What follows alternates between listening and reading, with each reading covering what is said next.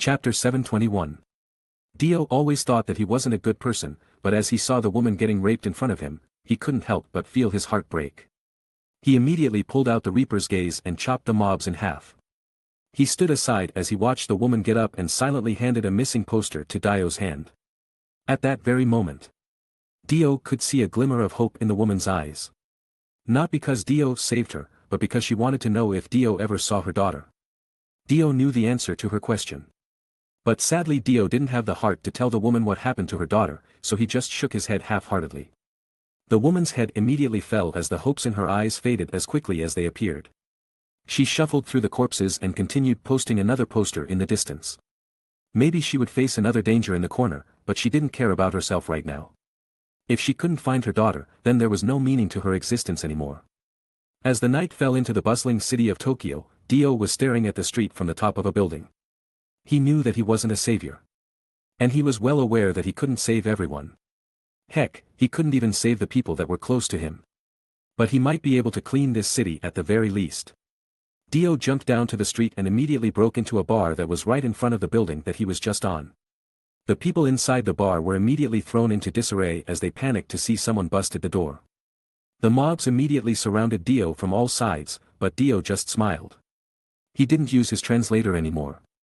So he couldn't understand what these people were saying. Alas, he didn't even want to hear what they had to say either, for he would just dirty his ears. These people should all go to hell.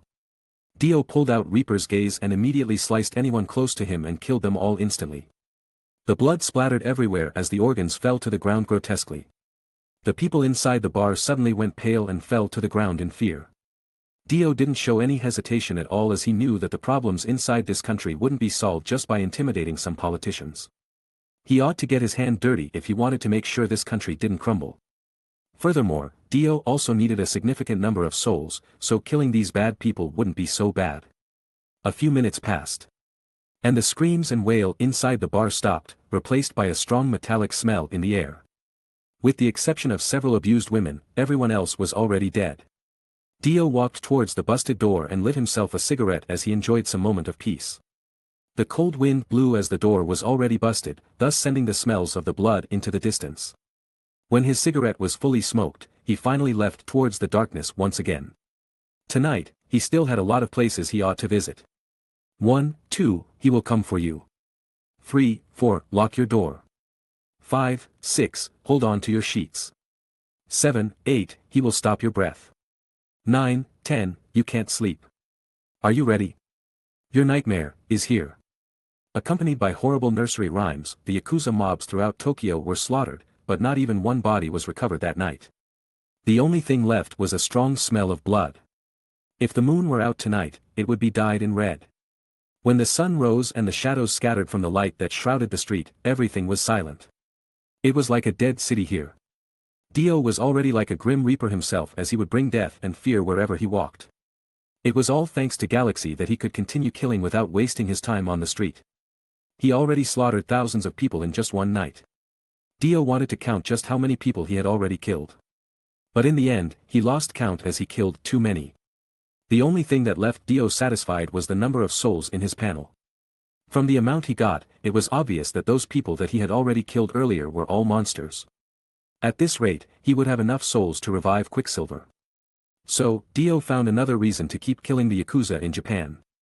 Eventually, a week has passed. Now, Tokyo was like a ghost town.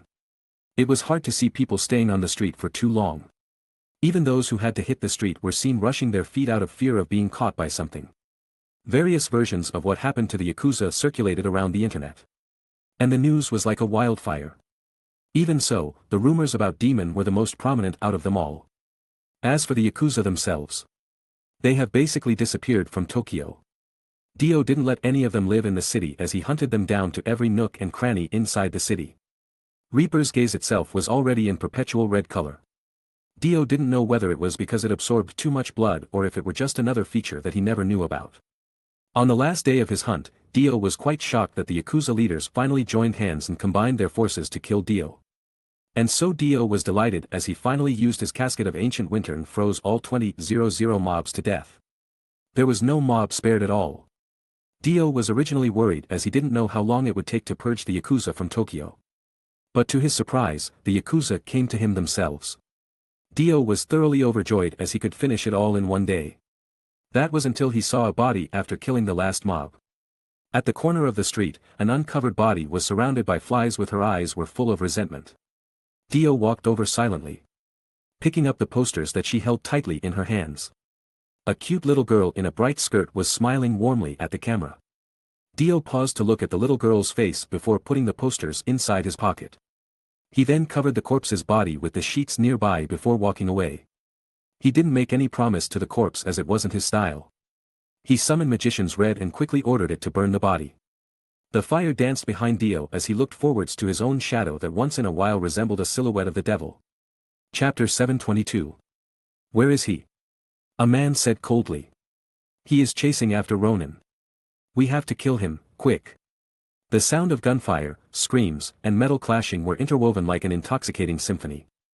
I have no grudges and enmity against you, but why did you kill everything? A man questioned the assailant's decision. He couldn't help but ask this question as everyone had died tragically.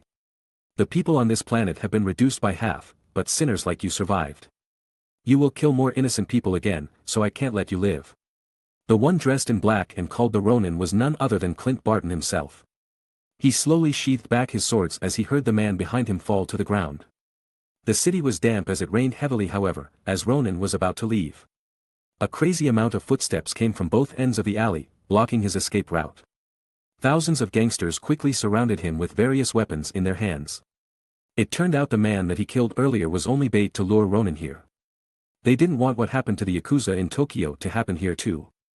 The rumors about the Tokyo massacre have become a taboo topic that no one should talk about as it signified bad luck. However, Ronin clearly wasn't the guy in the rumored Tokyo massacre. Ronin killed just like any other man without using any supernatural power. It was hard to fear such a man without any special power when they had numbers on their end. Kill him. The Yakuza leader shouted, and the mobs immediately rushed towards Ronin with bloodlust. Ronin pulled out his swords once again, and even though he was in a desperate situation, he wouldn't give up and surrender as there was still a chance for him to survive. He knew that the odds weren't with him on this one, but he would still try to kill all of these people himself. But at the same time, a chilling scream was heard from one end of the alley. Although they aren't as good as before, they still have numbers on their end. It was fortunate since it saved me a lot of time. Thunder Purgatory. The voice shouted as the blinding light flashed towards the other end of the alley. Ronin immediately ducked down flat to the ground as he knew what was coming. The blinding light that flew through the enemy was a thunderstrike that would incinerate anyone in its path. There was no way a mere human could withstand that attack under normal circumstances. So Ronin figured out that the only thing he could do was to lie on the ground until it settled. Red Hot Chili Peppers could fully exert its maximum potential as Dio fought in the city. Especially after charging its power from the socket created by Batet. Red Hot Chili Peppers' power turned into pure electromagnetic forces that were more destructive than ever. Dio. Ronin said as once there was nothing but silence. He staggered forwards, closing into the man that he was so familiar with. As for the mobs that gathered here tonight, so many of them has died. Some were probably already frightened to no ends and escaped without even thinking of turning back. Run for your life. The Tokyo demon has come. Wait here for a while, I have to clean this place thoroughly. Dio said with a smile on his face as the sound of thunder filled the rainy sky. The crackling light flashed and struck the mobs that tried to run away. It was probably even faster than Quicksilver himself. The vapor was cut by the intense electricity from Red Hot Chili Pepper, creating a light show unlike any other. The smell of scorched meat was so intense that even the rain couldn't wash it away. Are you hungry? Why don't we buy a drink after this? The Ronin's eyes swept over the corpses on the ground and finally fell on Dio once again. He put back his sword into its scabbard and put on his hood again before nodding slowly. In an abandoned house, the table was filled with various packaged foods as well as beer and many other drinks. The two sat across each other without speaking for a moment. Dio sighed as he observed the lifeless person in front of him. He opened a whiskey bottle, poured it into 2 glasses, and put 2 ice cubes on each glass. This thing is hard to find in this country, especially in this current situation. Dio said indifferently. But no worries, I can just pick it up again in the place I found it earlier, so drink it to your heart content. Dio said as he smiled lightly. Ronin then drank the whiskey in front of him after thinking about it for a while. He always wanted to get drunk to forget his miseries. But he didn't want to waste his time either. He wanted to stay awake to punish the evildoers. He wanted to save his family, but he didn't know how to do so. For now, let's just drink this one cup. For the sake of this friend of his that had the power to do almost anything. Clint chewed the ice cubes while shaking the glass in his hand. You are as disciplined as always, Barton. Dio said amusedly. Too much alcohol will paralyze my nerve, reduce my responsiveness, and make my hand tremble when I aim, which is not a good thing for a field agent like me, Clint said solemnly. Agent? I remembered that you are already retired, twice in that matter. Yeah, but every time I retire, there is always something that lures me back in. Maybe I shouldn't retire in the first place, maybe this thing wouldn't happen hadn't I retired. Clint said sadly. His eyes were blurred with sadness as he reminisced about his family. Trust me, everything will return to how it was. When the time comes, I will come to you once more, Dio said as he drank his glass and stood up. Just how long would it take for you to do so? Barton asked after a few moments of silence. I don't know, probably soon, maybe in a few years. I am not too sure myself. I understand, Clint said as he nodded his head weakly. So, the Tokyo demon is you? Clint asked after a while. Yeah, I am just killing some bugs. You're not the only one who needs to vent, you know. Dio said with a smile on his face. This country is falling apart too quick. Clint said solemnly. I know, if it weren't the case, then Steve would get on my case for what I have done, Dio said with a frown on his face. Well, you took my job away from me, man. Clint said with a frown on his face. You are right, but it's not like I have to wait patiently for you, so let it slide for now, Dio said as he laughed wholeheartedly. You are always a bastard. Clint said as he poured himself more whiskey and sipped it carefully. So much for the last cup. Chapter 723.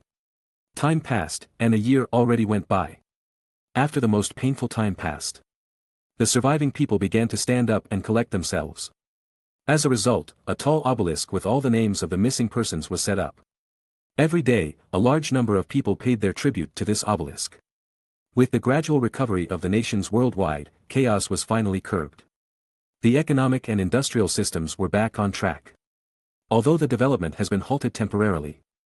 At the very least, the economy could preserve. Food was no longer hard to find now, and the necessary support for the community was back online. People have returned to work, and thus the civilization continued. Although the civilization received some setbacks, it was only a matter of time before the world returned back to normal. Even so, the root cause of the catastrophe hasn't been resolved yet. Walking on the street, people could still see many ruins. Run-down cars, and even some wreckage of plane crashes. Some corpses were even found on the street occasionally. Just as every country had a lot of junk in their public space, a group of scavengers who were unwilling to work was born. Every time Dio saw such a scene, he was reminded of Sakar and couldn't help but wonder about the Grandmaster's whereabout. Anyway, most countries in the world gradually recovered from sadness and despair. And thus Dio's job was done. Dio and the others have put a lot of effort into curbing the chaos in many countries, but certainly, they were rarely mentioned. It was an expected side of their job as they used a lot of questionable means to make sure that the civilization could continue without any hiccups. Even so, they didn't care about it. Compared to the result of their work, not being thanked for it was nothing. If the Avengers chose not to involve themselves, it was estimated that the world would take around 4 to 5 years to recover. Nevertheless, many small countries have disappeared from the map as their government failed to control the situation. Many countries thus compiled the catastrophe into children's textbooks, so they wouldn't forget about this period of time. The problem for Dio and the heroes right now was that they still couldn't find where the Grandmaster was. Except for Natasha and Steve, who still insisted on staying in the Avengers base, everyone seemed to be adapting to their new life. Tony and Pepper have married each other without any grand party and then moved to a log cabin in the suburbs. Pepper was pregnant not too long after. And Tony was practically jumping from his nerve as he was finally going to be a father. It was still clear on everyone's mind as Tony only invited Dio and the Avengers to the wedding.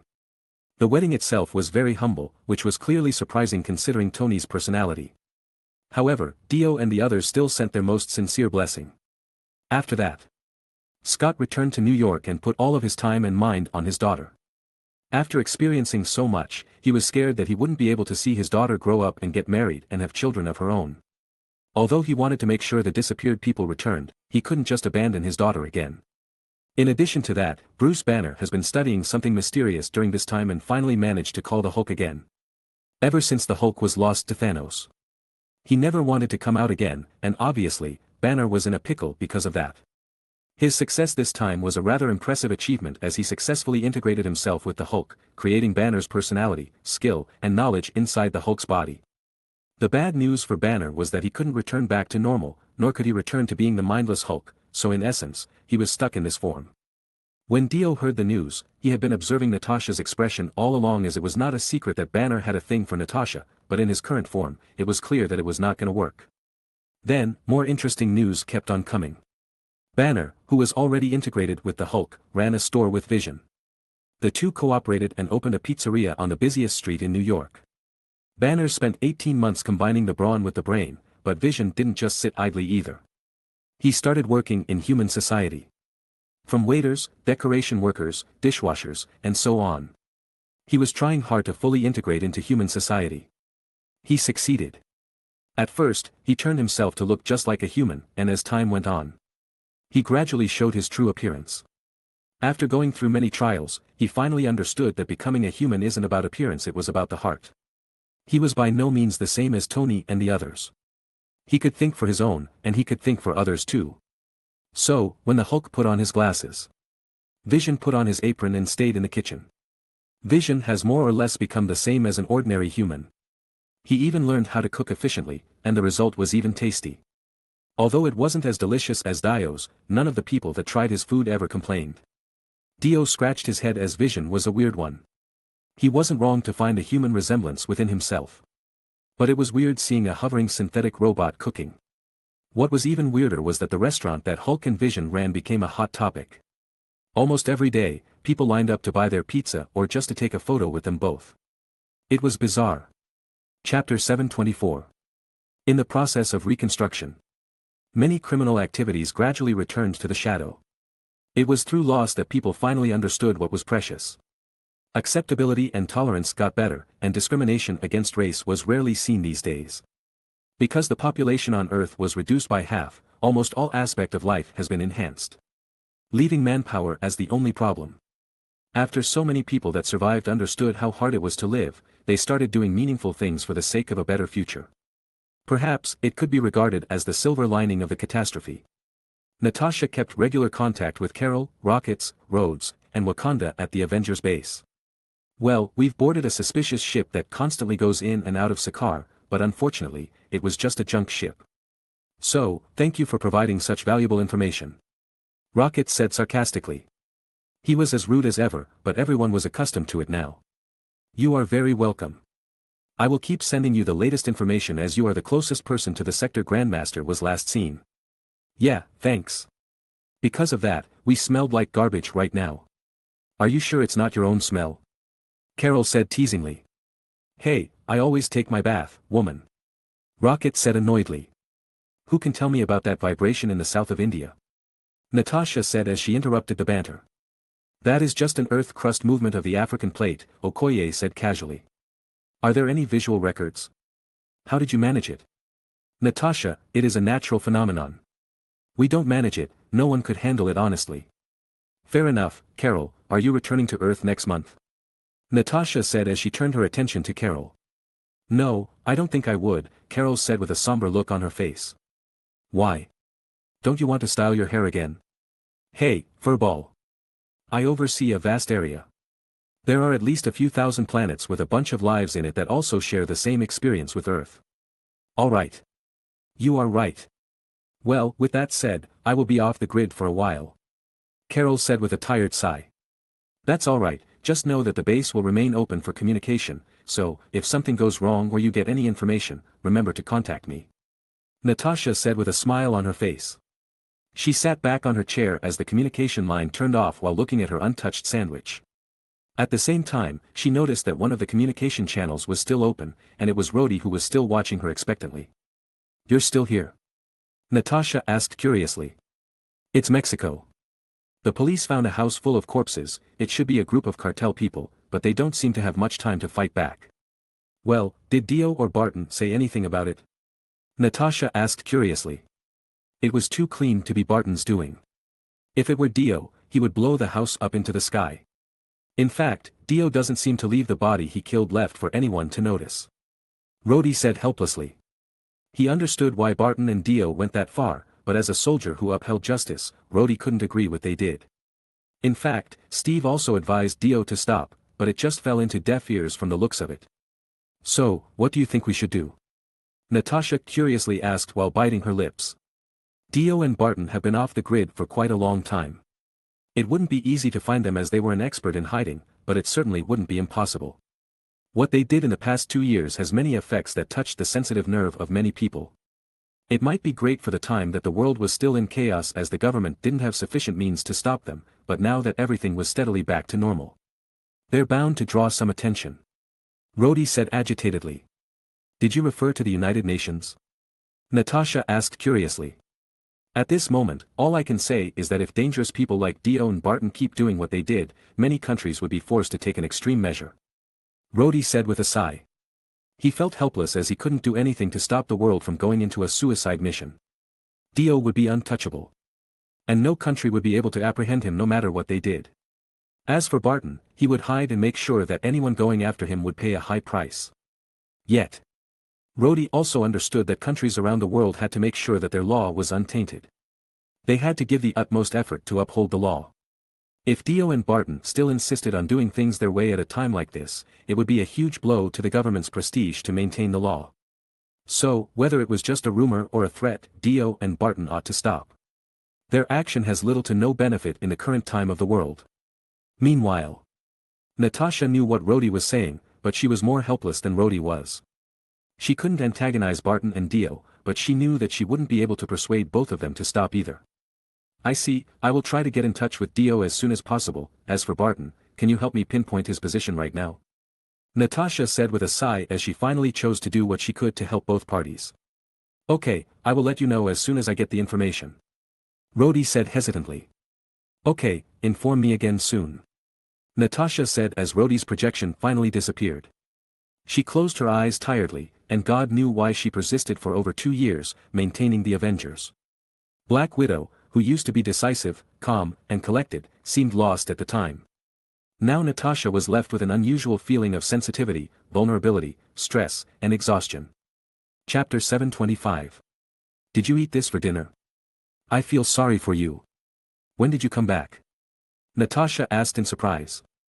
I was already at the door when you discussed Carol's new hairstyle earlier, but I decided to wait for a while. I didn't expect to catch the infamous Black Widow cry. Is it that bad?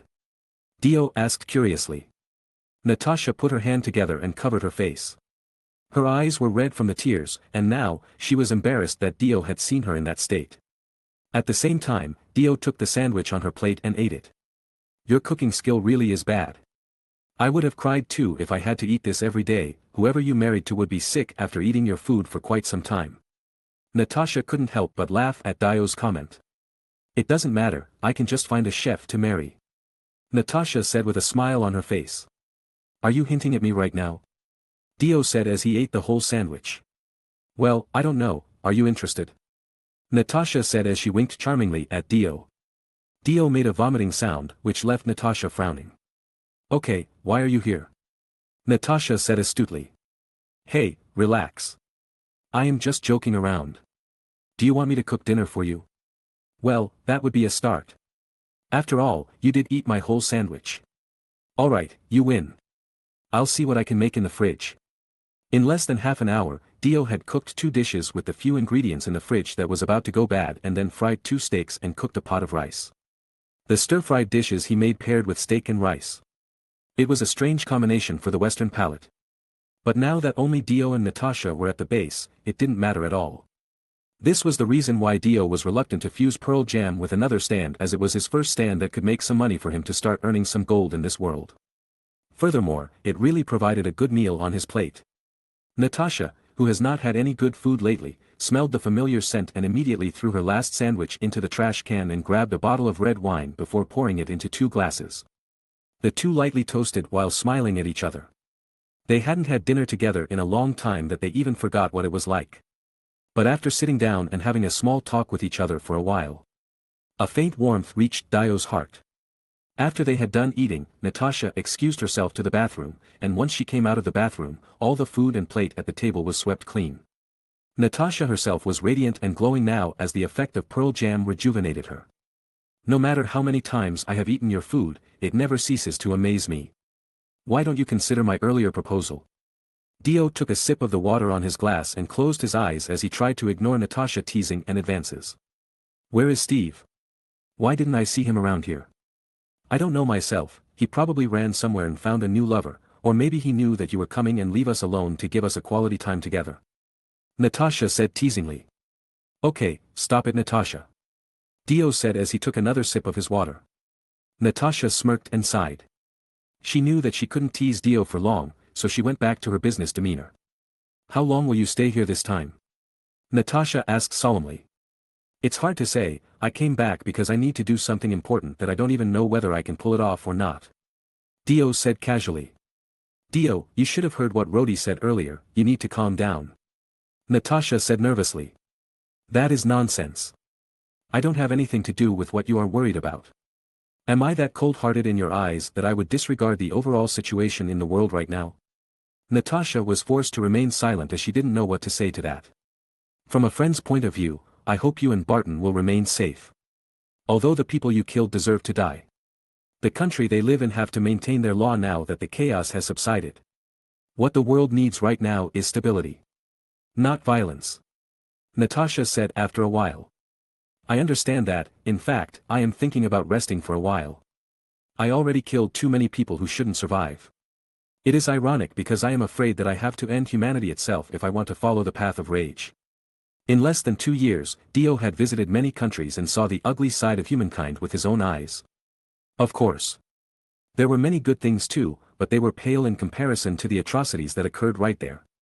In the end, even Dio got a little numb from killing these evildoers. No matter how many thugs he killed, there will always be more evil in this world. Yesterday alone, he killed some man that killed his own wife. One could say that Dio was the executioner for those who weren't grateful for surviving the snap. Natasha looked at Dio with mixed feelings.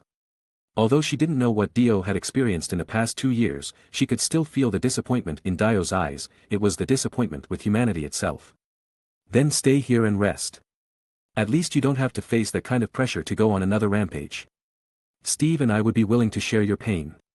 By the way, did you already hear that Bruce and Vision opened a pizza restaurant in Brooklyn? If you have time, we can go there together, their pizza is pretty good from what I heard. Natasha said with hopeful eyes. She hoped Dio would listen to her this time. Chapter 726. Before he did anything else, Dio had to revive Pietro first. Once Dio told Natasha his plan, she was shocked as she didn't know such a thing could be done. If Natasha heard it from anyone else, she wouldn't believe it, but as Dio was the one saying it, she doubted that Dio would talk nonsense. Natasha immediately brought Dio to the freezing room where the Avengers kept Quicksilver's body as per Dio's request. Even after nearly 2 years, Pietro's body wasn't rotten at all. It was very well preserved. Dio immediately summoned the world and put his hand on Pietro's body to activate reality override ability. Dio quickly consumed the souls that he accumulated for such a long time. The longer the person died, the more amount of souls required to achieve successful revival with an even smaller chance of success. But because Dio has constantly been killing bad guys, the number of souls he had right now was very high. Nevertheless, it was worthwhile to spend all of the souls he accumulated to bring back Pietro. At the same time, although Natasha didn't understand why Dio just stood there doing nothing, she noticed in horror that Pietro's fingers started moving. At the same time, Dio breathed a sigh of relief as it seemed he managed to bring Pietro back. He immediately activated another reality override to restore Pietro's frozen body back to normal. Pietro immediately opened his eyes and looked around confusedly. Dio wasn't worried at all as he expected that it would take some time to get used to everything after resurrection. Where am I? Pietro asked confusedly. Welcome back, Pietro. Dio smiled warmly. Pietro recovered quickly in the next few days. And he learned about what happened after his death. He didn't blame Dio for what happened to Wanda because he already knew that Dio also died that day. There was nothing Dio could do to change the situation at that time. But it didn't stop him from blaming himself for being too incompetent. He blamed himself for failing to fulfill his role as the older brother that should protect his sister. If he was as strong as Dio, Would he be able to prevent this catastrophe from happening? But he quickly snapped back to his senses after hearing Dio's word. Dio said, I paid a large price to bring you back, so don't make me regret it. If you would only lament for your own shortcoming, I expected that you would do something remarkable to help the people in need. Dio's words sounded unpleasant, but Pietro couldn't be upset because of that. Because it was the truth. He couldn't wallow in grief and keep blaming himself, as he was alive now, and he ought to help out. He couldn't just give up when nobody was giving up. He ought to rescue Wanda and bring back everyone else. Soon, Pietro turned his self-blame and pain into motivation. The enemy they were going against was a powerful one. So he owned Dio to help out in this war. He couldn't be a waste of space anymore. He knew that when he first joined the Avengers. He knew he didn't do much, so he ought to build his strength as fast as possible. Everyone has their own secret, but I need to know, how did you do it? Steve asked Dio as he was still mesmerized by Dio's so-called miracle. It's an ability that costs a lot of money. It was an ability to overwrite reality itself. But the reality that would be overwritten should be real too. Imaginary things can't be overwritten. In addition, the requirement is tremendous. Dio said sullenly. Steve was a little bit disappointed as he didn't really understand what Dio meant, but he believed that Dio wouldn't lie to him. So, how much does it cost to resurrect someone? Can you resurrect basically anyone? Dio thought about Steve's word for a while and sighed as he understood what Steve was trying to ask. Did you want to ask if I could resurrect Peggy Carter? Dio asked solemnly. Steve knew that it was a bit much to ask, but he nodded anyway. He still loved Peggy with all his heart, so he couldn't just let it go. If I can just resurrect anyone I want. I would have already resurrected my parent and Wanda. The first condition for the resurrection to activate is that the body has to exist and well preserved. Then it has to be an unnatural death. After those two conditions are met, the time of death determines the price to be paid. The later it is to resurrect someone, the higher the price to be paid. As for the price, I don't think you want to know about that. Besides, if I ever resurrect Peggy Carter, she will return in her old age. I can't just reverse her time again, since she will eventually die of old age anyway. Why do you have to make her suffer over a few hours of time together? Steve's heart sunk. He understood what Dio was saying, but his longing for Peggy was too strong that his heart couldn't take it. What is this price you're talking about? Steve asked anyway. Are you sure you want to know? It would probably cause the rift between us once you find out. I am sure. Steve said insistently. Dio took a deep breath and sighed, as he ought to be calm in this situation. The price of activating this ability is a soul. More accurately, an evil soul. The eviler a soul, the more soul I'll get, and the more powerful the ability becomes. Dio said solemnly. Evil soul. Steve said as he froze for a moment. He then thought about Dio's non-stop killing for the past 2 years. And it all made sense now. He now realized why Dio didn't choose to resurrect Pietro as soon as he could and waited for a whole 2 years instead before doing so. It must be because Dio hasn't met the requirement for activating his ability. It also meant that Pietro was resurrected on top of the death of countless people. This requirement was surely not doable by any average person. Steve turned his attention back to Dio as he looked at him with a complicated look. He now understood why Dio was reluctant to tell him what the price was. Chapter 727. So, that is your reason to kill that many people in the last 2 years. Is this also the reason why you don't want to stop, as the opportunity was very rare? Steve asked for an explanation, as he couldn't think of any other reason Dio did what he did. Even if Barton did the same thing, the people who died in his hand weren't as many as Dio's. Dio didn't want to explain what he did in the past because misunderstanding could happen. It is a very rare moment, anyway. Those people deserve to die, so I suppose there's no problem at all. Dio smiled coldly. Steve immediately felt a chill down his spine. But if there was a chance for him to get Peggy back in exchange for some criminal's life, would he do it? Could he be as cold-blooded as Dio to trade people's life for such an opportunity? Whatever Steve was thinking, his heart was visibly shaken from all this. His faith was shocked beyond belief. Steve immediately left anxiously. He even dropped the promise to eat at Banner's Pizzeria as he couldn't calm his mind. He didn't know how to face Dio anymore. Did he have to part ways with Dio? Perhaps this is why Dio was so reluctant to explain what he was doing earlier. It was such a difficult information to process after all. But suddenly, Steve received enlightenment. What's wrong with Steve now? He looks very distracted. I believe he's trying to figure out something. Don't worry, he will be fine, the guy is much stronger than we thought. Dio said with a smile on his face. He knew that Steve understood that the most important thing right now was to turn things back to normal. Which meant to make sure that the disappeared people returned, and everything else aside from that should be handled coldly. After they've achieved their objective. Dio was quite sure that Steve would part ways as he wouldn't be able to tolerate what Dio did any longer. Although Dio's heart felt heavy for what would happen, he didn't regret anything he ever did or will do in the future. At the same time, Natasha's gut told her that something must have happened between Dio and Steve, but since Dio said that Steve would be fine, she decided to ignore it for now. Will you go with me to Hulk's pizzeria? Natasha asked Dio. Sure, why not? We should just get a takeaway for the captain and Pietro after we return. Dio casually said as he knew that Steve would not be in the mood to eat pizza, and Pietro would choose to stay in the training room. So, it would only be just Natasha and Dio now. In the center of New York. A long line of people queued in front of a small pizza restaurant, and many people were excitedly discussing something about the pizza itself. Vision with a pink apron inside the shop was seen busy in front of an oven while taking out freshly baked pizzas one after another. At the same time, a huge green figure walked across the restaurant carefully, plating the pizza Vision has made to its respectful customer. One Hulk's green cheese pizza coming up, please enjoy your food. Banner said with a smile on his face. Hulk. Can we take a photo with you? Of course, that is not a problem, cute little angel. Banner said with a radiant smile on his face. Hulk held one girl with one hand then made a roaring sound to the camera for effect.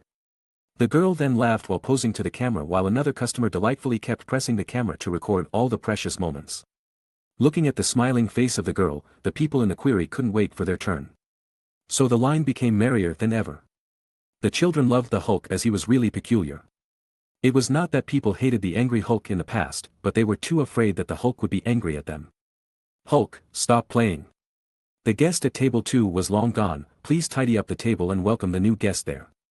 Sure, wait a sec, Hulk said as he put the girl back on her seat and smiled before leaving to tidy up the place. Welcome to Hulk's pizzeria, what would you like to order? Hulk said with a smile on his face. Well, give me this invincible Hulk wasabi pizza and then this weak Thor chicken burrito and Black Widow poison. Dio said, still under his disguise, but he didn't disguise his voice, and the Hulk immediately noticed it. Dio? Natasha? Is that you guys? It looks like you are doing well, so many people are waiting lining up to eat at your restaurant. Dio said as he held the menu flyer in his hand. Banner just smirked embarrassedly and scratched his head awkwardly, for he didn't know how to respond to that. Well, next time just call me ahead of time. I will reserve a table just for you guys, and that way, you don't have to wait in line. Okay, we didn't have any lunch today, so I hope the food could come quickly. By the way, I can't wait to see Natasha eat this Black Widow poison, I think it will be great for the Black Widow herself. Dio said as he winked teasingly at Natasha. She looked at the menu and frowned as she found that all the menus were named after the Avengers in some way. Wait, I want this fried Iron Man, U.S. Shield pizza, and this Asgard Big Bang too. Hurry it up. Natasha teasingly said as she ordered her food. Hold on, you sure this Asgard Big Bang wouldn't stimulate Thor's memory? Wouldn't it be dangerous if he learns that you use this in your menu? It's fine, I already asked him, but he didn't mind, Hulk said with a smile on his face. You did? What did he say? He asked me for hundreds of cases of Budweiser, Banner said with a shrug. Dio and Natasha were speechless. They didn't expect such a strange thing to happen to Thor. The Hulk then walked away to put up their order, so Natasha and Dio were left alone. Dio, Thor hasn't left New Asgard for more than a year, I believe he isn't in good condition right now, Natasha said to break the silence. I see, Thor must be blaming himself for what happened, I will go there to check out on him myself later. Dio said as he nodded his head. Natasha sighed and couldn't help but think when the Avengers could gather together and laugh with each other again. Chapter 728. This is pretty good. Dio said as he sipped the Black Widow poison juice. It was a sweet blueberry juice blended with soda water. It was naturally very sweet but did not taste artificial. It was expected as the love for sweet was in the rage in the USA. Furthermore, the people who survived the catastrophe wanted a little bit more happiness and satisfaction in their lives, so the sweet that paralyzed their taste bud was all they craved for these days. To be honest, Dio wasn't really fond of sweetness, but occasionally, a standard American meal was alright. Just as Dio took a slice of green pizza that had the Hulk's image on top, Natasha suddenly smirked and laughed at Dio out of nowhere. What happened? Dio asked as he took a bite of the pizza. Natasha then took out a small makeup mirror from her handbag and handed it to him. Oh my god, this world already turned for the worse. The infamous Black Widow goes out with a makeup box instead of a gun. You really want to die, huh? Careful now, Black Widow poison was known to have no cure. Natasha said annoyedly. Dio just shrugged and opened the mirror to look at his own face. He was confused as he saw there was nothing wrong with his face. It was still as handsome as ever. Then he looked up to Natasha again and saw that she pointed to her mouth, meaning there was something in Dio's mouth. He looked at the mirror again and instantly froze as he realized what Natasha was laughing about. Dr. Banner, I think I need an explanation here. Dio called Bruce Banner annoyedly. He pointed to his black teeth immediately as Bruce arrived at his table. In fact, it wasn't just his teeth. His lips and tongue were all blackened from sipping the evil juice earlier.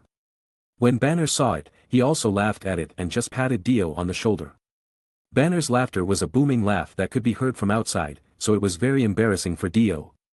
Dio then immediately took out a paper towel and wiped his lips without saying a word, but he immediately realized that it wasn't something that could be cleaned that easily. It wouldn't come off that easily, but don't worry, you can clean it off with a bit of lemon juice. You should consider ordering Thor's Envy drink too, it has a lot of lemons. Banner said as he tried to hold back his laughter. No, thanks. Dio said decisively.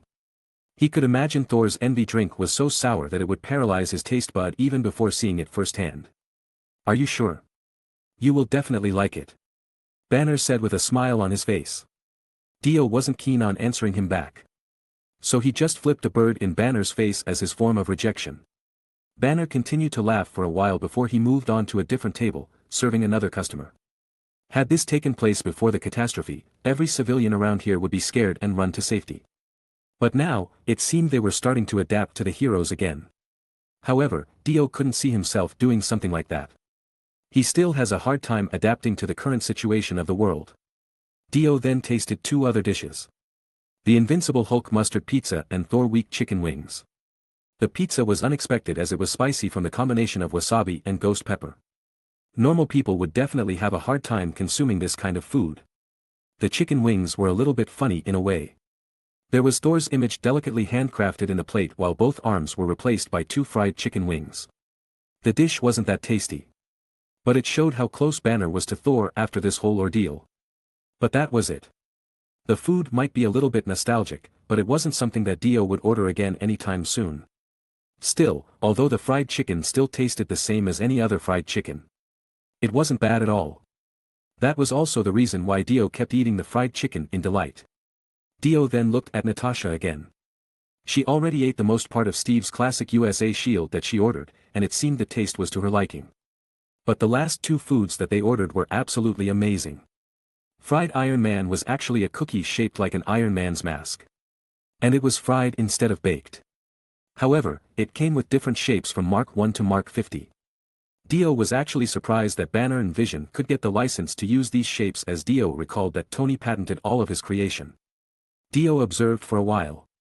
And he noticed that every child that came to this restaurant ordered fried Iron Man, but the most curious part was that the child who ordered this food didn't exactly eat it right away as if they were reluctant to destroy such masterpiece. But as Dio watched Natasha eat the Iron Man's head without care, Dio felt a little bad for Tony. Then the Asgard Big Bang. Dio was a little surprised because it was the most delicious food he had tried so far in this restaurant. He couldn't help but wonder whether Thor was fooled by Banner and Vision to have this food by his name. It was definitely worth more than some crate of beer. Maybe if he could come here again in the future, he could order the Avengers Family Bucket. Chapter 729. Dio could still hear the lively noise inside the pizzeria as he walked out of the door.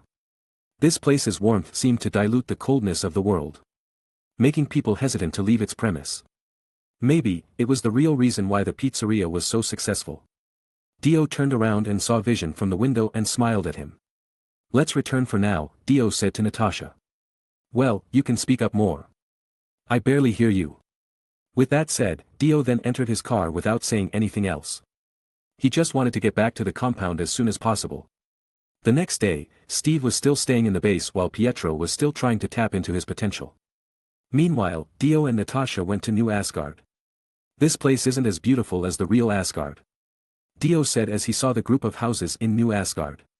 He also noticed that the people here have already fully integrated into the Earth's technology, as most of them were seen with phones or headphones. Hey, why are you here? Valkyrie suddenly appeared in orange sportswear while carrying goods. It's been a long time, but it looks like you've adapted to your surroundings now, Dio said as he greeted Valkyrie with Natasha beside him. Dio looked around and saw that the people were busy with their own thing. Although Asgard has been destroyed and even lost half of their numbers after the catastrophe, it didn't seem like they lost any hope whatsoever. Nevertheless, their leader didn't have the same thing planned. Yeah, it was okay. It was a little bit uncomfortable at first, but after a while, we just kind of adapted.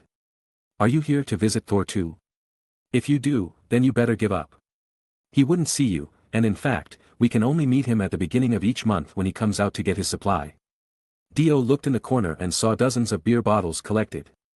Neither Dio nor Natasha ever thought that Thor would be in such a bad state. It's alright, I have experience with this kind of situation. Just leave it to me. Alright then, come with me.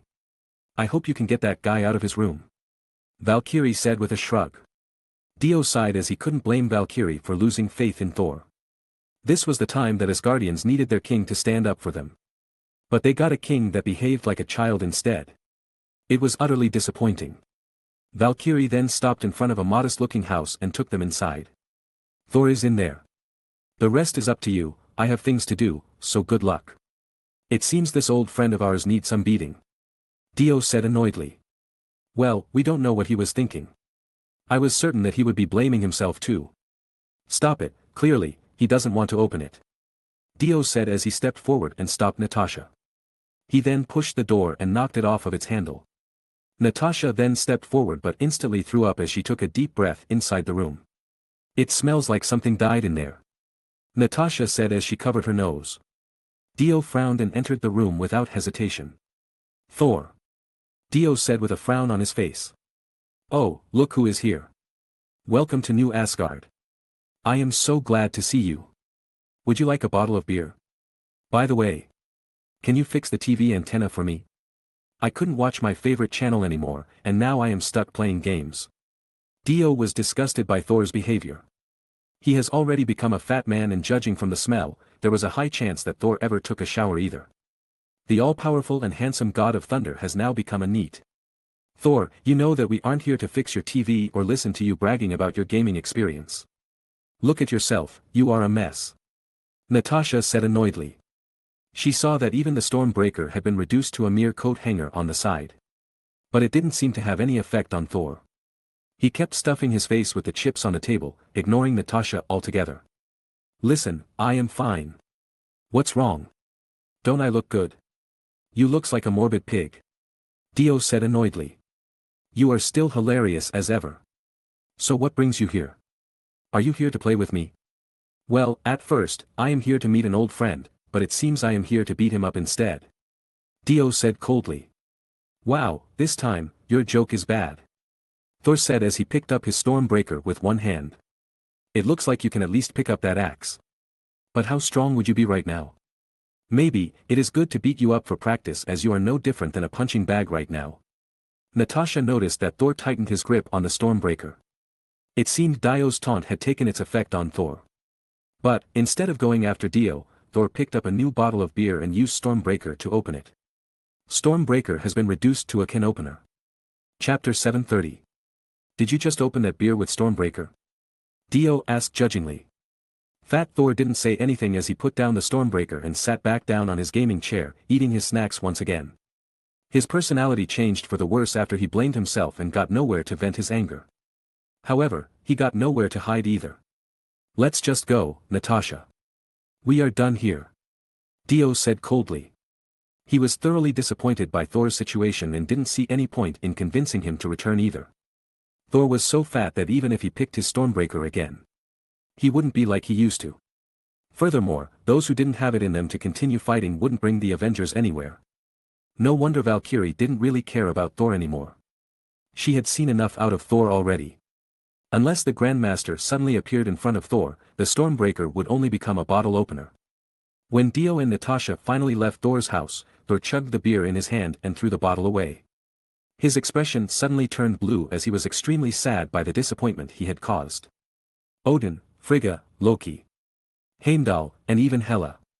His former companion Hogun, Valstag, Fandral, and Sif. Everyone he held dear already left him to Valhalla. He couldn't protect anyone in his life. What son of Odin? What new king of Asgard? He couldn't even protect the people close to him. How can he manage the entire Asgard? The beautiful Asgard was now burned to ashes. And now, the people he brought to Earth have to work for just a little food. It was so miserable. He knew that the more adversity the Asgardians faced, the more they needed him to lead them. But Thor didn't have the heart to do something like that anymore. He didn't have the confidence. The disappointed look on Dio's face earlier pierced his heart like an arrow, but he has lost all hopes. He just wanted to wither away and die by himself, but he knew that he couldn't do so as it was a mockery to the people who died before him. But alas, Thor has planned to pass the throne to Valkyrie as soon as Asgard was rebuilt. He would leave and try to find his own calling once more. After all, Valkyrie was far more suitable for the throne than him, and it would definitely help Asgard prosper. This was the last thing Thor could do for Asgard after all the disappointments he had caused. I am so sorry. Father. I still let you down in the end. I am not a qualified son to take your throne, nor am I a qualified brother. But I will burn my own life to defend Asgard. I hope that you will forgive my cowardice. Thor said to himself while holding his head down. On the other hand, after returning to the base, Natasha disclosed the current situation to Steve and tried to find a way to return Thor as the god of thunder like he was before the catastrophe. But Steve also shared the same opinion with Dio as he didn't see how Thor would be useful after becoming obese like that. Unless they still had a lot of time for Thor to recuperate and got back to his peak condition. Which they didn't have, unfortunately, Thor would be useless. Now, they could only hope that everything wouldn't get any worse. But things weren't looking very good as Tony himself was already going AWOL since his daughter was born. He no longer contacted Avengers Base and cooped up inside his small patch of forest, raising his daughter wholeheartedly. If Tony had already fully adapted to the peaceful time, Iron Man, too, would cease to exist. But then again, it was something that the Avengers had to solve themselves. As for Dio, he had to carry out the next step of his plan. He sought Natasha and Steve to say his goodbye for now. You leaving? Natasha asked in surprise. The Earth no longer needs me. If I stay here any longer, it would only make things more difficult. If the countries around the world keep poking me, I won't be able to stay idle either. I am afraid I won't have the patience to pretend I care about their bullshit. Before I am thoroughly annoyed and create my own nation, it is better for me to leave. Dio said with a smile on his face. Obviously, he was joking, but Natasha and Steve's expressions seemed complicated as they knew that Dio could just do as he said. They wouldn't doubt anything that Dio said he could do. I believe that day would never come, indeed. Steve solemnly said as he looked at Dio. Well, it might happen if they push me too far, but still, I have to leave because of some urgent matter that I need to solve. Furthermore, it's better for me to stay out there to find the Grandmaster. Dio said with a smile on his face. Are you sure about this? Natasha asked worriedly. In one way, finding the Grandmaster wouldn't be impossible, but taking the Infinity Stones out of his hand is another matter altogether. Dio said casually. He was still quite unsure how to find the Grandmaster, and thus, Dio knew that snatching the Infinity Stones would be out of the question for now. Still, it is better for us to act together. Our odds are higher if we stay together. There would be more casualties on my part. I have my own plan to follow, and I am afraid your sense of justice wouldn't allow you to join my cause. If I succeed, I will get an immediate result, but if I fail, we would have trouble finding the Grandmaster manually. Dio said solemnly. But, it is my own burden to take. I believe that you will find a better way for everyone. A day later, the dark battleship departed to space once again. It was time for Dio to find the Grandmaster himself. Chapter 731. This was not his first time here, but the floating skull of the Celestial still surprised him every time. Dio's purpose of coming here this time was to meet with Taneleer Tyvan, the Collector. Dio knew that Tyvan was from the same race as the Grandmaster, quite possibly, his brother too. Dio needed Tyvan to help him find the Grandmaster. Although Dio wouldn't be quite sure that Tyvan would help him, it was still worth trying. What drink? The bartender asked Dio as he sat down in the bar. I want to brainstorm and pass a message to Tiva, says an old friend come to visit. Dio said inconspicuously. Dio knew that Tyvan would be inside his collection room. And he also knew that there was no way Tywin would leave his collection behind. Knowing that the collection itself was hard to move, Tywin would choose to stay in nowhere for sure. You want to hand a collection, or here to shop? The bartender asked calmly, but one of his tentacles was ready to push the red button underneath the table if the man in front of him turned out to be a dangerous person. Neither, but I advise you to cooperate with me, otherwise, it wouldn't be good for your career. Believe me when I say Tywin wouldn't care even if I killed everyone here. Dio said with a smirk on his face. The bartender was seemingly chilled by Dio's threat, so he didn't push the red button. The bartender was certain that the man in front of him wasn't kidding. If he pressed the button, everyone would die. So, he slowly raised his tentacle as a sign that he wouldn't try anything to endanger his life. I will send your message, but please tell me your name. The bartender asked hesitantly. Jillian. Dio said as it was the made-up name he used as the mercenaries. It was also the name he used to introduce himself to Tywin in the past. Please wait a moment, I will pass your message immediately.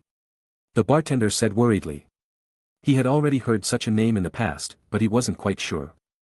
The man didn't seem to be a liar, and so the man could be someone important to the collector.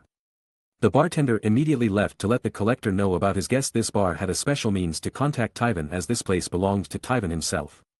This place was the hub for Tywin to request a new collection to bounty hunters and mercenaries as he didn't want any insignificant person to step their foot into his great collection house. Furthermore, the last time he let his collection house known to the public, Ronan led his army to obliterate everything. Please follow me. Master Tywin awaits you in his room. The view he got from the tunnel was unsettling, but then again, he couldn't judge the person for his liking. Furthermore, Dio could never understand why another species, for example, Ego the living planet, could mingle with so many races.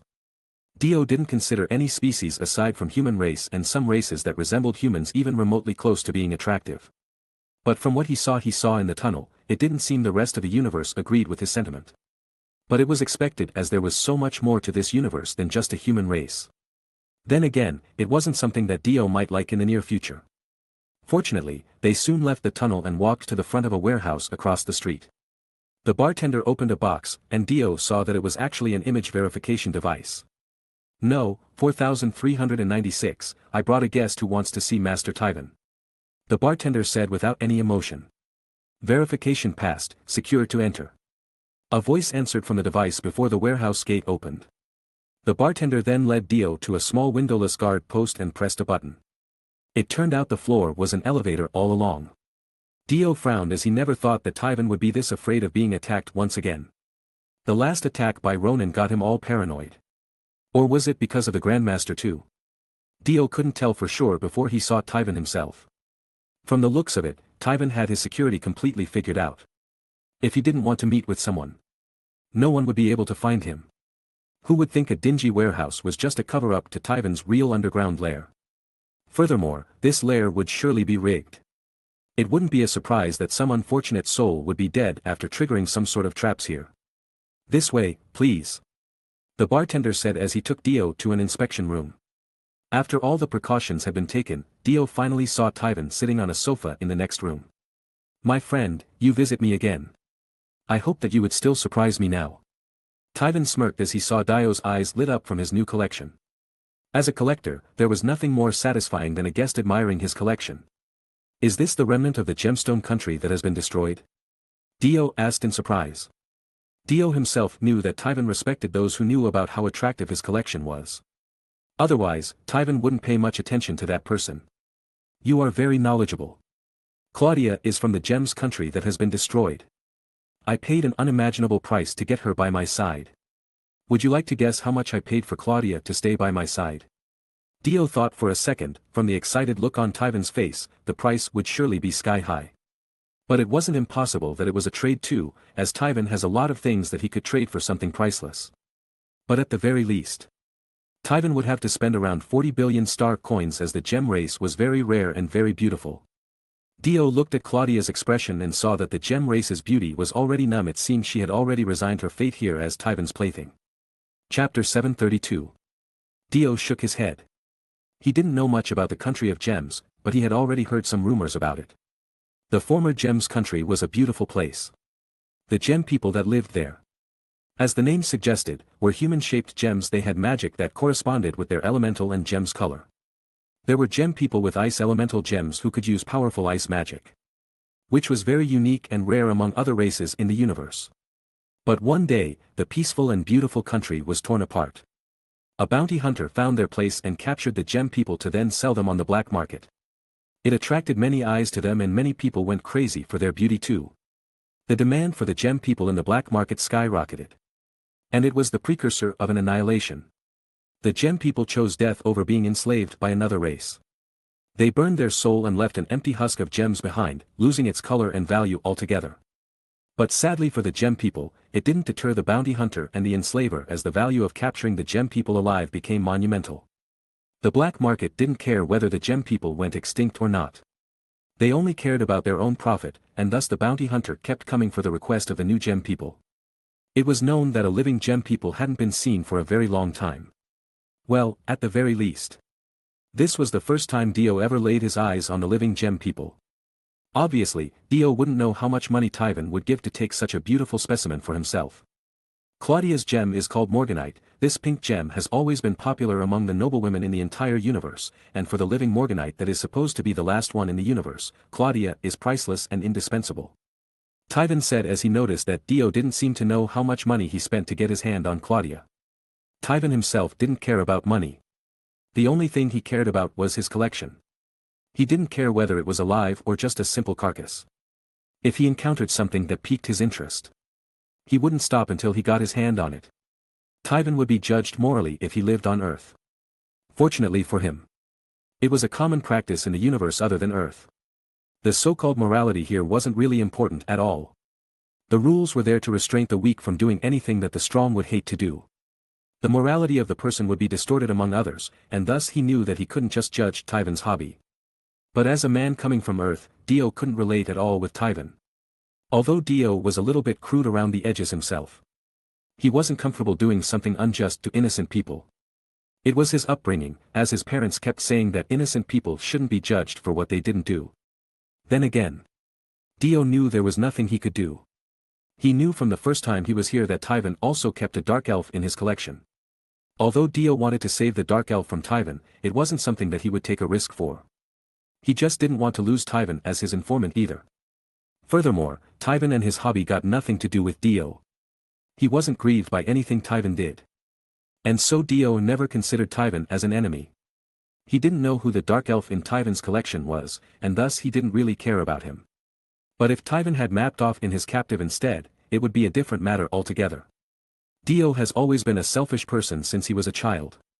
It was his defense mechanism to face the injustice around him. It was also his method to not get involved with unnecessary problems. I need information. I need you to find someone for me, Dio said after a little tour of Tywin's collection. Dio stated his reason to come here bluntly as he knew Tywin was a man of words. He mentioned earlier that Dio was already considered a friend. So Tywin would always treat Dio like one until it wasn't. Still, Dio knew that Tywin wouldn't do anything for free. He knew that Tywin would ask something absurd as Dio's payment. Tywin then stopped and thought for a while before taking Dio to the reception room. Let's talk about it here. The conversation we're going to have will be strictly confidential. This room was made for it, Tywin said cautiously. Tywin already guessed that Dio visited him for something important. Otherwise, Dio wouldn't even consider coming to Tywin for information. I want to find the Grandmaster, NDWI gasped.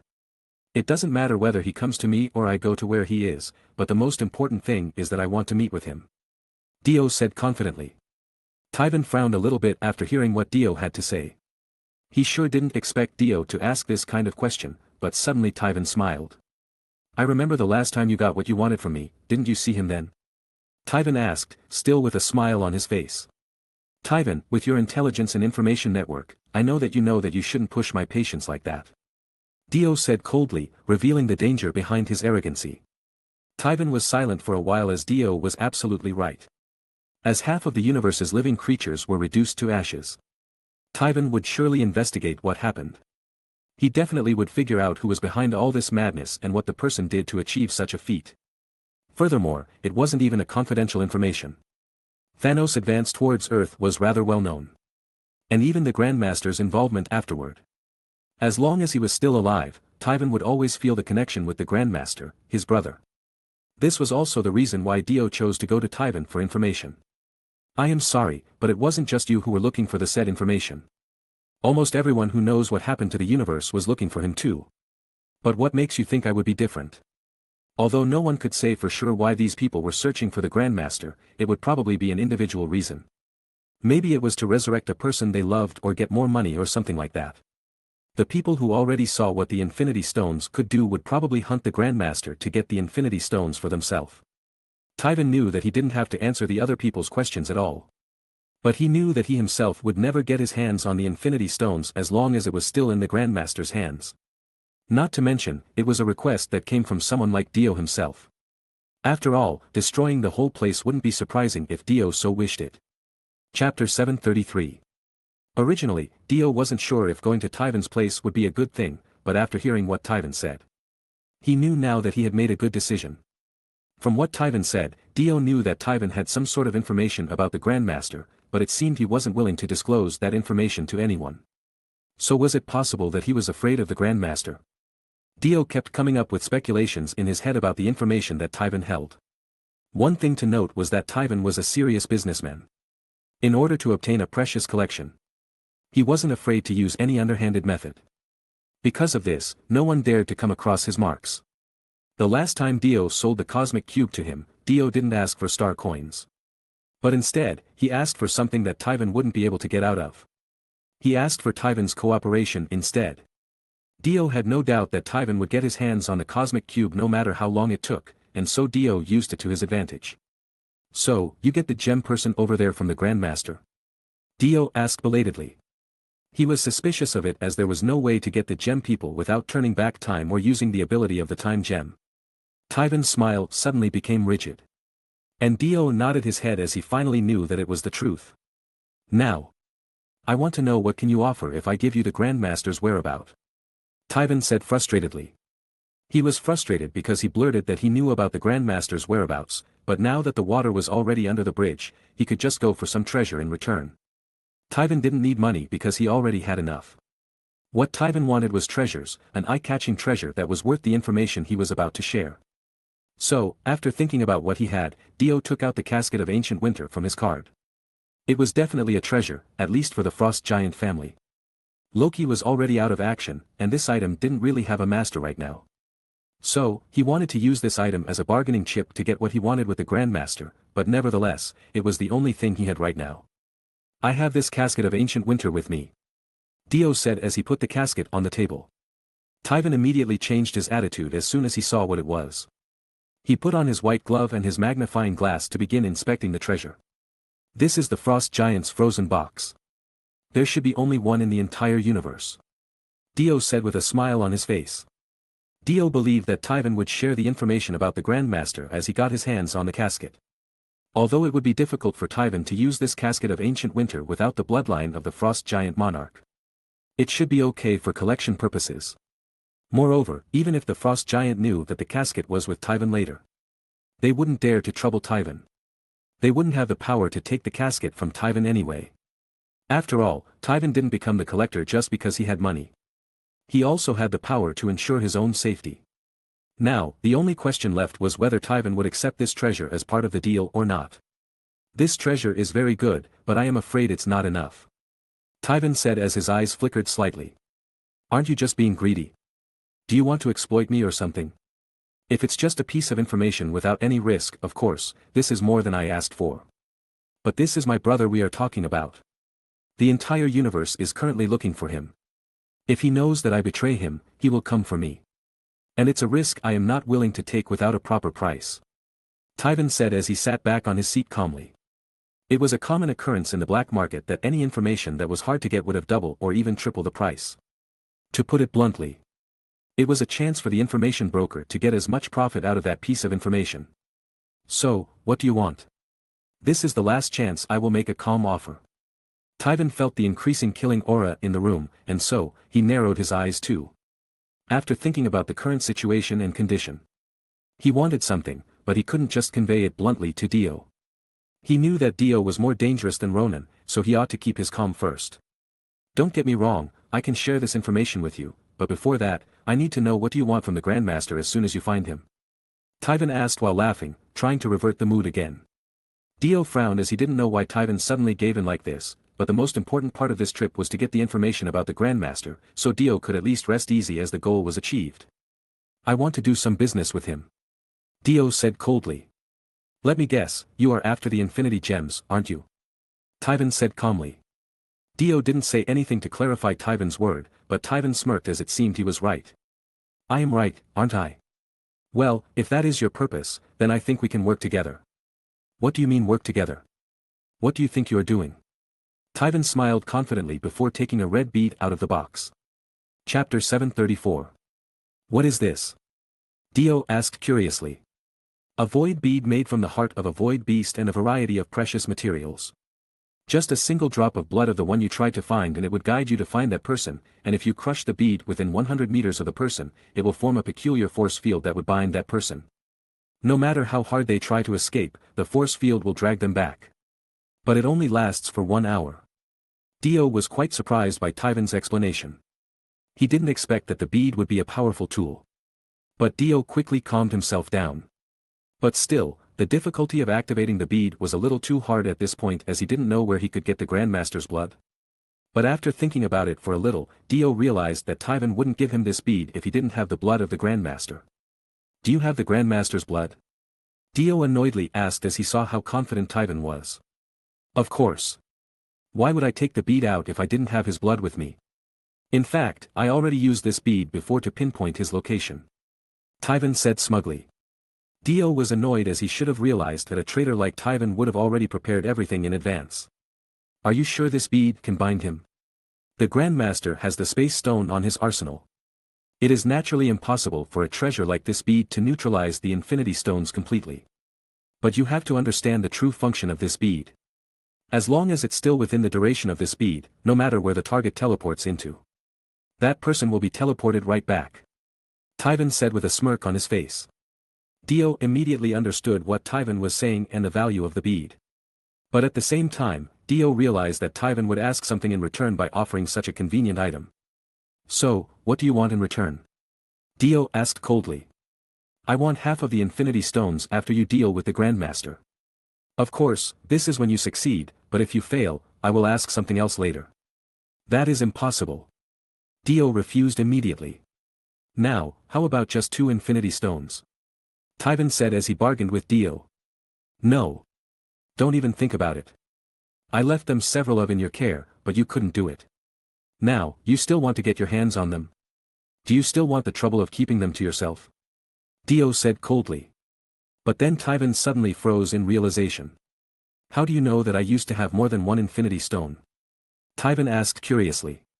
Dio hesitated for a while. He let his emotion got the better of him, and now he accidentally blurted out some information that wasn't meant to be said. He forgot that he was still in his Jillian persona, not as himself. But there was nothing more to hide now, so he reverted to his original appearance again. Because I was the one who handed the ether to you in the first place. Dio said coldly. You. Tyvan was shocked as he never expected that the bounty hunter who brought the Infinity Stones for him before was the Earthling who gave him the ether a long time ago. But Tyvan immediately connected the dots. Everything that seemed out of place was now clear as days.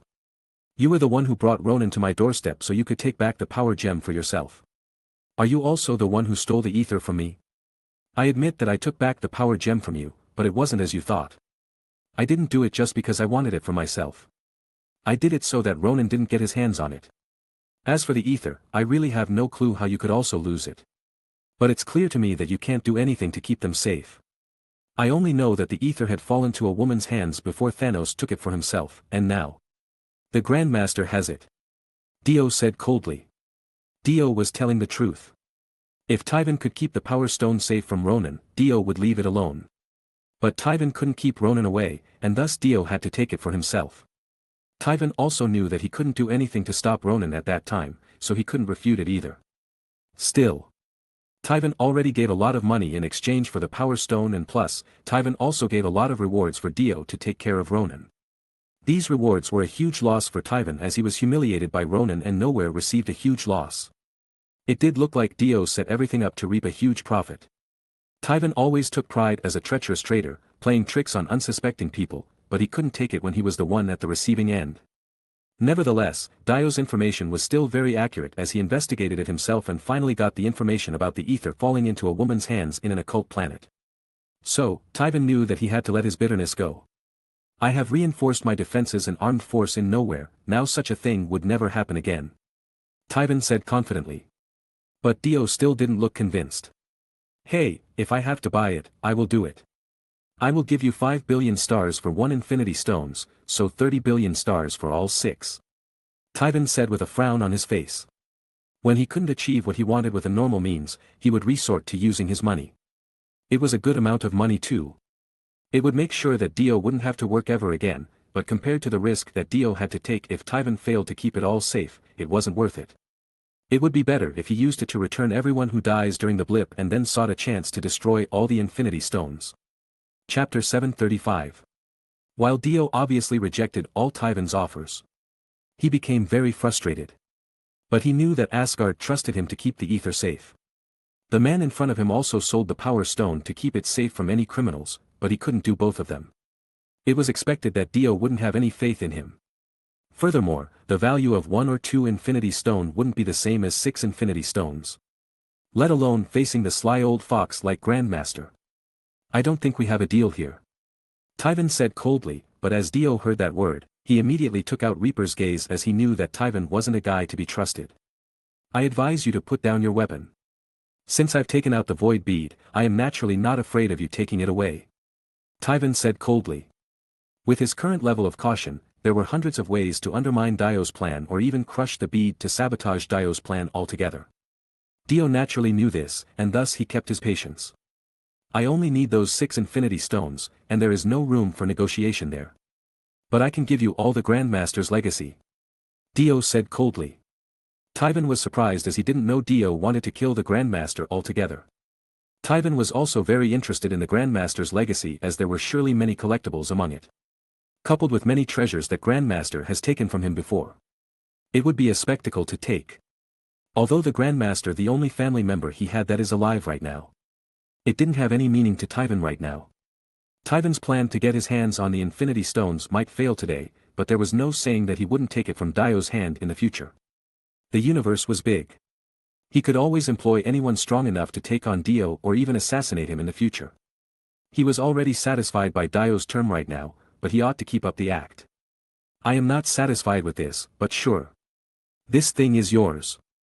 It should be noted that Tywin's contribution in this whole grand fiasco was only giving the void bead to Dio. Although it was a precious item, Dio had already given up the casket of ancient winters to him in return.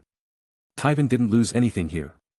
And if Dio's plan succeeded, Tywin would reap a bunch of profit. This was barely a good deal for Dio, but he knew that he needed this void bead to find the Grandmaster. As long as he succeeded, it wouldn't matter to him at all. After all, Dio never thought that he would lose against the Grandmaster.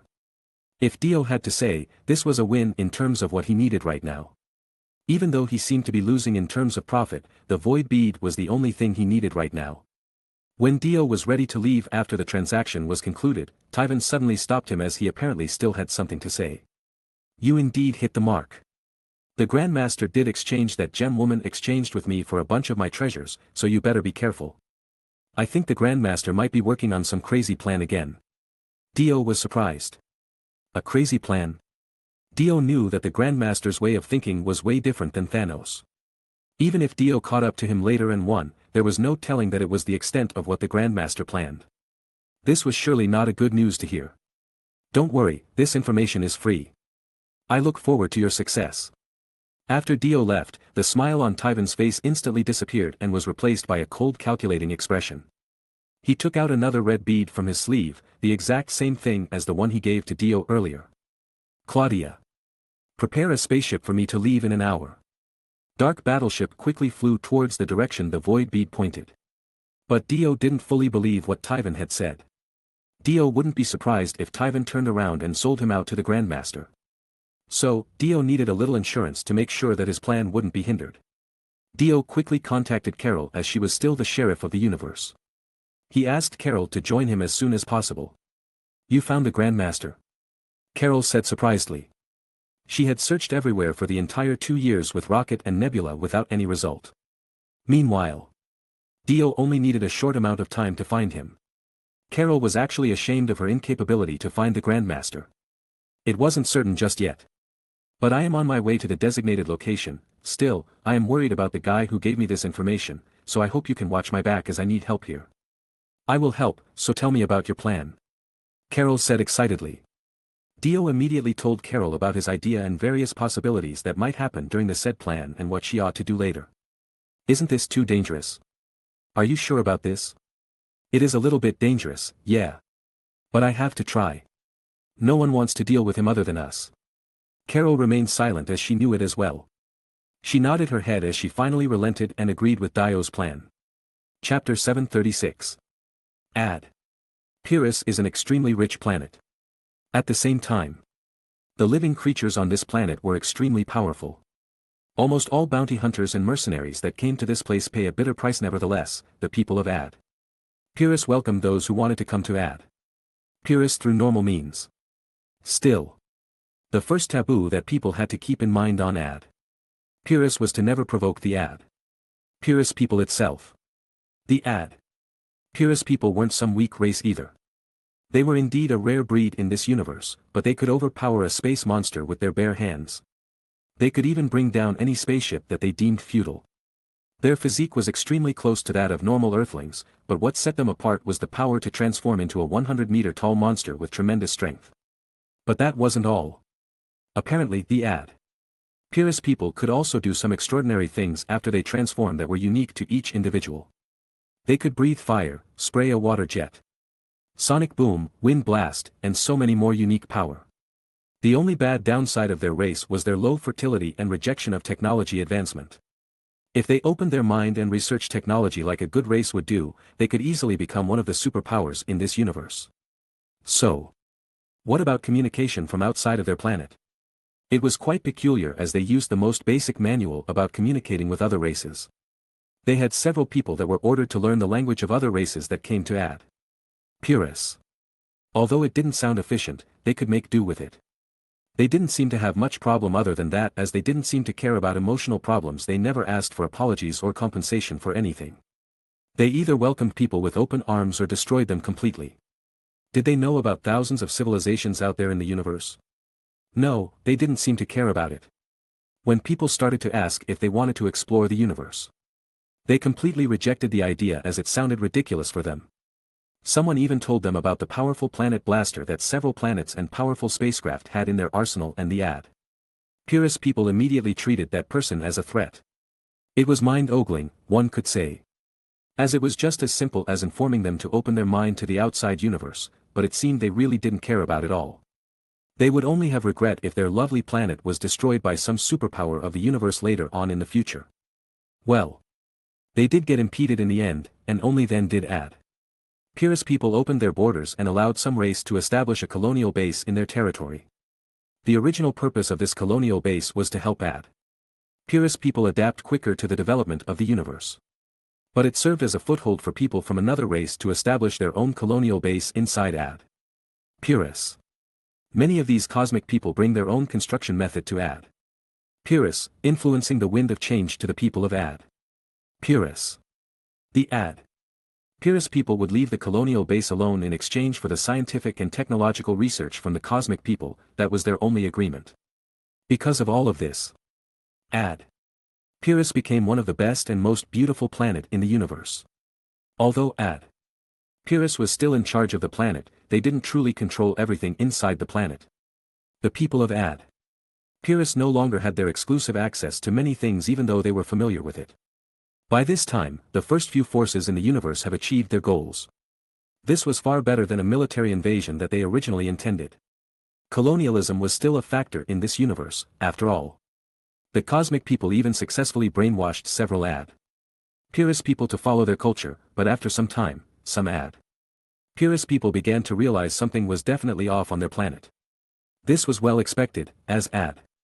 Pyrrhus people weren't stupid in the first place. They were late in technological development. But they clearly could perceive something wasn't right here. They realized that they didn't seem to have any control over the planet anymore, and thus, they got confused. Some Ad. Pyrrhus people became radical and attacked the colonial base as they wanted to get the planet back, but because so many of Ad. Purist people already succumbed to laziness and peaceful time. Many of them were paralyzed by bad habits.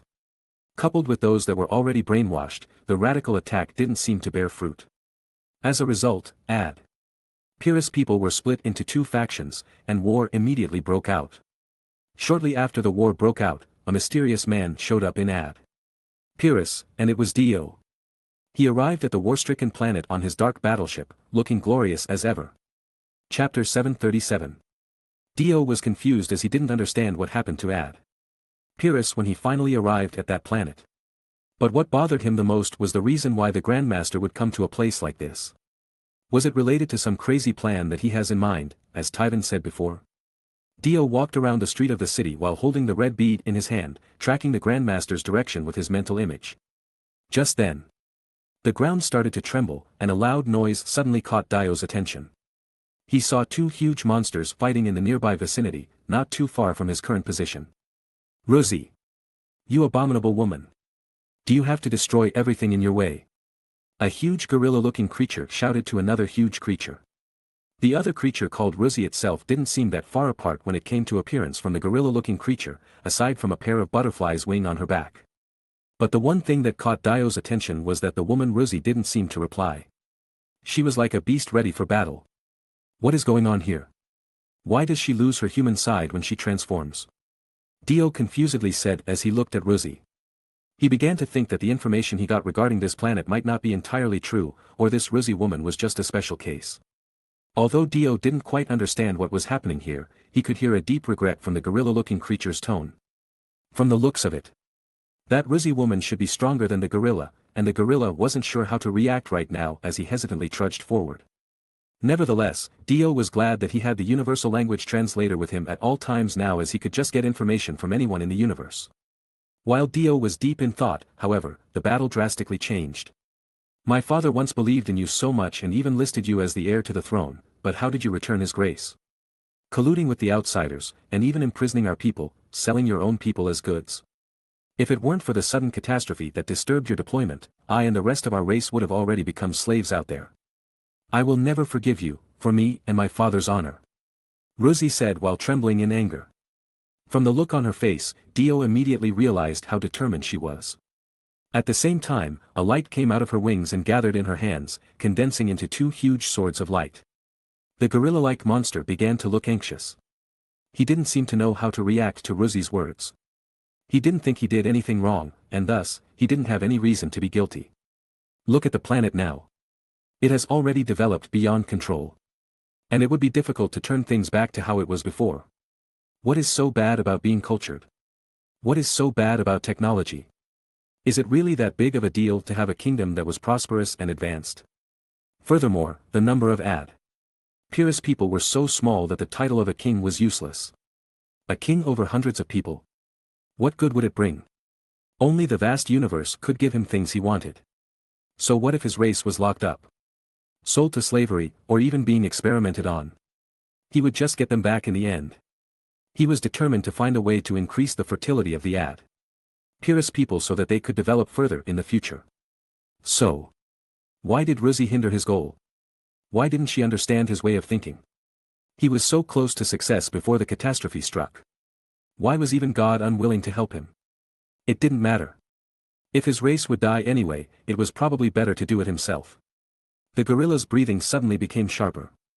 And his eyes turned blood red as a layer of blood mist was exuded from his body. At the same time, he pulled out two teeth from his mouth that immediately turned into two black sticks that he held as a weapon.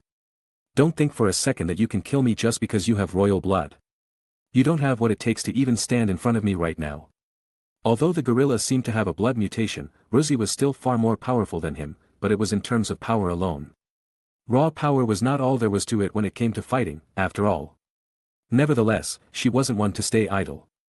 Rosie kept on training and honing her power that she was confident of her victory. The gorilla released his murderous intent, but Rosie didn't flinch. They were powerful warriors by nature.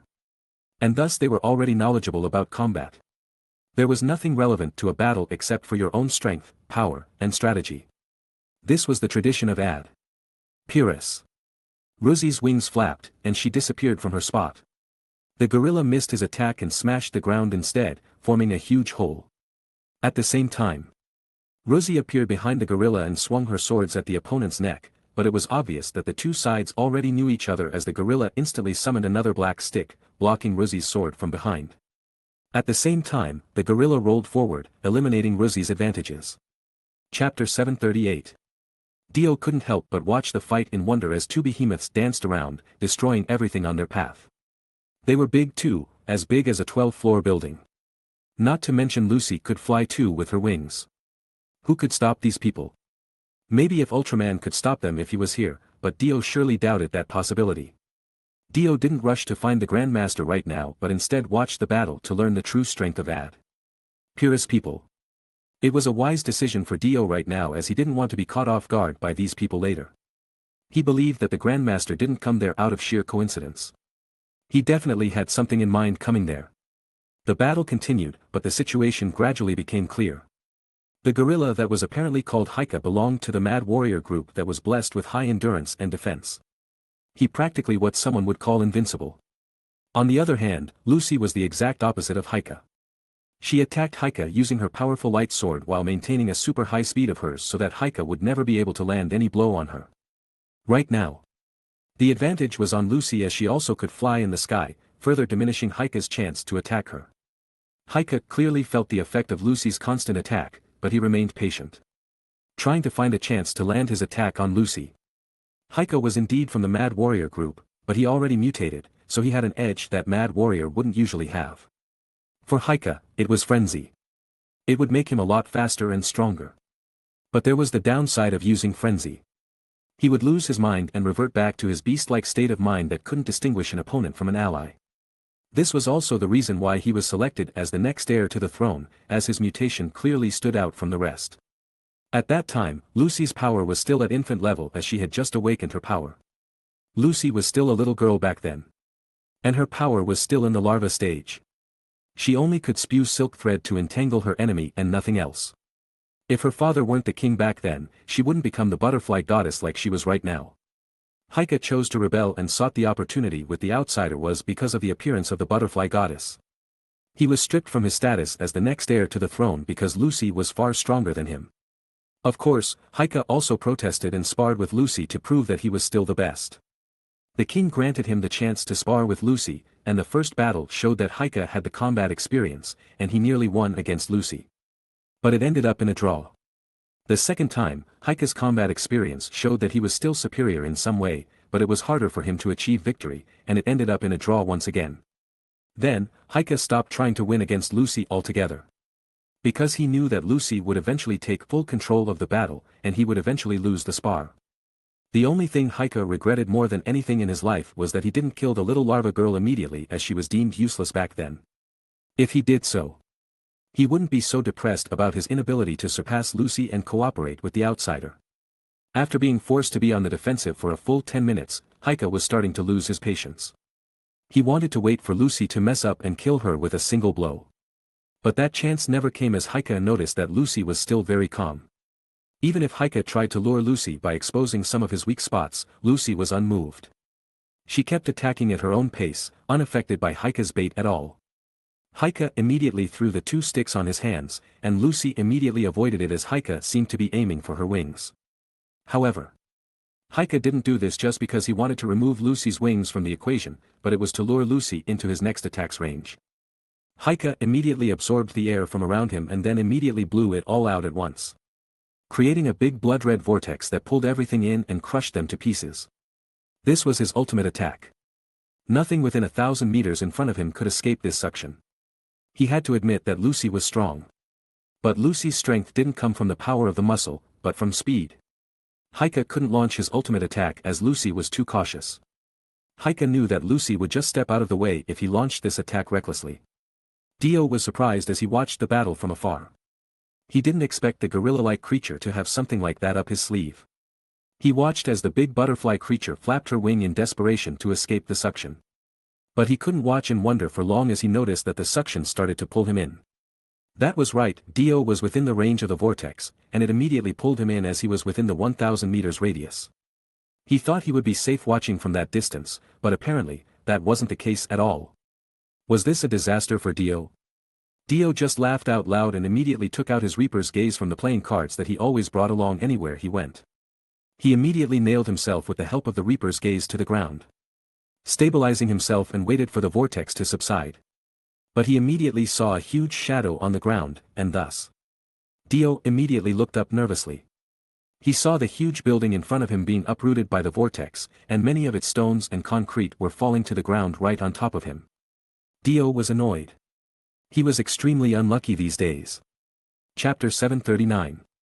Ruzi's expression was complicated as she was struggling. It wasn't the first time for Ruzi to see Heike's power. Meanwhile, Heike should never saw or heard what her power could do. But after she used her power, she would be weak and wouldn't be able to transform back into her goddess form within 24 hours, which troubled her the most. So, the best way here was to exhaust Heike without using all of her power. Then again, it was hard for her to do so as Heike had strengthened himself from earlier. Therefore, Ruzi knew that she had to make a decision here quickly. Countless light clusters began to glow within her wings and the light sword on her hands decomposed into light particles. The horrible vortex that Heike created didn't seem to have any effect on these lights at all. But Heike wasn't one to give up either. He reinforced the vortex by using his own blood. On the other hand, every time the white light intensified, Ruzi seemed to grow paler by the second. At this time, Heike further strengthened the vortex, offsetting Ruzi's balance while dragging her towards the center of the vortex. But the lights from Ruzi's wings began to gather on top of Heike's head, eventually forming a white sword that pointed its edge to Heike's head. This was the goddess light punishment. The dazzling sword immediately plunged into Heike's head like a thunderbolt, with blinding light bursting towards all directions in an instant. Thunderous noises blocked all other sounds from transmitting, and the dazzling light blinded anyone who saw it. Dio, who had just grabbed a hold of a building that was still intact, couldn't help but widen his eyes in surprise as everything was blown away because of the impact of the sword. When the dust settled, the two giants disappeared. A huge crater was formed where the two giants should be. Two bodies were seen inside the crater, but there was no movement whatsoever, so Dio couldn't tell if any of them survived. On the crater. Ha ha ha, I didn't expect to die here, at the hands of the former useless cretin. Heike said weakly as half of his body was vaporized by Ruzi's attack. On the other side, Ruzi was equally injured. When her attack hit Heike, she was dragged toward Heike because of Heike's move. As a result, she received the impact of her own attack too.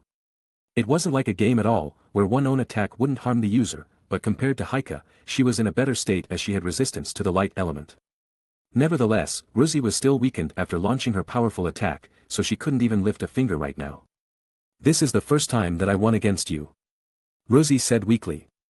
It was the truth as she never won against Heike before, as their matches all ended up in a draw anyway. Do you think you have won this duel? No. This is still a draw, Heike said as he continued to laugh. Heike started to look for the gun that he hid in his body. It was a small gun that wouldn't hurt the Pyrrhus people once they transformed. So Pyrrhus people always look down on the outsider's weapon. But Heike was different. Although he was proud of his bloodline, he was also an opportunist. He didn't underestimate the outsider's weapon as he thought it would be useful one day. Apparently, this was the time that he would put it to great use. Now that Ruzi and Heike could no longer continue their fight, Heike got the upper hand as he still had the gun with him. With just a flick of his finger, he would be able to take out Ruzi, and this was the advantage of technology. When Ruzi saw that Heike pulled out a gun and aimed it at her, a flash of sorrow filled her eyes. She thought of the people that died in this war, and her eyes were filled with hatred once again. In her opinion, the war was over after her fight with Heike, and her victory was already assured, for she would be able to recover after a short while. But Heike pulled out a gun, a weapon of the outsiders. This was simply too shameful of an action for Pyrrhus people. You don't deserve to call yourself Pyrrhian, Ruzi shouted coldly. Ruzi's word resonated deep into Heike's heart, and thus he pulled the trigger immediately. But the image of Ruzi losing her head never came. It turned out that he had missed his shot. But it wasn't because of his own incompetence, but because something cut his arm off his body. Heike was confused. He didn't know there was anyone brave enough to get close to their battlefield this soon. Nevertheless, Heike knew that he wouldn't survive. The injuries that he received from Ruzi were already bad enough that he didn't have any strength to defend himself. He heard the sound of footsteps creeping closer. And once he looked up, he was further confused as it was an outsider. But why would an outsider attack him instead of finishing Rosie off? He already allied himself with the outsiders. Was this a betrayal? Heike couldn't help but feel betrayed, and the look of hatred and rage distorted the expression on his face. Dio came to the scene with a sullen look on his face. Are you the one who created the Big Bang just now? Dio asked as he turned his attention to the woman who laid on the ground. With the help of the translator program, Dio was sure that he was speaking in Ad. Pyrrhus's language, and thus the woman should understand what he was saying. I am so sorry. I am willing to accept any reasonable request as compensation. Dio was surprised. He didn't expect the woman to grovel like this to bargain for her life. Has the law of the universe been broken? Chapter 740. Dio shook his head and threw a piece of cloth for Rosie to cover herself up. You are Rosie, right? Ad, Pyrian. Yes, is this the first time you have come to our planet? Rosie asked as she noticed so many differences between Dio and any other outsider. Why do you say that? Dio asked. Aside from the outsider that comes for the first time, anyone who lives here will choose to run away as soon as two Pyrians fight, but you choose to stay and watch. Rosie stated her reason. She still had a faint glimmer of pride on her face, but she couldn't hold out any longer as she immediately fainted after that. Dio shook his head immediately as he had to admit that Pyrian really was a strong and unforgettable existence, but unfortunately, they weren't invincible. The Pyrian that he saw today had many weaknesses. Low fertility made them low in number, and they didn't seem to understand how the universe worked that well either. Do you know about Vegeta and Sun Wukong? Dio blatantly asked as he recognized some resemblance between Heike's transformed form with Dragon Ball Scion's transformation. What? How do you know those people? Vegeta was Heike's father, but his mother wasn't called Wukong, she was Goku. Rosie said confusedly. Dio was shocked beyond belief. He never expected that he would encounter those names in this universe whatsoever. He even thought that the translator might be broken. But how could those names be together and produce a son? Dio couldn't comprehend what happened here whatsoever. Well, I heard some rumors. I want to see them, which is why I come here. Do you know where they are? Dio asked after brushing off the shock with a light cough. Dio couldn't hide his curiosity. He knew that it might just be a coincidence, but on the slim chance that they really were who he thought they were, it would be better to know them. Heike's parents died shortly after giving birth to him, and that's also the reason why Heike always feels lonely and inferior. He's constantly trying to prove himself, but after earning everyone's approval, he becomes drowned with power and looked down on everyone. Rosie said with a sad look on her face. Dio instantly breathed a sigh of relief. It was unfortunate that he couldn't satisfy his curiosity, but it was fortunate that he didn't have to worry about this universe being merged with the Dragon Ball universe. Nevertheless, he intervened with Heike earlier because he needed the information. After judging their character, Dio chose to help Rosie instead of Heike, and it seemed his choice was the right one. Since the Grandmaster was detected on this planet, he had to get information from the natives. The Grandmaster might want something from Pyrrhus people, and he ought to know what it was. Now, I want some information, if you give it to me, you are free to go. Dio said casually. He didn't say what would happen if Rosie refused to help Dio and just left it to her imagination. Alright, I will try my best to meet your demands, Rosie said as she nodded weakly. First of all, let's talk about what happened here. I am curious about the situation that leads to the battle, Dio said curiously. Rosie knew that the information wasn't a secret at all. As many people already knew about it, but she told Dio everything she knew regardless. She told Dio about the internal conflicts between the Pyrian after they opened their border with the outsiders. She also told Dio about Heike's betrayal and greed-stricken rules over the Pyrian. Her father, who was the king before Heike, died on the spot as Heike stormed her father's house. As a result of this, Heike took control of the monarch and arrested those who might stage a coup against him, including Rosie herself. But as the catastrophe struck, chaos struck the planet, and thus, Rosie staged her escape. No one could take down and recapture the escaped Pyrian, thus her escape was rather easy. The war began right after as the escaped Pyrian began attacking Heike and his people, further ensuing the chaos on the planet. But it was a huge hit to Pyrian population as not only their number reduced by half from the catastrophe. Many of them also died in the war. In the end, she didn't even know how many Pyrian survivors were left on this planet. Heike wanted to take the ship and ran away from the planet, but his ship was hit by the Pyrian's attacks before takeoff, so he hid for a long time before Ruzi found him again today. Although Pyrian's story deserved sympathy, Dio didn't have the time to sympathize with them just yet. Anything strange happened after the catastrophe ended? Something that was incomprehensible, perhaps. After the catastrophe, the whole planet was experiencing a great quake from the people fighting all over it. I changed the question. Have you seen any dangerous or strange individuals during this time? Ruzi nodded his head, and Dio felt glad that he could find the answer he wanted, but as soon as Ruzi pointed his fingers towards Dio, he sighed again. No, not me. Aside from me, is there anyone else that you can think of as dangerous despite never meeting them before? Don't lie to me now. Chapter 741. Ruzi actually planned to retaliate as she didn't know who this man was, but she knew that she wouldn't be able to overpower the mysterious man right now at her current state. I don't know why you are searching for them, but all the surviving clan members disappeared one after another. I didn't know where they went. I thought that Heike must have something to do with it at first, but that doesn't seem to be the case. Ruzi said honestly. Dio frowned as he wondered whether Grandmaster really came to Pyrrhus. Did Pyrrhus contain some treasure or secret that might draw people's attention? Dio asked curiously. No, there's no such a thing here. Ruzi answered worriedly. Are you sure? Dio said as he exerted some pressure. I am sure. The previous king is my father, so I'm bound to know all the secrets and treasures in this planet. Ruzi said confidently.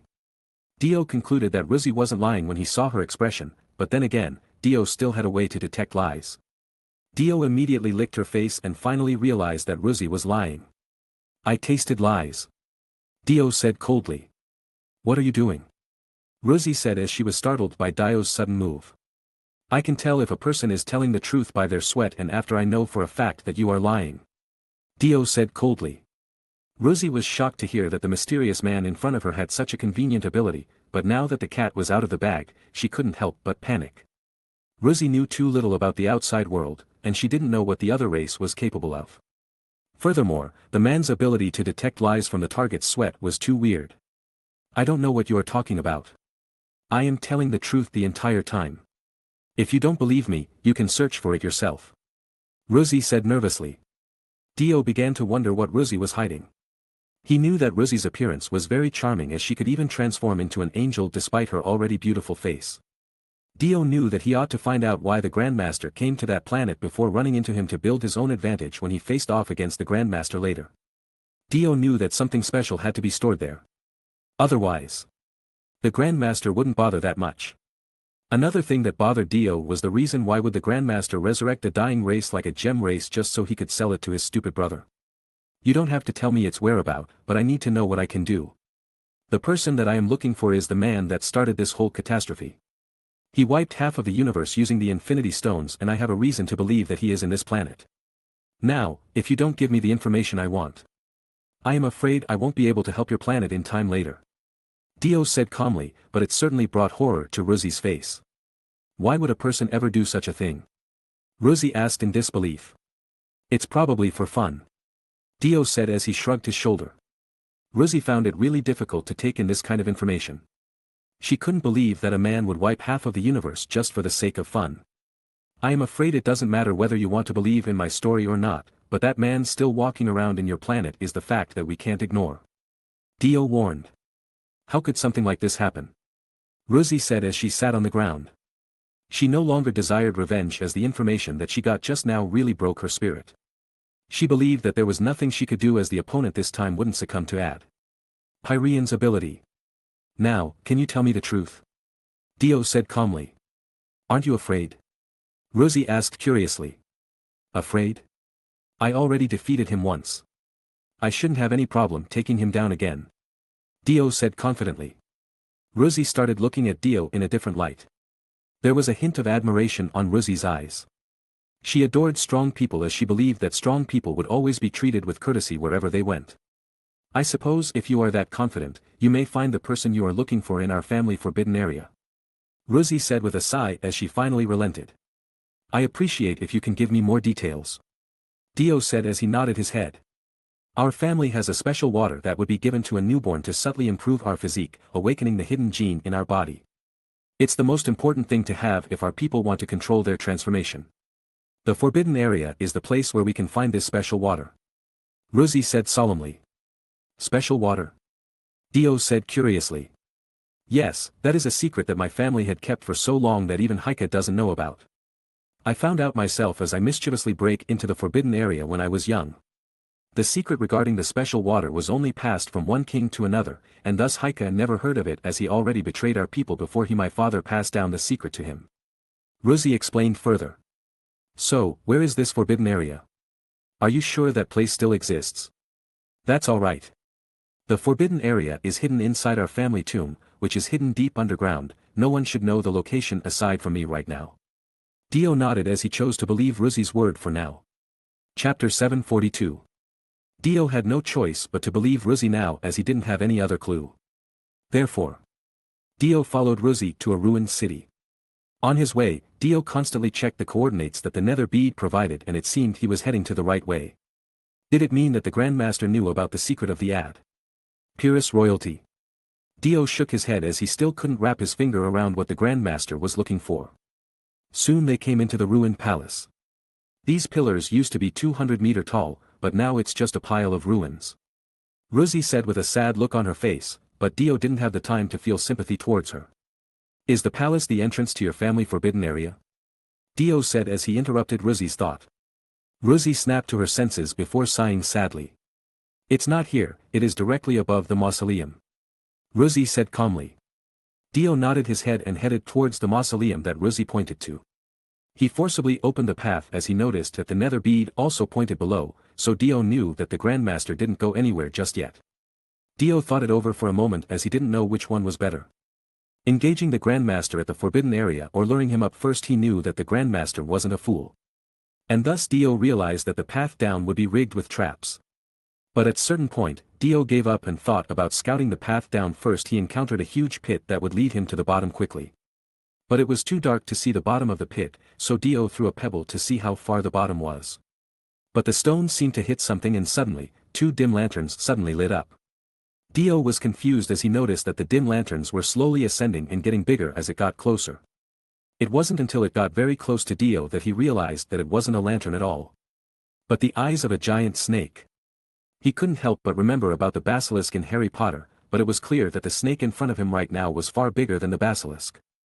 Dio dragged Rosie back to a safer spot, but the giant snake immediately followed and stared both of them coldly.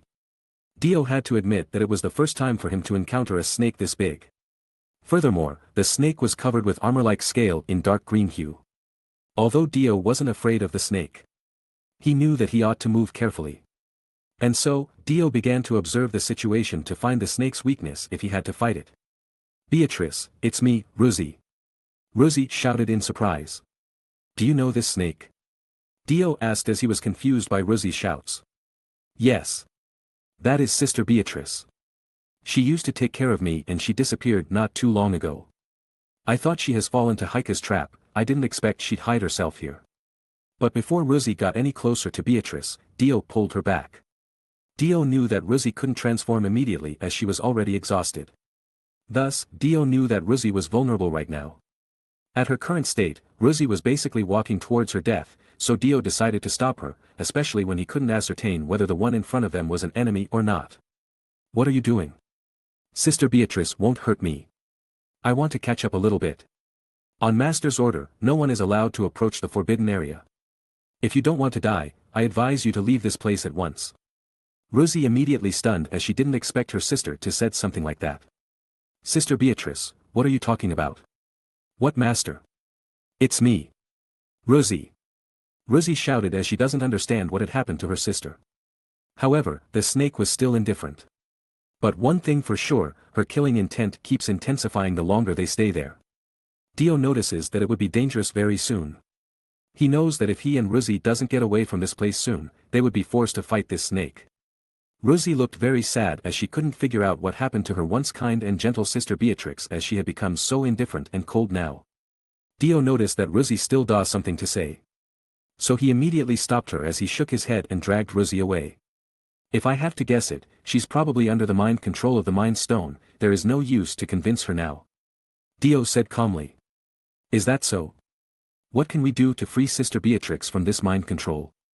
If we defeat the person who controls Sister Beatrix, will she return to normal? If we can do that, then yes. But for now, we have to find a way down there without going face to face with that snake. If there is no other way, I wouldn't mind making a huge platter of snake sashimi right now. Dio said as he pulled out his scythe to force his way through the snake. But as Ruzi tried to stop him, the snake began to move. The snake took what Dio as a provocation, and considered him as a threat. The snake immediately rushed forward at an incredible speed, attempting to swallow the two snacks in front of her.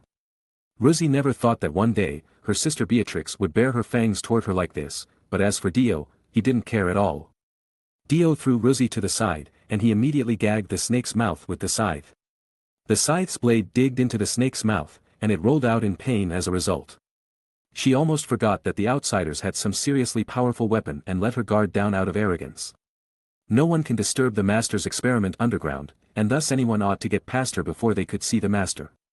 Beatrix immediately spewed her stomach acid in order to dissolve the outsiders that stopped her mouth from closing. But before he was sprayed with the acid, Dio pulled out the scythe and jumped away into safety. Chapter 743. A venomous stomach acid was spewed on the ground, melting the top layer of the ground quickly. It was clear that it was very corrosive, and Dio probably wouldn't be able to block it completely. But it was easy for Dio to dodge this attack. He immediately took the opportunity to jump over to the snake's head and slashed one of the snake's eyes. The snake immediately wailed in pain as one of its eyes was injured. Perhaps people would find it difficult to bring down such a huge monster. But for Dio, Beatrice's huge body was a liability. He could have hit Beatrice even with his eyes closed. Fighting Heike might be more of a challenge than this. Beatrice immediately shook her body in an attempt to shake Dio down, but Dio used his Hammond technique to stick himself to the snake's body before stabbing Beatrice's huge body with the Reaper's gaze. The solid scale that protected Beatrice's body couldn't protect her from Reaper gaze at all.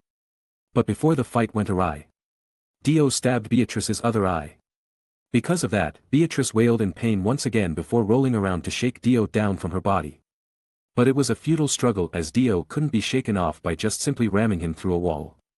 The Hammond energy that Dio used to cover his body reduced the damage that he sustained to the bare minimum. Instead, it would be more painful for Beatrice as she didn't have the same protection as Dio. At this moment, Dio had the upper hand as it wouldn't be hard for him to deal with a blind, overly grown snake. But as Beatrice grew more desperate, she suddenly spewed black water into the sky. Seeing the scene in front of her, Ruzi immediately rushed towards a fairly closed ruin to shelter herself from Beatrice's attack. Don't let that water touch your body. It is a strong venom that can kill anything it touches in mere seconds. Ruzi shouted. Dio was shocked as he heard Ruzi's word. The snake still had the strength to spew acid out of her mouth. But from Ruzi's words alone, Dio knew that it would probably be more toxic than the stomach acid from earlier. Dio immediately cut the snake's scale and flesh as he lied down and covered himself with the snake's scale that he cut earlier. He wasn't sure whether his Hammond armor would be able to withstand the toxicity of the venom. But he wasn't about to find out. The black water rained down to the ground, killing every plant it came in contact with and several birds that were unfortunate enough to bathe in the black rain. After the black water rained down to the ground, the air was immediately filled with a stench that was closely associated with death stench. This was why each Pyrean wasn't to be messed with. No one really knew what kind of power they would use as the fight broke out. But it was unfortunate that she met Dio. It took almost no time for Dio to dig a hole into her body and then threw a couple of imploding grenades into the hole before jumping out of her. I will end this fight soon, Dio said as he smirked to himself. Beatrice immediately spewed another stomach acid toward Dio. But a huge wall of ice blocked it from reaching Dio. Even though the ice wall was easily destroyed after a couple of seconds, it was enough for Dio to reach safety. Bang! Dio said as the imploding grenade that he threw earlier finally detonated. Beatrice instantly backed off as she couldn't withstand the powerful suction from the grenade's effect. She immediately screamed in pain as she noticed that her body was being pulled apart and torn to pieces by a strange force. She tried to escape the force by biting into a broken pillar to support herself. Ruzi forced herself to transform as she noticed that the person who has been taking care of her in the past was facing a cruel death. Thus, she immediately cut the part of Beatrice's body that was being pulled apart and immediately evacuated Beatrice's body to safety. After that, Ruzi transformed back to her human form and fell to the ground, exhausted. Dio walked toward Ruzi and the snake that was still alive on the ground. He never expected that ad. Pyrean would be this tough. Beatrice should have died from the imploding grenade's firepower. But here she was still breathing despite receiving severe injuries. Dio raised his scythe to end the snake's life once and for all, but Rosie immediately stopped him. You said that Sister Beatrice was being controlled by someone, so we should stop the man instead. Besides, I believe Sister Beatrice wouldn't be able to do anything in her current situation. Alright, but you owe me one.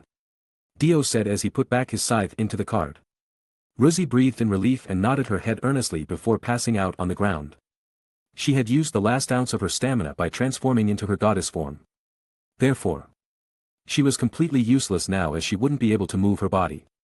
Dio sighed as he couldn't waste any more time here. He also knew that the hole where Beatrice came from earlier would be teeming with traps. He needed another path to the forbidden area if he really wanted to find the Grandmaster as fast as possible.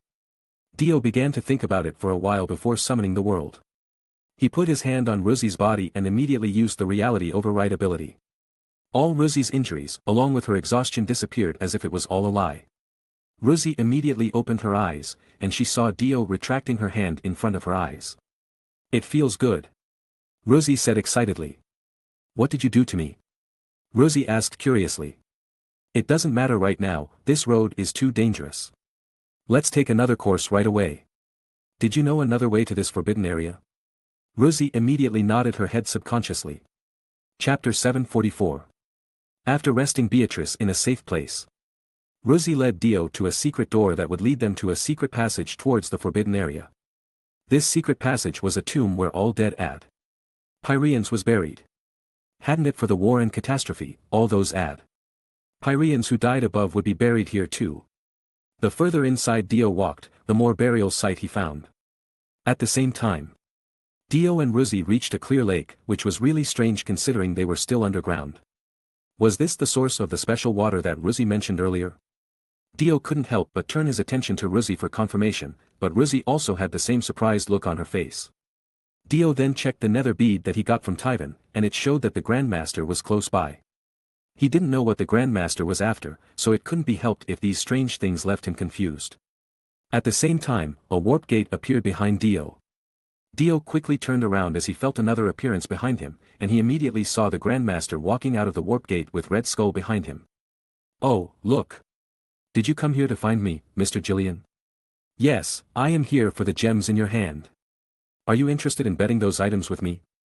I like your honesty, but I can't live up to your expectation right now. I am on the verge of completing my great experiment right now. The Grandmaster said while laughing out loud. The Grandmaster rejected Dio's offer, which left him frowning as he didn't expect the Grandmaster to refuse his demand. What experiment are you doing? Dio asked as he pretended to be curious about the Grandmaster's work. It's not something that you need to know, but I am trying to bring these infinity stones to life. The Grandmaster said as he walked towards a machine on the side of the lake and operated it, clearly unbothered by Dio and Rosie's existence here. What do you mean bringing them to life?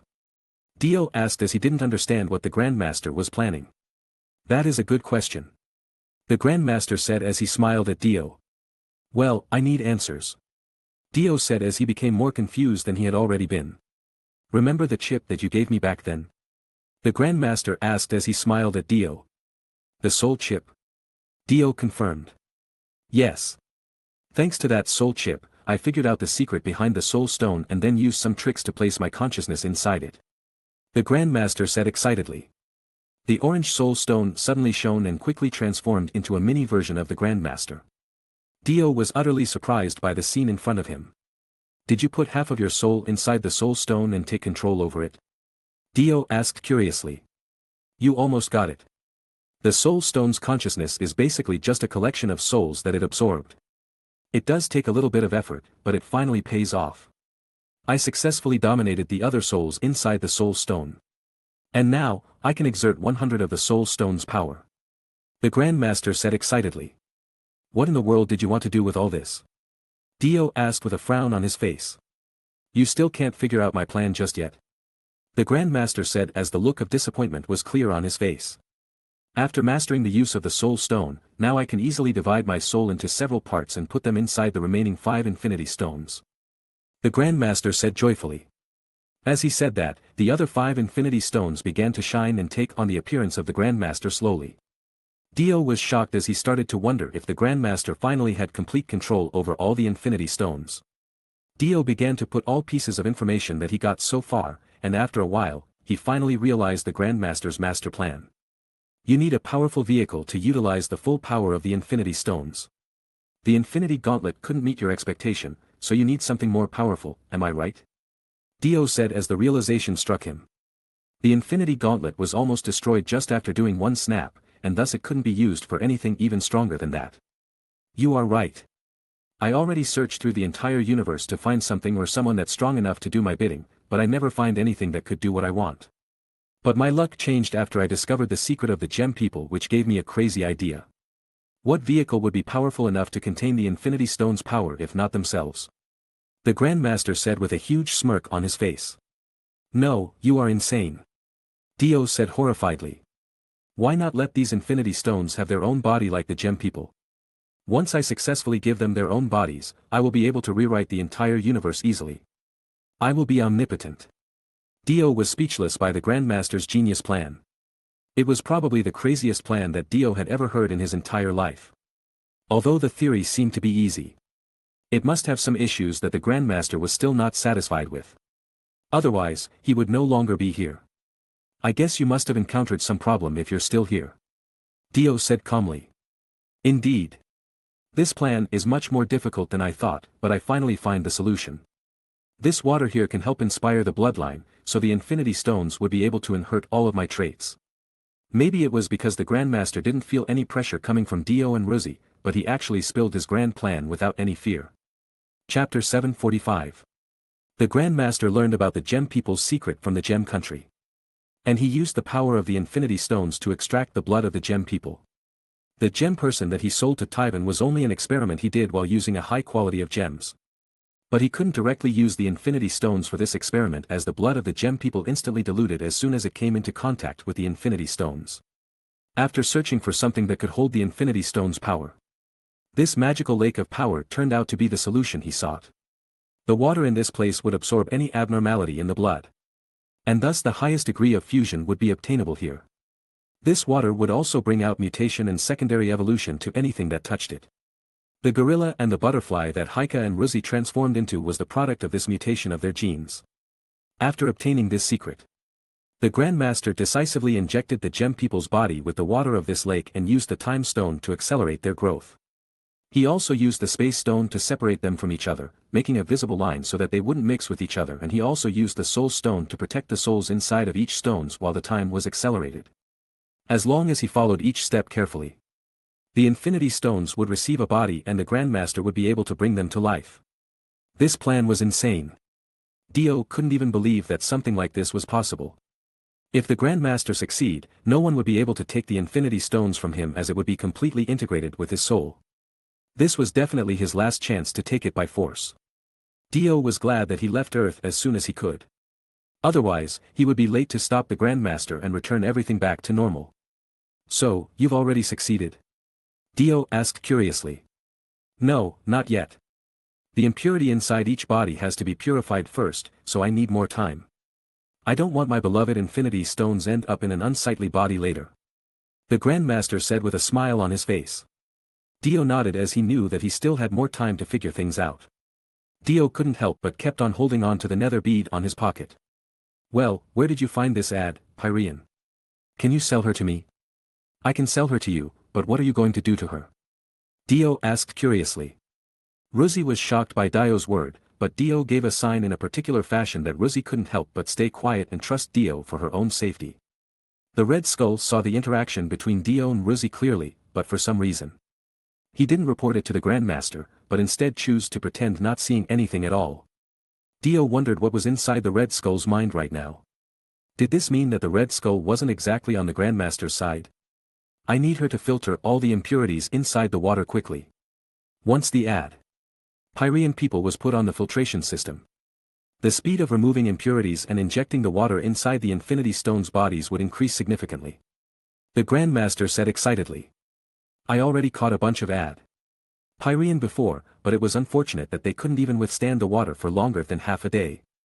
But I think the one you brought this time should be stronger than anyone I captured earlier. Does it really have to be Pyrians? Dio asked curiously. I already tried it with other races, but none of them could withstand the water more than several minutes. It was such a pain to clean up the mess every time. Dio nodded his head. He understood that there was no point in other race to drink the water from the lake. Then again, it made sense, as the ad. Pyrean wouldn't be so special if that weren't the case. I can give her to you, but I don't want to give her to you just like that, thus, I want to gamble. I will use her as the reward this time. Well, what do you want from me? But remember that the ad, Pyrean wasn't really all that important for me. The Grandmaster said with a shrug. Dio glanced at his surroundings. He knew that he couldn't ask for the Infinity Stones, so he was looking for anything that could help him delay the Grandmaster's plan. Bet on all these equipment here. If I lose, I will give you the ad, Pyrean, but if I win, I will smash all of the equipment in this place. Dio said with a smile on his face. The Grandmaster was startled by Dio's demand. And thus he immediately assessed the profit he would have this time. He knew that he would be able to save some time if he won, but he would be wasting time if he lost. Then again, the Grandmaster wasn't a man that would risk losing. Alright, but in turn, I will decide the game myself. The Grandmaster said with a smirk on his face. Alright, what game do you want to play? Dio said as he groaned, but he knew that he had to accept the Grandmaster's term. Well, it's simple. You will win if you can drink that water without dying. The Grandmaster said with a full-on taunting smirk. Dio immediately raised his eyebrows as he heard the Grandmaster's game. It was clear that the Grandmaster was still thinking about taking profit. Don't worry, I will play fairly. I will use the ad, Pyrean well after you die. But if you win, you are free to destroy all these equipment. So, do you accept this little bet? The Grandmaster asked curiously. Of course. It's a deal. Chapter 746. The Grandmaster remembered when he lost his soul during the bet against Dio, but this time, he seemed very confident about winning. Dio saw that the Grandmaster took out a wine glass and poured the water from the lake into the glass before handing it over to Dio. As far as he knew. Unless the person that would drink the water from this lake had the blood of Ad. Pyrean, the person would die an agonizing death. Honestly. Dio wasn't worried about the effect of the water on his body at all. He knew that he had the ability to cope with the after effect of drinking that water. The turquoise blue overdrive was a Hammond technique that could apply Hammond energy over water, so Dio could control the property of the water he would consume later. This was the ability of the Hammond technique. Dio took the glass from the Grandmaster's hand and immediately enveloped it with Hammond energy before drinking all of the water inside. It was like swallowing an entire jelly as Hammond energy completely separated the ions in the water. It was necessary so Dio wouldn't digest the poisonous part of the water. The Grandmaster smirked as he saw Dio drink all the water he gave him earlier, but he didn't realize that he had already made an error in his judgment. It looks like I won again this time. Dio said as he threw the cup aside while smiling victoriously. The Grandmaster was surprised as he believed that Dio really drank the water all the way to the last drop without cheating. But he couldn't understand why the water didn't have any effect on Dio's body. Are you an ad, Pyrean? The Grandmaster asked as it was the only reason why the water didn't have any effect on Dio's body. It doesn't matter, the only thing that matters right now is I win, and you lose. These machines are all mine now. Dio said with a smile on his face. He began wrecking the machine starting from the closest one to him without any hesitation. At the same time, a weird figure immediately flew towards the Grandmaster without any sound. It was Osiris as Dio wanted to take the Grandmaster's soul. But Soul Stone immediately reacted and prevented Osiris from directly taking the Grandmaster's soul. But a white chip still fell into Dio's hand. Osiris' activation condition was very strict, but there was no possible way to counter it. Well, except for the Soul Stone. So, it didn't really matter what the bet was as long as the opposition agreed to bet. But it seemed the Soul Stone could replace the soul that was about to be taken by Osiris with another soul, preventing the Grandmaster from losing his soul. The worst thing right now was that the Grandmaster seemed to grasp Osiris' power. If you lose the gamble, your soul will turn into a poker chip. It seems even the Soul Stone couldn't stop this power, but alas, I can still exchange the soul that would be taken. This is really an interesting power. The Grandmaster said while thinking profoundly. He was a little bit surprised that Dio's power couldn't be blocked by the Soul Stone that was already powered by the other stone as well. But what would happen if you are the one who loses the gamble? The Grandmaster asked curiously. Didn't you already know it? Why bother asking all over again?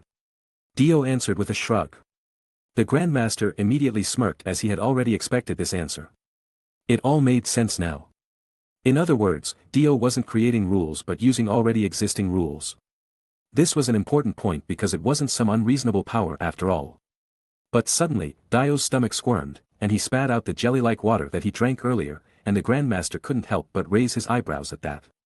Dio clicked his teeth as he really wanted to destroy all the machines in this place quickly, but the Grandmaster immediately stopped Dio by activating his space stone.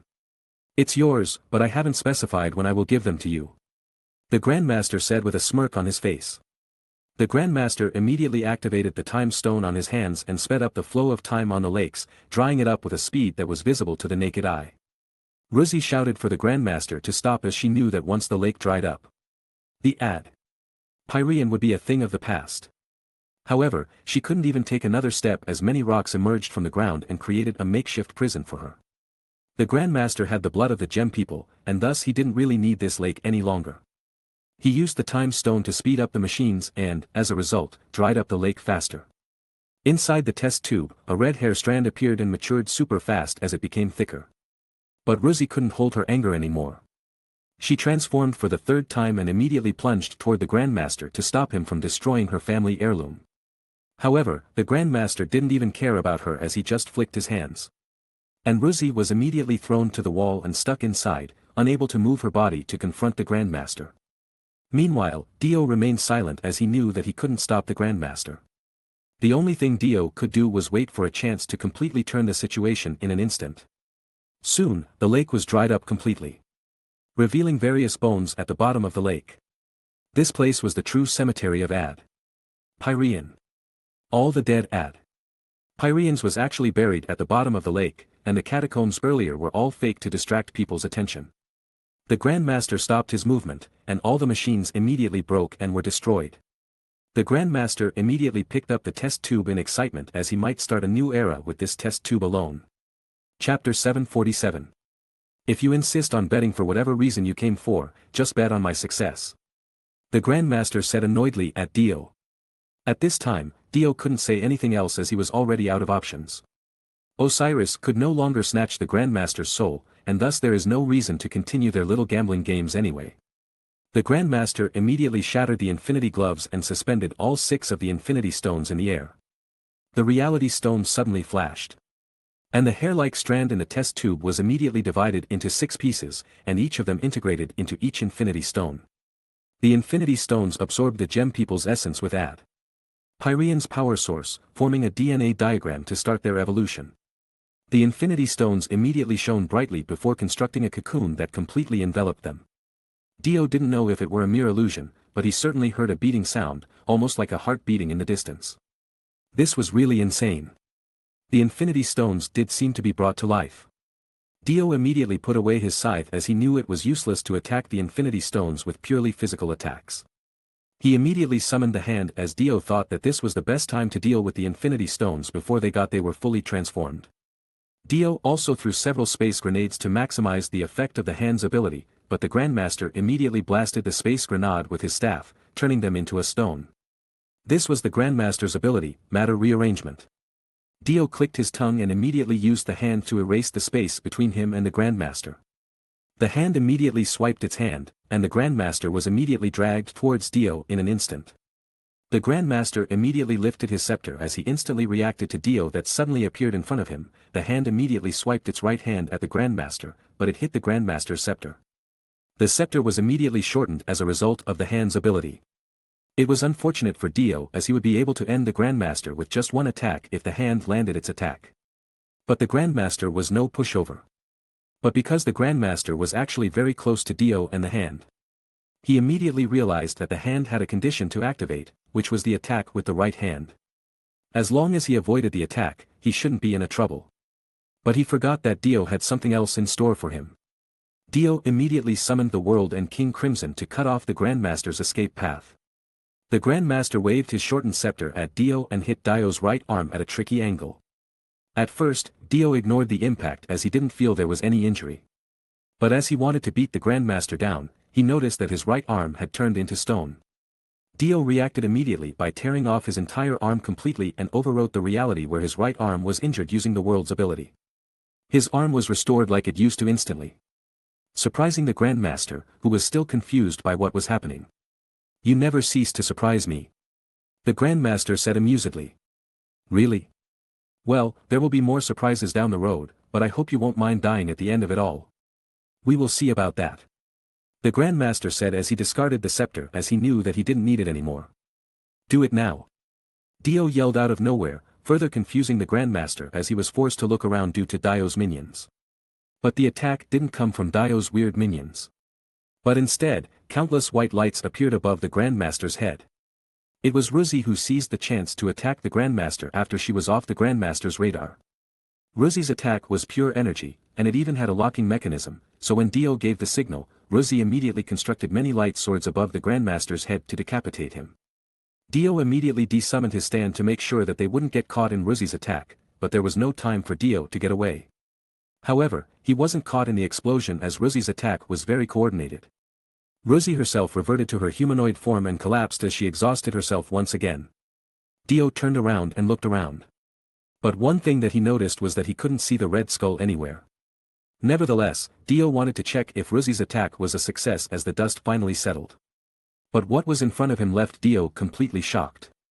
Dio saw 6 Grandmasters in front of him, with the real Grandmaster behind the 6 Grandmasters. The Grandmaster laughed as he wasn't affected by Ruzi's attack at all. The Infinity Stones have come out of their cocoon. And as the Grandmaster infused his own DNA into the blood of the Gem people earlier, all 6 Infinity Stones took on his appearance. The Grandmaster immediately split his soul inside the Soul Stone into 6 and placed a piece of it inside each of the Infinity Stones. Dio couldn't believe his eyes. The Grandmaster's crazy plan was a success. He turned all 6 Infinity Stones into his own clones. This was really troublesome. If it weren't something that he ought to recover, Dio might have just turned around and left this place out of annoyance, but he couldn't do so right now. "I did it. It seems I won this time." Now, he could do anything he wanted with just a thought. He didn't have to use his own energy to exert the Infinity Stone's power. He could even use 100 of the Infinity Stone's power without any side effects. He could even wipe out the entire universe right now without any sacrifice at all. The Grandmaster believed that he had become invincible right now. But suddenly, the orange Infinity Stone moved on its own, but the Grandmaster was quite sure that he hadn't issued any order. Chapter 748. Why did the Infinity Stone move on its own? The Grandmaster and Dio were surprised by this turn of events. The orange-colored gem person was clasping his head like it was pulling something out. And not too long after, it pulled out the Grandmaster's soul from inside its head. The Grandmaster immediately felt that his connection with the Soul Stone was fading. He immediately made a move and tried to control the other 5 Infinity Stones to take back control from the Soul Stone. But at this moment, a figure floated behind him and held the Grandmaster's head between his hands. "I didn't expect you to succeed, it really surprised me," Red Skull said as he spoke behind the Grandmaster. "Red Skull. What did you do?" "I just did what I should do." "You think you have complete control over the Soul Stone?" "Soul Stone has its own consciousness. You can't just rewrite it with your own image. It constantly monitors your move in every second. You think you have me as your slave as you take control over the Soul Stone? No. I am always under the Soul Stone's control. You are just an insignificant pawn to the Soul Stone," Red Skull said indifferently. "This is impossible," the Grandmaster said nervously.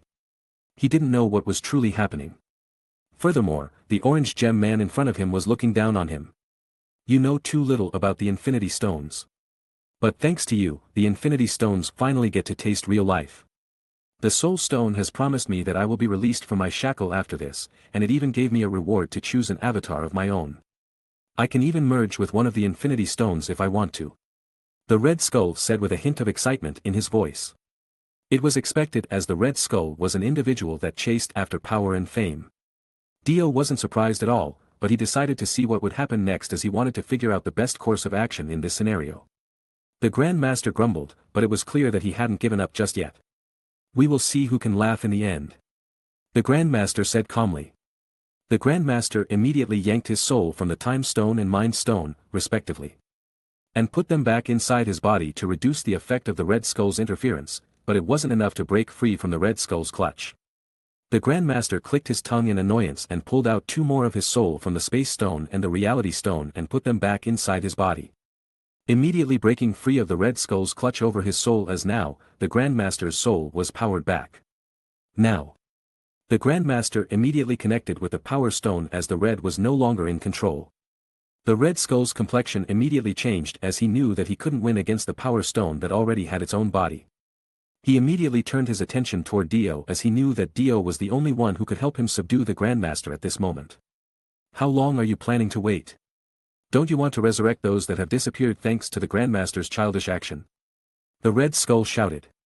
Dio narrowed his eyes slightly, but he wouldn't take the bait as he knew that the Soul Stone had independent consciousness, and the Red Skull didn't have the authority to act without its consent.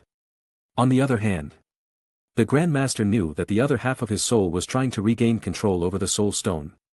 Otherwise, the Soul Stone would have already been awakened and did whatever it pleased.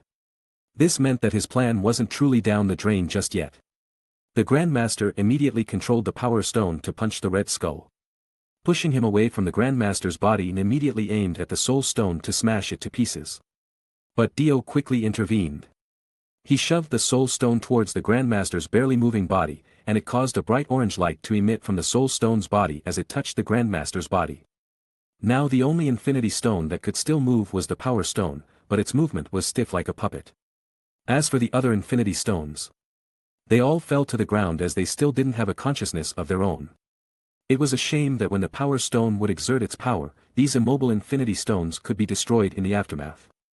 The Infinity Stones could destroy each other easily. When the Power Stone began stomping its feet, the entire ground quickly shook like it was about to crumble. But no matter how hard the ground shook, the Soul Stone that was attached to the Grandmaster right now was still connected like a conjoined baby. The orange light showed no sign of disappearing at all. It was clear that the Grandmaster was facing the Soul Stone in the Soul World, but Dio had no clue who would come out victorious in the end. Dio racked his brain, figuring out what he could do, and took out the white chip that he got earlier.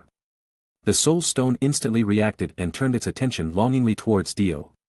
It was really hard to imagine that the Soul Stone wanted the part of its soul back, but Dio just smiled and threw the white chip directly toward the Soul Stone. The white chip instantly vanished as it merged with the Soul Stone, and it seemed the Soul Stone was powered up by Dio's action as the orange light became more intense than earlier. But suddenly, the Power Stone jumped forward. Dio immediately moved to block the Power Stone if necessary, but he knew that he wouldn't be able to take any blow from the Power Stone as it would be devastating. The only thing he could do right now was to make sure that the Power Stone couldn't do anything that could destroy other Infinity Stones. And so, Dio summoned the hand once again. He immediately ordered the hand to punch a hole in the ground to trap the Power Stone as it kept jumping around wildly. The hand did as Dio said, and it immediately punched the ground where the Power Stone would land. But to Dio's surprise, it backfired. The purple light disappeared underground as a huge pit on the ground was formed, and gurgling magma instantly burst out of the pit. This was the true strength of the Power Stone. It could easily destroy a planet if it ever desired to. Chapter 749. The Power Stone turned its attention towards Dio, leaving the Soul Stone man behind. Dio knew that this situation wasn't good for him. And so he immediately used the hand's power to delete the space for him, teleporting him into safety. At the same time, a purple energy ray beam instantly covered Dio's previous spot, destroying the ground like it was a piece of paper. It was fortunate that Dio could teleport himself in a short distance with the hand ability. But one thing for sure was that the Grandmaster was correct. The Infinity Stones became the deadliest weapon after they gained a living body. It was self-sufficient, and not to mention, the Infinity Stones could grow too as they were now a living being. Furthermore, since their trait as the Infinity Stones still remained, meaning they were almost impossible to destroy. If Dio didn't find any opening to attack the Grandmaster right now, maybe he would have chosen to retreat and plan for another attack later. The reason was because there was too much power here for Dio to handle alone. There were 6 Infinity Stones in their humanoid form that could exert 100 of their power without any risk. There was no way Dio would be able to handle that much power. But now that the Grandmaster has caught himself in a predicament, Dio had to seize the opportunity right away. If he only had to deal with the Power Stone, he would be able to handle it. Come over here. Dio shouted as he used the hand's ability once again, this time closing the gap between him and the Power Stone. Dio immediately threw a couple of space grenades toward the surprised Power Stone. But it didn't seem like the Power Stone had any intention to dodge the grenade whatsoever. The Power Stone held his finger to the sky. And all the grenades were immediately enveloped by a purple light and disappeared without a trace. The grenade had no chance of going off at all. Dio was shocked by the power of the Power Stone, as he had never seen such absolute power before. Even when he attached the Power Stone to the particle cannon, the Power Stone couldn't exert this amount of power. Dio immediately took out the gun that had Emperor attached to it and shot the Power Stone immediately, pulling off a tricky shot that should hit the Power Stone on the back of its head. But not even a bullet made of adamantium could penetrate the Power Stone's skin, as the adamantium bullet shattered the moment it hit the Power Stone. Meanwhile, the Power Stone immediately attempted to attack Dio once again. Dio immediately tried to escape with the hand's ability and teleported away from his current spot. However, the Power Stone was bombing the place down with a purple beam, which covered such a large area that Dio's destination would be hit anyway. Unless Dio could teleport again, there was no chance for him to dodge this attack. Alas! There was something left that he could try in this critical moment, and that was to summon King Crimson. The only chance he had right now was to use Epitaph, then envelop his body with Hammond energy before dodging the attack with Inhuman Reflex. If he couldn't dodge it, he would have to delete time, but that would consume a huge amount of Hammond energy, and he knew that the fight wouldn't end anytime soon. Dio quickly maneuvered his body to dodge the Power Stone's attack, which undoubtedly frustrated the Power Stone. But as Dio took a closer look, it seemed the Power Stone had turned his attention towards the Soul Stone this time. Dio knew that he couldn't let the Power Stone disturb whatever it was that the Soul Stone man did to the Grandmaster. He ought to draw the Power Stone's attention somehow. Dio then threw the space grenade towards the Power Stone. But this time, Dio threw it a little bit far from the Power Stone's position. This time, the space grenade imploded smoothly, dragging the Power Stone towards the center of the implosion. But the Power Stone didn't seem to falter. He waved his hand. And the hole that the space grenade created was immediately destroyed. In addition, due to the intensity of the power that was suddenly cut off, the wind blew out. How much longer are you planning to drag this out? I can't hold out the Power Stone for much longer. Dio shouted at the Soul Stone. He didn't dare to get any closer to the Soul Stone was as he knew that he couldn't defend against the attack from Power Stone. It will be over soon. Please hold on for another minute. The Red Skull replied as he was still trying to intervene with the Grandmaster's control over the Power Stone. Although it was clear that the expression on Red Skull's face was anxious. Dio knew that the greedy man was trying his hardest to loosen the Grandmaster's grip over the Power Stone. It was all for the sake of freedom that the Soul Stone promised once it regained control and destroyed the Grandmaster. Then he could get one of the Infinity Stones as he dreamed of. The more power that the Power Stone displayed, the more excited the Red Skull got. Red Skull once lost everything he had, and now, he looked forward to the time he fought Steve Roger again, the man that made him lose everything. Meanwhile, Dio gritted his teeth as Red Skull's demand was too much. How could he hold out against the Power Stone for 1 minute right now? Dio racked his brain to find a way to stop the Power Stone's advance, but he couldn't find anything that could truly stop the Power Stone. But there was no time anymore. So, Dio pulled out the scythe once more and blessed it with so many Hammond technique that he could bestow. He should try to drag the Power Stone to close combat. Although it was extremely risky, there was nothing Dio could do right now. A black and red energy blade cut through the space and hit the Power Stone's body. Chapter 750. Dio's scythe hit the target, but apart from being pushed for a few meters. The Power Stone was unscathed. But this time, Dio didn't care anymore. He charged toward the Power Stone without fear, activating his epithet skill without a pause to predict and dodged Power Stone's attack. If there was no chance for him to evade the Power Stone's attack, he would just delete it. What else would he use the time erasure ability for anyway? If the attack wasn't fatal, he would just bulldoze through and used reality overwrite to erase his injury.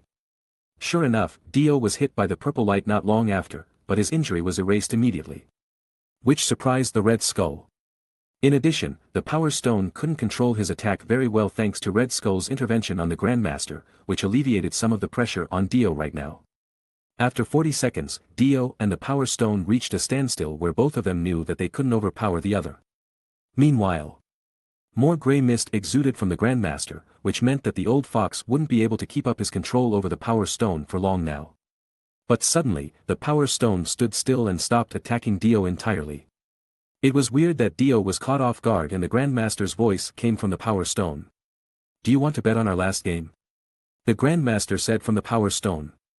But none of them answered his question as no one wanted to acknowledge the Grandmaster right now, but it seemed the Grandmaster already gave up as the Soul Stone now steadily absorbed his soul. I bet that I can mess you up completely in this last game, the Grandmaster said as the Power Stone suddenly condensed purple energy in his hand. Dio's heart started beating rapidly as he immediately noticed what the Grandmaster was about to do. Dio felt the tingling in his scalp as he immediately called Galaxy without hesitation. Galaxy that was on standby immediately tore a space and came to Dio's side. And when Galaxy was right beside Dio, the Grandmaster and Power Stone dropped the condensed purple ball to the ground right on top of the other humanoid Infinity Stones. Infinity Stones could only be destroyed by equal power, which meant the Power Stone could destroy all the Infinity Stones and vice versa. But the Grandmaster obviously didn't want to destroy them earlier, and now that he was already backed into a corner, it no longer mattered to him now. Dio's heart was pumping like crazy, constantly warning him to leave the area immediately. Otherwise, the aftermath of the Grandmaster's crazy handiwork would easily tear up the entire planet. Dio also wanted to leave immediately, but as he was about to leave, he noticed that Ruiz was still on the ground. This woman has already helped Dio earlier. And she was in this whole mess because of Dio, too, and he didn't have the heart to leave her behind like this. After a little hesitation, Dio immediately ordered Galaxy to drag the woman back with them. Meanwhile, the Soul Stone couldn't sit still now. He never expected that the Grandmaster would choose such a crazy ending like this. It was a way for the Grandmaster to force the Soul Stone to make a choice.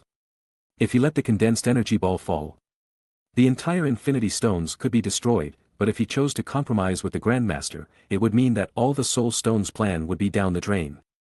So, what would he do next? Choose to die right now or to fight again in the future? You win. The Soul Stone finally gave in and then let go of the Grandmaster's head. The Soul Stone's hand didn't leave any injuries on the Grandmaster's head as he was essentially holding on to the Grandmaster's soul, not his physical body. No. The game has begun, I will not let anyone quit halfway through. The Grandmaster was suddenly awake and held down the Soul Stone's hand. He controlled the condensed ball of purple energy to float towards his body, which meant that the Soul Stone was in his line of fire. Are you crazy? The Soul Stone said with a frown on his face as he didn't expect the Grandmaster to do something like this. I already thought about it carefully. It seems 6 Infinity Stones avatar was too much. It wouldn't mean much to lose 1 or 2 Infinity Stones here. I also look forward to the fireworks that the Infinity Stones would show upon its destruction. The Soul Stone immediately knew that a crazed person like the Grandmaster wouldn't think of reason at all. He knew that there was nothing he could do to escape the Grandmaster right now as his control over the other Infinity Stones wasn't exactly perfect just yet. Very well, if that is what you want, then we will die together. Soul Stone said as he immediately held on to the Grandmaster's head once more, pulling out the Grandmaster's soul out of his body. The force Soul Stone exerted was much stronger than before as it didn't have any intention of conserving its energy at all from the looks of it. However, when the condensed ball of energy hit the Soul Stone's head, the powerful gem body instantly shattered. On the other hand, Dio had crushed the Void Bead and took Ruzi to the dark battleship outside the planet right before the Big Bang. He didn't have the time to see that the Soul Stone had been shattered and the Grandmaster's body was turned into dust. But the Grandmaster had another plan in mind. Before the energy hit his body, the Grandmaster had transferred some of his consciousness to the Space Stone. And right before the Big Bang occurred, he used the Space Stone's power and teleported the nearby Infinity Stone's avatar out of the planet. Now, the Grandmaster only lost his real body in some of the avatars. Chapter 751. Not only did the Grandmaster solve the problem in front of him, he even won the gamble and turned the tide around. The moment he took control of the Space Stone avatar, he would easily escape the explosion without any injuries. At the same time, the energy ball from Power Stone avatar destroyed the ad. Pyrrhus and even several other Infinity Stones avatar and the Grandmaster's real body itself. Why is such a thing happening right now? Did I make a mistake somewhere? The Grandmaster said, as he found himself back in ad. Pyrrhus again all of a sudden. Enclosed by the purple energy ball from Power Stone avatar. The Grandmaster smiled as he realized that the gamble wasn't only between him and the Soul Stone avatar as was Dio there, too. I can't even get a single win from him, this is really embarrassing. The Grandmaster said as the Space Stone avatar was completely enveloped by the purple energy and started to break apart. Outside of ad. Pyrrhus, Dio was busy escaping ad. Pyrrhus area with the dark battleship. taking the shortest path he could find, but a shocking scene unfolded on the planet. The purple energy that came from the purple energy ball started to drift to the space and the ad. Pyrrhus itself began to crumble before everyone's eyes. Although this was not the first time Dio witnessed the destruction of a planet. It was shocking and hard to process nonetheless. He didn't know what happened to him, but he saw a certain level of beauty the moment he witnessed ad. Pyrrhus fell into complete destruction. But as soon as the dark battleship started shaking from the violent energy that loomed ever closer, Dio immediately snapped back from his thoughts. The energy is spreading, affecting the hull of the ship. Everyone reports on the damage we took. Propeller 1 is fine. One dark elf said through the intercom. Propeller 2 is severely damaged, we have to fix it soon. Another dark elf reported. Some equipment in the control room has stopped working. Another dark elf report from the control room. Dio then instructed the dark elves to work on what needed to be done. He kept everyone calm under the incoming disaster as he believed that panic would just send them to their ends sooner than later. But Dio himself didn't expect that the purple energy would travel longer than he anticipated. He wondered how powerful the purple energy just now was, but he couldn't think of anything more powerful. It was even more powerful than the display of Power Stone's ability by the Celestials in the movie he watched in the previous world. Dio gazed at the disappearing planet and wondered if anyone ever survived such a destruction of that scale, but he believed that everyone including the Grandmaster would have already been disintegrated into dust. Even if the Grandmaster survived by some miracle, it wouldn't matter much anymore, as he needed all 6 of the Infinity Stones to resurrect the unfortunate souls that were gone because of the Grandmaster's silly game. It left a bad taste on Dio's mouth as it slipped away from his grasp even though the Infinity Stones were right in front of him. Dio was still bitter that he couldn't grab onto Hope when he needed it. Had he been able to steal the Infinity Stones from the Grandmaster earlier, none of this would have happened. Now all 6 of the Infinity Stones were destroyed, and there was almost nothing he could do now. Furthermore, he probably also rescued the last Pyrean in the entire universe. However, he didn't think the woman could do anything to help him. But his thought was disrupted once again as a figure suddenly appeared in front of Dark Battleship and just knocked on the door. What happened here? How did you blow up the entire planet? Dio sighed helplessly and explained everything that happened in ad. Pyrrhus to Carol briefly. Are you sure all 6 Infinity Stones were destroyed in that planet? Is it possible for them to survive somehow? I hope so, too, but since the energy ball was close to the Soul Stone, it must be destroyed in the first explosion. The Grandmaster shouldn't survive either, but I don't really know about the other Infinity Stones. It doesn't matter anymore. Dio said with a disappointed look on his face. Carol knew what Dio was talking about, as their plan wouldn't work even if only one of the Infinity Stones was destroyed. I already said that your plan was too risky. Now look at the mess you make. Shouldn't you comfort me at this moment? Dio said with a frown on his face. Oh geez, is it time for little Dio to sleep? Should Mama read a bedtime story for you? Hey, didn't I ask you for support? What took you so long? Where did you go earlier? Hey, I did everything I should, but you are right. The collector is hot on your tails the entire time. But when I was about to chase him, the entire planet blew up.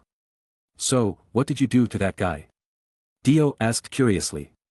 I didn't do anything to him as he already escaped too far for me to chase in such a messy situation. When I thought that you died in there, I wondered if I would get access to the Dark Battleship. Get in line. I have quite a lot of people after my treasure as it is. Dio said with a frown on his face. But still, talking to Carol cheered Dio up a little bit.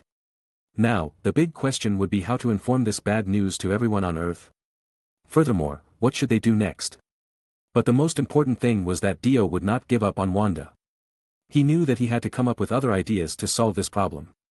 And so, after parting ways with Carol, Dio returned to Earth with bad news in hand. Chapter 752. Is this your home planet? It falls behind in more ways than one. It doesn't even have flying machines and sky trains. The air quality is even worse. This is really the worst. Dio was annoyed, but he couldn't say anything back as it was the truth.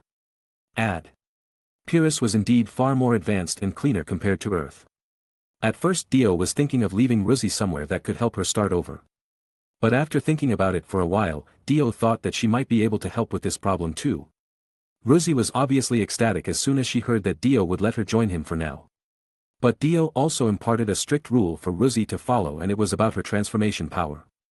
She could only transform if Dio gave her the permission or if she suffered an attack that could threaten her life. Although Rosie wasn't really happy to hear that she would be shackled from using her transformation, she still agreed. Besides, Pyreans were also constrained from transforming unless a situation arose.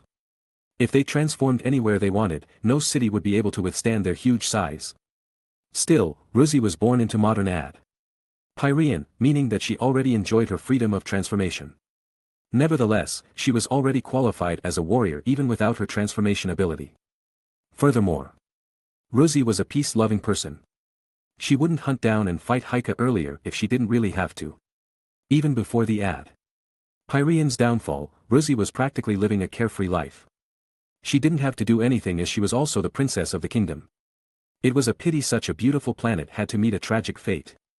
Rosie kept blabbering about the Earth's flaw that she found lacking and backwards as she constantly compared the Earth with Pyrrhus. It really annoyed Dio to hear all of that. This was not the first time Dio regretted his decision to bring this woman along. He thought that since Rosie was a prideful warrior, she would behave herself, but it turned out she was just a big tease. Dio even wondered how such a careless woman could survive until now. He was starting to believe that Rosie's father ought to be a man with patience for having such a handful daughter like this. No wonder Heike wouldn't die so quick. As he obviously didn't want to be defeated by such a handful woman like Rosie. She really liked to talk, but what annoyed Dio the most was her oblivious nature as she could easily offend people with the way she talked. But Dio knew that there is nothing he could do as Rosie didn't really mean to offend anyone with her words. She was just as excited as any 5-year-old would as she missed her childhood growing up. It was the same case as Thor before Ragnarok as he was still childish at that time, a typical man without any experience of true loss. Nevertheless, even if Dio knew that all of Rosie's comments about Earth were the truth, he couldn't leave the Earth as it was his root. If either Hammond and Earth were about to be destroyed, there was no question on his mind that he would choose to save the Earth first, even after knowing full well that most people on Earth might not want him there. It was his birthplace, his parents' place, and the most important thing, the place where Wanda would return. So, Dio just slapped Rosie's head as a way to reprimand her. Even if she had a normal human appearance now. The topic she has been throwing at Dio wasn't normal at all. However, Rosie just looked at Dio with beady eyes as she didn't know what she did wrong. Did I make any mistake? What's with the harsh slap? Dio couldn't help but think that Heike really was tortured his entire life for him to betray his people like that. Maybe he was driven mad by Rosie herself that never stopped uttering nonsense. But Dio knew that it wasn't worth his time to snap at Rosie as Rosie wouldn't change anyway. Rosie. This is my home planet. I don't want to hear you talk lightly of Earth, understand? Although Rosie is one of the most oblivious women Dio ever met, he knew that Rosie wasn't dumb. Dio knew that she would immediately do the same if she heard someone talking trash about Pyrrhus. Sorry, I didn't do it on purpose. It was too boring inside the spaceship. You don't even want to talk to me and forbid everyone else from talking to me too. Rosie said while bowing her head down. She was sad as she thought that Dio didn't really like her. Dio obviously felt a little bit awkward as he felt guilty for setting her aside the entire trip to Earth. He didn't mean to ask everyone to ignore her. But Dio knew that she would feel absolutely terrible after hearing her planet has been reduced to dust, so Dio just thought to give her some space to sort out her thoughts. Dio never thought that Rosie would be a social butterfly like this. No wonder Mappadorf would complain as he was the one who took care of Rosie the entire time. He should have had enough of Rosie for a while now. Chapter 753. Dio was amused. This was the first time he ever saw Mappadorf whining about something, and it was all because of one woman. The Dark Elves have experienced countless of problems over the years while they were under Dio's command. But never complained about anything. They didn't even complain when their number were reduced by half after the blip and instead become more tenacious to survive.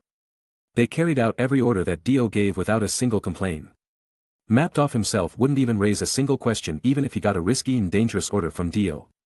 Dio didn't even pay them for their hard work as they committed to the contract that they had with Dio. The Dark Elves would receive their complete freedom and a place for them to thrive after 100 years of serving Dio. Dio himself had long thought about the Dark Elves himself, and he knew that when the day came, he would hand over Hammond towards the Dark Elves. That was why Dio gave the Dark Elves complete control over the management of Hammond Planet right now.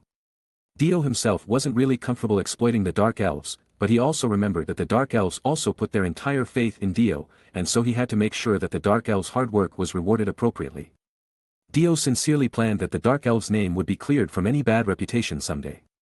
Right now, because of their past mistakes and aggression towards Asgard, they were deemed a menace to the universe, but Dio now tried to restore their reputation. That was why Dio found it hilarious that Ruzi broke the strong-willed mapped off only in a couple of days. The Dark Elves always conduct themselves in a polite manner to every guest that Dio brought to the Dark Battleship. But Ruzi brought a new type of nightmare. They were exhausted by Ruzi's action as the mad woman kept following and talking to them the entire time. It might be okay at the beginning, and in fact, the Dark Elves were enthusiastic to talk with Ruzi at first, but as soon as they learned that Ruzi would never stop, it turned into a headache. That was why the Dark Elves began to avoid Ruzi altogether. But still, Ruzi was strong-willed too. She kept asking about things and telling them about her own experience in Ad. Pyrrhus without rest. She even asked for Dio's information and the ability he had. She behaved like a child that just learned about words, she never stopped talking. In the end, just a few days before reaching Earth, the Dark Elves had enough and cooped up inside their room if they didn't have anything else to do to avoid Ruzi. It was so bad that the Dark Battleship almost hit a rogue asteroid because no one was in the post to spot it. If it weren't for Dio and Mapped Off who still carried on with their role, they all would have been dead right now. This was the reason why Mapped Off couldn't stand it anymore and complained to Dio about the situation. The situation on the ship wasn't good right now as the Dark Elves couldn't do their job right now due to annoyance and fear of Ruzi. This was partly Dio's reason to replace the helmsman of the Dark Battleship, so that the Dark Elves could relax for a while. He couldn't risk the Dark Battleship crushing head straight into an accident. It just wouldn't be the end of the Dark Battleship. To help the Dark Elves from Ruzi, Dio advised for them to turn off their collective translator as it would help them ignore Ruzi better. Then, if the situation that required them to communicate with Ruzi ever arose, then the Dark Elves had to get the permission from Mapped Off or Dio. Surely, Ruzi eventually realized what was happening. She frowned as she felt unhappy about the entire situation. She did try several times, but she finally understood that no one understood what she was talking about. She finally gave up, and thus she just put on her headphones and listened to top musicians at the time. This was Ruzi's way to cope for the situation. That was not until she set her foot on the ground that she began to berate Dio with hundreds of questions. It was as if Ruzi was finally back from the slump. Dio himself didn't mind talking with Ruzi for a little while as he knew that communication was the best thing for a person. Loneliness might lead to more trouble as Dio knew that Ruzi had just experienced some tragedy herself. Come on. I will introduce you to some of my friends. I promise you, none of them bite. Are you serious? You won't hate me if I spend some time with your friends? Dio didn't say anything for a while as he remembered that Ruzi had never had a real friend her entire life before. The ad. Pyrean has been keeping her out of the social life for they didn't want to corrupt their future queen. She didn't have anyone to call a friend either among the royal bloodline itself. She didn't have any sibling, and there was no noble by her age. This was because the ad. Pyrean's fertility was really inadequate. Heike was older than Ruzi, but because of the king's treatment, Heike was raised to lead the country someday. Therefore, Heike was also out of the picture most of the time. Ad. Pyreans did have one more child by Ruzi's age, but sadly, the child was killed in such a young age. The ad. Pyrean themselves thought that the dead had to be the outsider's doing. The child was dead, but there was no real reason why the child was dead as it was too young to make an enemy. Then again, they couldn't find any clue that it was the outsider's doing. This incident was also one of the fuel of the war as ad. Pyrean had a trust issue with the outsider. Chapter 754. The life expectancy of ad. Pyrean was more than 100, but their number was scarce because of their low fertility. This was also the reason why the race was expected to be extinct eventually. Ruzi herself already had a fiancé from when she was little and that was Heike himself. They've been prepared to give birth to the next generation of heir from a long time and that was why Ruzi was absolutely disappointed by Heike's betrayal. Ruzi only had her father from when she was little as her mother died after giving birth to her. She had Beatrix that she already considered her own sister, while in truth, Beatrix was only a maid that the king has tasked to serve Ruzi. This was why she pleaded for Beatrix's safety from Dio earlier, but now it didn't mean anything as ad. Pyrrhus was already gone. Although Ruzi was extremely sad about what happened to her home planet and people, she knew that it was a sign that she had to decide how to live her own life from now on.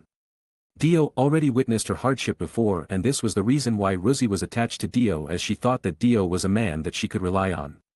Knowing how Ruzi thought about him, Dio felt a little bit guilty as he originally wanted to make use of Ruzi for a cheap labor. Then again, Dio couldn't hide the fact that Rosie was being annoying right now. Dio was a firm believer of a clause treat others like how they treated you.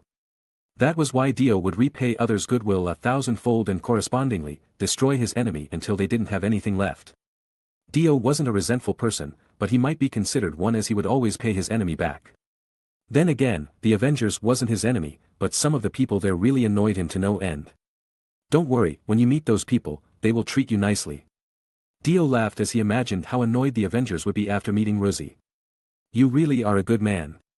You know, I actually spoke so much on the ships because I am afraid all of you are just going to treat me as an outsider and cast me out whenever you feel like it.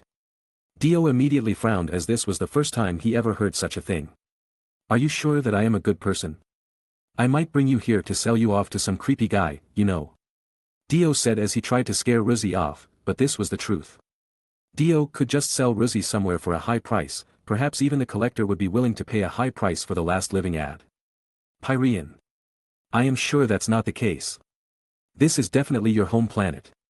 With the current technology of this planet, it wouldn't be hard for me to break free from any kind of prison they put me into. The people here wouldn't be able to control me. It would be unwise for you to bring me here just to sell me off to some guy. Rosie said confidently. Dio was a little surprised as he didn't expect Rosie to be smart as well. Dio couldn't describe how he should think of Rosie right now as he didn't know how to react to what she just said. But what Rosie was undoubtedly the truth. If Dio locked her up somewhere on Earth, it would be close to the Godzilla movie. The Earthlings wouldn't be able to handle Rosie's crazy power. Dio just smiled to Rosie and with a worried look on his face. He called Natasha to pick him up as Dio landed not too far from the Avenger base. He didn't land on the Avenger base as he didn't think it was a good idea. It would be better to make sure that the dark battleship was hidden very well in case he ought to get out of the planet fast. Dio already spent some star coins to upgrade the dark battleship's defense and weaponry. He also made sure to stock all kinds of necessity on the ship so that the Dark Elves wouldn't have any trouble staying inside the ship. But it was convenient for Dio as well as the Dark Elves weren't fond of the sun either. They preferred to stay in the dark as it was their nature. Dio couldn't really ask for a better staff. Dio didn't wait for long as the Quinjet came shortly. Hey, you actually came right away. Is this some kind of presidential treatment? Hey, I don't want you rampaging on the street because mommy is late to pick you up. Natasha said mockingly as she gave Dio a frown. Well, makes sense. Dio said with a smile on his face as he hugged Natasha. She did have a point there as Dio already went on rampage on several cities before. But then Natasha looked behind Dio and began signing to Dio that she wants to know who the girl that Dio brought was. Dio turned around and immediately called Rosie over. I forgot to introduce you to the newest Thor. This is Rosie and she has nowhere to go right now, and therefore she is staying with us. Natasha was confused as she didn't understand what Dio means with the newest Thor. Was she another sibling of Thor? Well, welcome to Earth. You can call me Natasha and Dio's friend is our friend. You will love it here for sure. Natasha said as she introduced herself. She didn't have to think about anything that Dio said right now as she already know that it was never easy when it came to Dio. Thank you very much. Dio already said that you are all good people. So, I hope that we can be friend. Chapter 755. Natasha gave Dio a confused look as the girl looked normal. Steve, who was watching the interaction from the Quinjet all along was confused on how such a lovely girl could be associated with Dio. She doesn't have a lot of friends and her family is very strict on her too. I will explain her situation later. Natasha just shook her head and turned her attention back to Rosie. She immediately smiled to Rosie as she didn't want to put pressure on such an innocent-looking girl. She was reminded of her own childhood as she saw Rosie fidgeted shyly beside Dio. She then invited Dio and Rosie into the Quinjet and returned to the Avenger base. Does she want to become my friend? Rosie asked Dio as she didn't understand Natasha's smile earlier. Making friend isn't as easy as you think. You must first get to know each other for a while and get along well, talks things through and slowly close the distance between you two, then you will eventually become friends. Asking right away if she wants to be your friend isn't a good way to start, you know. Dio said calmly. He knew that he couldn't get angry at Rosie's question as the girl didn't have any social experience before. Making friends is such a complicated thing. Rosie said thoughtfully. Her statement was true as true friend is precious. As for those that nod at you slowly, they just people that tarnish the meaning of friend. Because of this, Dio remembered that her father once told him that a man wouldn't be a failure on his life if he could make a true friend. At that time, he didn't really understand what his father meant by that word, but now, he could say with confidence that he understood it clearly. He didn't need to have a lot of friends. In fact, one person was enough. If you had more than one person that you could call a true friend, then you were a very successful person in life. At the very least, you were socially successful. No matter how much money you have, if you didn't have any friend to share your everyday life with, then you were no better than a loser. No matter how bright and vibrant your life was, it wouldn't be able to hide your lonely heart. Dio could say for sure that he was a complete loser in his last life before coming to this world. He didn't have many friends. But he didn't have any wealth to speak of either. He was just alone and miserable. This was the moment when he understood what his father meant back then. That was when he decided that he had to sever all toxic connections he had with everyone he knew back then and even sue them for a little of his money that they borrowed without any proper goodwill to pay him back. His reputation quickly drowned as everyone that he embarrassed to pay back his money began to retaliate. They attacked him in the alleyway and even began to make his job a living hell until he lost his job altogether. But even then, Dio didn't think everything he did was wrong. Because some people felt so good about themselves even in the toughest situation. Dio felt free as he didn't have to think about those people who called themselves his friend anymore. This was the reason why Dio had such an extreme personality after coming to this world. Dio? Is something wrong? I am fine, just remembering about some awful memories. Let's go. I will teach you how to befriend people later, but you must remember that some people aren't worthy to be befriended with. Rosie just nodded ignorantly as she didn't seem to understand what Dio was saying. Nevertheless, her evaluation of Dio's character was still the same, and therefore she trusted everything that Dio said. Natasha immediately buckled herself and the Quinjet immediately took off. Steve stood near the door and waited for Dio to say something as he wanted to know what was going on. Don't use your Pyrean etiquette around here and instead learn the culture and custom from the scratch. Remember, behave yourself as it's easy to cause misunderstanding around here. Alright, I happen to be a quick learner. Rosie said as she nodded enthusiastically. What Dio said was indeed the truth. The Earth wasn't a place that could greet another alien race with a smile right now as they never encountered a good alien up until now. The Asgardians were different as they were already being praised as a god on Earth. But the alien that came to Earth recently were all dangerous and aggressive. What happened out there, Dio? How is everything going? Chapter 756. Steve, Natasha, and Pietro quietly listened to Dio's story and then frowned as they heard the bad news. Of course. They didn't blame Dio for making the situation worse by causing the destruction of the Infinity Stones, but they didn't know what to do now. The only thing that kept them going was the faint hope to return those who were gone during the blip, but now that the Infinity Stones were destroyed, they didn't know how to accomplish that goal. They didn't even know if Dio actually made a mistake there. At the very least, they knew that Dio himself also did his best as he explained everything from beginning to end. What Dio did was no less than the best course of action that anyone would take as they envisioned the universe with the Grandmaster having complete control over the Infinity Stones that possessed their own body. There was no mistake that the Grandmaster would turn the entire universe into his plaything. This was a situation that no one would be willing to take. Did you already confirm all this? What about the Grandmaster's body? I really wish I was wrong, but unless a miracle occurs, then everything is already destroyed. Dio sighed disappointedly. Everyone fell silent immediately as they didn't know what to say to that. I believe in Dio's judgment, but that means the hope to restore the universe with this method is no longer viable. We must find another way to restore the universe. What you said did make sense, and there's no point standing around waiting for a miracle to either. It is better to find another way indeed. Steve said as he looked exhausted. Steve already thought about giving up more than once, and humanity still stood strong. The pain from losing their loved ones would eventually fade too. Steve. Don't give up now. Since the Infinity Stones are omnipotent. If such a power that was straight out of a fairy tale really exists in the universe, then maybe there is another magical item in the universe that holds the same amount of power. Natasha said as she tried to cheer Steve up. Like what? 7 glass beads that can summon a dragon that grants anyone any wish? Maybe. I mean. Who knows?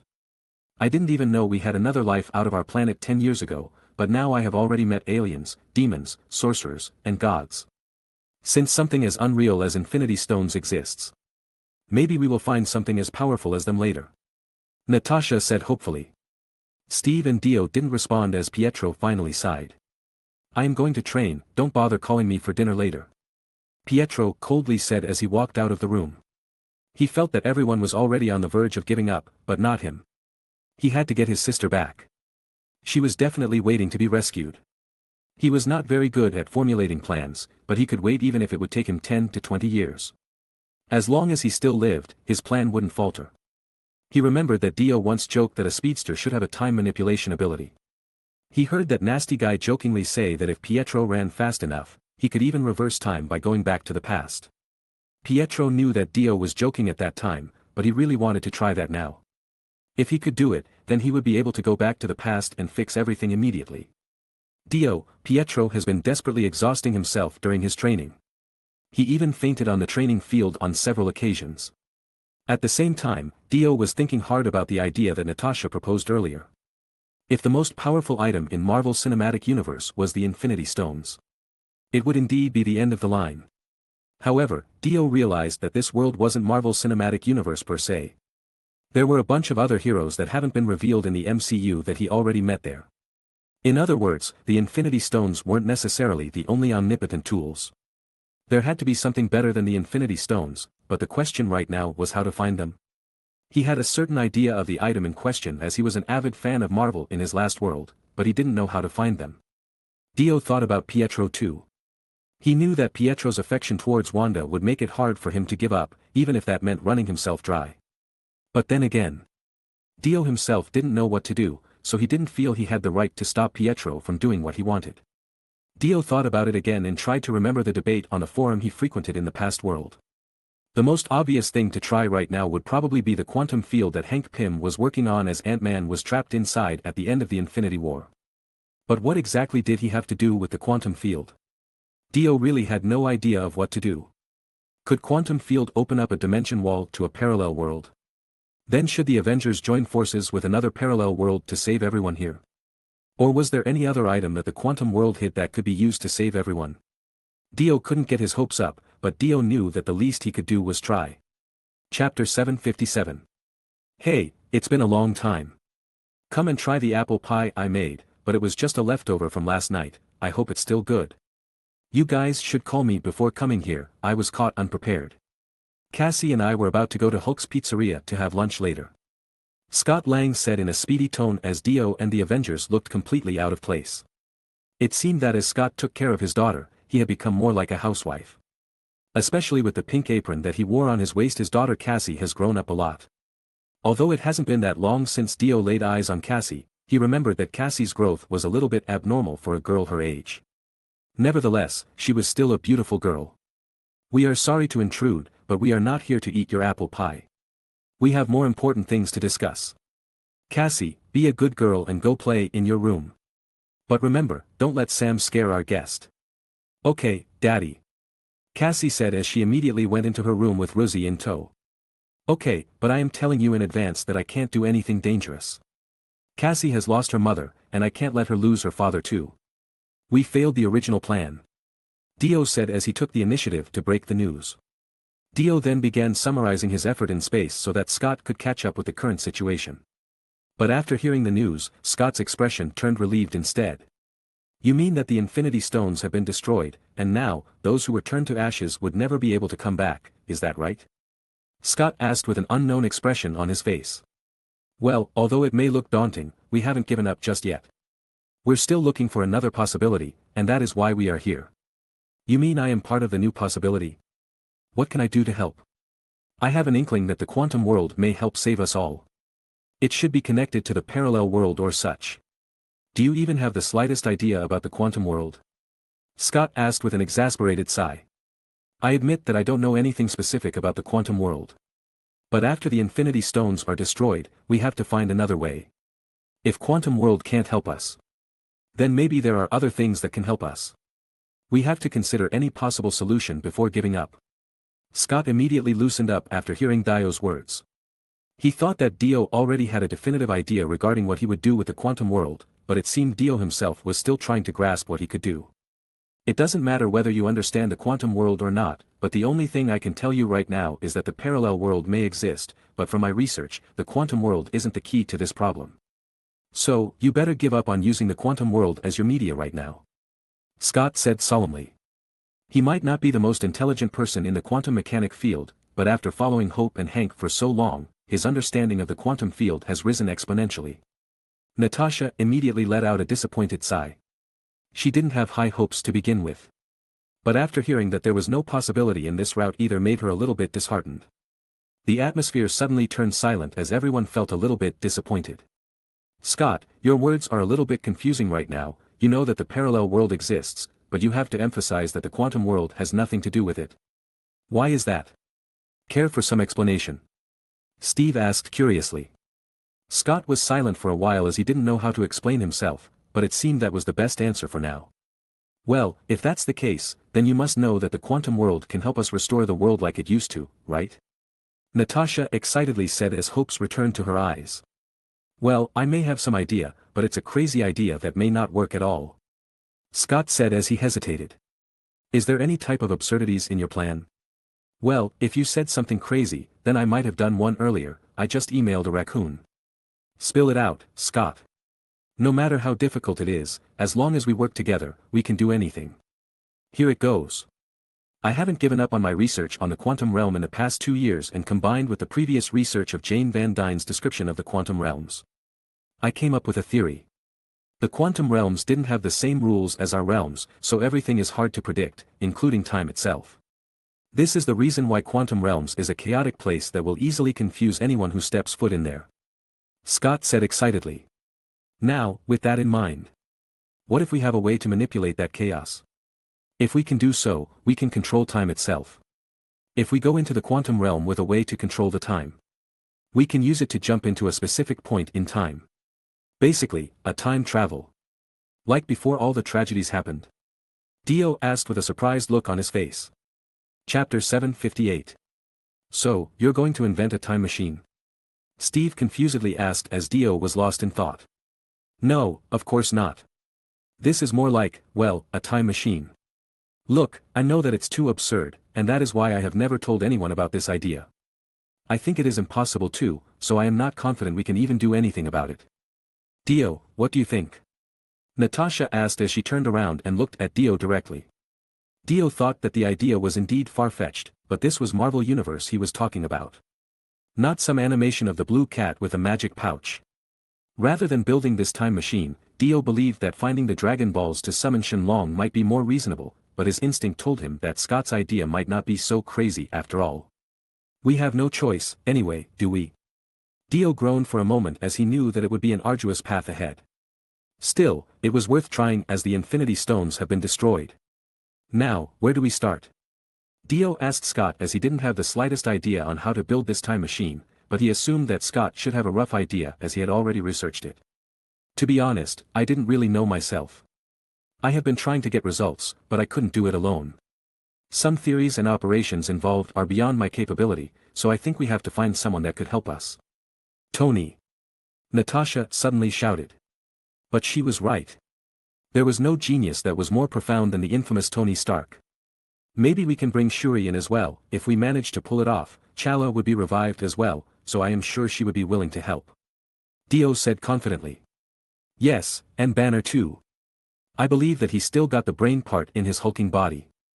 And this is much better than running a pizzeria. Tony, Shuri, and Banner. These people would form a remarkable scientific team in all of the Marvel Universe. But only if they agree to join the team. I will contact Shuri to see if she agrees. Scott, is there any specific equipment that you want to get? No, I already packed all my things as I left Wakanda, Scott said confidently. I will call Banner. Natasha said hurriedly. Steve and Dio nodded as it would be best to leave Banner to Natasha. Now that Banner has merged with the Hulk, it would be easier for Natasha to convince him. The only one left now involves Tony, who has secluded himself from the world. Steve believed that their chance of bringing Tony back from his cottage was completely bleak, but he knew that he should try to convince Tony to help. I know where Tony is, let's go and see him together. Steve said hesitantly. Dio immediately nodded as he knew that Tony was the most troublesome one out of the 3 scientists. Meanwhile, Scott was reluctant to leave his daughter with his relatives, but he knew that no one else was familiar with quantum realms other than him. When are we leaving? Scott asked curiously. The sooner, the better, preferably right now. Steve said without hesitation. Scott hesitated but nodded immediately. Although he was worried about his daughter, Cassie was already old enough to take care of herself for a while, so it shouldn't be a problem. Can I count on that pretty woman earlier? Can she stay here with Cassie for a few days? No, she only arrived on Earth for a day. She doesn't understand Earth's common sense just yet. If something bad happens, the whole city will be destroyed, so I can't take my eyes off her for too long. Oh, God. She is with Cassie right now. Don't worry too much. Although Rosie is an alien, she has a good personality and won't hurt a little girl like Cassie. What's wrong, Dad? Cassie said as she arrived with Rosie. Scott immediately hugged her as he was slightly relieved that nothing bad happened to her. Daddy will go with the Avengers for a moment. And you have to be a good girl at home. If someone rings the doorbell, just shout that no one's home. If they insist, just have Sam greet them. You must hide during that moment and call Daddy immediately, understand?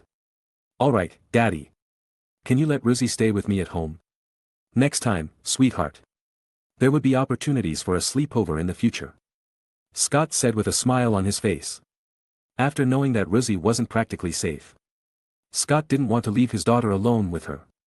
He ought to trust her not to bring any danger first, and it would take a while before Scott completely trusted her. Alright, Daddy. Cassie said while smiling and waving goodbye to everyone. Although she was a little sad to stay behind alone, she knew that she couldn't let her father worry about her. Dio looked at Rosie and noticed that she, too, seemed reluctant to leave Cassie alone. Calm down, you will have the opportunity to come here once again in the future. Dio said with a sigh. Rosie immediately smiled cheerfully once again. She felt happy after meeting someone as innocent and sincere as Cassie. She never thought that life would be pretty bright like this after a long while. You don't need to worry about Cassie, I will order people to keep tabs on her. Natasha said as she tried to ease Scott a little bit. Scott immediately nodded and followed Dio and the others to the car. This time, instead of using the Quinjet, everyone drove a car and immediately drove towards the suburbs. Stark Industries were up and running again, but the management was no longer in Tony and Pepper's hands anymore.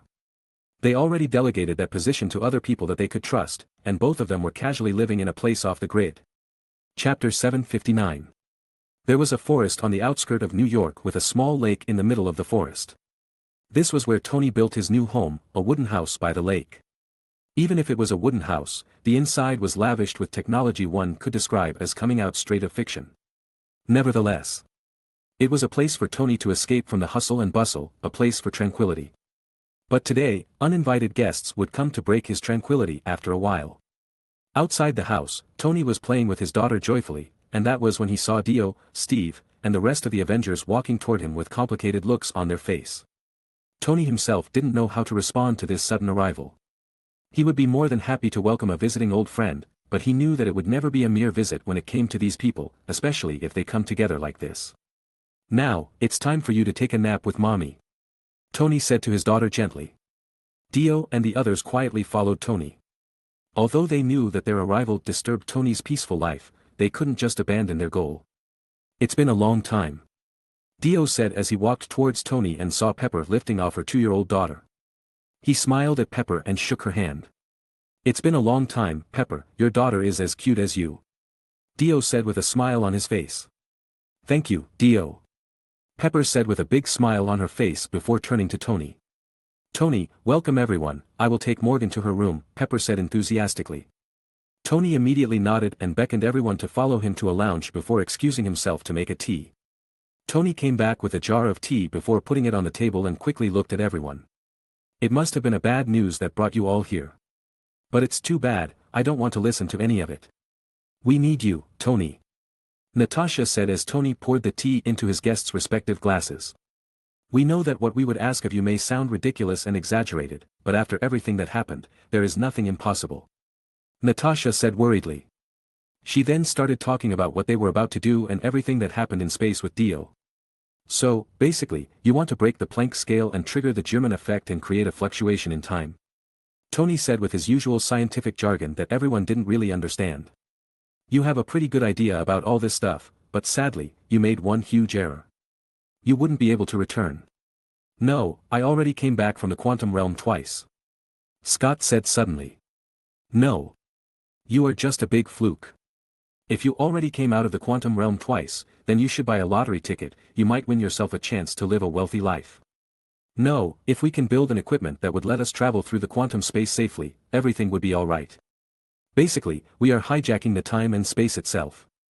A time and space hijack. Yes, that is a great idea. Why didn't we ever thought of such a clever idea before? It's because it was a ridiculous idea. It's just an afterthought, a dream. Infinity Stones are already a thing of the past. We can't get them back now. But we still have to try our best to bring everyone back. You may make things worse than it is now. Tony said coldly. I don't think so.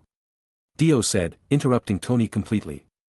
He knew that what they were talking about was really far-fetched, but he decided to trust his instinct on this one. Aren't you an optimistic one? Aren't you the one who makes things worse yourself? Tony said coldly, but it was an undeniable truth. Because of Dio's incompetence, Tony has lost everyone. Now that he already had a wife and a daughter, he didn't care about the snap anymore as he already had people to protect right here. Dio wasn't even angry at Tony's remark as he knew that he was partly to blame. Without a practical method, we couldn't perform the time travel safely, and it would most likely end up in the demise of the entire team. Tony said coldly, breaking everyone's hope apart. But, as long as we strictly adhere to the rules of the time travel, we wouldn't be in any immediate danger. Such as not talking to your past self and not betting in any sports and so on. Stop it, Scott. Do you really think that a plan to save the universe can be copied from the movie Back to the Future that easily? No, of course not, but, Scott said before being interrupted by Tony once again. That's good then. You really scared me just now because what you are talking about is a complete and utter nonsense. Quantum physics isn't associated with such nonsense. Tony, we have to try. Natasha said sadly.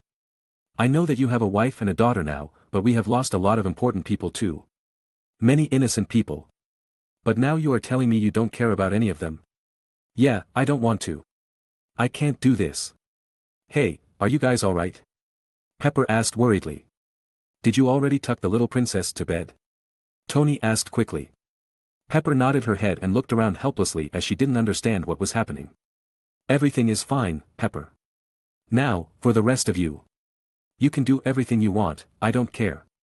I welcome you here, and I'm really happy to see you, but I won't do it. Tony, we have a second chance. Steve said hopefully. I'm already living my second chance, Captain. I am sorry, I cannot take any more risks. Please stay and have lunch, we can talk about something else after this. Tony said firmly. Tony immediately left the room, and everyone was left in silence. He is scared. Steve said exasperatedly. Couldn't blame him, everyone has their own choices. Dio sighed disappointedly. But he didn't blame Tony for rejecting their demand. If Dio and Tony swapped positions, he might also choose the same thing. There was no way he would risk his children and wife for some plan that wasn't guaranteed to succeed. So, what should we do now? Natasha asked with an exhausted sigh. Perhaps our princess of Wakanda and the smart green giant can give us some surprise, let's go. Dio said to the others, and thus, they left Tony's home with regret in their heart. But Tony, who silently watched their departure, wasn't calm at all. Chapter 760. Inside the Avengers base. Time and space aren't my expertise, but I will help. Banner said enthusiastically. Meanwhile, Shuri, who had already arrived earlier, was still calculating the possibility of the solution that they ought to solve in the quantum realm. Maybe we can try it. Although my knowledge of the quantum field is only on an academic level, I already read all related research topics on quantum field before I came here. Shuri said confidently. Those few words alone made everyone feel a little bit relieved. After all, she was also a genius that rivaled Tony. In fact, when the Avengers had to extract the Mind Stone from Vision earlier, Shuri proved that she was better at robotics than Tony. How confident are you? Banner asked. I don't want to sound pessimistic here, maybe 1 in 1,000. Shuri poured cold water on the Avengers, but it was the most realistic chance of their success in her mind. Nevertheless, there was still hope. Then you may proceed as soon as possible. If you need anything, feel free to ask us for anything. Dio said with a smile on his face. Shuri immediately nodded her head and then took Banner and Scott Lang to take apart the van that Hank Pym used during his experiment on the quantum realms in the past. Their next step would be enlarging the quantum channel so that people could go in without becoming small. Night fell. Tony, who was washing dishes, didn't know why he kept thinking about the issue. When he wiped his hand, his attention turned to a picture on the side. That picture was a picture of him with Peter Parker. The Spider-Man was just a young man that still had a lot to learn. The memories of their last time together immediately came to mind. "I don't feel so good, Mr. Stark. I don't want to die, Mr. Stark. I don't want to die," Peter Parker said as his body started to crack and turn into dust. Tony took the photo, but his hand slipped. And the photo fell to the ground. Tony shook his head and immediately cleaned up the mess he had made. After dumping the broken glass into the trash can, he put the photo back into the cabinet. He started to think that he could actually do something. Even though his help wouldn't necessarily lead to success, it was still worth trying. With that inspiration in mind, Tony immediately called for his AI assistant. "I suddenly had a moment of clarity, and I want to see if it really works. Simulate it for me," Tony said as he typed some codes into the AI data. Processing. The AI immediately responded as it began simulating Tony's code. "Increase the value of that particle and analyze it with a spectral wave," Tony ordered. "Please wait," AI responded. "It doesn't matter if it takes a long time, just try simulating it to the best result," Tony said pessimistically. Simulation success. The AI responded after a while. "Oh my God," Tony said as he fell down from his chair. He didn't expect the simulation to be a success. He was speechless as he stared at the screen. "I am not trying to show off, but she told me that she loved me 300. Tony said proudly to Pepper after he put Morgan to sleep. "Well, she only said it because you are the only one around," Pepper said as she laughed at Tony's childish pride. "So, what are you reading?" Tony said as he changed the topic of their conversation. "It's a book about farming," Pepper said as she showed Tony the cover of the book. "Is there anything new about farming? I remember that you have been reading a lot of farm books lately. You know that our technology could cover farming too, right?" "Tony, what are you trying to say?" Pepper asked as she found it weird that Tony began asking things. "I managed to build a time machine," Tony said honestly. "Tony. That's incredible. Oh my, but I think it can be a little bit scary." This might be a pleasant surprise for many people, but for her, it just meant that Tony was prepared to leap into danger once again. So she didn't really know how to react to Tony's success. If she wanted to be kind and humane, she should encourage Tony to restore the universe to what it was before, but as a wife and a mother, she didn't want Tony to continue with his endeavor. One choice led to sacrifice, and the other led to selfishness. "We are lucky, but not everyone is as lucky as us," Pepper said with a smile on her face. "I can't help everyone, Pepper," Tony said with a sad look on his face. Perhaps it would change soon. Pepper knew what Tony was thinking. She knew that Tony was holding back because of her and Morgan. Although it seemed Tony was very reluctant to continue, Pepper knew that Tony was blaming himself after the blip. "I don't have to help them, I can just send it and explain what they should do with it and then leave," Tony said as he made his point. "Tony, it wouldn't be the same without you there," Pepper said with a smile on her face. Tony immediately sighed as he already knew where this conversation was going. In fact, he already knew from the start that Pepper would do this. Pepper would never stop Tony from saving the world. She would always support Tony to do his best. "I think I should forget about it and go to bed," Tony said with a smile on his face. "But you wouldn't be able to do so. If you can really let everything go, you wouldn't need to take a drug every day to help you sleep." "It's okay, Tony. Morgan and I would wait for your return," Pepper said as she leaned to Tony's shoulder with a smile on her face. Chapter 761. After a month. Preparing for the first-time travel test. Shuri, Banner, and Scott had prepared the test for a whole month. They were cautious during the experiment as it was dangerous to enter the quantum field without thorough preparation. Scott opened the back of his minivan, exposing the quantum machine inside and various related instruments. "The system is online, and the emergency generator is ready," Steve said as he walked toward the scientists. "Good, if there is a sudden outage, the machine wouldn't die now," Banner said with a worried expression. "Relax, we are prepared," Scott said as he walked leisurely. "Are you sure the preparation is good enough?" Dio muttered, leaving only Scott that could hear him. "I am not really sure either. I've never heard of time travel outside of a movie, and no one can guarantee what will happen in the quantum realm. There is no telling what the real situation would be in there," Scott said as he glanced at Banner and Shuri helplessly. "Did you guys also know the risk of using this machine?" Dio asked Banner and Shuri. Yes, but we aren't so sure either. None of us knows how dangerous the quantum realm really is. Scott is the only one who had a rough idea about it. He is confident as he already survived the quantum realm twice. Shuri said with a complicated look on her face. Shuri herself couldn't find any scientific reason behind Scott's successful return from the quantum realm, and thus she didn't know how to ensure everyone's safety either. In the end, Banner and Shuri weren't confident about going into the quantum realm, and it all came down to luck. A scientific research that relied on luck as its premise was obviously bad. In that case, just make sure that Scott doesn't do anything reckless. In case someone fails to return, it is his job to bring them back. Dio said as he sighed frustratedly. Banner and Shuri just nodded their head as they understood where Dio was going. Scott. We will send you back to a week ago. We will let you stroll around for an hour before returning you to the present time, approximately 10 seconds from now. Understood. Scott said enthusiastically. Good luck, Scott. Steve said honestly. Of course, Captain. Thank you. 10 seconds countdown. Shuri said before tapping the red button. A figure came out from the quantum tunnel from the van, but it wasn't Scott per se. Well, it is Scott Lang, but it was the younger version of him. Guys, there is something wrong here. Dio said as he turned his attention towards Shuri and Banner. What is going on here? How could this happen? I don't know either. I will try to fix it. Shuri said to Banner in panic. Shuri and Banner were a little queasy and nervous from anxiety. This result wasn't meant to happen at all, and thus they had to figure out how to bring back the original Scott. Shuri immediately snapped her finger and urgently adjusted a certain gauge on the side before pressing the red button once more. Then, the younger Scott was immediately sucked into the quantum tunnel once more, and this time they hoped that the original Scott would return. But complete to their dismay, this time it was the baby Scott Lang. Bruce, what the hell is happening? Steve said as he was mortified as he saw a baby lying on the ground. He is cute. Maybe we can raise him. Stop joking, Nat. We have to bring the real Scott back and pause this trial. We are trying to find a way. Banner said anxiously. We have to turn off the power immediately after setting up the time adjustment. Shuri said as she adjusted the time gauge on the side. Shutting down in 3, 2, 1.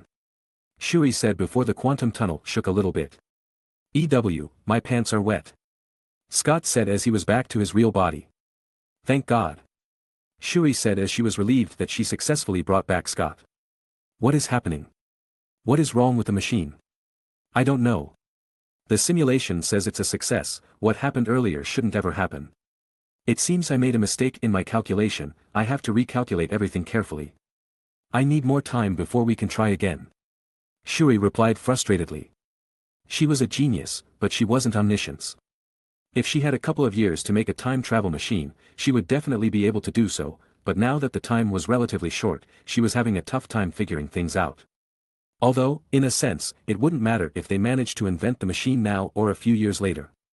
Everyone else in the universe has already begun to gradually adapt to their current situation. If the world has completely adapted to the current situation, bringing back the casualties would only bring chaos once again. So, they have a time limit in a sense. Dio looked at Shuri and immediately frowned as he didn't have the heart to force Shuri to work faster when she had already tried her best. It's probably because of our anxiety. You guys should head back and take some rest, you're probably tired after working continuously for a full month. There's no point if you collapse due to fatigue. Shuri willingly nodded as she knew that Dio's word probably was right. She had to take a good rest and clear her head before resuming her work. In scientific research, failure was inevitable, so she had to persevere. Scott, you should go back and take a good rest too. I am sorry that I put you in danger this time. It's fine, I am fine. The quantum realms is just like a Walmart, you know, it's just one big confusing place. I am still willing to cooperate in the next experiment as well, maybe we will pull it off next. His optimism slightly eased everyone's anxiety. In truth, Scott didn't want to take such a huge risk, but as he said earlier, too many people have lost their loved ones, and that also included his own daughter. So, as long as there was a chance, he didn't mind taking it. Chapter 762. Their first experiment failed, and Dio walked outside of the Avengers base to vent with Steve. Give me one too. Steve said as he saw Dio lighting a cigarette, which surprised Dio as he knew that Steve was one of the people who was repelled by harmful substances like cigarettes. Since when did you smoke? Dio asked with a surprised look on his face, but he handed the pack of cigarettes to Steve nonetheless. He already had Natasha smoking with him once, so Dio didn't really care if another Avengers smoked with him too. Why are you so judgmental so suddenly? I just want to try it out. Steve said as he smirked and lit one cigar himself. Steve had a thing with unhealthy things that could destroy his body before he became Captain America when he was a thin and frail man. Once he became Captain America, he didn't have enough time to indulge in what he couldn't before as he was in the war. He couldn't even do anything when the war was over as he was trapped in ice. So, besides his age, Steve didn't have enough life experience at all. So, do you like it? Dio smirked as soon as he heard Steve coughing from the smoke. This is not nice at all. Steve said as he coughed. Dio just laughed as soon as he heard it. Cigarettes demerit wouldn't harm Steve's body thanks to his healing factor, but Steve wouldn't be able to get used to the smoke filling his lungs. Why did you like to smoke this shit? Steve annoyedly said as he flicked the cigar in his hand away. You don't understand the essence of smoking, it's not because of the taste, but because you want to. Dio said as he blew a smog into Steve's face. Smoking is like a lot of things that push us to move forward, you know, we can't hide from such pressure. Dio said with a smile on his face. Steve himself didn't understand what Dio was talking about, but he knew that there were many things that Dio just said that he didn't understand in the past. If we accomplish our goal right now, what would you do next? Steve asked curiously. I don't know, maybe go back and reopen my restaurant.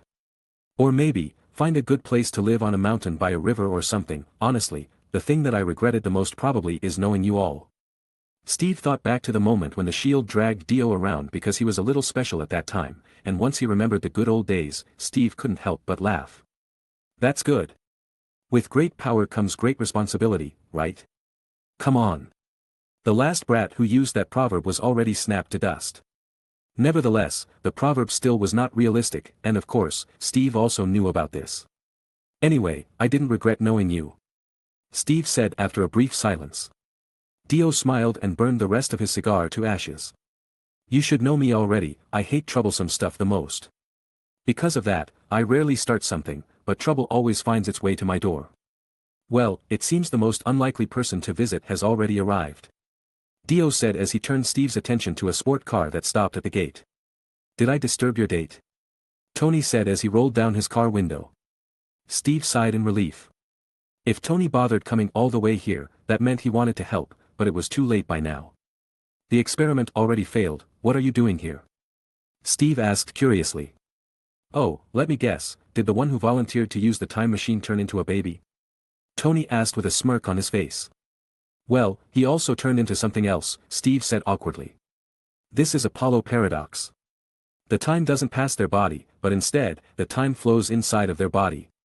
It was a complicated and dangerous side effect, someone should have warned you beforehand. Tony said with his know-it-all attitude. Tony then walked out of the car confidently. Shut your trap, Tony. We are trying our best. I will take your daughter from you if you annoy me about this again. You bastard. Don't threaten my daughter, she is only 2 years old. That's alright, I can wait for her to get older, Dio said with a big smirk on his face. Tony was tempted to yank Dio's head off his body, but he knew that Dio was joking. I mean, booking a little girl to become my unborn son's girlfriend in advance is a good thing, right? Dio said as he continued to tease Tony.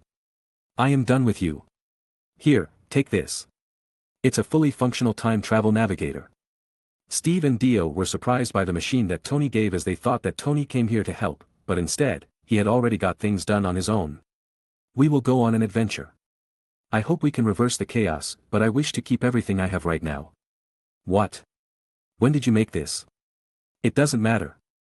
Tony said as he handed it over to Steve and the two men shook hands to mark their cooperation once again.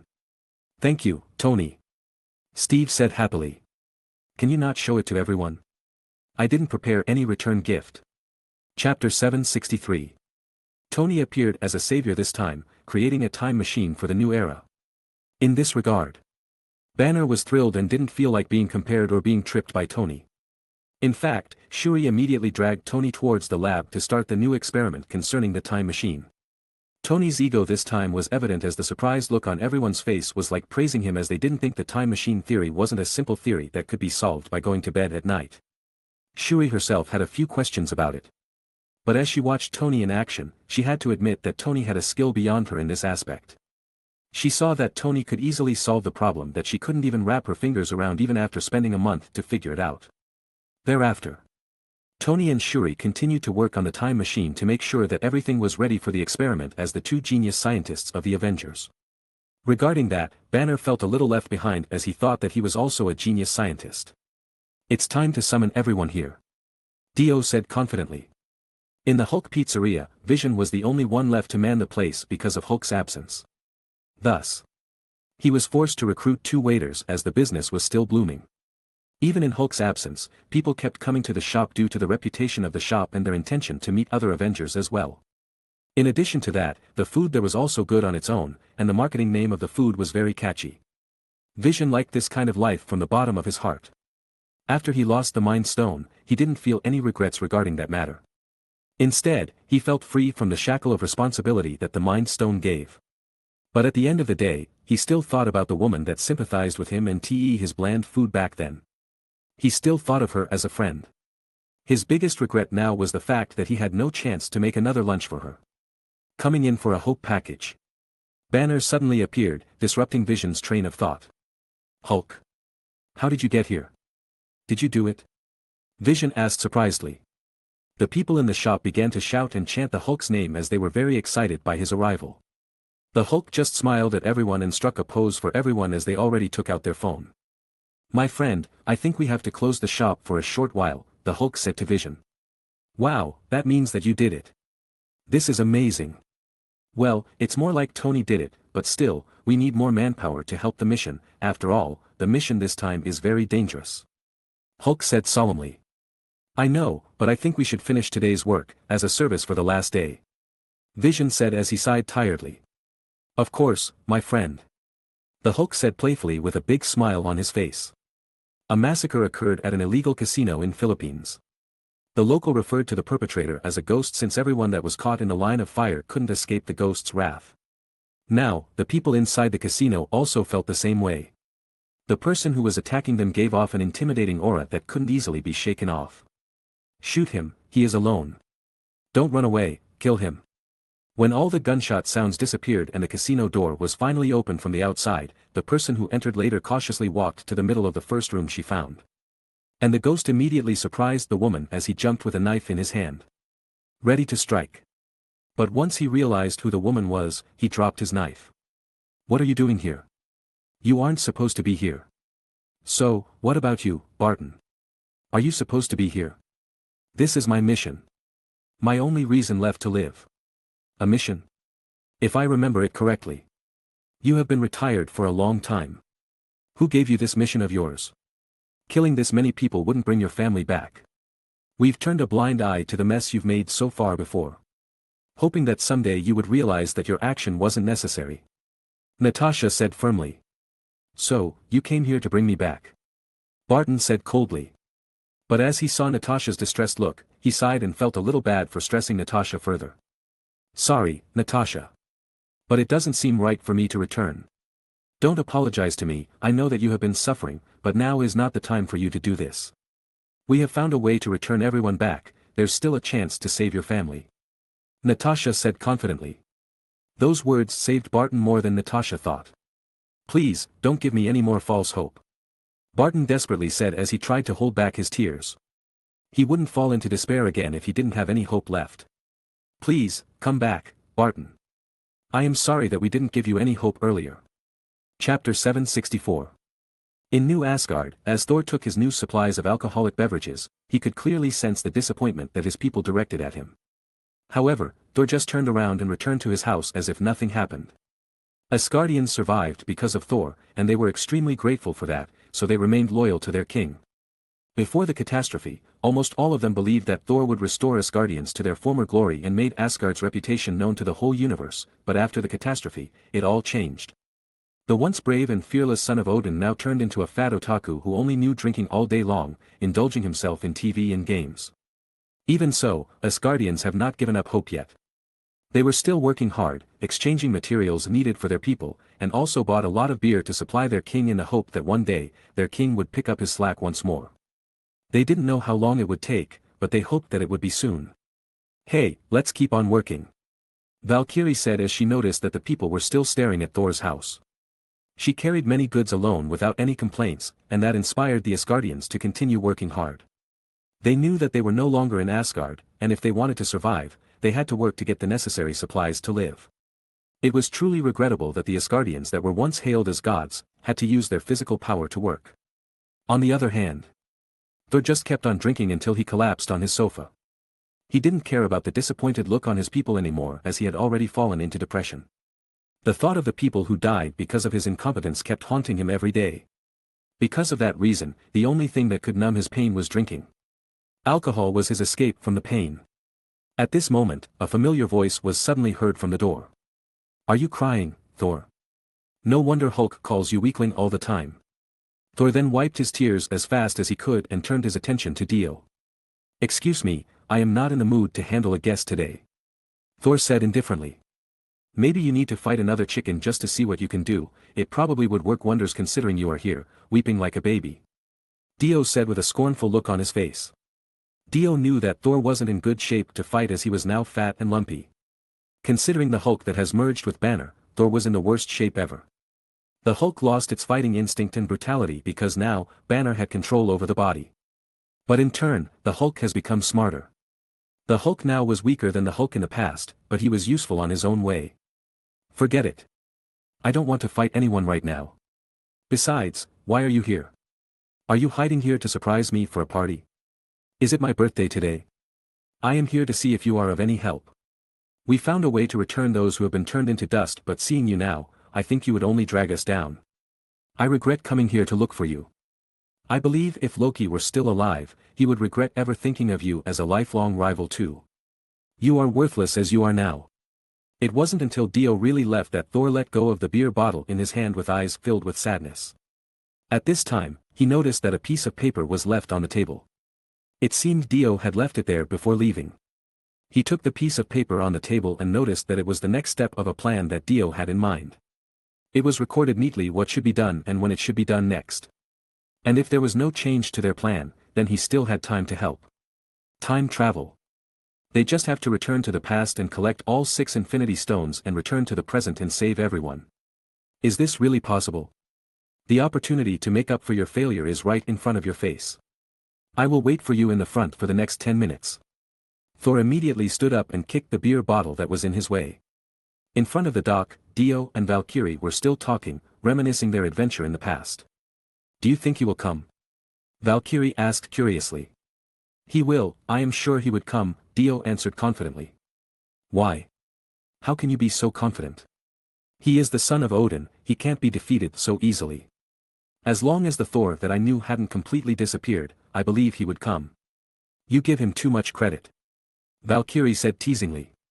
Well, don't you believe in him just the same? Dio answered with a tease of his own. Valkyrie was silent for a moment because she never really thought about it. She looked around and noticed that many warriors were still sparring on the open field. She just realized that every Asgardian still had some resemblance of hope for their king. You are probably right. Valkyrie said with a faint smile on her face. Well, you are right to hold on to that hope, Dio said as he pointed his finger towards Thor, who was running towards them. Thor wore a fat hemp suit, big sunglasses, a bottle of beer in one hand, and the Stormbreaker in another hand. I heard that there are many good beers in the base, Thor said casually. You can even take a bath with it, welcome back. Dio said as he laughed and offered his hand. Thor then threw the bottle of beer in his hand and firmly shook Dio's hand. Thank you, brother. Thor said gratefully. Thank me when you can return alive. Dio said with a smile on his face. Valkyrie. I am not fit to be a king. I hate to say this, but I have to trouble you to take my place and take care of everyone. I will keep everyone busy. But return to us alive. Chapter 765. A spacecraft slowly landed on the ground. Once the ship landed, Rocket and Nebula immediately walked down to the base. Hey, what's up? Tony said as he carried some equipment in front of Thor. The time travel experiment would be conducted today, and thus, everyone had gathered except for Carol, who still had some business in the other part of the universe. Hey, what's up, crazy raccoon? Tony said teasingly. It's Rocket. Quit teasing me. You are supposed to be the genius of Earth. Hey, be careful with that. Scott yelled as he saw the Hulk stretching the new time travel suit. I am very careful with it. The Hulk said aggravatedly. No, you are being sloppy. Scott said as he tried to stop the Hulk. Relax, I am very careful. The Hulk said annoyedly. We only have enough Pym particles for the mission. Since Hank Pym has disappeared, no one can make this again. Calm down, Scott. Dio said as he noticed Scott was being nervous. We have enough Pym particle in our hands for each of us to go back and forth once, we even have spare that we can use on the experiment that we are about to do. Dio said carefully, but as he said so, Scott shrank down and disappeared before appearing again at the same spot. Well, now we only have one chance. Scott said with an awkward smile on his face. Dio facepalmed himself as he felt helpless for Scott. Okay, I am nervous. I didn't do it intentionally. Scott, don't force yourself.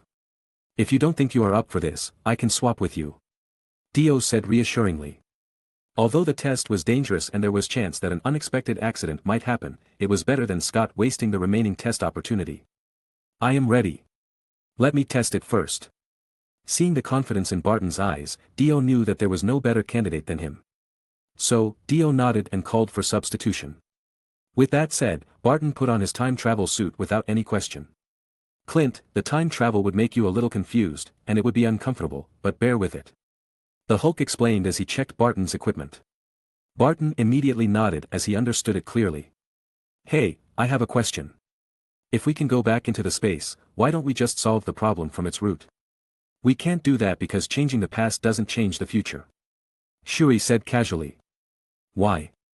That is not what I heard. Who told you that? The Hulk asked softly. Star Trek, Terminator, Space Patrol, Back to the Future. Rhodey said as he listed every movie he watched that contained time travel. Well, basically, all these movies said that changing the past would also change the future. Rhodey said confusedly. Well, it was just a movie, Rhodey. It doesn't mean that they are correct. If you think about it, if you go to the past, then that past would become your future, and your future would become your past. This past will not change as it would become your new future. So, the plot in Back to the Future is full of holes. Scott said with a frown on his face. Obviously. Nebula said with a weird expression. Dio was a little bit surprised by Nebula's theory, but he kept his composure as he had a question of his own. So, according to the theory, then what happened in the past wouldn't affect the current timeline, right? So, let's just say that we succeed in our endeavor. And we take all the Infinity Stones from the past then, in turn, the Infinity Stones that should exist in the past wouldn't exist anymore. Right? What will happen then? The Hulk and Shuri immediately groaned as they heard Dio's question and racked their brains for an answer that would satisfy everyone. Remember that parallel universe existed. So if we influence the past by going back to the past, then at that moment, there would be a branch of time leading to an unknown future from that past. That in itself. It would become a new independent parallel universe. In that universe, there would be no Infinity Stones left, and this catastrophe wouldn't happen. That's right. But if we fix the past back to what it's supposed to be, then the new time branch would disappear, and the parallel world wouldn't exist. But this is only a theory, a mere speculation if you will. What exactly happens won't be so clear, after all, the mystery of time isn't that simple. Hulk said carefully. Dio was satisfied with this explanation. He remembered that not even the Ancient One could find the truth of time despite already living for a long time. But still, Dio felt that their statement was a little bit too loose. Was it really okay just to return things to make sure that the parallel universe didn't manifest? Once they travel back in time, they would certainly cause an unavoidable effect that couldn't be reversed again. With that said, Hulk and Shuri's statement might not be wrong, but they weren't completely correct either. If Dio might say, returning the Infinity Stones would only mitigate some of the impacts they would cause instead of reverting it back to normal. So, if their mission succeeded, Dio wondered how many parallel universes would they end up creating? What effect did it have on the original world later? If Dio kept speculating with his thought, there were still so many unknown variables with their mission. Chapter 766. Barton stood on top of the quantum tunnel machine that Tony's team had created, ready for the first-time travel in human history. If this test were successful, then their plan to heist the Infinity Stones beyond the timescape would be feasible, but at the same time, Barton would be trapped in the past without any way to return if this experiment failed. Are you ready, Barton? Hulk asked. Barton took a deep breath and nodded as he covered his face with the mask from the helm. Countdown begins in 3, 2, 1. Hulk said before he pulled the trigger. Clint instantly felt nauseous as he felt the world disappeared below his feet. Meanwhile, everyone was waiting nervously as this experiment determined their next step. On the other hand, Barton was led by the time travel navigator that Tony had made, and thus he vigilantly traversed the quantum world to reach his destination. He finally arrived and was instantly pushed back to the real world. He squatted on the ground to check his surroundings while regaining back his sense as he now realized that time travel definitely wasn't a comfortable experience. "Where is this?" Clint said as he further looked around, but he finally figured out that everything looked remarkably similar. The messy wooden boards that made up the warehouse. The tractor, the straw, and the old baseball glove on the ground. This was his house. Where he spent his time with his family and where his family disappeared without a trace. He looked inside the house and saw what he was searching all these years. "Cooper. Where is my headphone?" "I don't know, I didn't take it." A boy voice was heard this time. "It must be you. You had it yesterday." Barton's heart beat faster as he listened to the voice inside the house. It was his family's voice for sure. "Layla!" Barton shouted as he desperately opened the door, but the time travel watch that he wore suddenly ticked and he was thrown into the quantum world once again. "Daddy?" The girl said as she walked to the front door as she heard her daddy's voice. It was only a few seconds after Barton disappeared back into the quantum world. She quickly turned around and returned to her room as she discovered that her daddy wasn't there. "Layla!" Barton shouted as he returned to the original timeline. He knelt on the ground while holding his head and trying to recollect himself. Obviously, the physical and mental exertion of going through the quantum world twice in a brief period of time was huge. But thanks to the special suit that Tony had made, it didn't cause a lasting damage on Barton's mind. "Dude. Look at me. Are you okay?" Dio asked as he rushed towards Barton's side. He didn't have any means to help Barton recover right now as he already used up his golden experience temporary card before and the little snail also already sacrificed itself for Dio recovery in the past. "I am fine. I think we succeed," Barton said as he lifted his head up and looked at the crowd. He looked at the old baseball glove that he retrieved from the ground earlier as a reminder that the time travel was a success. This meant that they should continue with their plan. "Guys. I think we have to hold a meeting to discuss how our plan should be implemented." The brainstorming would begin inside the conference room and Dio, as always, became the leader of this meeting. Now, the method for our next step has been found and successfully evaluated. The next question would be the time and place of the Infinity Stones in the past. Dio leading the meeting was already a given as he was the most accustomed with the Infinity Stones' whereabout. He also held some exclusive information that other didn't know about. Almost each one of us has been exposed to one if not more Infinity Stones in the past, or to put it simply, each of us would have some rough idea of where to start. Dio said as he further proved his point of the meeting. Nevertheless, we only have a limited PIM particle in our hand, thus limiting our travel. For now, it is enough for us to go back and forth once. That is surely a point to remember. Even if the Infinity Stones intertwined with our lives many times in the past, we must make a choice to the best time and place for our plan to succeed. Yes, that is exactly right. Now, let's talk about the ether first. Thor, did you have any idea about it? Did he fall asleep? Natasha said helplessly as he looked at the fat Thor who fell asleep still holding onto the glass of beer on his chair. "He looks like a dead man to me," Rhodey said as he sighed exasperatedly. "Just let him be. Now, let me tell you what I know about the ether, or rather, the reality stone. When this thing first showed up, I am also right there, participating on minimizing the damage it caused to the world," Dio said while pinching the top of his nose, trying to stay calm. Dio began explaining in detail what had happened in the past and about all characteristics of the ether that he knew of. Of course, he also explained the Dark Elves' characteristic in detail. He finally mentioned about how he killed the leader of the Dark Elf and transported the ether to the collector himself after it was all over. So, we have several points to choose. The first is when Jane first got the ether in London, and the other was when she was taken to Asgard before the Dark Elves' invasion. Steve said as he summarized Dio's narrative. Chapter 767. We should start at Asgard. It should be easier as it is Thor's home, no one knows it better than him and he should be willing to go back there again. Natasha said as she said her peace of mind, surprising the crowd as they looked over to Thor who was still silent. Everyone began to frown as they didn't think Thor could manage the mission for now. "I don't mind having Thor seize this opportunity to return to Asgard, but I think we are best to go back to London to get the reality stone, Dio said as he rejected Natasha's idea. And why is that? Natasha asked. Do you remember the woman who attacked Wakanda before Thanos showed up? That woman was just a puppet that the reality stones controlled. The real enemy at that time was a shadow conscience that I once tried to wipe out. It is because of my negligence that it transferred over to the reality stone. That is the reason we must get the reality stone without bringing over that shadow conscience with us. Well, if that is the case, then there is nothing else to say. But did you still remember the specific time for that matter? I still remember that date, so the time travel point for reality stone is set. Dio said as he nodded his head acknowledgingly. Now, we can cross the power stone too from the list as this stone is in my possession for a long time, Dio said casually. Hold on. What did you mean by that? Isn't Quill the one who got his hand on that stone? You are right, but after the incident on Xander, the Nova Squadron gave it to me for safekeeping. Well, I sold it to the collector later, but I took it back after he failed to protect it. Dio said casually. Everyone was left speechless by Dio's word as they had never heard of something like this. What made everyone even more speechless was that Dio was able to fool the collector himself. Rocket just shook his head as he didn't know whether to mourn for Peter Quill's foolishness or praise him for ever getting his hand on the Infinity Stones.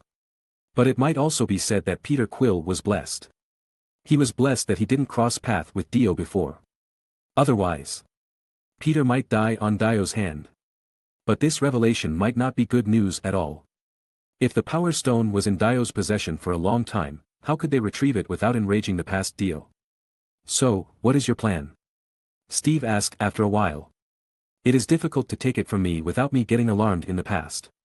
But I am sure I can talk my way out of it directly.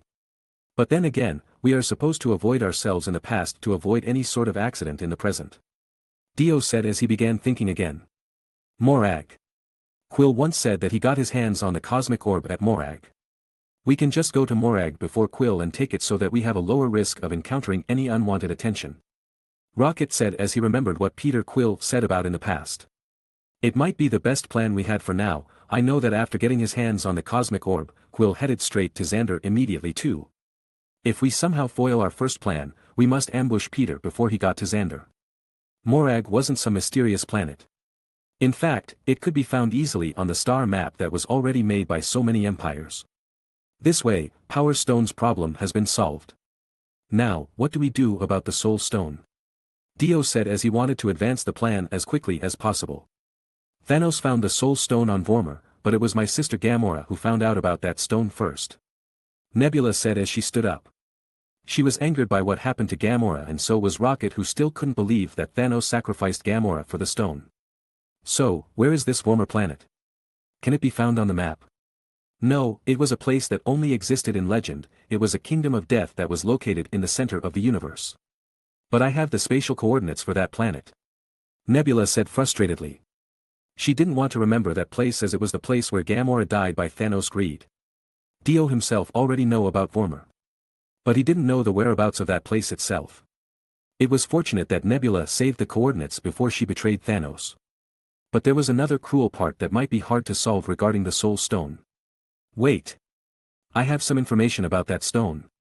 It is especially important and if we come unprepared, it could be a disaster in Vormir later. What do you know, Dio? Natasha asked curiously as she saw Dio became tense as he talked about the Soul Stone. She realized that Dio's complexion changed compared to when they discussed about the previous two Infinity Stones. She picked up on that change and figured out that there might be some extraordinary circumstances with the Soul Stone. I learned from the Grandmaster that in a way to get one's hand on the Soul Stone on Vormir, we must trade a soul for a soul. Meaning that the Soul Stone requires a sacrifice. Dio had to use the Grandmaster's name here as he knew that he couldn't explain how he knew this information without mentioning the Grandmaster. A soul for a soul. Steve said as he was surprised by the condition to retrieve the Soul Stone. It was an incredulous task that made anyone think again about proceeding with the plan. Yes. In exchange for the Soul Stone, a soul had to be sacrificed, and it's not just any soul either. It must be a soul of a loved one's. I think this is also the reason Thanos killed Gamora in Vormir. Chapter 768. Everyone was shocked speechless as they heard what Dio had said. Especially Nebula as she started to tremble from anger. She knew that Thanos has killed Gamora, but she didn't know that Gamora was sacrificed so that Thanos could get his hand on the Soul Stone. Impossible. There is no way that tyrant can comprehend what love is. There is no way he can ever love Gamora, I don't believe it. Nebula shouted angrily. Everyone started to wonder themselves as they began to think about the possibility that Thanos might love his daughter deeply, but still killed her for his goal. Dio sighed as he couldn't believe it himself, but the tyrant really loved his daughter. Otherwise, he wouldn't be able to obtain the Soul Stone. No matter how unbelievable it was the truth. I can guarantee what I said just now, and thus I believe that he loved you too. Are you insulting me? Nebula said irritatedly. She was angered by Dio's word because in her opinion, the tyrant never showed any kind of love towards her or Gamora. The possibility of that thought itself was impossible from the very beginning. Dio just looked at her calmly while the others tried to calm Nebula down. He wasn't worried at all as what he just told everyone was the truth. After a few minutes, Nebula finally calmed down and sat alone, distancing herself from Dio. She couldn't even convince herself that the father figure, who already tried to kill her several times, had actually loved her. She didn't know about Gamora, but she knew that Gamora harbored a deep hatred towards the tyrant too.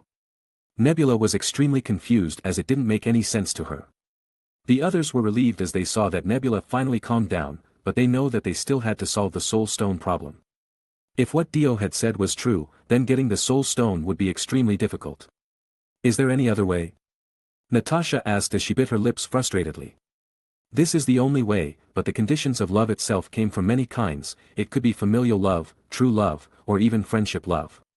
With that said, I suggest that we divide a tube of PIM particles to two irrelevant people and let them sacrifice each other.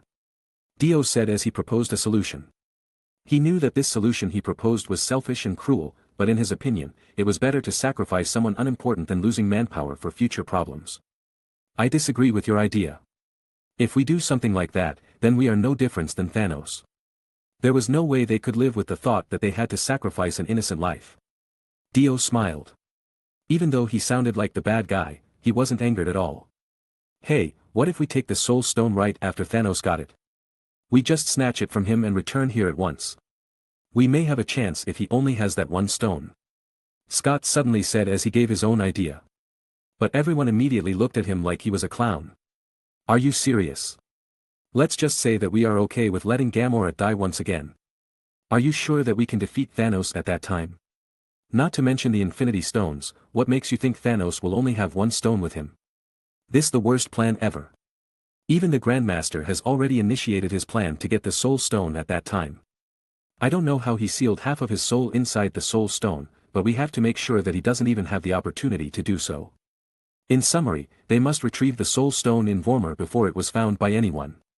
But they still didn't have any solution for that. I will go. Maybe it wasn't as bad as we imagined. Natasha suddenly stood up and stepped forward to volunteer for the Vormir mission. Everyone immediately understood what she meant by that. They understood that Natasha would sacrifice herself when the time came. No, there must be other way to get the Soul Stone without sacrificing anyone. Steve said as he straight out refused Natasha's idea. This is probably the best possible way. I will go with Natasha. Natasha knew him real well. She knew that he would stop her from sacrificing herself and sacrifice himself instead. But she knew that someone must do this. And thus she didn't stop Barton from doing so. That was because she had confidence that she wouldn't be able to survive. Everyone immediately argued again while throwing any feasible suggestion to get the Soul Stone, but everything seemed far-fetched now. Only Natasha and Barton remained silent as they were resolved to get the Soul Stone with their own way. Natasha and Barton were the type of people who wouldn't budge once they have made up their mind. Dio kept observing Natasha and Barton while arguing with the others. He didn't say a word to Natasha and Barton as he knew that they wouldn't heed his words. Dio cared about these two, but there was nothing he could do right now. Dio knew that he had to sacrifice one of these two, and since everyone else didn't want to acknowledge that fact, he ought to play the bad person once again. Chapter 769. The meeting was held for 3 days as the precise Carter was discussed. But Dio disappeared after the first day and nobody knew where he went. But on the last day, Dio returned and took 2 sets of the spare time travel suit. What are you doing? Steve asked as he saw Dio took the suits. I am just checking the equipment, better be safe than sorry. Dio said indifferently. Where were you this past 2 days? Steve asked conspicuously. I am just walking around, making sure I will remember the Earth as it should. After all, I might not make it back. Dio said with a smile on his face. That's unusual of you, Steve said suspiciously. It's not like you either to let Natasha and Barton taking that suicide mission. I am surprised you agreed to that. I tried. But Natasha and Barton have made up their mind. I can't persuade them to change their minds. Steve said frustratedly. Dio knew that Steve was really frustrated by the outcome, but there was really nothing he could do. But Steve himself believed that it was better to sacrifice Natasha or Clint than sacrificing an innocent life. This was the difference between them. Dio wouldn't mind sacrificing hundreds of thousands innocent people for his own safety. But Steve had the heart of a saint. He wouldn't be able to live with himself if he sacrificed an innocent life in exchange of his own. But nevertheless, Dio was very disappointed of Steve's decision.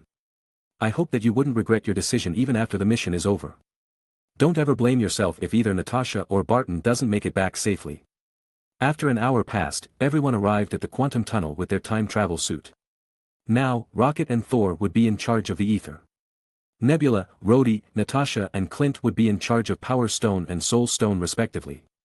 Although we have suffered a terrible defeat, today we have the opportunity to change the past. Our mission today is to get our hands on the Infinity Stones and bring them back here. Steve said solemnly. Everyone has a chance to go back to the past and return. But as the Pym particle we have right now is limited, you all have one exact chance. There is no room for mistake or you will be trapped in the past.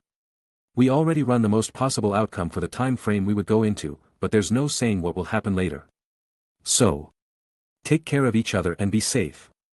Steve said while looking at everyone seriously. Everyone smiled as they heard Steve's inspiring speech and they immediately stood in their respective positions, waiting for the start of the mission. Well, best of luck for everyone. Shuri said with a smile on her face. She was the only one left behind as she would be operating the machine. If the plan doesn't go well, show this note to the others. Dio said to Hulk as he gave a note. Hulk was confused as to what Dio meant by this, but as the mission was about to start, he immediately put the note in his pocket. See you guys in a minute. Natasha said with a smile before she shrunk down and entered the quantum tunnel. Everyone nodded and put their mask on before they shrunk down and entered the quantum tunnel. But before the quantum tunnel was actually operated, the world appeared behind Dio and immediately stopped the time.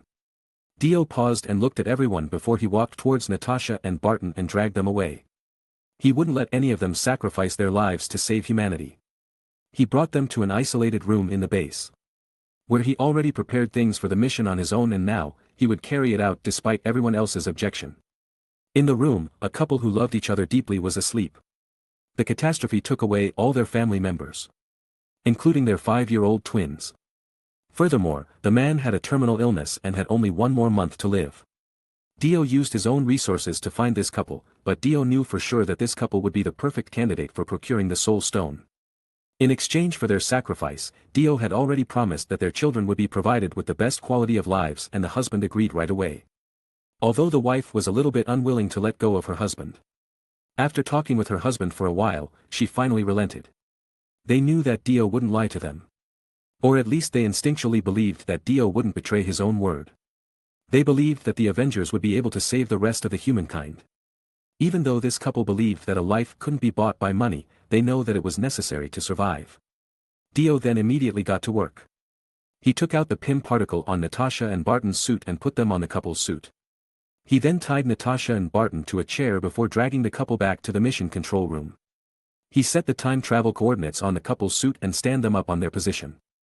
Dio then take a look around, making sure that everything was fine before he returned to his own position and resumed the time flow once again.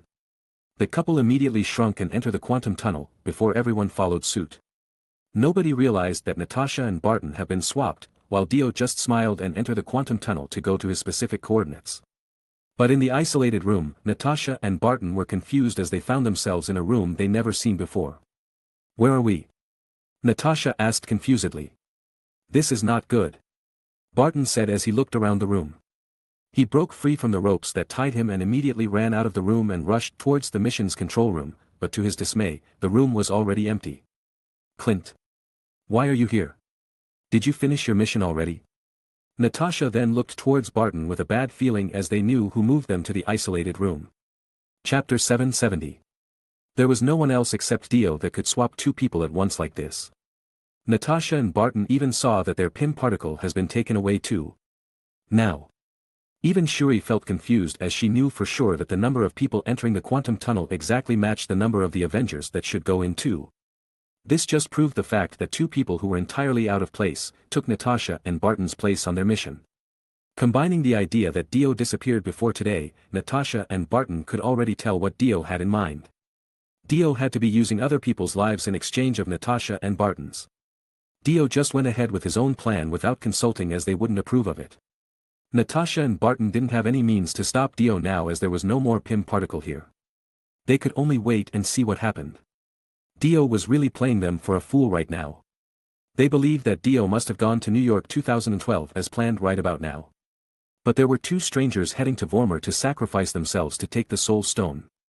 Natasha and Barton had a sour look on their face as they weren't in the mood to explain what really was happening to Shuri.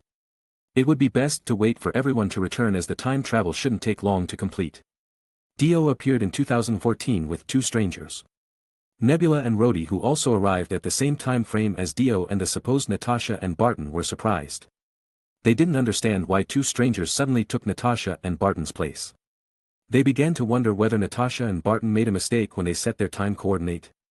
Nebula and Rhodey just stood there as they were completely dumbfounded by the situation. Regardless, Dio put the small spaceship that they had prepared on the ground and turned it back to its original size. Dio had to admit that the Pym particle was truly one convenient technologies. Dio. What the fuck is going on here? Why are you here and where is Natasha and Clint? Who are these two and what are they doing here? Rhodey asked a series of questions to Dio. The two strangers just embraced each other tightly as they were surprised and afraid by Rhodey's emotional outburst. I kicked out Natasha and Barton from the mission. These two good people will volunteer in their stead to secure the Soul Stone, the rest of the plan will proceed as what we already planned. Dio said casually. Rhodey was stunned by Dio's word as he wasn't a stupid man. In fact, he immediately understood what Dio was about to do. Stop this right now. Do you know what you are doing? This has taken too far, Dio. You are willing to sacrifice an innocent person now. You would actually let them die. So, are you happy that Natasha or Barton dies instead? Dio asked with a blank expression. Dio and Rhodey immediately fell into an argument that kept going back and forth, while Nebula didn't respond at all. She had no problem who should be sacrificed for this mission as she knew that she would be willing to sacrifice more than one person to make sure that they got their hands on the Soul Stone again. Just stand aside for a moment, Rhodey. After we all return, I will bear all the consequences. Rhodey couldn't help but sigh disappointedly. He thought that Dio's approach was too extreme and selfish, but he had to admit that he couldn't completely oppose Dio in this one because he knew that it would suck to lose one of the Avengers too. Rhodey couldn't help but admit that he felt relieved a little bit after knowing that Dio had swapped Natasha and Clint with complete strangers. Even though he knew that the couple were innocent people. He couldn't react emotionally to them as he didn't share his life with them. Well, what do we do now? Should we just wait for this guy named Quill to show up or should we just take the Power Stone ourselves? We should ambush him. We're not the only ones searching for these Infinity Stones in 2014. Wait a minute, who else is looking for these stones? Rhodey asked. My father, my sister, and myself. Nebula said casually. Rhodey's face immediately turned pale after hearing that he might encounter Thanos in the near future. London 2013, Thor and Rocket appeared in an alleyway without a camera watching over it. Although Thor has already forgot the specific location of when the ether appeared on Earth. Fortunately, Dio already provided him with the time and coordinate for it. According to the location coordinates, we are 3 blocks away from where Jane Foster would encounter the ether. We have to hurry over there. But as Rocket turned his attention back to Thor, he couldn't help but face-palmed himself as he saw Thor run towards the nearby liquor store. Why am I stuck with this drunkard? Rocket said as he felt disappointed at Thor. Furthermore, Rocket knew that Thor wouldn't have any money on him to actually buy any alcohol and it would just arouse suspicion. Hey, do you know who I am? I am Thor Odinson. The god of thunder. I am with the Avengers. Give me this bottle of wine, and I will sign you a photo of me. Rocket just sighed as he walked towards the liquor store. While Thor was preparing to leave the store with 2 bottles of wine, a shotgun was impolitely pointed to his head. Chapter 771. Rocket and Thor were immediately kicked out of the liquor store, but Thor still held on to 2 bottles of wine that he took earlier. How on earth is that guy still doing business? I am the almighty Thor. Shut up. Have you forgotten our mission? Rocket said annoyedly at Thor. He couldn't believe that the once strong reliable guy could turn into this sack of potato. Rocket just walked towards their objective on the map while Thor followed close behind. Rocket and Thor immediately saw a woman stumbling towards the market building. "That's Jane," Thor said as he recognized his ex-girlfriend. "Great. Do it as planned, fat ass. You have to seduce her and I will tranquilize her later. After we get the ether, we will go straight home." "Right, I want to go home soon," Thor said as he muttered to himself. "What are you waiting for? Hurry it up." "Right, okay," Thor said as he threw the empty bottle of wine on his hand and walked towards Jane immediately. He immediately tidied up his hair and shouted for Jane. "Hey, beauty. Do you want to rekindle the old flame?" "Oh God, that is the worst pickup line ever," Rocket said as he covered his face with his palm. Jane herself was surprised to hear her name called, but she was more surprised by what was in front of her. "Thor?" Jane asked as she wasn't sure of who was in front of her right now. She thought that there was no way Thor would become all fat and greasy like this. But she immediately recollected herself and turned around, leaving Thor alone. Thor was shocked by Jane's behavior, while Rocket just laughed out loud. New York 2012. Steve and his team arrived right when the Chitauri army invaded for the first time. The Avengers were trying hard to mow down the Chitauri army, preventing any casualties in New York any further while Steve, Hulk, Scott, Lucy, and Tony were trying to locate the Time Stone and the Space Stone. But they were surprised as they couldn't see Dio anywhere. "Where is Dio?" Steve asked confusedly. He tried to contact Dio through the communication device that was solely made for this mission, but he couldn't reach Dio. The only explanation left was that Dio didn't come to New York like planned, but to another timeline. What is going on? Is there any problem with the quantum tunnel? I think Dio might have gone to another time zone. When he was about to enter the quantum tunnel, he gave me a note that he asked to give to another group when I encounter some trouble later. It proves that he has no intention of coming here at all, Hulk said with a frown on his face. Shit. I will talk with him later, but for now we have to improvise for our next plan. Then they saw this time Hulk throwing a car towards the Chitauri army and beating them down to a pulp. Hey, would you like to smash things up for a while? Steve said as he turned his attention to the smarter Hulk of the future. I am ashamed, there is no need for that, Hulk said as he observed his past self destroy so many cars and Chitauri army in his path. That's not fun. I knew it would be a mistake merging Hulk with Banner. Forget it. Let's focus in our plan. Now, Hulk will be sent directly towards the Supreme Sanctuary to find Strange for the Time Stone. Meanwhile, the other three has to focus on getting the Space Stone in the form of Cosmic Cube. The Cosmic Cube was supposed to be on the Avengers' hands by now and it should be taken to the S.H.I.E.L.D. after. Nevertheless, it wasn't the real S.H.I.E.L.D. It was Hydra who disguised themselves as S.H.I.E.L.D. agents. If they were fast, they could get to the Mind Stone, too. Their tasks were fairly difficult, but they should be able to get their hands on the item as the Avengers didn't focus their attention to these items just yet.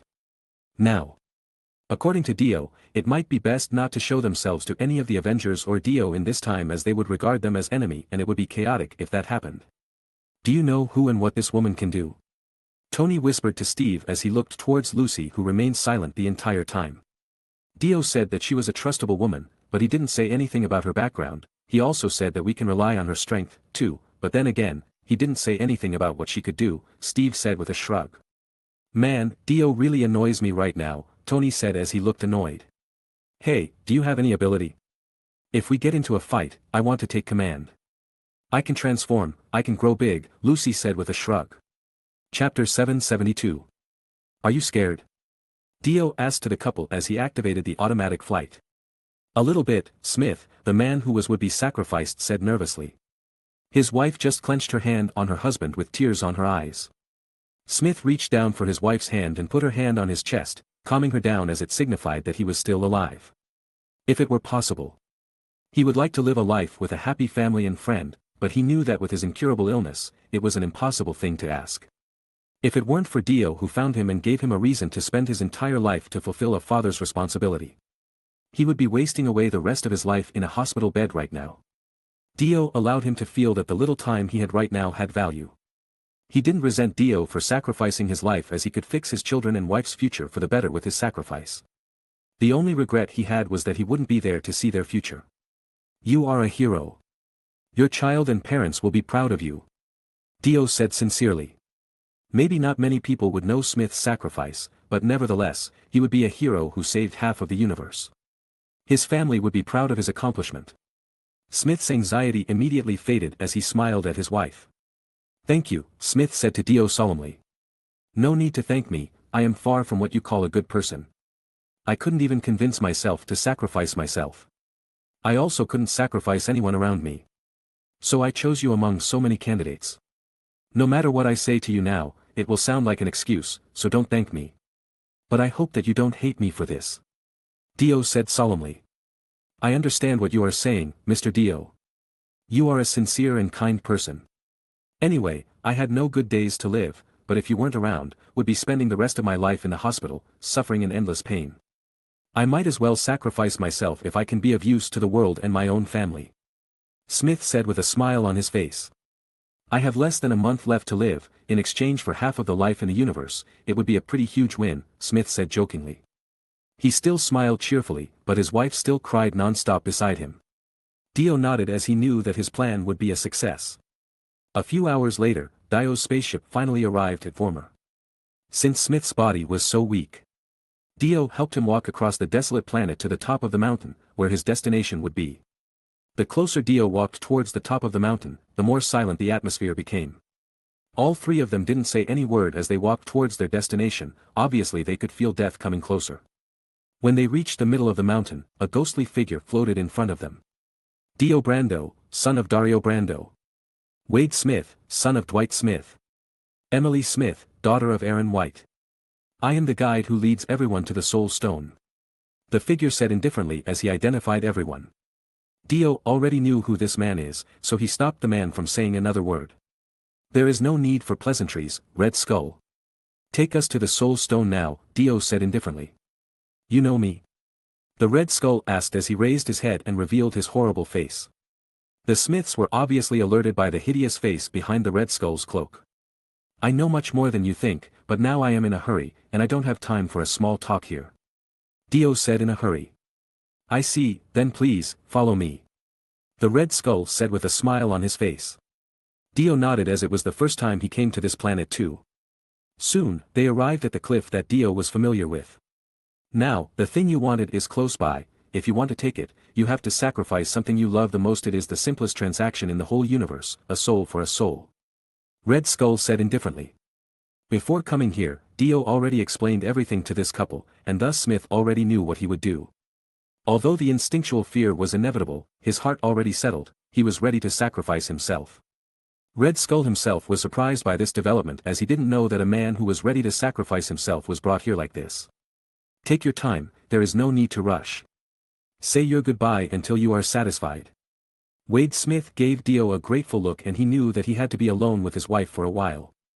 As Dio walked away from them, Wade immediately embraced his wife with tears on his face. He immediately said everything he ought to say as it was his last chance to do so. Red Skull was even more surprised to see such a scene. He felt like his guest had already learned the rules of the Soul Stone in advance. Instead of facing a painful choice like others who came before them, these people came prepared. After 5 minutes, Wade let go of his wife and smiled. Come on, Emily, we can't take any more precious time, it would just weaken my resolve seeing you like this. I will die soon, but it would be in exchange of our son's life and half of the other lives in the universe. Wade said as he walked towards the edge of the cliff. He stood there, waiting for his wife to push him off the edge. No, I can't do this. Emily said with tears streaming down her face. Wade just smiled and carefully wiped the tears from his wife's face. You can do it. Think about our child. They are waiting for you to do this. Chapter 773. Emily had the Soul Stone in her hand. But she looked extremely lost now as she really had nothing left. Fortunately, she didn't collapse on the spot as she clung tight to Wade's last word. She had to witness everything for herself and make sure that her husband's sacrifice came to fruition. If her husband's sacrifice was for naught, then she didn't have anything left to survive in this world. Dio sighed as he didn't know how to comfort Emily, nevertheless, the Soul Stone was already secured. New York, 2012. On the rooftop of Supreme Sanctuary, the Ancient One stood while observing the Chitauri army without doing anything. She only killed the Chitauri army who came close to the Supreme Sanctuary, but that was it. But the Hulk suddenly appeared and walked toward the Ancient One. "Be careful there, the floor has been waxed," the Ancient One said playfully. The Hulk looked uncomfortable for a moment and walked towards the Ancient One carefully. "I am looking for Doctor Strange," the Hulk said slowly. "You are 5 years too early.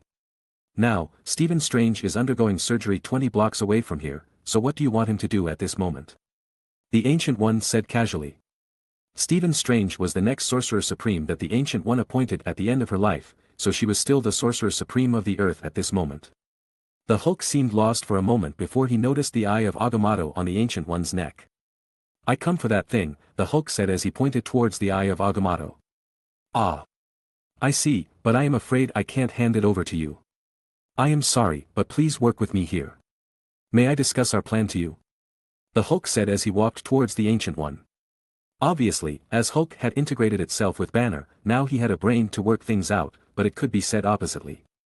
The meek Banner now had the strength of the Hulk. "You will regret it if you come any closer," the Ancient One gave a simple warning, but the Hulk kept walking. "You are right, I might regret this later, but I need that time stone and I have no time to waste here," the Hulk said desperately. But as he walked closer, the Ancient One moved in a flash and struck the Hulk's chest, separating the Hulk's soul, which was Bruce Banner itself. Banner floated in the air, watching his Hulk body fell to the ground. Banner was clearly stunned as this was the first time something like this happened to him. "Let's start over from the beginning, shall we?" the Ancient One said as she smiled at Banner's spirit. Banner sighed and immediately told the Avengers' plan in details from the beginning to end. But the Ancient One didn't seem to be interested in the plan that the Hulk explained. Not that she didn't believe in time travel. In fact, she believed that what Banner said was the truth. But no matter what reason Banner had, guarding the time stone was her responsibility and she couldn't hand it over no matter the reason. So, the Ancient One turned around and walked away. Banner immediately followed her from behind and begged her to listen to him. "Sorry Bruce, I can't help you," the Ancient One said reluctantly. "If I give you the time stone to save your reality, then our world would be in great danger," the Ancient One said honestly. "Wait, but our research doesn't say so," Banner shouted as he tried to keep the Ancient One from walking away. The Ancient One sighed and immediately created the Infinity Stones image in the air to explain what she knew to Banner. "Infinity Stones create the flow of time of our world. If an Infinity Stones is missing, it means the time is diverging, which may be helpful to your reality, but it would be bad for us right here as it means we lose one of our best way to fight against the dark forces," the Ancient One explained. "So, tell me Doctor, can your scientific theory prevent this from happening?" the Ancient One asked challengingly. "Yes. That is what I am saying. We can eliminate that possibility by returning the Infinity Stones right when we take them. So, from the perspective of time and space, the Infinity Stones that we're about to take in this time is never taken in the first place," Banner explained. The Ancient One was a little shaken by Banner's explanation. If it were the truth, then everything would be resolved without any issue. "But you missed the most important question. If you want to return them, you have to survive first. Are you confident that you can use all 6 of the Infinity Stones?" "Of course. We will definitely survive and return the Infinity Stones right where it belongs. I promise. I can't take such a risk without any guarantee. The Sorcerer Supreme's duty is to guard the Time Stone after all." Banner was at loss for words. He couldn't seem to convince the Ancient One to relinquish her Time Stone to him, but he suddenly thought of the note that Dio had given him before. The front of the note read, "If the plan doesn't go well, show this to the other party." Banner began to think that Dio somehow had already expected things to become like this. "Wait, someone asked me to give you an envelope. Take it, it is in my trouser pocket," Banner said solemnly. The Ancient One nodded and immediately used her power to take the envelope in Banner's pocket out. She then read the note inside and suddenly showed a surprised expression. The content of the note was the thing that she wasn't even aware of, but she knew the man who wrote this letter. It was the man that she has been following, just like Stephen Strange. Chapter 774. Dio Brando. The Ancient One has long observed him along with Stephen Strange. The first time the Ancient One was intrigued by Dio was when he came to Strange Hospital and asked Stephen to teach him medicine. Which wasn't normal in this kind of age. So, she paid special attention to Dio. And then she was surprised to find that Dio wasn't an ordinary person at all. Not only did he have a strange power and ability, but he was also a hero of his own worth. But that was not all. She also found one surprising power that kept her intrigued for a long time, which was Dio's ability to stop time. Dio's time stop ability was the closest ability to the time stone as it affected the entire universe. The Ancient One has seen so many variations of the time stop ability before, but none of them affected the whole universe as the time stone did. She had already studied so many ancient texts about time for countless years, but she didn't have a clear explanation of how Dio could do such a thing. This was the reason why she was intrigued and kept Dio's name on her watch list as a matter of fact. She was still currently observing Dio in this reality. But she didn't know that she would make a choice to teach Dio about the mirror dimension in the future. The letter from Dio itself was a letter of gratitude for everything that the Ancient One had done in the past. Although she didn't really understand half of it as she hadn't experienced it herself, she knew that it was genuine and truthful. Nevertheless, she now knew that the choice she made in the future would be the right path, and that was enough. The Ancient One then got rid of the letter as it shouldn't exist in this time period. And she immediately turned her attention back to Bruce Banner once again. She immediately fused Banner's soul back to his body, and Banner once again felt the gravity taking control of his weight. Banner immediately felt queasy as he felt like his head has been spinning for a long time. "Maybe, I am the one in the wrong this whole time," the Ancient One said with a smile on her face as she walked toward the Hulk. She immediately opened the eye of Agamotto and took out the time stone from within, and gave it to the Hulk. After reading Dio's letter, she chose to believe in the future. "It's all up to you now, Bruce," the Ancient One said with a smile on her face before she walked into the sanctuary.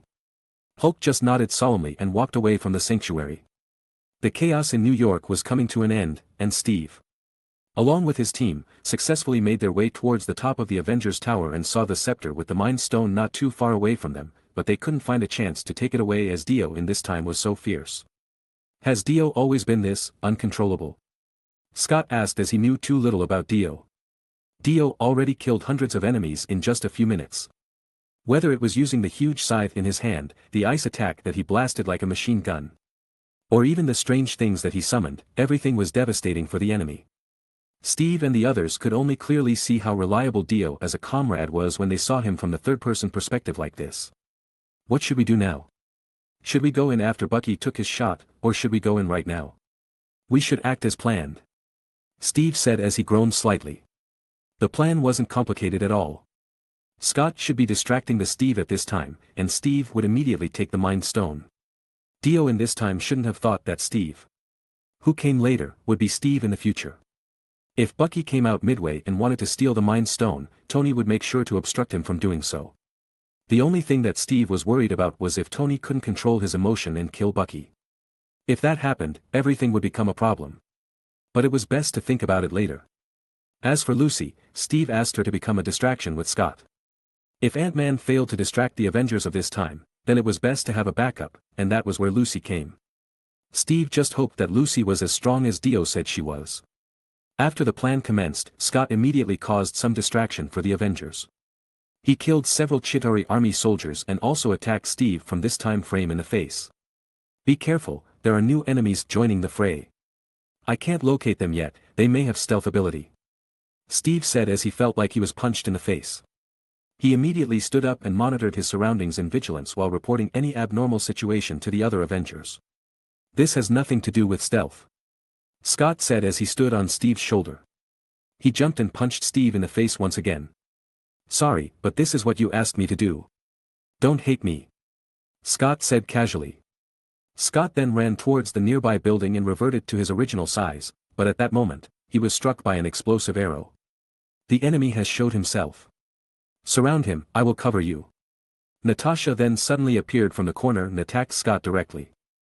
Fortunately, Scott reacted in time and disappeared from everyone's view once again. "Over there," Clint shouted as Scott returned to his original size again, not too far from the earlier spot. "Don't chase him, it could be a trap," Steve said as he stopped Natasha from chasing after Scott. He felt something was off as he saw Scott's retreating figure, and that was why he stopped Natasha from chasing the enemy down. Chapter 775. Steve wasn't using his intuition, but years of experience on the battlefield allowed him to distinguish whether a person was hostile or not. Although it sounded ridiculous, it was the truth. When the enemy attacked him just now, it didn't feel like the enemy really meant it, it was as if the enemy wasn't serious at all. Why would the enemy do something like that? Even though the enemy had a picture-perfect camouflage.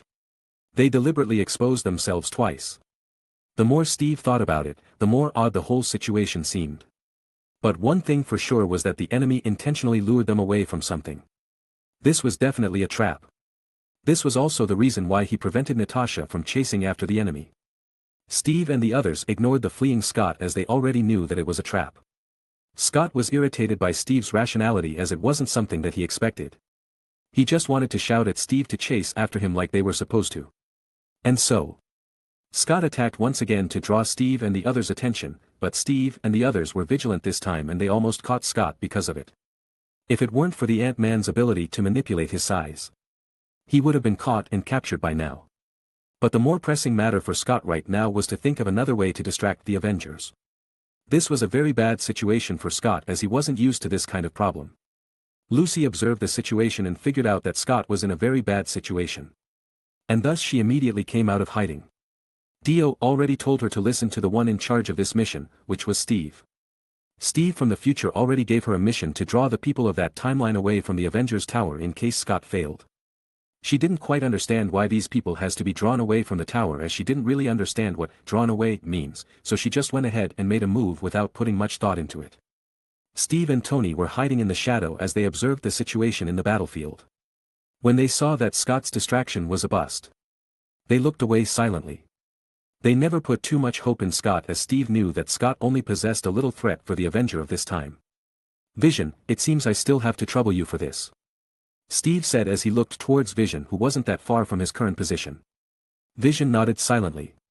Even though he already lost his Mind Stone, he didn't lose much of his ability. His body was still made from the vibranium and adamantium combination and it was enough to make him ignore most dangers in this time. At this moment, a huge shadow cast over the battlefield and Steve that turned his attention back to the battlefield was shocked. Tony. Lucy has transformed, Steve said surprisedly.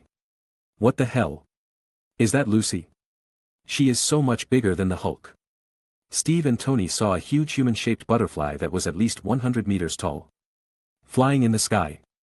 A dazzling galaxy-shaped light was wrapped around its body like a ribbon and the human face was absolutely beautiful, too. But one thing for sure was that the face still resembled Lucy's human face. Truly remarkable, Tony said subconsciously. He never thought that Lucy's transformation would be this beautiful. But then again Dio only described her power resembled that of Thor. But Tony frowned as he remembered what Dio had said, as he had absolutely no idea which aspect of her power resembled Thor's. Vision, who saw the situation after Steve and Tony just smiled as he knew that his ability wasn't needed anymore. Lucy has transformed and she stared at the little people below her feet. Her innocent goddess-like transformation made everything like a complete joke. Steve and the other Avengers who were cautious of Scott's attack were completely startled by the sudden emergence of the goddess in front of them. Even Scott was dumbfounded by the scene of the transformed Lucy. Scott at first thought that Lucy was just a useless woman who didn't have any ability except for her beautiful appearance, but he was completely wrong.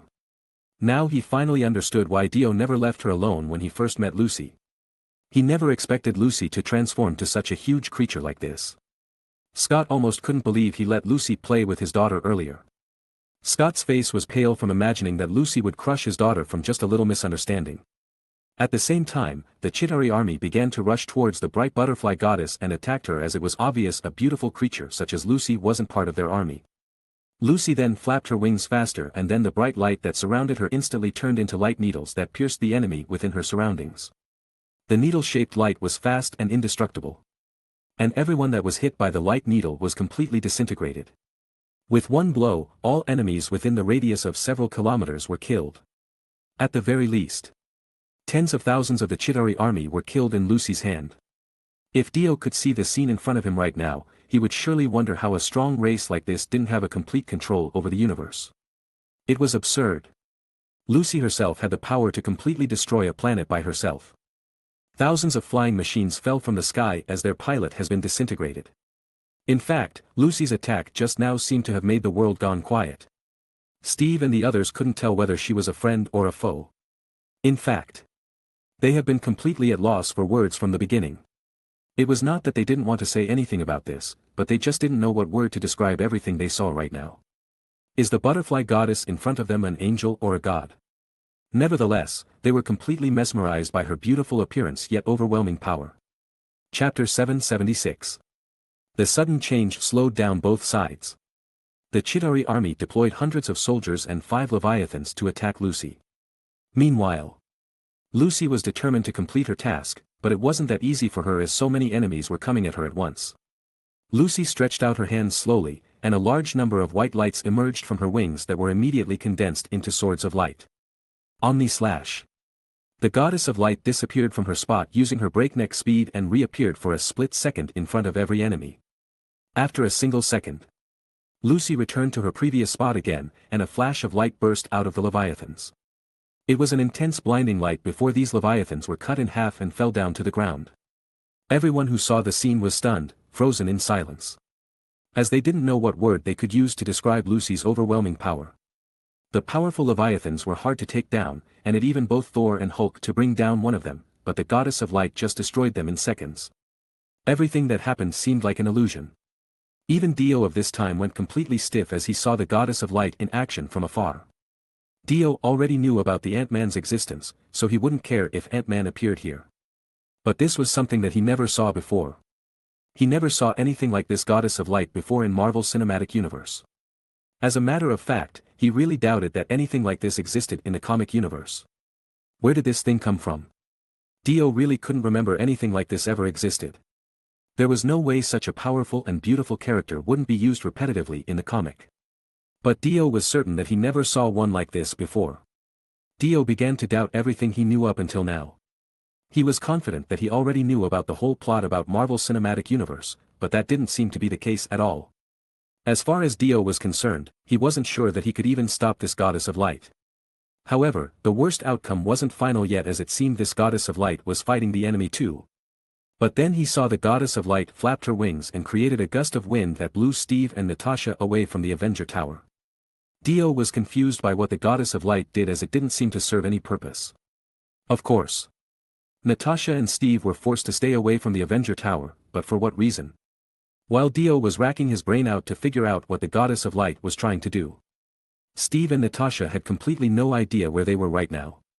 The gust of wind blew them quite far, relocating them so far away from the center of chaos. After Steve and Natasha had been cast out miles away, the goddess of light immediately disappeared. Dio was even more surprised as he couldn't figure out what the goddess of light planned. Nevertheless, he couldn't complain as his side didn't receive any loss while the enemy was suffering heavy casualties. Dio had no doubt that the goddess of light was a bane to the Chitauri army's plan. But when the goddess of light disappeared, the Chitauri army immediately swarmed the area once more. Dio cast aside the thought about goddess of light immediately and focused on culling the incoming Chitauri army soldiers as fast as he could. On the other side, Scott knocked the present Steve and Natasha unconscious to make sure that Steve and the others from his time didn't encounter any trouble later. My part is done. Steve and Natasha have fainted. Steve received Scott's report but didn't say anything to it as he had his own task. He couldn't show himself in the wrong timing as Steve of this time just disappeared. He ought to make sure that his act later would be believable. At the same time, the nuclear missiles that the USA government launched arrived on schedule, and the present Tony drove it towards the Chitauri army's wormhole. The future Tony couldn't help but wonder if he was still able to make the same decision he made in the past, knowing what he had in the future. The answer to that question immediately popped in his head, but he wouldn't be able to tell anyone that answer. We have to go now, Steve said, snapping Tony from his daydream. All right, Tony said as he left behind the scene of his sacrifice behind. The future Steve, who already put on a makeup to make himself look like himself from this time, with a handful of dust smeared all over his body and face, rushed towards Dio. His goal was to secure Loki's scepter, where the Mind Stone resided. Dio noticed Steve coming towards him and stared at him for a couple of seconds but said nothing to it. Hey, why is that huge monster gone? Steve asked Dio, pretending to be intrigued. I don't know. It disappeared after blowing you up. Do you know anything about that monster? Steve of course knew a lot about that monster, as it was Lucy that the future Dio brought along. She was an alien from a faraway planet. But he couldn't say that he knew her as it would blow his cover. So, Steve just shook his head and walked towards Scepter, pulling it out from the ground. Throughout the process, Dio didn't say anything or stop Steve as Natasha had been holding to the scepter for a while before, so it wasn't strange if Steve approached it himself. Steve breathed a sigh of relief as he held the scepter on his hand, and he was about to get away before. Chapter 77. Is Natasha okay? Where is she? Dio suddenly asked as Steve was about to get away. We were separated and I couldn't see her anywhere, Steve said as he was frozen stiff. Dio just nodded and immediately raised his hand, attacking Steve with dozens of ice shards. Steve didn't take the attack directly as he raised his shield and blocked all the incoming ice shards. If it weren't for Natasha telling me that we are fighting against some mysterious enemy and me seeing the real Steve blown away quite far, I would have been fooled by you, Loki. Dio said coldly. It was unlucky as right before Steve secured the scepter, Natasha already regained consciousness and found the present Steve unconscious with Scott keeping an eye on them. So, Natasha immediately attacked Scott that she had never seen before, while Natasha also informed Dio about the potential unknown enemy. Now, the only person that Dio knew could transform himself with his ability to be an almost perfect copy of someone else was none other than Loki himself. But how did Loki get there? There was too much inconsistency here, but he couldn't hand over the scepter to a possible enemy. But it was fortunate for Steve as Dio had mistaken him for Loki. So, Steve didn't bother correcting him and tried to fled the scene. Where do you want to go? Dio said as he summoned the silver chariot and forced Steve to stop as the sword attack blocked his path. Steve didn't have any other choice as he could only block the attack with his shield. The sound of metal collision kept coming as Steve took a step back every single time. Steve couldn't find a chance to counterattack or get away from Dio. Dio didn't seem to take the supposed fake Steve that he thought was the real Loki seriously as he kept firing off the ice shards towards the Chitauri army. After a while, Steve eventually felt that the attack directed to him was less powerful somehow, and thus he took that opportunity to leap to the side. Ice shards were bombarded towards Steve's position. But he avoided that attack, too. At this moment Dio summoned Bad Company, the one-time stand EXP card and immediately ordered them to fire at the supposed fake Steve. Steve also dodged this attack, but he was a little slow, and because of that, his left leg was struck. Fortunately, Steve managed to dodge the next burst of fire as he hid under a solid, thick wall. Steve groaned in pain, but he knew that he couldn't stay there forever and immediately jumped towards the next shelter. Steve knew that it wasn't Dio's best, but still, Steve almost died here. He now realized how fearsome it was to become Dio's enemy. Captain, how is your situation? Do you need any support? Steve checked his injury and gritted his teeth. I have been misidentified as Loki and I suffered a minor injury because of that. I want to escape this place on my own first, but if I can't I will ask for support later. Steve said hurriedly. You have to finish your mission first, Tony. Steve ordered. Don't be stubborn. If you can't handle it anymore, you can ask Vision to come and get you. I knew it already. Steve said hurriedly and then hung up the communication to focus on his own situation. At the same time, a group of toy soldiers came from around the corner. Steve raised his shield once more. And sure enough, he was bombarded with bullets once more. Fortunately, he was using the classic shield today as it could completely absorb impact. After a full minute of bombardment, Bad Company stopped firing. Steve, who was still hiding under the shield, immediately took a deep breath and rolled to the side before running away quickly. This time, Silver Chariot appeared once again and attacked Steve, but the instinct Steve had honed so far told him to tilt his head to the right direction. Steve dodged Silver Chariot attack by a hair's breadth. It actually grazed Steve on the face. Silver Chariot attacked again, but Steve's combat expertise kept saving his life. Steve knew that one wrong move would mean death here. But he got one last chance to make sure he escaped this place. So, Steve pushed Silver Chariot away with his shield and hit it with the scepter. An energy attack from the scepter blasted Silver Chariot in the chest, staggering it completely. Seeing that his attack was effective, Steve immediately bombarded the Bad Company with the energy attack too, staggering them from firing their weapons and moving forward. But seeing that they were being attacked, the rest of the toy soldiers that wasn't affected by the attack immediately hid to save themselves. After the obstacle that blocked his path to escape was gone, Steve immediately ran away the fastest he could. But at the same time, the sound of armor falling to the ground came from behind him. Chapter 778. Silver Chariot removed its armor in exchange for a tremendous speed. Steve couldn't react as he immediately felt a stinging pain in his back. He immediately lifted his shield and countered Silver Chariot's attack. He received 3 injuries on his back that were still bleeding, but thankfully, it wasn't fatal. However, before he could breathe, the toy soldiers came once again and fired a missile at him. Steve was blown away, but fortunately, he still had the time to shield himself from the direct explosion. But Silver Chariot attacked him once again with its rapier. Fortunately for Steve, Vision arrived at the right time and cut Silver Chariot's rapier in two, saving Steve from being poked by the needle sword. Bad Company attacked Vision's body, but its attack just went straight through Vision's body without causing any harm. "Let's go," Vision said as he pulled Steve up and tried to escape the battlefield. At this time, Dio noticed Vision's arrival. And his gaze was fixed entirely on Vision. He knew that it was too fast for Vision to appear now, but he also noticed that there was no Mind Stone on Vision's forehead. It was obvious that the Mind Stone was still on Loki's scepter, so it was odd that Vision had already made his entrance right now. Dio acknowledged that he was a big variable right now in Marvel Cinematic Universe's plot.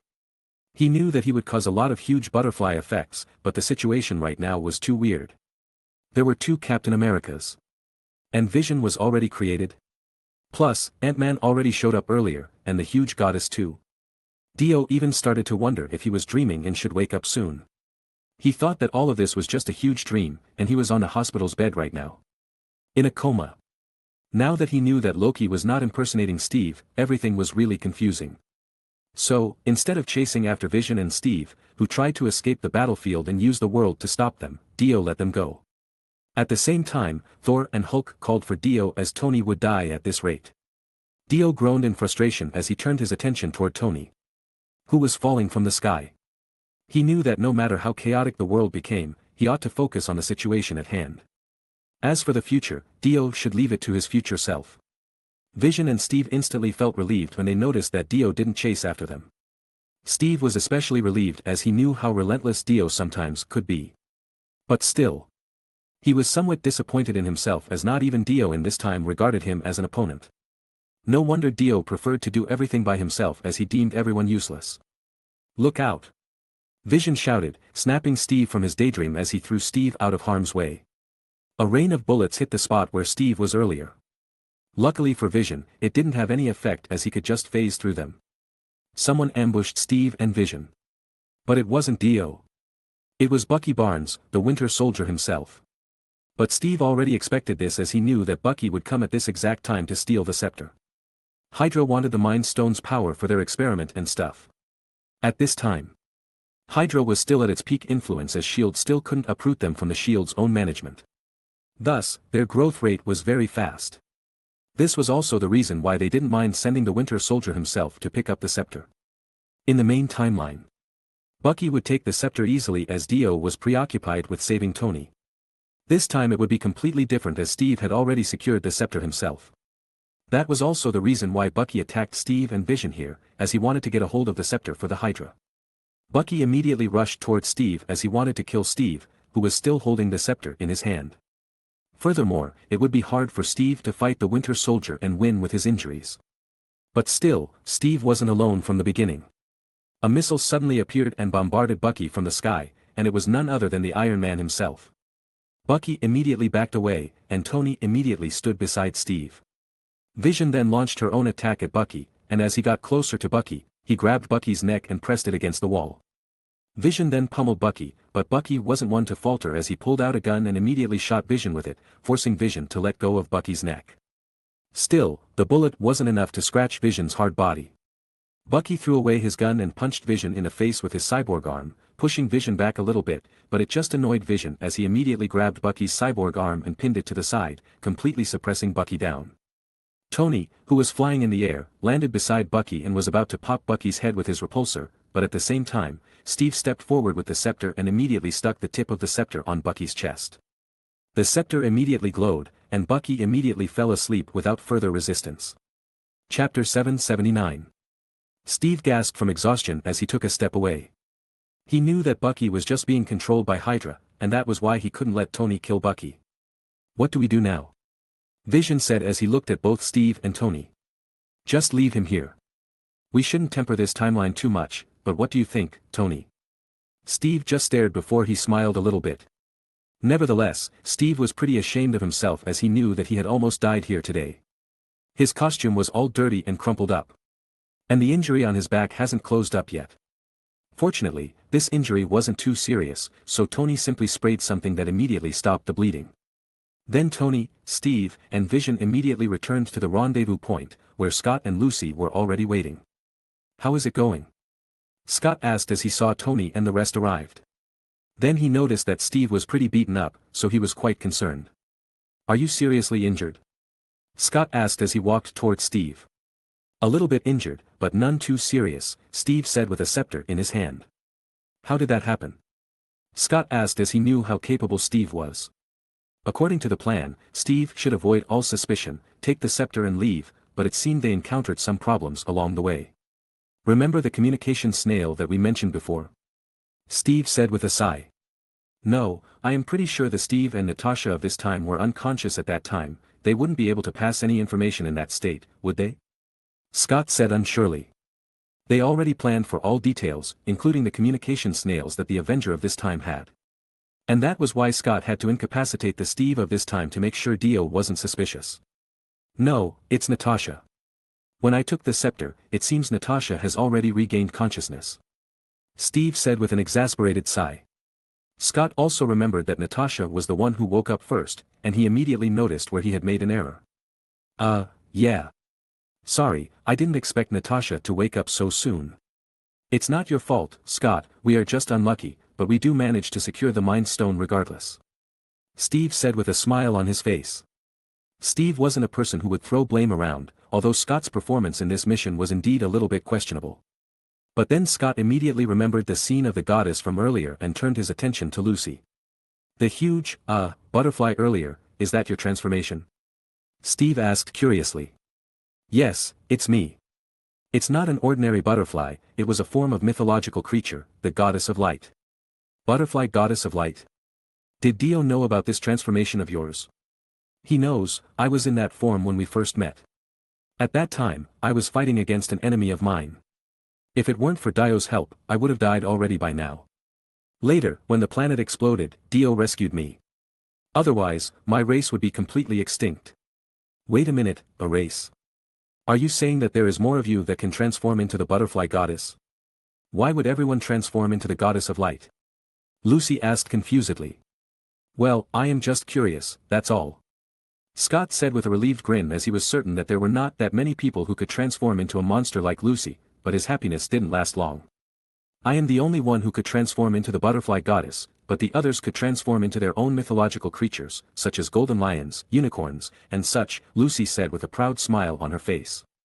Are you saying that your entire race has the ability to transform, but their transformation is different? Tony asked curiously. Yes, that is exactly the case, Lucy said with a smile on her face. Are they also big, like your transformation? Tony asked. Well, it depends. A few people could transform even bigger than I am. Lucy said while nodding her head. Tony immediately frowned as he heard Lucy's explanation. He was jealous that Lucy's race could perform a miraculous feat from birth while he was here trying to make one himself. But our people's population is always quite scarce, at most, there are only a few hundred people alive, Lucy suddenly sounded dejected. She felt sad as she knew that she was probably the sole survivor of her race. Tony nodded as he understood what Lucy was saying. Otherwise, Lucy's race would have already conquered the entire universe on their own if they had a huge population. Is there any restriction on your transformation? How long can you maintain that form? No, there is no real restriction. The duration of the transformation depends on the energy consumption. In normal combat, I can stay in that form for an hour, but while outside combat, I can keep it up forever if I conserve the energy and consume some food to replenish my energy. Lucy explained.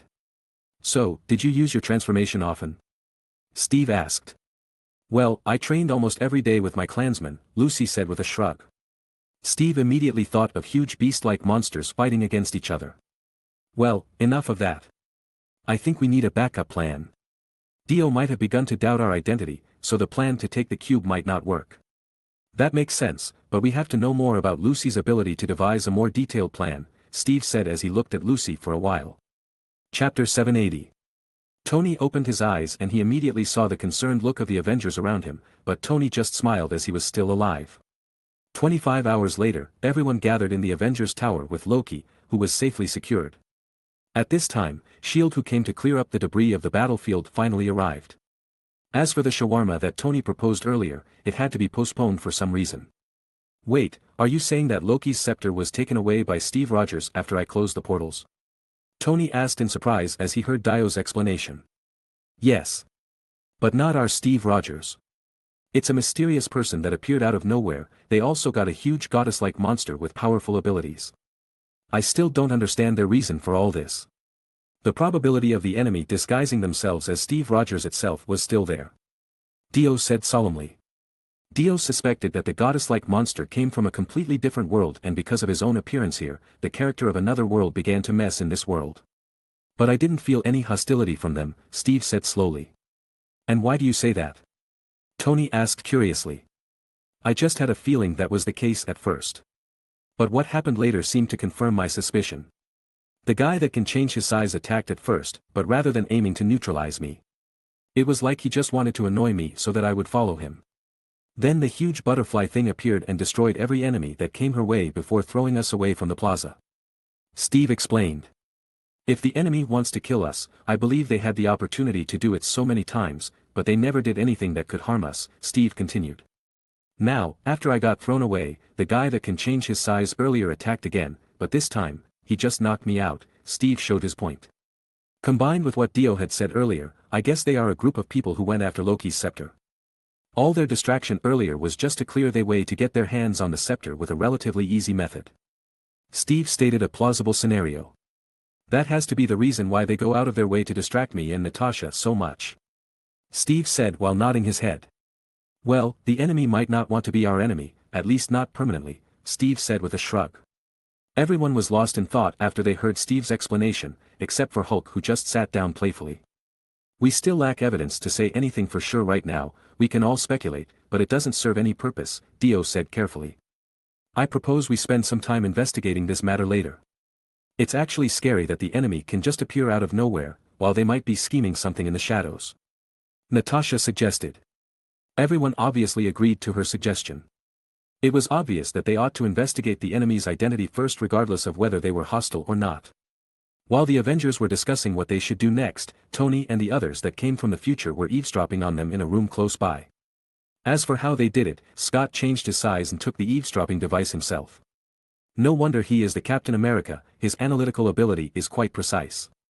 Scott said as he was impressed by Steve Rogers' way of thinking. Hey, just listen to what they have to say. Steve from the future said annoyedly, but he couldn't hide his smile.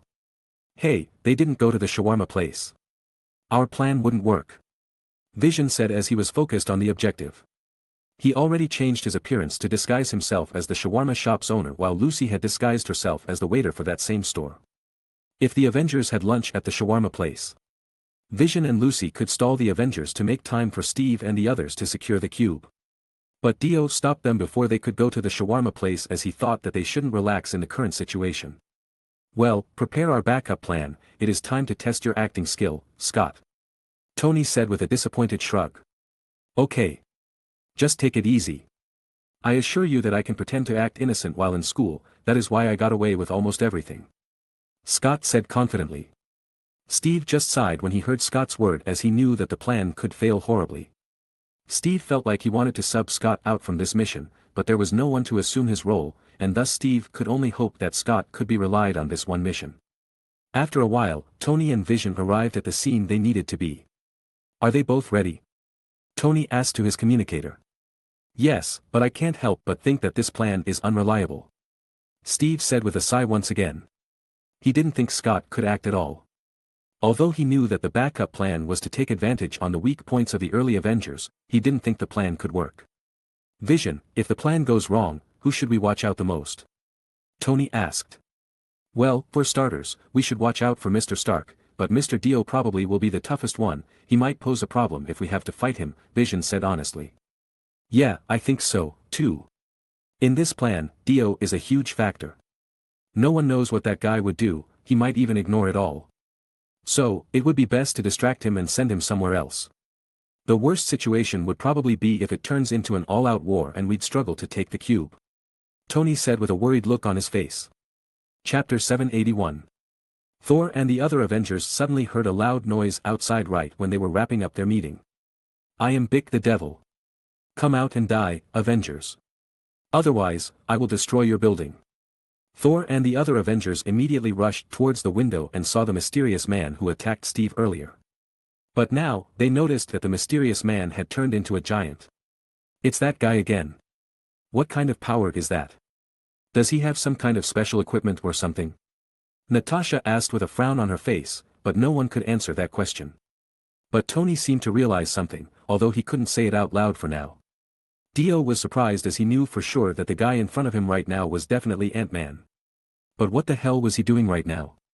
Come out, Avengers. If you don't come out in 3 minutes, I will squish this beauty. Scott said as he held Lucy in his hand. He wouldn't squish Lucy as he didn't even know whether he would be able to do it, but the present Avengers wouldn't know about that. What do we do now? Natasha asked worriedly. We can't risk losing any innocent life, let's go. We have to deal with this demon. Don't you think the scene in front of you is too strange? It's too obvious that he is luring us. That can't be true. Steve said with a frown on his face too. I knew it's not easy to believe, but it's weird to attack right now when he could decimate us earlier. Tony tried to convince everyone. If that's the case, then you should stay here and protect the cube, Tony. We can't let it fall to the wrong hand anymore. Alright, I will stay here for now. I do feel a little bit hungry too right now, Tony said while rubbing his belly. Natasha, you should stay as a backup too. If it's really the enemy's ploy to steal the cube, you can assist Tony later. Natasha just nodded as she knew that she couldn't do much against such a huge enemy. But she was immediately cut off by Dio. I will stay. I don't know why, but I can feel there's something off right now, but in the case something goes south out there, just contact me immediately. Dio said confidently. Steve originally wanted Dio to deal with the huge giant, but he couldn't order him around as he wasn't an Avengers, and since he thought that Dio wouldn't endanger the cube anyway, Steve just nodded in agreement. Either way, Steve still had Thor and Hulk to deal with the giant. The rest of us will meet the enemy outside. Our first goal is saving the civilians, and our second goal is capturing the enemy. Thor immediately picked both Barton and Steve up and immediately flew into the distance. Hulk immediately jumped outside and easily caught up with Thor and the others. Steve was frowning as he listened in another room. Although the plan to lure the Avengers outside was a success, Dio, the most difficult person to deal with, was still there, taking the initiative to protect the cube himself. Dio with Natasha and Tony would be hard to handle. Steve had to think of another way to secure the cube without endangering his own life. But still, he knew that he had to act fast as Scott's acting was so bad that it was embarrassing for him. 2. Scott actually went off the script, and it wasn't believable at all. Furthermore, Steve didn't know how long Lucy could remain docile as a hostage. He didn't know whether she could act or not. But she certainly didn't know much about Earth just yet. Nevertheless, Steve noticed that Lucy's face wasn't in distraught at all. If the present Avengers saw her face, they would immediately figure out that all this was a ruse. Nevertheless, the present Steve had an impeccable heart for justice, so the act of both Scott and Lucy should still pass for now. Nevertheless, it was a bad act. Hey, Scott. Thor, Steve, Hulk, and Barton are coming to you. So prepare yourself. Take your time and make it hard for them all to take Lucy and put them in a spot that they would call Dio and Tony if possible. Tony said to Scott through the communication device that he made in the suit. Copy that, watch our performance from there. Scott said confidently. But Tony just covered his face in embarrassment. He knew that Scott couldn't act even if his life was on the line, but he was the best bet for now. Scott was still pretending to be an evil giant, but he didn't even trample any car in his path.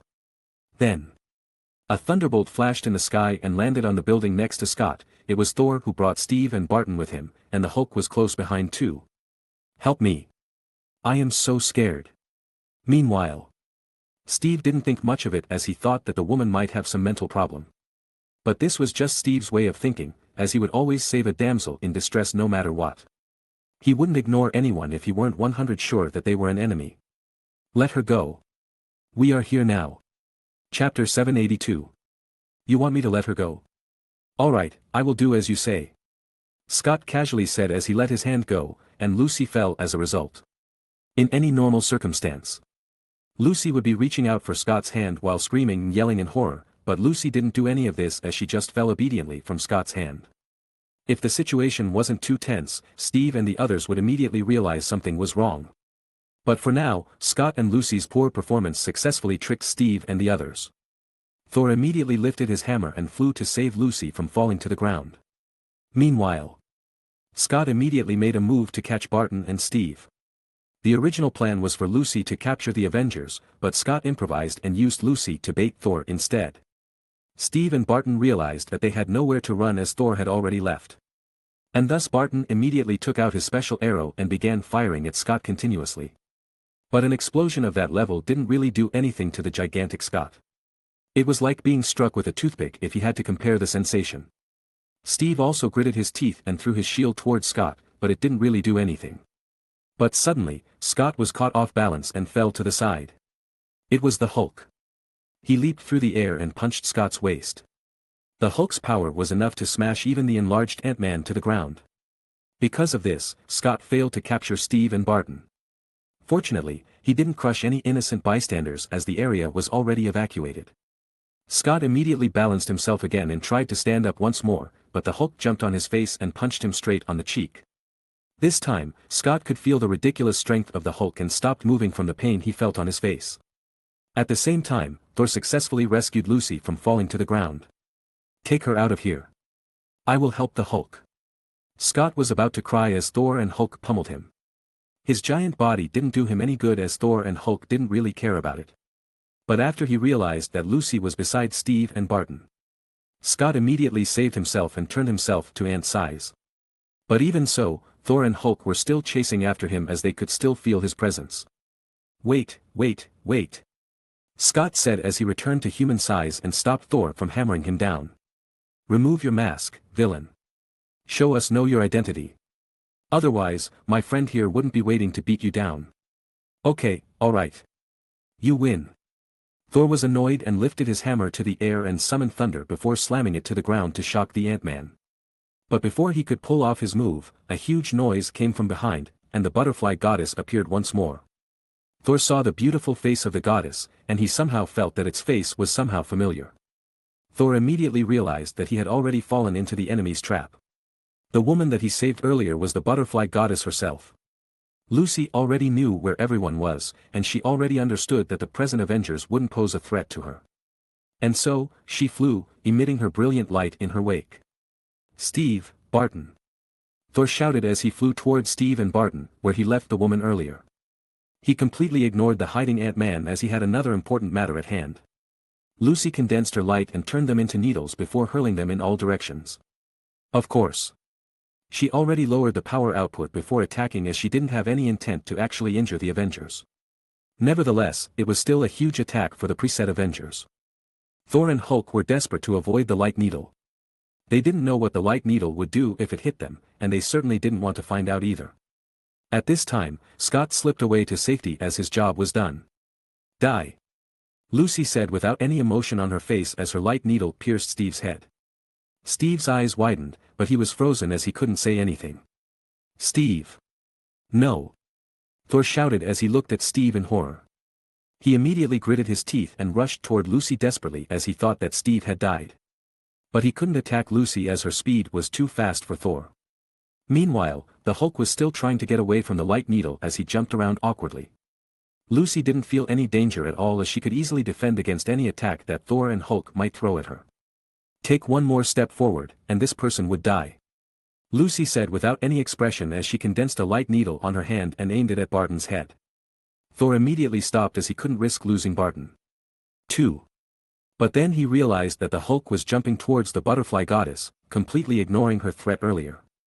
Thor immediately threw his hammer toward the Hulk to get Hulk away from the goddess. "Let them go, or I swear in the name of my father that I will kill you myself," Thor said as he called out his hammer again and lifted it high in the sky. The world immediately changed color as the wind surged, covering the bright sky with thunder clouds. Chapter 783. Dio, who was still inside the tower, suddenly felt something wrong from afar, and he immediately stood and walked towards the window. "Something is off," Dio said as he stared into the distance. Natasha and Tony, who were curiously watching Dio, couldn't say anything as they saw Dio suddenly leap into the battlefield. "Dio is gone, it seems the situation must be bad enough if he decides to show up," Tony said worriedly. "I have a bad feeling about this," Natasha said with a frown on her face. Tony then placed the Tesseract in a suitcase and cuffed the suitcase into his arm. It was just a precaution because he didn't feel good about the entire situation. "Come with me to the top floor," Tony said as his Iron Man's armor was left there. Natasha nodded and followed Tony to the top floor. However, when the two of them came to the door, a figure suddenly appeared and grabbed Tony, pressing him to the ground. It was not a stranger at all, it was Vision.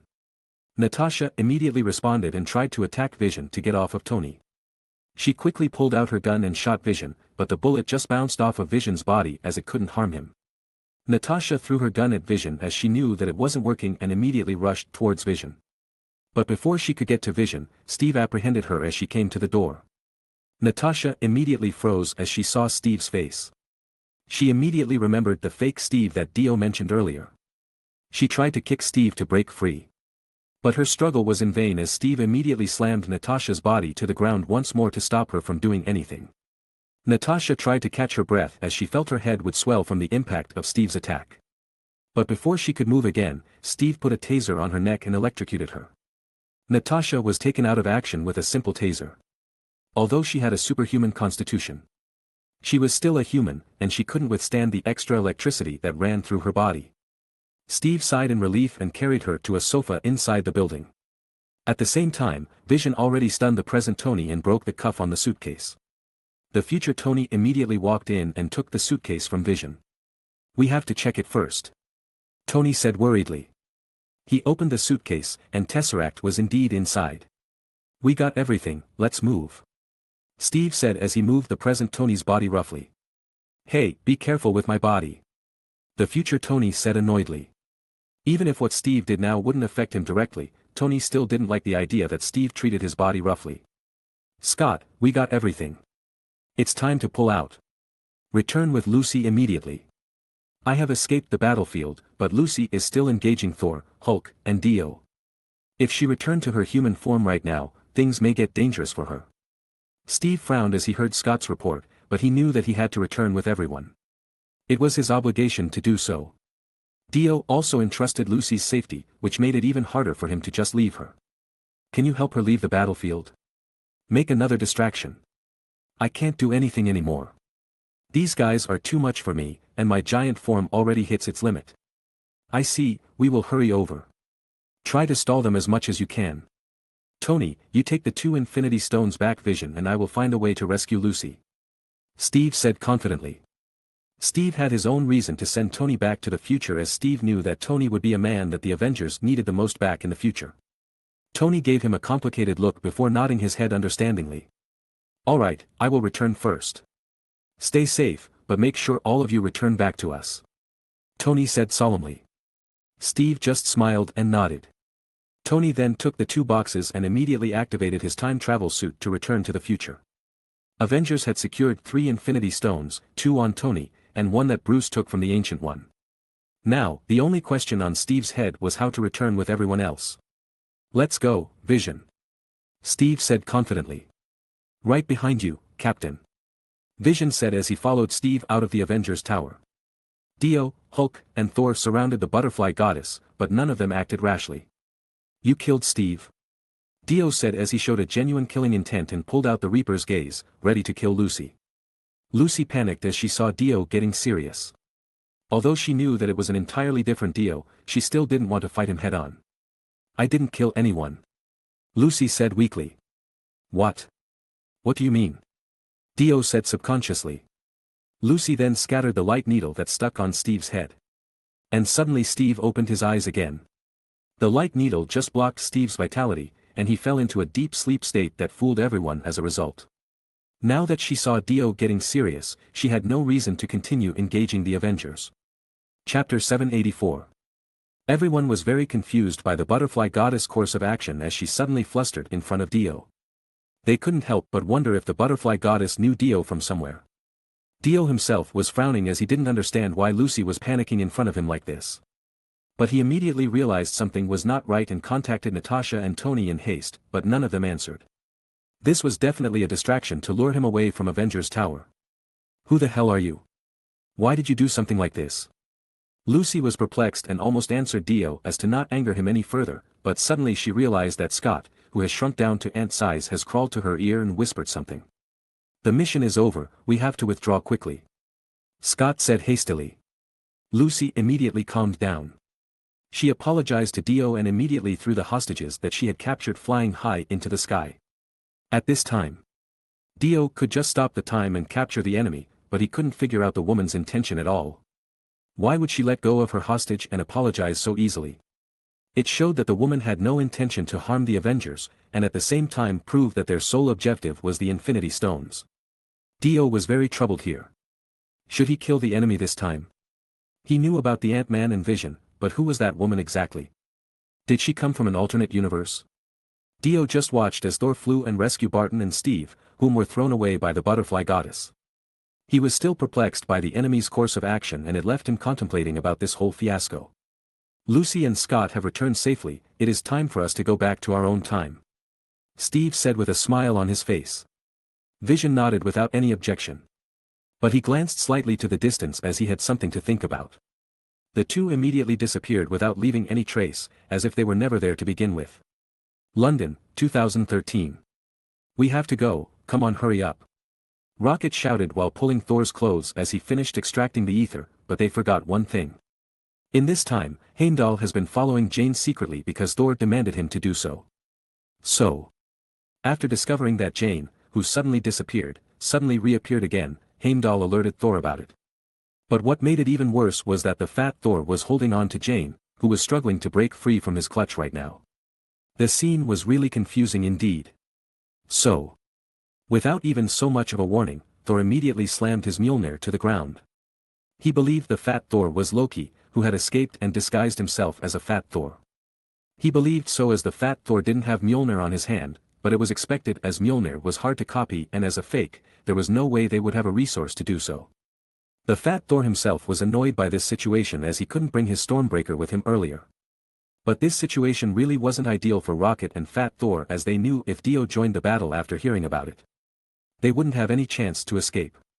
Rocket then persuaded fat Thor to escape from here immediately, as it would be the best scenario for them. Fat Thor immediately calmed down. But he still seemed annoyed by this situation. He didn't think he would lose to his former self if Dio didn't come here. Fat Thor really wanted to take this opportunity to take another look at Asgard and the people who died in Thanos' hand, but he knew that he couldn't do so right now. You should suffer for what you've done, asshole. The present Thor shouted angrily as he stood beside Jane's unconscious body. Fat Thor couldn't say anything as he knew that no words could explain what he did. Although he was annoyed by his past self, he knew that his appearance right now proved that he hadn't been taking care of himself. Thor of this time was frustrated too. Although he knew that he shouldn't leave Jane's side, he couldn't bear being ignored either, and so Thor began charging his Mjolnir with thunder energy and immediately threw it towards fat Thor and the raccoon. Thor smirked as he was confident that his hammer would hit the target. He believed that even Dio wouldn't want to receive this attack head-on. He would electrocute these two into cinder. The hammer reached the fat Thor and smoke covered the area immediately due to the hot air that was triggered from Mjolnir's power. Thor opened his palm to call the Mjolnir back, but nothing happened. Thor was perplexed as he didn't understand what was going on. This was the first time that Mjolnir didn't heed his call. The smoke gradually dispersed. And Thor saw that the fat Thor was still standing with the raccoon beside him, unharmed. But the thing that shocked Thor the most was that fat Thor was holding his Mjolnir. It was as if he missed Mjolnir, judging from the sullen look on his eyes. But it was the truth too, as his Mjolnir was destroyed by Hela, his accursed sister. Even the Stormbreaker that was supposed to be better than Mjolnir, couldn't really replace Mjolnir on his heart. How could you wield Mjolnir? Give it back to me. Fat Thor just looked at his past self without any expression. He felt extremely uncomfortable right now as he didn't have anything to say to his past arrogant self. Chapter 785. Fat Thor smiled as he saw how angry his past self was. This hammer shouldn't be used like that, Fat Thor said with a smile on his face. Fat Thor then raised his hands and condensed the raging thunder in the air and the thunder that was already inside Mjolnir to his own hand. The situation was truly horrifying but also mesmerizing at the same time. The present Thor was shocked and looked at Fat Thor with a horrified expression. He couldn't believe what he was seeing right now, as the Fat Thor looked more like the god of thunder than himself. But he knew for sure that he was the only god of thunder. However, Fat Thor then unleashed the thunder he amassed with Mjolnir back to the present Thor, knocking him back pretty far away. Nevertheless, the Fat Thor was smiling since he knew that he wouldn't be killed with only that much power, but he hoped that his past self would reflect on his own shortcoming after this. Fat Thor felt like a burden has been lifted off his shoulder and he no longer felt the need to see Asgard anymore. At the same time, the present Dio appeared, but he already saw what happened the entire time on the sideline. Are you really Thor? Dio asked with a frown on his face. Dio already pulled out his scythe, but he knew that he shouldn't attack recklessly. Fat Thor just smiled and nodded his head before he remembered something that the future Dio said about the ether. Fat Thor then pointed his finger towards Dio's car, where little Crystal was asleep. But then he remembered Tony's instruction before going to the past, and thus Fat Thor just kept his mouth shut. Influencing the past wouldn't change the future. By going back to the past alone, they already broke the natural order and they might have to face a serious consequence later on. Even if Fat Thor told the present Dio about the information that he got in the future, it might not be a good thing. Goodbye, no, it is more accurate to say see you soon. Fat Thor said with a smile on his face before he disappeared with Rocket. Dio was confused as he looked back at Crystal in his car, but he had no clue of what Thor was about to say. The present Thor immediately jumped from the distance with an annoyed look on his face. Where is that fat man and his pet? Thor said angrily. I don't know, he just disappeared in front of me, Dio said honestly. Damn it. Thor said frustratedly. So, your hammer was taken away by that guy? Dio said teasingly. Damn that bastard. I will destroy you if we meet again. On Morag, Nebula and Rhodey finally saw Peter Quill coming into the temple while listening to his favorite music on his headphones while dancing after waiting for a long time. Are you sure he isn't a fool? Rhodey asked as he groaned while observing Quill from behind a rock. Well, he is a fool. But a useful one. This is too easy. Rhodey said confusedly. Well, how difficult would it be to take care of a single fool? Nebula said with a light shrug. Fair enough, Rhodey said as he nodded his head. Nebula then rummaged through Quill's body and found the tool Quill used to take the orb that contained the power stone from its containment. What is that? Rhodey asked curiously. A thief's tool, Nebula said as she immediately walked further into the temple ruins and opened the door using Quill's tools. Nebula and Rhodey just left the unconscious Star-Lord where he fell earlier as they didn't care about him anymore. After the door was opened, Nebula and Rhodey immediately saw the orb suspended in some kind of energy cage.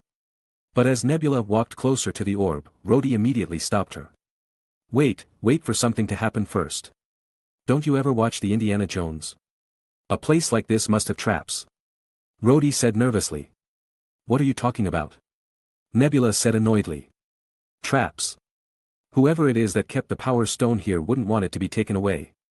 Nebula then immediately stuck her hand into the energy barrier that protected the orb without fear before taking the orb out and tossing it over to Rhodey. But it wasn't without a price, Nebula's mechanical arm was badly burned and melted. I didn't think this would happen, Nebula said as she hid her arms as she didn't want Rhodey's sympathy. Her body wasn't of flesh and blood anymore as Thanos already transformed her into a cyborg due to her constant failure. It was also the reason why Nebula didn't respond that well when she heard that Thanos still had some kind of love towards Gamora, his daughter. If Thanos loved his daughter, then what was she? Was Nebula not Thanos' daughter? It's alright, I believe Tony should be able to fix it later. Let's go. Rhodey said as he readied his suit to return to the future. In 3, 2, 1. Rhodey said as he immediately disappeared, jumping back into the future with his time travel suit ability, but Nebula couldn't do so as her body suddenly stiffened in spot. She couldn't move her body as her eyelids began to flicker. Chapter 786. It was time for Nebula and Rhodey to return to their own time, leaving 2014 Morag behind. But, on Thanos' battleship, Gamora and Nebula, who had just destroyed a planet, were summoned by Thanos because the Power Stone had been located. Where is it? Gamora asked indifferently. It's on a planet called Morag. Thanos said indifferently. Father's plan finally begins, Nebula said with a prideful look in her eyes. Gamora just shook her head as she knew that nothing would change Nebula's mind as she was obsessed over earning Thanos' approval. But suddenly, their conversation was interrupted by an alarm sound. It seems Ronan has found the Power Stone, I will send you to his spaceship, bring it to me, Thanos said as he looked at Gamora. I am not sure he would hand it over so easily, Gamora said as she took a step back worriedly. Then kill him. Thanos said as he wiped his twin blade. He didn't seem to care about Ronan's existence. Ronan's obsession over power will blind him. Nebula said as she stepped forwards and kneeled in front of Thanos. We will succeed, we will not disappoint you, Father. She said confidently. Yes, I do believe that you will not let me down. Thanos said indifferently. I swear I will make you proud. Nebula said with excitement in her eyes. But suddenly, Nebula kneeled on the ground while writhing in pain. Her eyes suddenly projected a holographic image and voice of her future self that came to the past in Morag. What is happening? Nebula said as she closed her eyes, turning off the holographic image that she projected. Who is that? Gamora asked anxiously as the whole situation seemed eerie. I don't know. Nebula said with a horror-stricken look on her face. Her sensory neurons might have been damaged in the previous mission. Gamora said as she helped Nebula stand. But it seemed her little explanation didn't mean much to Thanos. He walked slowly towards Nebula and put the twin blade close to Nebula's neck. Nebula immediately panicked as well as scared for her life. Her body trembled like an earthquake as she felt that her end was near, but fortunately for her, it seemed Thanos wouldn't end her life just yet. Bring her over. Thanos said with a smirk on his face. Ebony Maw was in the interrogation room with Nebula, who was being investigated. She was suspended in the air with many cables connected to her brain. Check all her memories, I want to see everything, Thanos said expectantly. Master, there seems to be some error in her memories, although it is about her, it doesn't seem like it's her memories. There seems to be another consciousness that shares her neural network. That is intriguing, Thanos said as he doubted the information himself. The time stamp on this other person is strange, it came from 7 years from now, Ebony Maw said with a confused look on his face. So, where is this other person now? Thanos asked curiously. They are on Morag, Master, Ebony Maw answered. Can you access her memory? Search for Infinity Stones. Alright, Master. Ebony Maw then immediately got to work. He then controlled Nebula through his telekinetic power and raised her head high. He activated Nebula's holographic projection and began searching through her memories for everything that the future Nebula knew about the Infinity Stones. There are 2 Nebulas? Thanos asked confusedly. No, Master, it's just one nebula, but the other comes from a different time, Ebony Maw said respectfully. Intriguing. Keep scanning her, I want to know everything, and we must head for Morag at full speed. Right away, Master. Ebony Maw said as he immediately did what Thanos just asked. Everyone was shocked by the memories that they saw from the future nebula. Especially knowing that an Earthling who had the power to cut Thanos' head existed. As soon as the scene where Thanos lost his head was projected, Gamora and Ebony Maw immediately lowered their head in fear. I didn't expect this incompetent race to actually have the power to do something like this. Thanos said excitedly. He didn't expect that his plan would end in success. And thus he didn't really care about his death at all. But he didn't like the fact that the one who carried out his plan was a boring old man. Thanos even began to think that he should kill the Grandmaster first to ensure his victory by himself. So, they are trying to reverse everything that happened? Thanos said as he began to understand the goal of the ones that came from the future. This is my future, I will not let anybody rewrite it for me. Thanos said coldly. At the same time, Thanos finally arrived at Morag's vicinity. Nebula was finally freed from her frozen state, and she knew what had just happened. She knew Thanos had sniffed her out, and now, she wouldn't be able to escape. Nebula tried to use her suit again to return to the future, but suddenly she was punched in the face. She fell to the ground as she failed to activate her suit before turning her head to find out who attacked her, but it turned out to be herself. How dare you betray our father? The present Nebula said coldly. I am you, I know what he had done to us. Nebula from the future said coldly. Nebula then kept punching her future self before dismantling the time travel navigator on the future Nebula's wrist and took out the Pym particle inside. She was so angry that she pulled out her dagger and pointed it at the future Nebula's throat. That's enough. Gamora shouted from the side. Father is waiting for us. Take her back and listen to what Father has to say. You will never be me, because I will never betray my father. Nebula shouted towards Gamora, but when she lowered her guard, the future Nebula immediately seized that chance to steal Nebula's dagger. Chapter 787. Thanos sat on his throne, looking at the Pym particle that Nebula handed over. He was excited to see such an advanced mechanism. He was eager to copy the Pym particle and armed his entire army with this technology. Did I do well, Father?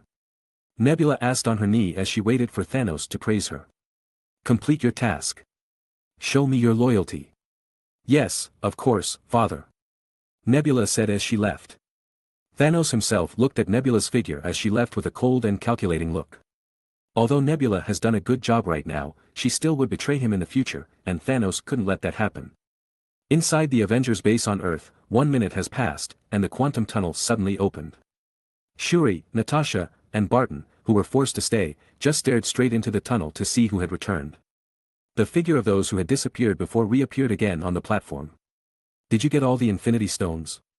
Tony asked as he couldn't wait to see their success. But as he looked around, he was surprised that he didn't see Natasha and Barton, but instead a strange woman beside Dio. "Wait, who is this person? Where are Natasha and Clint?" "We are here," Natasha said hopelessly, drawing the attention of the entire group.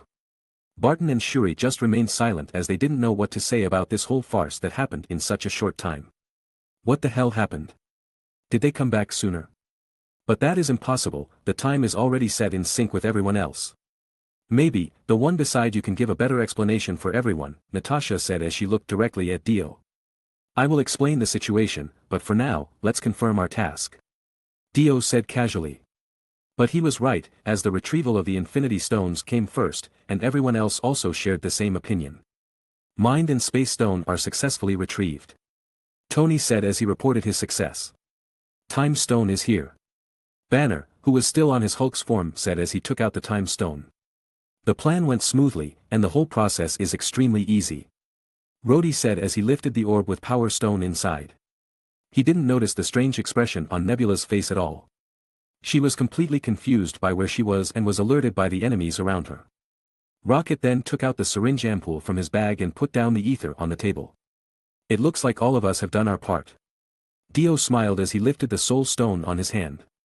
After seeing the Soul Stone, everyone was surprised. Especially Scott, who came up with the idea to collect the Infinity Stones. Their plan was extremely far-fetched, but it turned out successful in the end. Although the process was rough and far from perfect, all that mattered was the result. The woman beside Dio looked at the Soul Stone with a sad expression. But she brushed off her sadness quickly as she didn't want to rain on everyone's parade.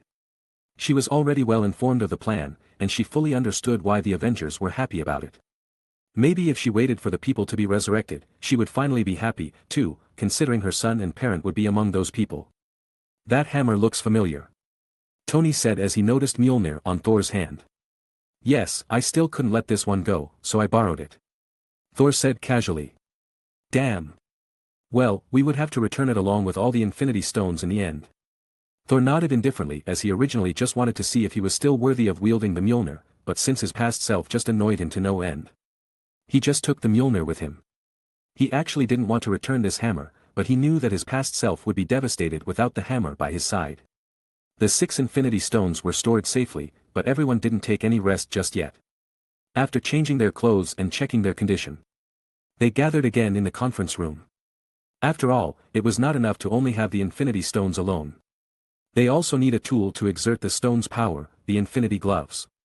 But as they didn't have the Infinity Gloves and the dwarves that created it in the first place were already annihilated by Thanos, they had to think of another way. They had to think of technology-oriented Infinity Gloves to utilize the Infinity Stone's power. It was Tony, Banner, and Shuri's realm of expertise. If these 3 people couldn't figure out how to create such technology, then no one would be able to do it too. The materials that they use might be different than the original Infinity Glove, but the technology had to be perfect. After all, they could create vision in the past. But before that, everyone was eager to hear Dio's explanation regarding his unauthorized change of plan and attack on Natasha and Barton. But regardless of everyone's opinion, Dio didn't bother to justify himself. He just explained the whole situation, listed the cause and effect of his plan, and then let the woman explain herself to the rest of the team. Everyone just sighed as they heard that it was the woman's decision without anyone forcing her to sacrifice her own husband, and of course, after her husband agreed to it too.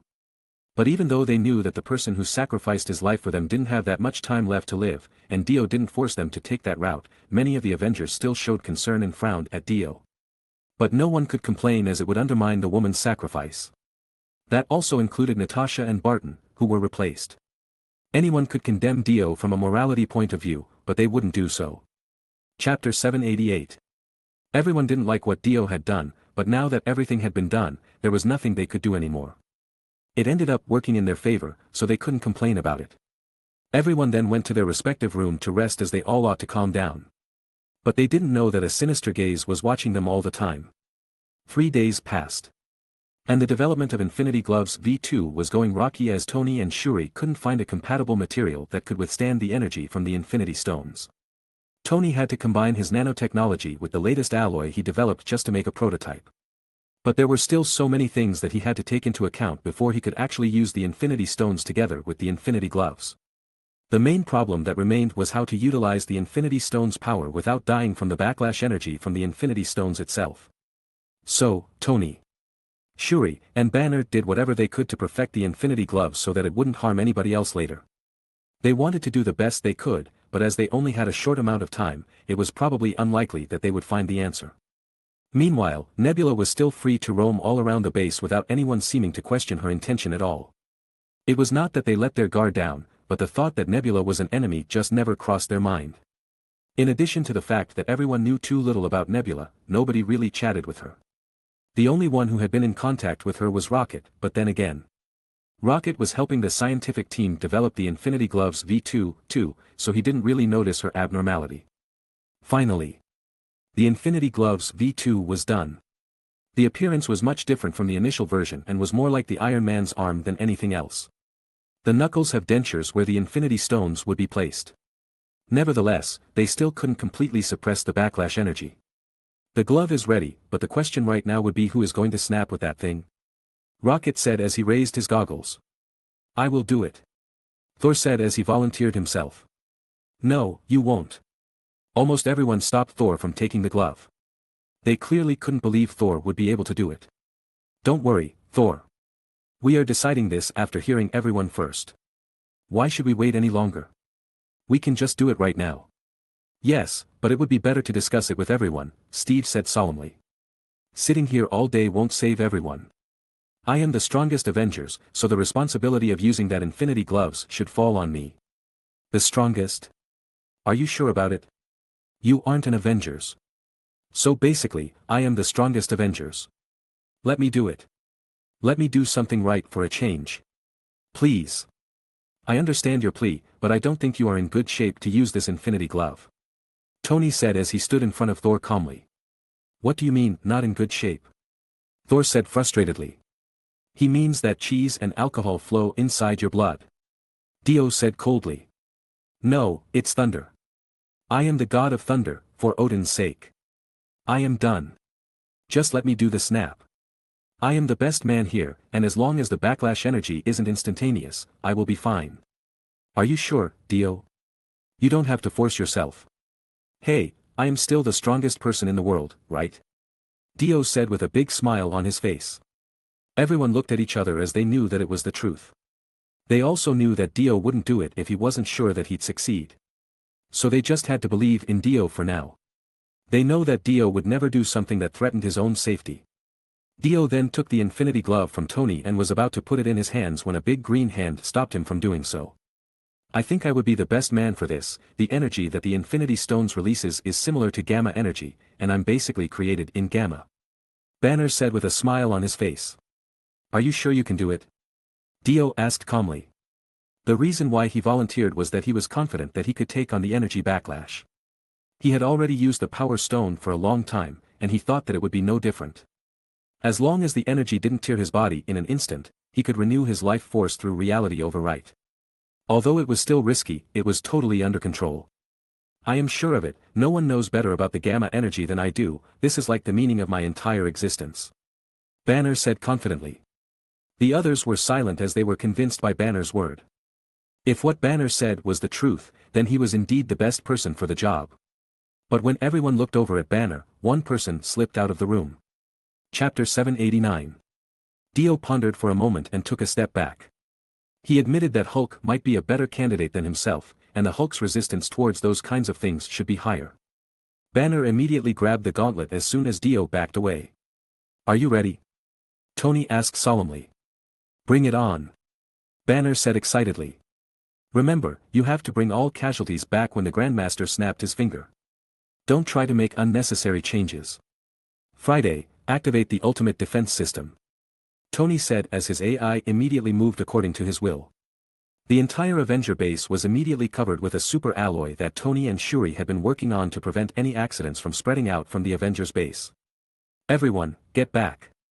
Banner confidently said as he put on the gauntlet.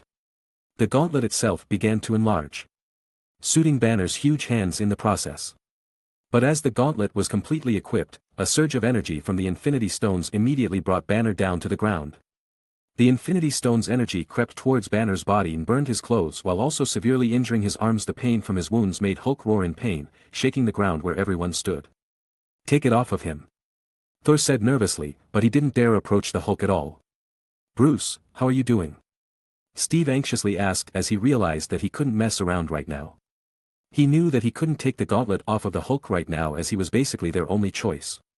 "Banner, do it quickly," Tony nervously said as he created a force field around himself and everyone else in case of emergency. But Banner was still not answering as the only response everyone got was the painful scream from the Hulk. His skin that even withstood a nuke was burned severely. And the various energy of the Infinity Stones could be seen flowing through his hands. "Let's stop this, he can't take it," Dio said worriedly. "No. I am fine." It was obvious that the Hulk was in a lot of pain, and no one would blame him if he gave up right now because the energy of the Infinity Stones might kill him at this point. At the same time, Nebula had slipped away from the group, successfully reached the quantum tunnel, and extracted the data from the machine before quickly tampering with the data in the control panel.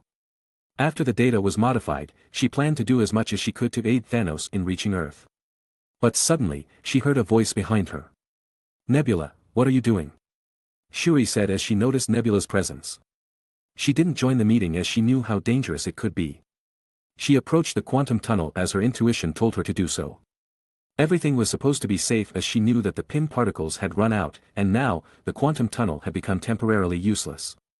Nebula immediately turned around with a smile on her face.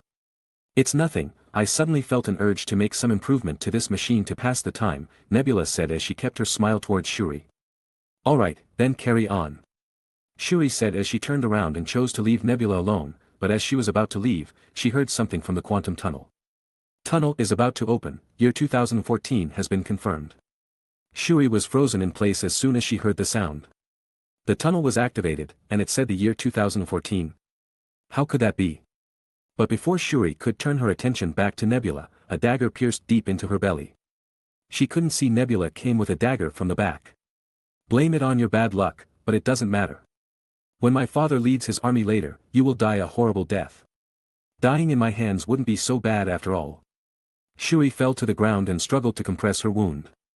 She tried to get away, at least to warn the others of what was to come.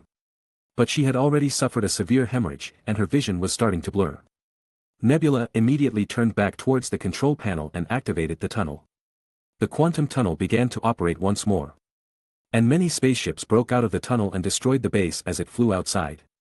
Nebula just looked at the whole scene with excitement. She thought her father would certainly praise her for what she did. At the same time Nebula made her move, Hulk also screamed out loud and snapped his finger with all his might. A white flash blinded everyone for a split second. But after that, nothing seemed to happen.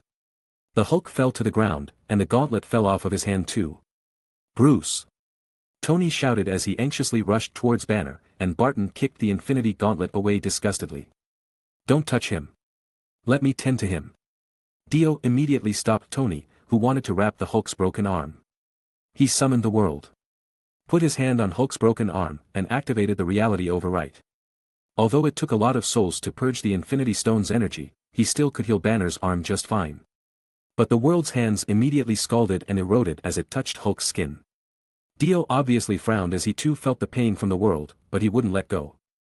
This kind of minor injury was incomparable to Hulk's injury.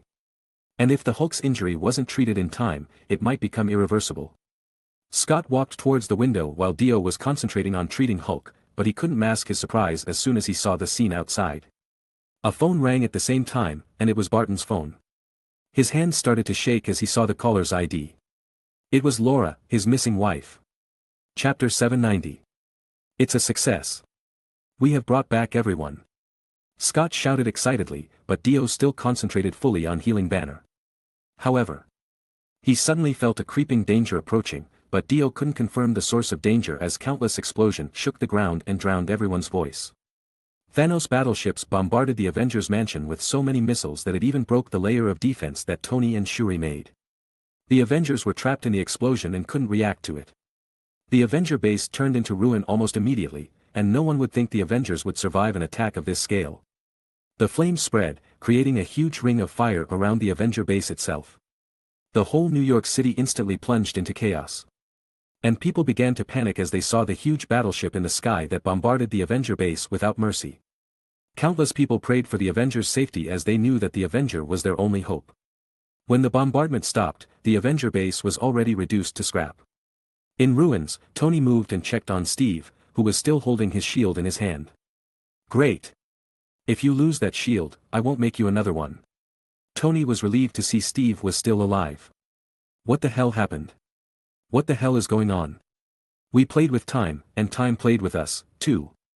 Just look outside, you will understand what I meant." Steve and Tony immediately realized what had just happened. Although he didn't understand how Thanos could get here. The fact that the tyrant was here wouldn't change. Thanos was ready with his army, and the Avenger was caught in a sudden attack. It was clear that Thanos had the upper hand right now. Dio then pulled Tony and Steve up together, and suddenly, green energy coursed throughout their bodies. Obviously, Tony and Steve didn't notice such a thing, and only Dio knew what was happening to them. This energy came from the Time Stone, and Dio ought to find out where that stone was right now. "Have anyone found the Infinity Stones yet?" Dio asked Tony. "Barton has it, apparently it falls next to him earlier, Nebula was also there, they are currently engaged in battle," Tony said worriedly. Dio nodded, but he couldn't brush off the uneasiness he felt. Because of that, Dio immediately went inside the ruins to help Barton. But not long after they went into the ruins, they saw Thor inside on the clearings with a familiar figure in front of him. "Thanos," Dio said as he saw Thanos sitting on his throne slightly above the ruins with his golden armor and twin blade on the ground beside him. "What is he doing?" Steve asked curiously. "Nothing so far," Thor said with a disgusted look on his face. "We have to end him quickly this time. We have to work together," Tony said solemnly.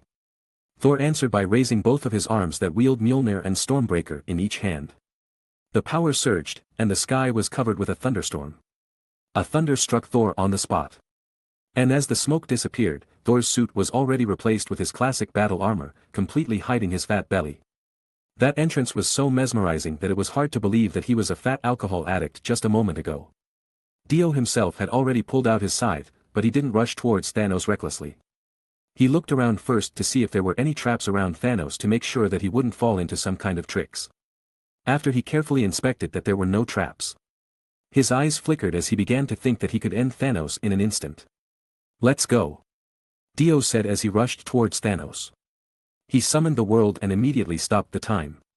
He succeeded, and there was no response from Thanos. Dio had thought about it, and his guess seemed to be correct. As Thanos hasn't figured out his power yet for now. Furthermore, Thanos didn't have the Time Stone to counter Dio's ability, and thus there was no way Thanos could respond to his attack. But as Dio came closer to Thanos, Thanos raised his head and looked at Dio in the eyes. "No way," Dio said as he couldn't believe that Thanos could still move despite the fact that the time had stopped. But as Dio already propelled his body forward, he was wide open from any attack that Thanos might throw at him. As expected, Thanos attacked Dio while he was still in the air. Dio ordered the world to pull him back to safety, but it was too late. Thanos' twin blade cut Dio's arm that held the scythe like it was nothing. Dio grunted from pain. But he quickly took back his cut-off arm. Missing an arm wasn't a problem for Dio as he had many ways to restore it. But the thing he ought to know right now was how Thanos could move even though Dio had already stopped the time. Was it because Thanos time traveled there? Or was it possible that Thanos already knew everything that might happen and found a way to counter Dio's ability? But the fact still remained that Dio's time stop ability wouldn't work on Thanos anymore. But suddenly, Dio trembled as he looked behind and noticed that Steve and the others were moving and weren't affected by the time stop ability either. "Dio, what are you doing? Are you okay? Why are you acting so reckless? It's not like you at all," Tony said as he frowned as he saw Dio had lost one arm. But Dio didn't answer any of their questions as he looked over towards the world and saw that the world nodded towards him, meaning that the ability was still active. Dio even looked at his game panel and noticed that his Hammond energy was indeed still decreasing rapidly, which proved that everything wasn't an illusion. But what was going on? Dio really couldn't wrap his head around this whole situation at all. But nevertheless, he felt like he was about to vomit, and thus he ceased the time stop ability. Chapter 791. The time flow returned to normal, and had Dio known earlier that Nebula was a fake, the situation would be different. Nebula hid in a safe place as soon as she called Thanos' ship. She also located the Infinity Gauntlet after that to ensure that she would get her hands on the Infinity Stones after the attack. So, while everyone was trying to regroup after the attack, she quickly used the transmission and found the Infinity Gauntlet. It was just unfortunate that Barton fell beside the Infinity Gauntlets before Nebula could secure it. Barton retreated and protected the Infinity Gauntlet from falling into the enemy's hand. Nevertheless, Nebula found Barton and lied to him to persuade him to hand the Infinity Gauntlet over to her. But as soon as Nebula got her hands on the Infinity Gauntlet, she struck Barton down while smirking victoriously. "Father, you will be proud of me this time," Nebula said as she equipped the Infinity Gauntlet. But she immediately screamed from the pain as she felt the energy from the Infinity Stones. But even so, she wouldn't stop. Her loyalty to Thanos kept her away from giving up the order Thanos had given her. She endured the pain and guided the Infinity Gauntlet energy towards the Time Stone before slamming her fist to the ground. A brilliant green light spread in all directions, penetrating the wall and everything else it came into contact with. One would see the green light enveloping the entire area if they saw this up from the space. This was Thanos' solution as soon as he learned that someone on Earth had the ability to manipulate time. He ordered Nebula to integrate the whole planet with the Time Stone. The result of this solution is to make sure none of the opponent's time manipulation ability got through. That also included the quantum tunnel, too. The Time Stone completely stopped the time travel ability of the quantum tunnel. Nevertheless, Nebula received significant damage from handling the Infinity Gauntlet. Her right hand was decimated, and half of her face was burned severely, but she still survived. The energy she released from the Infinity Gauntlet wasn't enough to kill her, but she still received a terrible injury. "Father, I am done," Nebula said as she lied on the ground excitedly despite being unable to move from her injury. But at the same time, two figures appeared behind her, and it was Gamora and her future self. "Dio, are you alright?" Tony asked worriedly, but Dio just nodded as he fixed his arm with reality overwrite, making it as if his arm had never been cut off before. Dio started whistling, controlling the Reaper's gaze in the air. He didn't rush toward Thanos again as he didn't want to repeat his mistake. "Aren't you surprised?" Thanos said as he picked up his helmet from the ground before putting it on his head once more. "Or do you think I would fall for the same trick again?" Thanos said coldly. "It seems you already knew everything that happened in the past, but who spills everything out? Let me guess, the most likely suspect here is your daughter, Nebula. Am I right?" "Nebula is a traitor," Steve said as his eyes turned wide while Tony frowned. "No one else has any reason to pick Thanos' side. And the fact that Thanos can lead his army through time proves that someone in the base has tampered with the quantum tunnel and activated it. Furthermore, when the Hulk snapped his finger, who decided to not stick with us?" Dio said coldly. Everyone else hated to admit it, but Dio's word had some truth in it. Nebula was a traitor, and there was no doubt of it. Even Dio began to wonder whether the Nebula that returned from the past was the same Nebula that had been with them before. "So, the Nebula that returned from the past before is your time's Nebula, right?" Dio said indifferently. "You are smart. But it doesn't matter now. You still have to face me no matter what happened in the past. Or are you telling me you couldn't accept your failure in the past?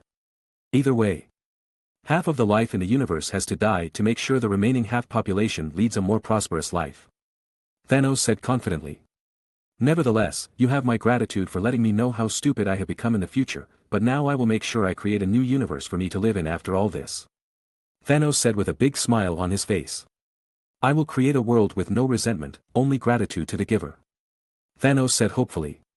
"It would be one shit universe," Steve said mockingly. "You wouldn't know because you will be dead by then," Thanos said indifferently.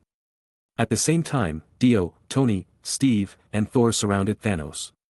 "Or maybe, you won't be able to see it for yourself because your head has rolled over for the second time," Dio said as he moved to cut Thanos' head once again. Although he couldn't use his time stop ability, it wouldn't matter as he had plenty of other abilities to use. Dio had so many means left to attack Thanos. It might be safe to say that Dio was finally able to unleash his full potential as he didn't have any reason to hold back anymore. Chapter 792. Thor roared, and the battle commenced immediately. Tony flew into the air and immediately blasted Thanos with his repulsor's beam, while Thor rushed at Thanos and tried to cut his head off again with his Stormbreaker. Meanwhile, Steve also tried to distract Thanos by reflecting Tony's missed attacks back at Thanos with his shield. Steve also dodged Thanos' twin blade attack as he knew that it was bad news. Even Thor's Stormbreaker failed to leave any dent on Thanos' twin blade. They all put their hopes on Dio as they knew that Dio would do something to win this fight. Furthermore, they hadn't seen any better weapon than Dio's scythe. Dio positioned himself behind Thor. And as Thor smashed Mjolnir to the ground to shock Thanos with his lightning, Dio immediately jumped and slashed at Thanos with all his might. But Thanos surely had his own share of combat experiences, too, as he positioned his twin blade, blocking Dio's scythe blade. Thanos' hand-to-hand combat is in the realm of a master, so even though he seemed to be defenseless, that wasn't the case at all. Tony kept blasting Thanos with his repulsor beam while Steve slammed his shield towards Thanos' face relentlessly. Even though Dio failed to slash Thanos' head with his scythe, everyone else found an opening in Thanos' defense. Thor also hit Thanos' knee with his Mjolnir, causing Thanos to lose his balance and fell to the ground. Thanos was surrounded by so many heroes, and it proved to be too much for even Thanos himself. But it just angered Thanos even more.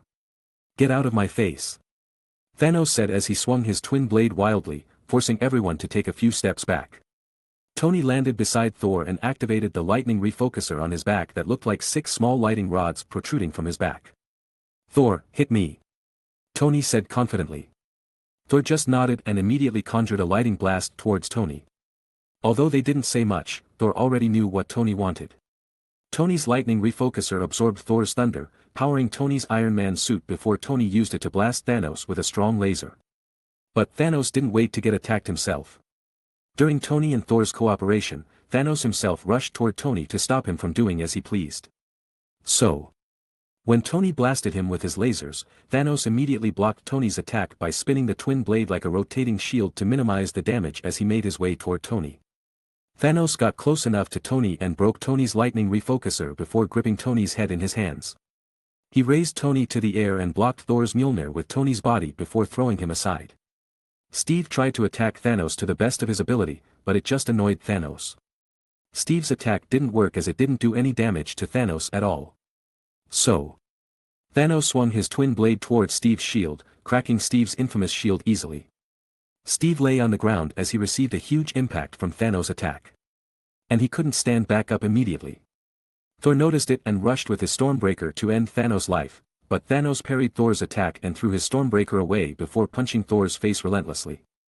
Dio jumped onto Thanos' back and strangled Thanos' neck from behind. Although Dio wasn't the best when it came to raw power among the Avengers, it still made Thanos reel a little bit, and he was forced to leave Thor on the ground. At the same time, Dio activated his temporary stand card and summoned it along with the world to attack Thanos at the same time.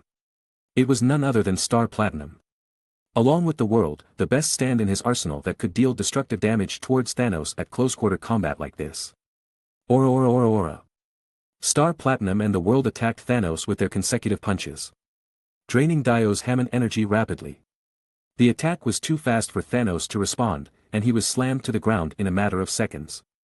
Dio himself didn't know how many punches Thanos received during that period as he himself couldn't see how fast Star Platinum and the world threw their fist. Thanos was reduced into a sandbag as there was no way for him to do anything against this attack. Nobody knew how severely Thanos was injured. Even Dio himself was exhausted by the whole ordeal. Dio received small injuries here and there because his Hammond defense couldn't handle Thanos' attack earlier. But nevertheless, Dio felt like Thanos would reach his limit soon. After a while, Star Platinum and the world attack began to slow down. And Thanos saw it as an opportunity to fight back. Thanos used his whole strength and slammed the back of his head towards Dio's head. Although Dio summoned White Album to serve as a defense, it was broken in an instant by Thanos' attack. Because of this, Dio was knocked out as he couldn't withstand the impact of Thanos' attack. Thanos' strength was still higher than the Angry Hulk, and Thanos was even stronger than Carol Denver in terms of raw strength. This was why Dio couldn't compare his endurance and power with Thanos at all. Thanos, who has been freed from Dio's clutches, immediately wiped the blood from the corner of his mouth and picked up his twin blade before rushing out of the battlefield, avoiding Star Platinum and the world. Chapter 793. Thanos got up and immediately clenched his injuries before raising his twin blade and striking Dio. Dio blocked Thanos' attack with his scythe without hesitation as he knew he couldn't show any weakness right now. The scythe hit the twin blade and a violent momentum swept across the battlefield. At the same time, a flash of light suddenly appeared, hitting the back of Thanos' head and knocking him down to the ground. Dio immediately took the opportunity to swing his scythe at Thanos' head, attempting to end this battle once and for all. Thanos couldn't fully endure his injury and spat out a large amount of blood. Meanwhile, Thor was confused beyond belief because the thunderstrike that hit Thanos just now wasn't his. He looked around and saw Steve holding his Mjolnir, and Thor was immediately hit with revelation. It was Steve's doing. But how could he wield Thor's Mjolnir so easily? Was he really worthy? Nevertheless, Thor felt excited that he had found another person who was worthy to hold the Mjolnir. Now, he had another person that could fight Thanos with him. After all, he had a hunch that Steve would be able to wield the Mjolnir. Now Thor knew that several people had the ability to hold Mjolnir. Steve, Vision, himself, and his father. Although it might seem little, it was already too many for a single hammer. You must be excited, Mjolnir. You found another person that was worthy of your power. The Avengers just looked at Thor and remained silent as they didn't want to talk about what Thor was feeling. They knew that Thor would be excited, and they didn't want to further push Thor's ego. Now that Steve wielded the Mjolnir, he was considerably stronger in terms of offensive power.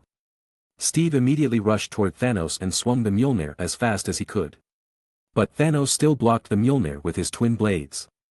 But when Thanos attacked Steve, he blocked the attack with the shield and then counterattacked. Mjolnir hits Thanos' jaw quite hard, knocking Thanos down to the ground. Still, Thanos quickly got up angrily and parried Steve's shield that he threw at Thanos. But Steve already anticipated it and threw Mjolnir too.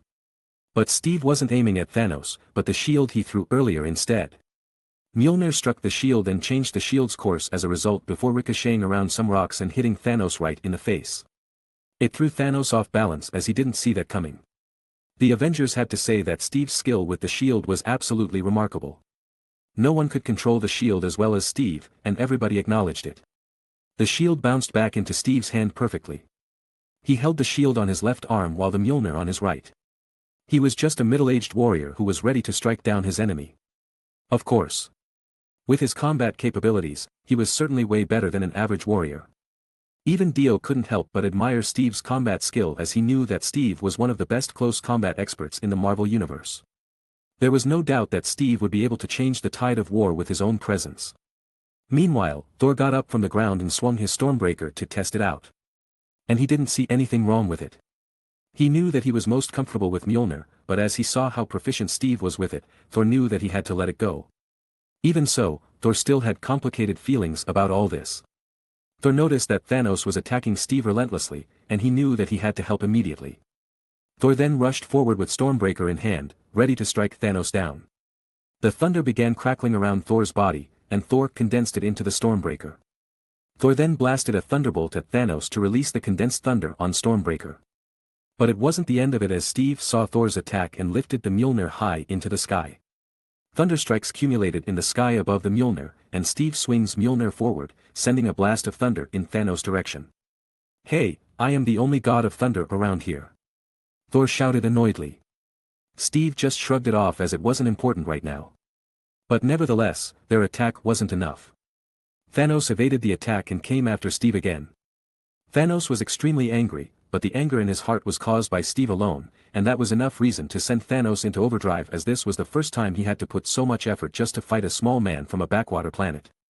Thanos smashed Steve's shield, breaking it into parts before he punched Steve's face.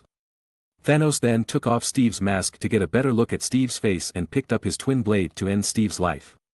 But still, Steve didn't fight Thanos on his own. Dio and Thor immediately reacted and rushed to attack Thanos, saving Steve from death. Thanos had to let Steve go to block Thor and Dio's attack. Dio and Thor have a hard time on their own as their attacks were repelled time and time again by Thanos. Nevertheless, their effort managed to keep Thanos busy. Thanos was getting annoyed as he went to such a great length to kill them and only managed to weaken them, and no matter how hard he tried, these people just couldn't seem to die. But Thanos knew that once he restrained these two, there would be no one out there to hinder his movement anymore. Chapter 794. Thanos wasn't losing patience even though he was being surrounded by so many heroes. He was a powerful figure that had already survived endless slaughters, so no matter how bad his current situation might be, he wouldn't lose composure. Among the three heroes that surrounded him in place, he was most wary of the one that used the huge scythe as Thanos could feel endless energy coming from his human body. Then, Thor, the god of thunder, came close in second as Thanos knew that Thor's thunder could strike him down if he wasn't careful. Steve was the least of Thanos' worries as he didn't think highly of Steve. Regardless of Steve's worthiness to wield Mjolnir, Steve was still a human with so many flaws. After all, the other two might be capable of slaying Thanos, but no matter how hard Steve tried, he would never be able to do so. This was the reason why Thanos focused mostly on Dio and Thor. Nevertheless, Thanos still got injured from time to time, and of course, Dio wouldn't overlook this, so he didn't give Thanos time to catch a breath. Meanwhile, Tony was also trying his best to keep Thanos' army out of the battlefield so that Dio, Thor, and Steve could fight Thanos without worrying about anything else. Still, Tony did send a couple of rockets in Thanos' way when he had the chance. Thanos' helmet was already destroyed by Steve's previous relentless attack. But it was all because Thanos was caught off guard by Steve's sudden change in combat style after picking up Mjolnir. If Steve couldn't pick up Mjolnir earlier, he would have no qualification to join this battle and would probably be better off fighting the mobs. Meanwhile, Thanos and Dio were caught in another scuffle. Steve immediately threw Mjolnir towards Thanos to distract him once again. This time, Thanos was already prepared for Steve's distraction and tilted his head just enough to avoid Mjolnir that was hurled towards his head. The Mjolnir came hurling towards Dio's body as it missed Thanos. Dio reacted subconsciously and protected himself with his scythe. Mjolnir immediately fell to the ground as it hit Dio's scythe. But Thanos immediately attacked Dio at the same time. Dio blocked Thanos' attack and evaded Thanos' attempt to get a hold of Dio's head. Dio evaded it by deleting the future using King Crimson's power, but it didn't work. It's the same as the world's power, and apparently, all time-related power wouldn't work right now. Instead, Dio took Mjolnir and blocked Thanos' hand with it. Dio's body was immediately enveloped by thunder as he wielded Mjolnir in his hand. Thor's power surged inside his body, and Dio charged it into his scythe. Now, Reaper's gaze was even more powerful than before as the cosmic energy inside Mjolnir was also inside it. What the hell is happening? Thor said with a frown on his face as he saw Dio wield Mjolnir. He didn't even expect Steve could wield Mjolnir, and now he saw Dio could also do the same thing. But the truth was that Dio could hold Mjolnir from a long time ago, but he didn't do out of consideration for Thor's baby ego. Nevertheless, as Thor sensed the intense cosmic energy inside Dio, his frown was even more evident as the energy Dio released was far more powerful than he ever did. It was like Dio was the real god of thunder. Dio himself smiled bitterly as he now thought that the destruction of Asgard might be a good thing. Otherwise, the Asgardians would consider him the future king of Asgard simply because anyone who could wield Mjolnir had the opportunity to become the next king of Asgard. This was also one of the reasons why Loki would never be crowned as the king of Asgard in the past. Thor couldn't wrap his head around what happened here, but he knew that it didn't matter right now. Even if Dio claimed to be the real god of thunder, Thor knew that he would outlive Dio in the end. No human would be able to outlive a god after all. Nevertheless, Dio threw several curses as he never intended to wield Mjolnir, but now the water was already under the bridge. Then Dio swung Mjolnir towards Thanos' face, knocking him down to the ground. Hey, don't get the wrong idea. Mjolnir is the one who tempted me to wield it. Dio said with a frown on his face as he tried to explain why he could wield Mjolnir to Steve and Thor. Steve was confused. But he didn't really need Dio's explanation as Mjolnir itself wasn't his to begin with. But as for Thor, he just smiled awkwardly at Dio as he didn't know what to say. It doesn't matter. We have to defeat Thanos no matter what right now. I have to say that your effort is commendable, Earthling. You have a lot of tricks, but it wasn't enough. Thor said as he stood once again. His armor was tattered from the Avengers' relentless attack, and he even coughed out some blood as the result of Dio's last attack. Wasn't enough? Haven't you kissed the ground enough by now? Can you withstand another attack from us? Stop lying, you cunning sack of shit. Yes, it is over. But for you, not for us. Why are we still talking here? We have to kill him quickly, cut off his head, and be done with it. I want to get drunk after this. Dio sighed and threw Mjolnir towards Thanos, hitting him on the head. Mjolnir bounced and landed on Steve's hand. Steve also threw Mjolnir and hit Thanos in the head again. Mjolnir bounced once again and now landed on Thor's hand. Thor threw it too and hit Thanos' head again. The three of the Mjolnir wielders kept throwing and catching Mjolnirs without pause, smashing Thanos' head repeatedly. It was endless, and Thanos found it hard to escape it. Chapter 795. As the battle progressed, the Avengers that were still trapped under the collapsed building finally managed to get out and save themselves while fighting the Chitauri army that was swarming the area. Meanwhile, Nebula also met herself again and her sister Gamora at the same time. The traitor Nebula finally got killed by her sister, Gamora. But the good news was that the Infinity Stones were finally on the Avengers' hand once again. Nebula failed to hand the Infinity Stones back to Thanos before she met her demise. Vision also regrouped with Natasha and helped her escape to the surface smoothly. Then everyone finally saw Dio, Steve, and Thor sharing the Mjolnir, knocking down Thanos continuously. But it didn't mean that the danger was completely alleviated.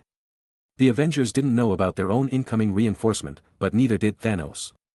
Even so, Thanos still changed his strategy and let Dio hit him with Mjolnir to dodge Thor's Stormbreaker. Thor's Stormbreaker still hit Thanos but missed Thanos' vital spot. The Stormbreaker still pierced through Thanos' armor and carved a huge gaping wound on his waist. However, Thanos had his reason for letting Thor's attack through. Thanos seized the moment and immediately attacked Steve, who was wide open in front of him, with his huge twin blade. Steve knew that he couldn't do anything to prevent Thanos from attacking. So he gritted his teeth and raised his shield to block Thanos' attack with everything he got. Thanos' twin blade immediately split Steve's shield in two, rendering it useless. Thanos attacked once again as he wanted to reduce his enemy. Steve knew he could no longer defend himself now that his shield had been destroyed. In the face of this critical situation, Dio threw Mjolnir towards Steve so that he had something to protect himself. And at the same time, Dio raised Reaper's gaze and swung it at Thanos' neck. If Thanos really wanted to kill Steve right now, then it would become his end too. Even if Dio had to sacrifice Steve's life for it, he would never lose to Thanos again. But he knew that Thanos wouldn't be so reckless that he'd choose to kill his enemy over staying alive. At the same time, Thor rushed towards Steve, trying to help Steve stop Thanos' attack with his Stormbreaker. But Thanos smirked as he saw what Thor was planning to do. He changed his twin blade's course and struck Mjolnir, that was still flying in the air, to hit Thor. The force of Mjolnir that hit Thor's back forced him to let go of his grip on the Stormbreaker and knocked him to a wall along with Steve, who stood right behind Thor. That was not all. Thanos then twisted his body, dodging Dio's side, and changed the trajectory of his twin blade to stab Dio in the chest. The enemy that Thanos wanted to kill from the beginning wasn't Steve, but it was Dio all along. "You are finished," Thanos said with a big smirk on his face. Dio was surprised, but he didn't panic. He knew that he couldn't dodge Thanos' attack. But he could still do something. He activated White Album's Gently Weeps ability, instantly reducing the temperature of the area to nearly absolute zero. Everything in the vicinity was instantly covered with frost, and even the air began to freeze. Thanos was inevitably affected as he was only around a meter away from Dio. Thanos' attack became extremely slow and stiff due to the freezing effect of the frost. The twin blade that had pierced White Album a little bit couldn't move any further as Thanos has lost his momentum to frost. Nevertheless, Dio wasn't affected by his own stand's power. Even so, Dio himself couldn't move. He felt his entire body going stiff without any explanation, and he couldn't even move the Reaper's gaze that was already on Thanos' neck. Suddenly, a voice was heard from behind that quickly explained everything. "Master, Nebula has been killed, but our soldier is ready to proceed with the next plan." Thanos shattered the frost that froze him and looked at Dio coldly. He raised his twin blade and swung it at Dio, but fortunately for Dio, something struck Ebony Maw in the air, knocking him to the ground, which cancelled his telekinetic power on Dio, allowing Dio to move once again.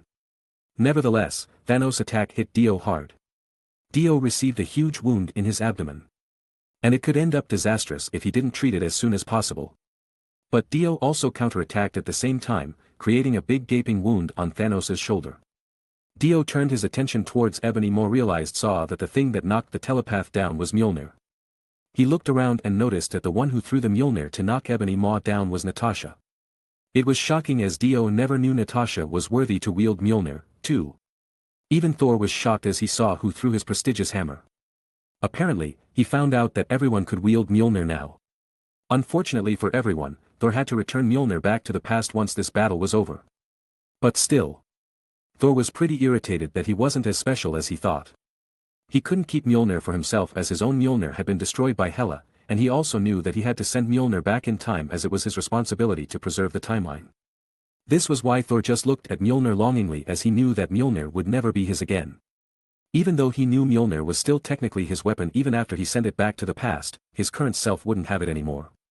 So, it didn't matter if the others could wield it now, as Mjolnir was just a weapon of the past. Chapter 796. Thor's emotional threshold has surely risen, as he didn't have to be comforted about something that awfully upset him like this.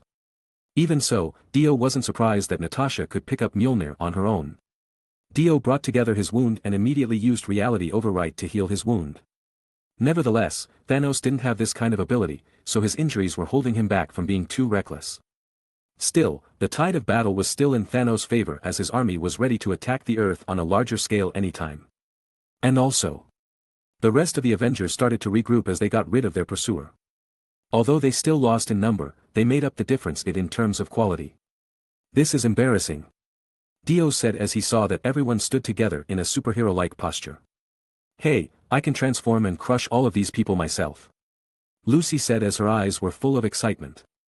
Dio smiled and patted her head as it quite amused him that Lucy was excited to help the Earth. Hey, I already told you to transform at will, but it will only be your last resort when you are in danger, Dio said amusedly. But hey, look at that army behind Thanos, you are free to fight them as hard as you can as long as you don't embarrass me later, Dio said as he pointed his finger towards the Chitauri army behind Thanos.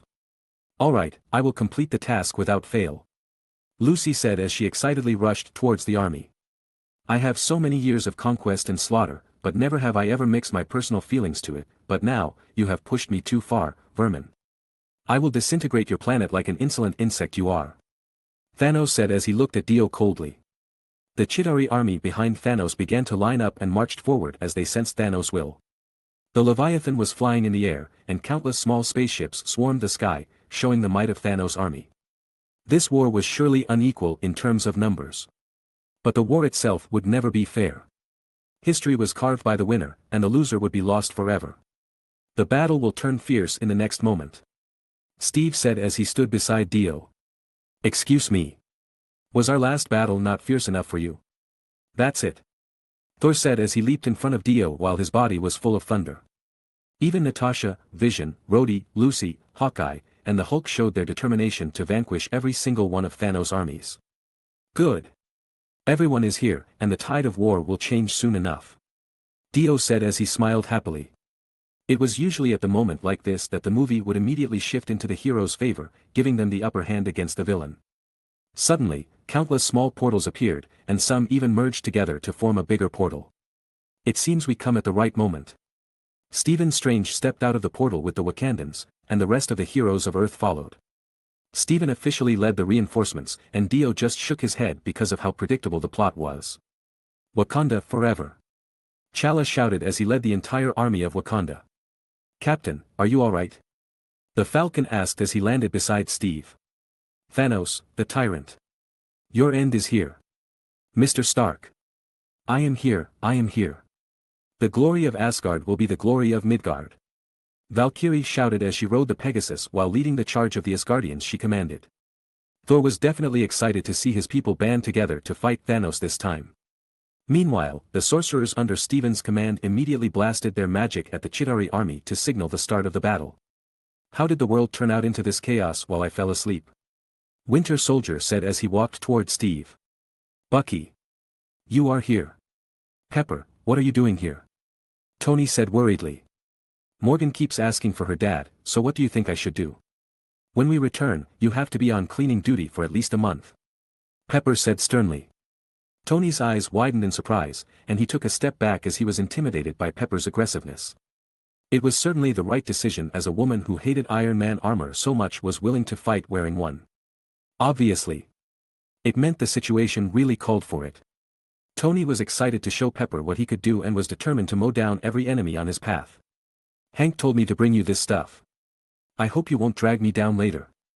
Scott Lang was definitely excited as he could finally use his suit to the fullest. It was finally the time for him to show off his Ant-Man Giant Man's power. He hugged Hope immediately. But Hope just pushed him aside embarrassedly. Nevertheless, Scott still had that wide grin on his face as he was thrilled that Hope was here and brought him the Pym particles that he direly needed. Usually, Dio would tease Scott with a few words, but he didn't feel like this was the right time. It was because Wanda stood in front of Dio with tears in her eyes.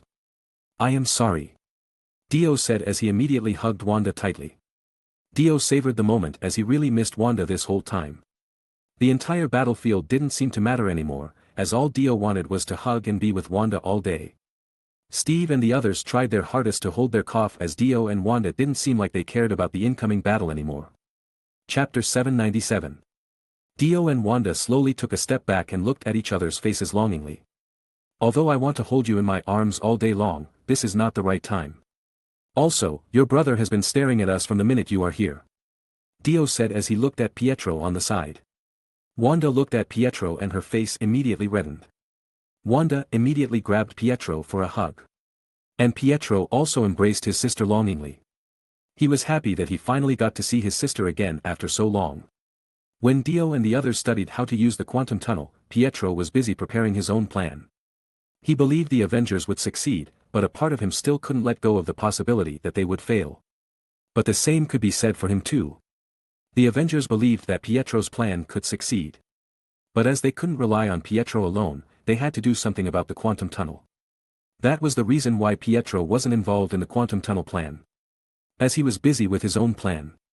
He has been studying his own ability all this time and trying to improve his running speed. Pietro's goal was to run even faster than time itself so that he could run through time in the end.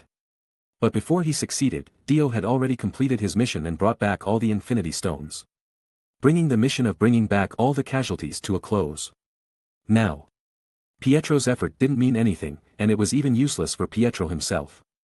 So, when everything went down and Thanos blew out the Avengers base, Pietro was, in fact, still inside the training ground. When the training ground was bombarded, that was when Pietro was interrupted from his training. He retreated to safety and then searched the ruins for any survivors. That was until he noticed a lot of portals being materialized and saw Wanda coming out of one. His gloomy expression turned to joy instantly. It was the return of his sister that has kept him going all of his life. Hey, the decisive battle is about to begin. Dio interrupted the brother-sister reunion. He felt a little bit uncomfortable, seeing how long Pietro hugged Wanda. At the same time, the crowds also reminisced about the past for a while as they finally saw the people return. At this moment, Dio, Steve, and Tony looked at each other and nodded as they understood what they should do. Avengers assemble. Steve shouted his war cry. And the all-out war immediately commenced. Thanos roared and pointed his twin blades at the enemy, and his army immediately swarmed forwards without fear as it was the signal for them to start attacking. The decisive battle has begun. Wakanda's fighters faced the enemy's small spaceships in the sky and tried to control the aerial battle. But it proved too much for them once the Leviathan began to attack them in the air. Scott, Lucy. Smash those big slugs in the sky. Dio ordered. Scott and Lucy immediately nodded. And they transformed to fight the Leviathan. Scott turned into the giant man and hugged the Leviathan before throwing it to the ground. But he was immediately swarmed by the Chitauri as his body was just too big. Meanwhile, Lucy transformed and turned into the beautiful butterfly goddess and immediately shot a light beam towards the Chitauri and summoned the swords of lights to decapitate the Leviathan. Lucy didn't think much of this creature as she had already killed countless of them when she returned to the past earlier. Pentagram slash. Lucy said as a pentagram connected 5 Leviathans at once and slashed them clean in half. Wanda and the others who were just brought back by the Infinity Stones were shocked by Lucy's power as they didn't know about her beforehand. But they snapped back into their senses quickly as they knew that Lucy was on their side. It was better to kill the enemy first before asking questions about Lucy. Is she new? It seems a lot of things happened while I am away. Wanda asked curiously. She was still smashing the Chitauri around her just fine, even if she was talking to Dio. Wanda even took down several Leviathans while she was at it as the Leviathan flew too close to her. Well, I rescued her from her destroyed planet, and she wants to help us out, too. Dio explained as he casually sliced any Chitauri soldiers that came his way. He also summoned Galaxy, too, as he knew that it was better to have Galaxy around in case of emergency. At the same time, the Dark Battleship also arrived and started bombarding the Chitauri from above. Countless sparks could be seen in the sky as so many battleships were involved in the battle. Wanda looked at Dio strangely as she was a little worried about Lucy. Wanda thought that Lucy was far more beautiful and seducing than Wanda was.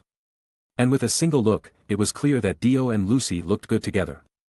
She worried that Dio was seduced by Lucy when Wanda was away. It was her intuition that told her that there was something going on. Call it insecure or overdependency, but Wanda knew that she shouldn't trust her instinct without talking to Dio first. She knew that trust was the most important thing in a relationship. Wanda stopped thinking about unnecessary stuff and just mowed down every Chitauri army that came her way. Meanwhile, Tony and Pepper coordinatedly attacked the Chitauri from the sky. Red and blue lights could be seen dancing in the sky, destroying many Chitauri that followed them like a moth drawn to light. "Careful," Tony said as he shielded Pepper from the enemy's gunfire. Tony dropped to the ground, and the Outriders immediately swarmed him, ready to tear him apart. Tony tried to destroy them, but eventually, he had to roll down to defend himself from getting bitten in the soft spot on his armor.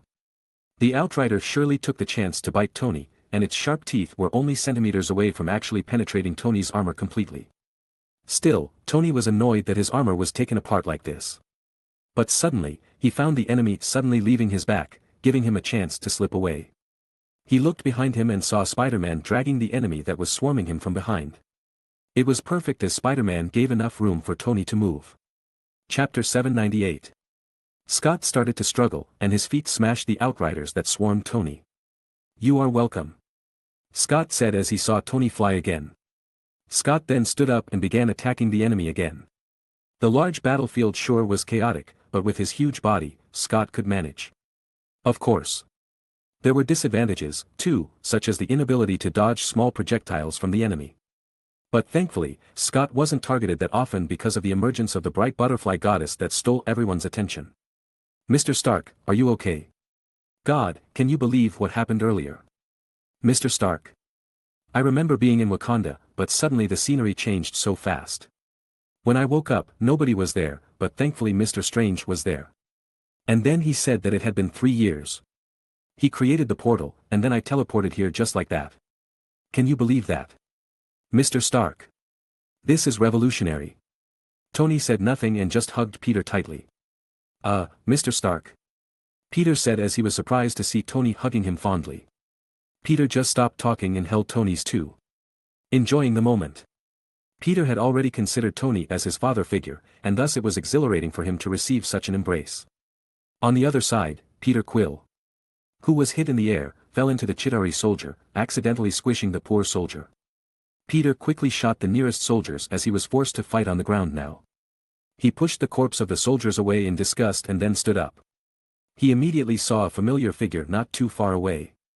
"Gamora?" Quill said surprisedly. "I thought I lost you," Quill said as he rushed towards Gamora excitedly. But instead of embracing Peter like a normal person in a relationship, Gamora hit Peter instead. Gamora frowned as she hated the man that looked cowardly like Peter Quill the most. Furthermore, Gamora didn't know anything about Peter, and she didn't want Peter to touch her at all. "Don't touch me," Gamora said coldly. Peter writhed in pain on the ground as Gamora's kick really hurt. "You didn't kick me this hard the first time we met," Peter said in between his pain. "It's him," Nebula said as she suddenly appeared behind Gamora. "You are kidding me," Gamora said with an extremely disgusted expression. "Well, you can't choose much from him for sure, especially after that kick. Well, you still have a tree and a raccoon to choose from. Well, maybe I have to choose that tree this time," Gamora said as she sighed exasperatedly. Quill looked at Gamora like a beaten puppy. Probably, his heart would break after this encounter. He never thought that the time when he would fall short to Groot in terms of appearance would come. "What about this horrible thing?" Clint shouted as he ran around the battlefield holding the Infinity Gauntlet. "Get that thing as far away as possible," Steve shouted loudly. "Strange, teleport that thing to a safe place," Dio said as he flew with Galaxy. As long as Thanos didn't get his hand on the Infinity Gauntlet, everything would be fine. It was just a matter of time before the Avengers decimated the Chitauri that came to Earth with Thanos today. "No. We have to send them back to their original timeline. They can't go back. Thanos already destroyed the quantum tunnel. Wait, we have another time machine," Scott shouted as he returned to his normal size and took out a toy car from his pocket. He threw it to the ground and suddenly, the toy car transformed into a normal-sized car. "Good job, Scott," Steve shouted proudly. "Bring it over here," Clint shouted as he wanted to get the Infinity Gloves as far away from Thanos as possible. Furthermore, with the quantum tunnel, they could bring Thanos back to the past. But Thanos wouldn't let it go so easily. He ordered the Chitauri soldiers to focus on the Infinity Gauntlet. So, Clint was intercepted by an Outrider and dropped the Infinity Gauntlet to the ground. "Chala!" Clint shouted as he quickly dodged the enemy's last attack and picked up the Infinity Gauntlet again before throwing it toward Chala. Chala released the energy that was stored inside his panther suit, blasting all the enemy around him before jumping towards the Infinity Gauntlet. At the same time, Thanos also rushed towards the Infinity Gauntlet with his twin blade in hand. "I will deal with him," Wanda said as he forced Thanos down with her chaos magic. Chala glanced at Wanda before fleeing the scene with Infinity Gauntlet in hand. At the same time, Dio also stopped in the sky. "Why don't you help your girlfriend?" Valkyrie said as she stopped beside Dio. "Hey, even I wouldn't take the risk of approaching Wanda when she is in that state. Thanos has picked the wrong opponent this time," Dio said as he chuckled a little. Valkyrie frowned a little bit before glancing at Wanda worriedly. She knew how powerful Thanos could be, so was it true that Wanda had the upper hand for now? She couldn't help but shook her head in disapproval. But she couldn't just say out loud that she didn't trust Dio's word, as she knew that Dio wasn't the type to lie about things like this. Then, a terrible energy wafted off from Wanda's body and swept the wreckage and debris towards Thanos. But Wanda knew that kind of attack wouldn't work against Thanos, and as she predicted, Thanos just ignored Wanda's attack and swung his blade towards Wanda. Although Wanda reacted fast enough and created an energy shield to block Thanos' attack, she was forced to take a step back. "You let me feel like I already lost everything, and now you have to see the horrifying experience yourself," Wanda said as her eyes suddenly turned red. "Let's see how efficient you are against yourself," Wanda said coldly. Suddenly, another Thanos appeared in front of Thanos himself. Chapter 799. Wanda was turned into dust, and only after 3 years was she resurrected. Although the one who did it with the Infinity Gauntlet wasn't Thanos. Thanos was the reason the Infinity Stone was gathered to begin with, so Thanos was also the reason why she was turned into dust. Without Thanos' crazy idea to make half of the population in the universe disappear, probably the universe would still be in a peaceful ambience. Now, with a concentrated effort of all the Avengers, everything was finally back in order, and countless lives have been saved, but Thanos now came to the future and threatened to destroy it. Wanda certainly couldn't forgive Thanos for that. Wanda would never allow Thanos to succeed, and because of that, her anger burst out like volcanoes. The Scarlet Witch was in a state of anger, and this was absolutely terrifying. Wanda concentrated her hex magic on both of her hands and stopped Thanos' twin blade in the air. She then clutched her hand. And Thanos' infamous twin blade was broken instantly. It was baffling, as not even Dio's scythe and Thor's Stormbreaker could even scratch the twin blade. The twin blade even broke Steve's shield to pieces easily earlier. It was Thanos' trusted weapon that had already accompanied him through half of the universe in his quest for conquest. It had already destroyed so many weapons with ease in the past. But it couldn't withstand Wanda's magic power. Thanos was shocked by this scene as his heart broke, seeing his twin blades snapped in half like that. However, it was only the beginning. Wanda condensed her power in her hand, lifted Thanos to the air, and clutched her hand like before. A burst of energy exploded with Thanos at the center of it. Thanos felt Wanda's destructive power firsthand. The injuries that he tried to heal from his previous battle with Dio, Thor, and Steve have aggravated once again. Thanos even spilled blood from his mouth due to injuries to his internal organs. Thanos' expression darkened as he knew that he was in trouble. He could feel Wanda's power was trying to crush him. Honestly, Wanda succeeded in making Thanos panic. Thanos didn't know about Wanda's ability as he couldn't find it in Nebula's memory. That was because when Nebula came to Earth to battle Thanos, Wanda was already retired from the battlefield, so Nebula wouldn't know of her ability. Shoot everything. Thanos ordered his battleships to shoot everything they had. It was a desperate move, but honestly, Thanos was in a desperate situation. Ebony Maw hesitated for a moment, but he immediately did what was ordered. Although he knew that Thanos' order would cause massive loss to his own side. Everything they had planned would be in vain anyway if Thanos was defeated, and he couldn't let that happen. So, every single ship Thanos owned immediately fired their weapons at the ground. Dio noticed the sudden change in the air, and he was forced to leave the Proxima Midnight and Corvus Glaive behind to protect the entire battlefield. "Wanda, get back!" Dio shouted. But it was too late. Dio didn't have enough time to reach Wanda and failed to protect Wanda from the bombardment. Of course, Wanda created a shield to protect herself from the bombardment, but her shield wasn't strong enough to block it all. As a result, she was blown away by the explosion. At that time, Dio grabbed Wanda's body that was thrown in his direction, and he immediately flew to safety with Galaxy's help. The attack from Thanos' battleships was indiscriminate, and thus it also hit their own men. Even the Leviathan was nearly wiped out by the attack. Still, it also hit quite a lot of the Avengers, although it wasn't as bad as Thanos' side. The most troublesome thing that Thanos' attack did was that it created more chaos on the battlefield.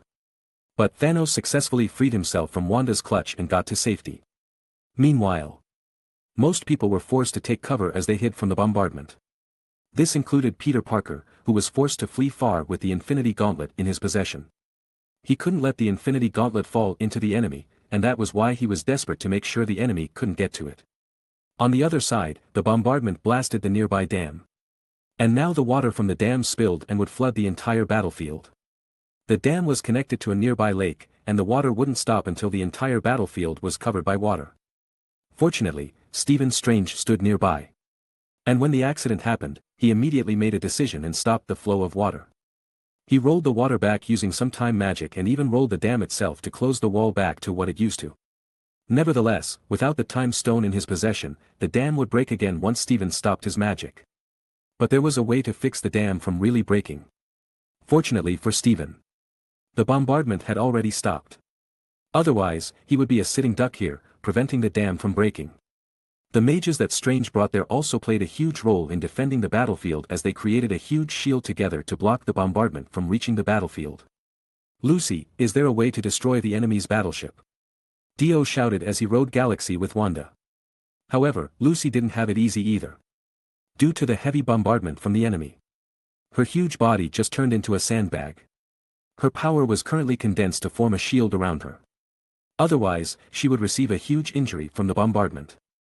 So, she couldn't answer Dio's inquiries as she wasn't in the state to do so right now. Dio clicked his tongue as he realized that Lucy couldn't do anything, but then he wondered again, did he really have to sacrifice himself right now? Should he really be doing all this himself? Was it possible to remain optimistic with the current situation? Chapter 800. Lucy has gotten desperate to destroy Thanos' battleship. But suddenly the target of Thanos' battleship turned around, and they began to fire at the clouds. Everyone was surprised by this change as they didn't understand what Thanos was planning to do by this sudden turn of events. "What happened?" Falcon said as he came down to the ground confusedly. "What are they firing at, Friday?" Tony asked his AI. "Something is moving through the atmosphere at extreme speed," Friday responded timely. Dio looked up and smiled as he saw the familiar light coming from the sky. "Why are you smiling like that?" Wanda asked as she saw Dio smiling without reason. The one-eyed man finally remembers his secret calling card. Dio said with a smile on his face. "What do you mean?" Wanda curiously asked as she didn't understand Dio's word. "Well, let's just say that Thanos' battleship would go down soon," Dio said with a shrug while embracing Wanda once more. He couldn't help it as Wanda was too adorable for him. Wanda pretended to dislike it and pushed Dio a little, but her attention was still focused on the sky as she wanted to see what would happen next. Meanwhile, Thanos knew who would come. Which was why he looked at the sky with a big frown on his face. He could feel the extremely powerful energy that came from space penetrating the atmosphere of Earth super fast, and sure enough, the powerful energy blasted through one of his battleships so easily.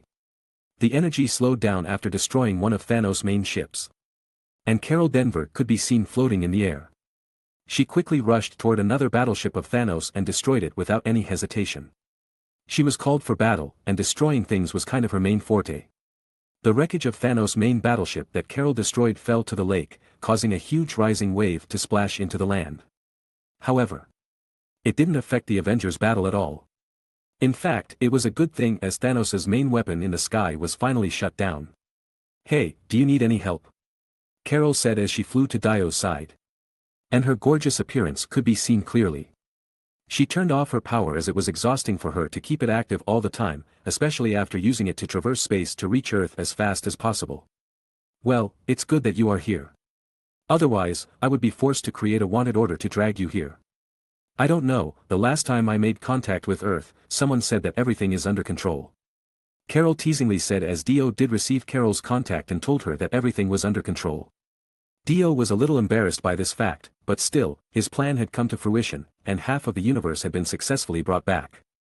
But Thanos was persistent and followed them to the future. Dio would never think that Nebula would get captured. And Thanos would use Nebula's memory to access the quantum tunnel like that. It was unfortunate, but there was no point crying over spilled milk. There was nothing Dio could do right now except for fighting Thanos and killing him permanently. It was fortunate that Carol decided to return to Earth now, as it would definitely help a lot. Her entrance alone provided a massive help as none of the Avengers had the opportunity to destroy Thanos' main battleship as Carol did. Nevertheless, Dio doubted that Thanos knew about Carol's existence. After all, in Thanos' real timeline, he wouldn't meet with Carol that quickly. Carol herself also regretted that she couldn't destroy Thanos' main battleship when she defended the Hammond planet in the past. And now she finally had the opportunity to redeem herself. This was Carol's true nature. She was practically a vengeful woman. She wouldn't forget the terrible experience of being captured by Thanos, so she held a grudge against Thanos. "I will leave the enemy in the sky to you." Dio ordered Carol around. Honestly, Carol already knew of Dio's bossy nature, and she just rolled her eyes, but she didn't complain because it was also something she wanted to do. "What are you doing before I arrive? Isn't this a battlefield, not a love motel?" "Hey, I have more important things to do," Dio said as he patted Galaxy's neck, and Galaxy immediately flew away from Carol. At the same time, Peter Parker's Spider-Man costume was already tattered as he was beaten up for keeping the Infinity Gauntlet away from the Chitauri army. Peter was just a child, so he wasn't really used to the battle of this scale. "You are doing well, Peter, leave the rest to me now," Dio said as he asked for the Infinity Gauntlet from Peter's possession. Okay. Here, Mr. Dio."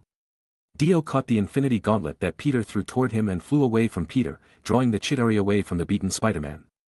Meanwhile, Scott's van that held the quantum tunnel was still safe as everyone protected it from the bombardment. Peter was relieved that Dio took the Infinity Gauntlet, but he wasn't out of danger yet. He looked around and saw many Chitauri army rushing towards Dio. But the problem was he was right between them, and there was no other hero around him to help either. "Guys, I think I need a little help," Peter shouted as he tried to swing for safety. But Carol immediately stepped in and blasted the Chitauri that came Peter's way. "I think you should step back far away from here, kid," Carol said solemnly. Chapter 801. Can you handle him alone? Wanda asked Dio as she was unsure of the entire situation. "We were never alone," Natasha suddenly said as she reached the battlefront. Wanda then looked at Natasha before turning his head towards Lucy, Valkyrie, Pepper in her rescue armor, and Okoye, the captain of Wakanda's royal guard. There were Mantis, Gamora, and Nebula too on the side. All of the Earth's mightiest hero had already assembled here. Furthermore, half of them were female. There was no more discrimination against women as women too could handle their own ground just fine. "Let's go," Natasha said as the two sides rushed towards each other, battling for the Infinity Gauntlet. Dio threw the Infinity Gauntlet in his possession toward Scott as Scott was closer to the van. "Go, Scott!" Dio shouted urgently. Scott caught the Infinity Gauntlet and immediately rushed towards his van where the quantum tunnel could be activated in order to send Thanos and his army back to the past. But suddenly, a whistling sound could be heard as Thanos threw his twin blade with all his might, crossing a quarter of the battlefield, aimed at Scott, who held the Infinity Gauntlet in his hands.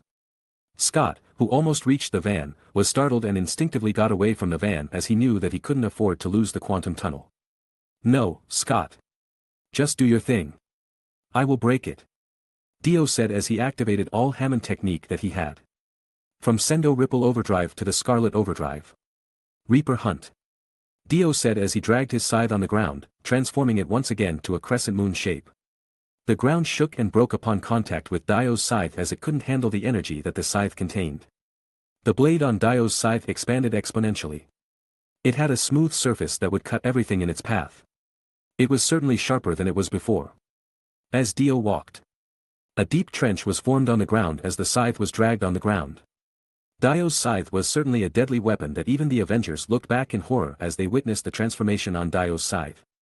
Black Dwarf and Corvus Glaive, who were among the strongest in the Black Order, were startled by the transformation of Dio's scythe and subconsciously took a step back. Dio then swept his scythe forwards in the direction of the Black Dwarf and Corvus Glaive. Both of them were cut without a chance to respond at all as they didn't see Dio's attack that well.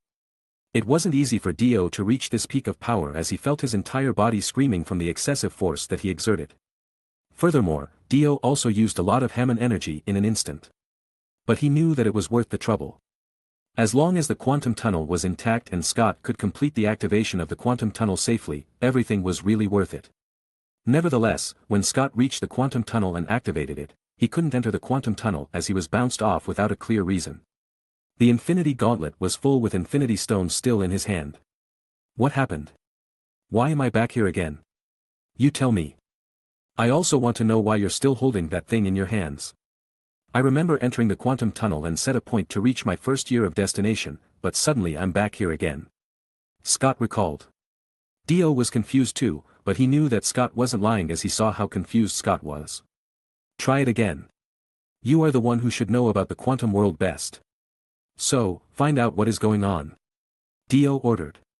Scott then tried to enter the quantum tunnel again, holding the infinity gloves, but he instantly popped back out again. He still held the infinity stones in his hand, and that was when he realized that he couldn't go back to the past. I can't go back in time. Scott said urgently. What? What is happening? We traveled back to the past by setting the sync point, but the past has so many interconnecting futures, too. Therefore, without Tony's navigation system, it is almost impossible to traverse the quantum world. That is why I'm sent back here every single time. I didn't have the necessary tool to reach the past. Scott explained. Dio clicked his tongue as he understood what Scott was trying to explain, but why did it have to happen now? This is not good. Why now of all times? Shouldn't it be hard for Thanos to traverse the quantum world himself and reach our future if that were the case? Dio said frustratedly. I am not sure, but the quantum world is still operating in a mysterious way. We know too little of its vast usage. Maybe Thanos also altered the quantum world somehow, or maybe the quantum world has reached its limit as we used it too much. I certainly didn't know the reason behind all this. Scott said worriedly. Dio glanced around the battlefield to look for an answer as he knew Scott was telling the truth. But he thought back to the start of the war. And he remembered the blast of green energy before. He started to think that it might have something to do with it. After all, his time stop ability was also nullified. But he wasn't so sure either. It was frustrating for Dio as his plan hit a big setback. Dio looked around for an answer, but he didn't find anything. Was it best for him to use the gauntlet alone to send Thanos back to the past? It was the quickest way to solve the problem in front of him. But still, there were some risks and dangers for them. That was why Dio had to think very carefully about advancing his plan. Chapter 802. Dio was hesitant, but a creaking sound was heard not too far away. Dio turned his head and saw that Scott's van was started to break down from the shockwave of a massive explosion. Dio knew that it wasn't a good sign, and thus he grabbed Scott and immediately opened a wormhole to get away from the van. Sure enough. Right after Dio got away, the van exploded, causing a big explosion that caused a big mushroom to appear. Dio threw Scott to the ground and immediately looked back towards the explosion site worriedly. Dio didn't know whether he made the right choice or not, as he couldn't use the quantum tunnel anymore. Nevertheless, the war has led to a new heat. It seems you still don't have a good memory. Natasha said as she reached out her hand towards Mjolnir once more. Like Steve, Natasha could barely do anything in a war of this scale without a Mjolnir-level weapon. She lunged Mjolnir to Ebony Maw's face and struck him extremely hard. His old face cracked as he was smashed to the ground. The thunder on Mjolnir also burned his face severely, and no amount of makeup would cover that up. I will kill you myself. Ebony Maw shouted as he used his psychic ability on Natasha. Ebony Maw lifted her up along with some rubbles and squeezed Natasha down. He wanted to use the rubbles to squish Natasha down. Is this all you can do? Natasha shouted as she was having a hard time to breath. Ignorance, fool. You will pay for what you did. Are you sure? But I am sorry, we are in a hurry. Natasha said sarcastically. Ebony Maw stretched his hand as he prepared to squish Natasha with the rubble, but suddenly he felt a pain in his chest. And he felt the strength in his body quickly leave his body. He looked down and saw a sharp blade pierce through his body, leaving a gaping hole in his chest. How could he not notice anyone sneaking up on him? He looked towards Natasha again and noticed that she looked at him with a condescending glare as she concentrated on a new enemy. Ebony Maw felt ridiculed as the enemy just thought of him as a small fry that was not worth their attention. Vision lifted the adamantium blade in his hand again and cut Ebony Maw's neck in one stroke. Although he just stabbed the enemy's heart just now, he also decapitated him for insurance. He didn't know about the alien's physiology. So he didn't want to take any chances if the enemy wasn't killed properly. Vision knew that the Black Order had to be completely eradicated, which was why he sneaked up on Ebony Maw and killed him swiftly. Remember to pick up your weapon back after use. Vision said as he picked up Mjolnir and handed it over to Natasha. Thanks. Natasha said with a smile on her face. Natasha then raised Mjolnir high to the sky and threw it, flying with Mjolnir towards another side of the battlefield. She saw Thor did this in the past. And now, she had to do it herself. Still, Mjolnir was remarkable as it was so easy to use. On the other side, Wanda was fighting against Supergiant, and the two were locked in a fierce battle. Wanda and Proxima Midnight had very similar power. But in terms of destructive power, it was clear that Wanda was stronger. It was her innate power, the magical power of the Scarlet Witch. So, Wanda repelled Supergiant's power and shattered her control over things.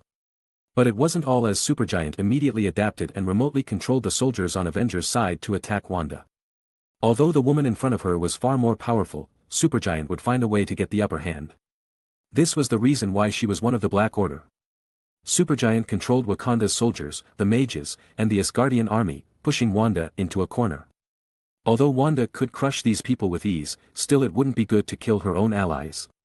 She tried to take back the control of some soldiers' minds from Supergiant, but Supergiant just blew the head of the ones that Wanda tried to take back from her, killing the man instantly. Obviously, it was a warning for Wanda not to try such a thing. If she tried to do something like that again, Supergiant could kill everyone she controlled. In desperation, Wanda had no choice but to ignore these people that Supergiant controlled and protect herself. She didn't want these people to die, and thus, she better protect herself than attack these people. Supergiant just smirked and made it a game. She would leave the people that Wanda paralyzed with her ability and control a new one instead. As the battlefield was swarmed with people on the Avengers side, she wasn't in shortage of peons at all.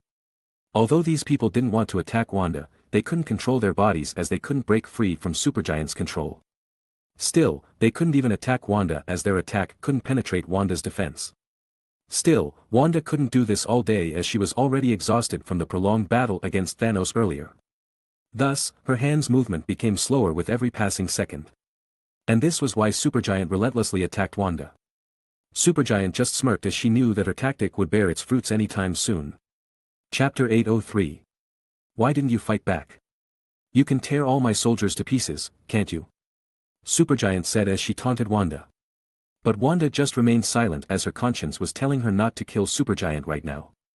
But part of her knew there was a chance that she would lose everything again if she failed. Wanda was a bit overwhelmed by everything, especially because Supergiant also kept pressuring her mentally. And with exhaustion slowly catching up, Wanda couldn't make an effective counterattack. Wanda also tried to control Supergiant with her mind, but she couldn't just let these people die because of her. That was also the reason why Wanda couldn't kill Supergiant instantly. But suddenly, a gust of wind flew past her, and it forced Supergiant to move. Supergiant's neck was suddenly slashed open, spewing blood everywhere. She was sure that she was vigilant of her surroundings, but her neck was still slashed open, so she was startled beyond belief. "Who is that?" Supergiant shouted. "No one can bully my sister, you are dead." Quicksilver shouted with a knife in his hand. But he disappeared again, leaving no trace behind. The people Supergiant controlled were suddenly gone, leaving Supergiant alone. Although one could say that Quicksilver was far weaker than the Scarlet Witch, his power was still convenient. Furthermore, Quicksilver could easily save people with his power. It was far easier for him to transport people to safety than kill the enemy. His ability in this regard was unparalleled. Quicksilver had already proven this side of his ability time and time again. Without Quicksilver running around the battlefield, at least 1/5 of Wakanda's army wouldn't be able to survive. This was also the reason why Quicksilver's presence was relatively low throughout the entire battle. Now, if he didn't see Wanda in trouble right now, he wouldn't appear before Supergiant. "Pietro, what are you doing here?" "I can handle it myself, you can help the others," Wanda said as she panted. Pietro was annoyed by his sister's stubbornness, but as he observed his sister carefully, he knew that Wanda had been trying very hard to do anything she could. "Relax, it won't take me very long to finish this," Pietro said as he patted Wanda on the back. Wanda just shook her head as she was amused by his brother's attitude. Wanda slapped Pietro on the back of his head cheerfully as they talked and laughed together, ignoring Supergiant completely. Supergiant was annoyed. But she knew that she couldn't react to Quicksilver's speed. She had to rely on her intuition, but it didn't seem like she would be able to completely fend him off. She released her control over the people earlier and concentrated her power to create a special bubble. She was confident that she could immediately react and capture their mind the second enemy stepped into her bubble. Even if she couldn't deal with the enemy's power, that didn't mean she would just give up. Nevertheless, Supergiant's analysis might be the best thing she could ever do. Wanda and Quicksilver looked at Supergiant for some time and nodded to each other as they knew that they had to eliminate Supergiant. Quicksilver tried to attack her again, but his speed didn't cut it for now as Supergiant's bubble kept impeding him from getting too close. If he got too close, there was a chance Supergiant would be able to take control of his mind. Had it not for Wanda's vigilance, Pietro would have already fallen into Supergiant's control a few times. She defended Pietro's mind from Supergiant's invasion and kept Pietro safe. "Wanda, just make a strong one so I can get close to her," Pietro said annoyedly. Wanda just remained silent as she knew she could hurt Pietro's pride if she opened her mouth. So, she amplified the crimson energy on Pietro's head to let Pietro do what he wanted. "It's useless. I already see through your ability. Once you get close enough to me, I will take control of your mind," Supergiant said confidently. But she knew that she was stuck here for a while. As long as Pietro was still there was no way Supergiant could go anywhere. If it was only Wanda, Supergiant was confident that she could get away in a flash, but Pietro's power was a little bit unique as it could easily overwhelm a non-physical combatant like Supergiant. "If what we do is so useless, then I didn't have to be close to you to kill you," Pietro said angrily. But it just annoyed Supergiant further. She hated Pietro for his power, and that is also why she wanted to take control of Pietro's body.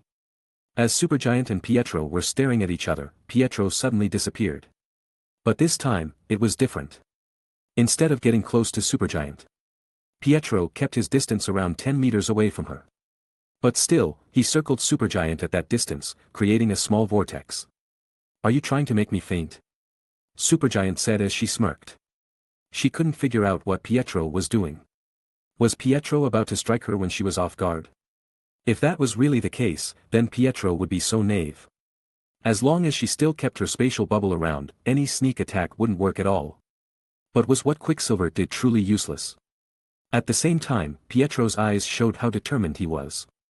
Everyone would know how fast he was, and one day, he would go beyond time, faster than the time itself. Chapter 804. Quicksilver has been improving his power to run faster than time itself. Although he failed time and time again, in the end, his ability was significantly enhanced. And this was also one of the tricks he learned during that process. Pietro called it vacuum space. Quicksilver ran in a circle and emptied the air in the middle like a suction cup, creating a vacuum space with no air. A huge tornado rose due to Quicksilver's action, but he already expected as much. Steven, who tried to condense the water that spilled over from the lake, was already surprising enough, but Pietro's power was way more shocking this time.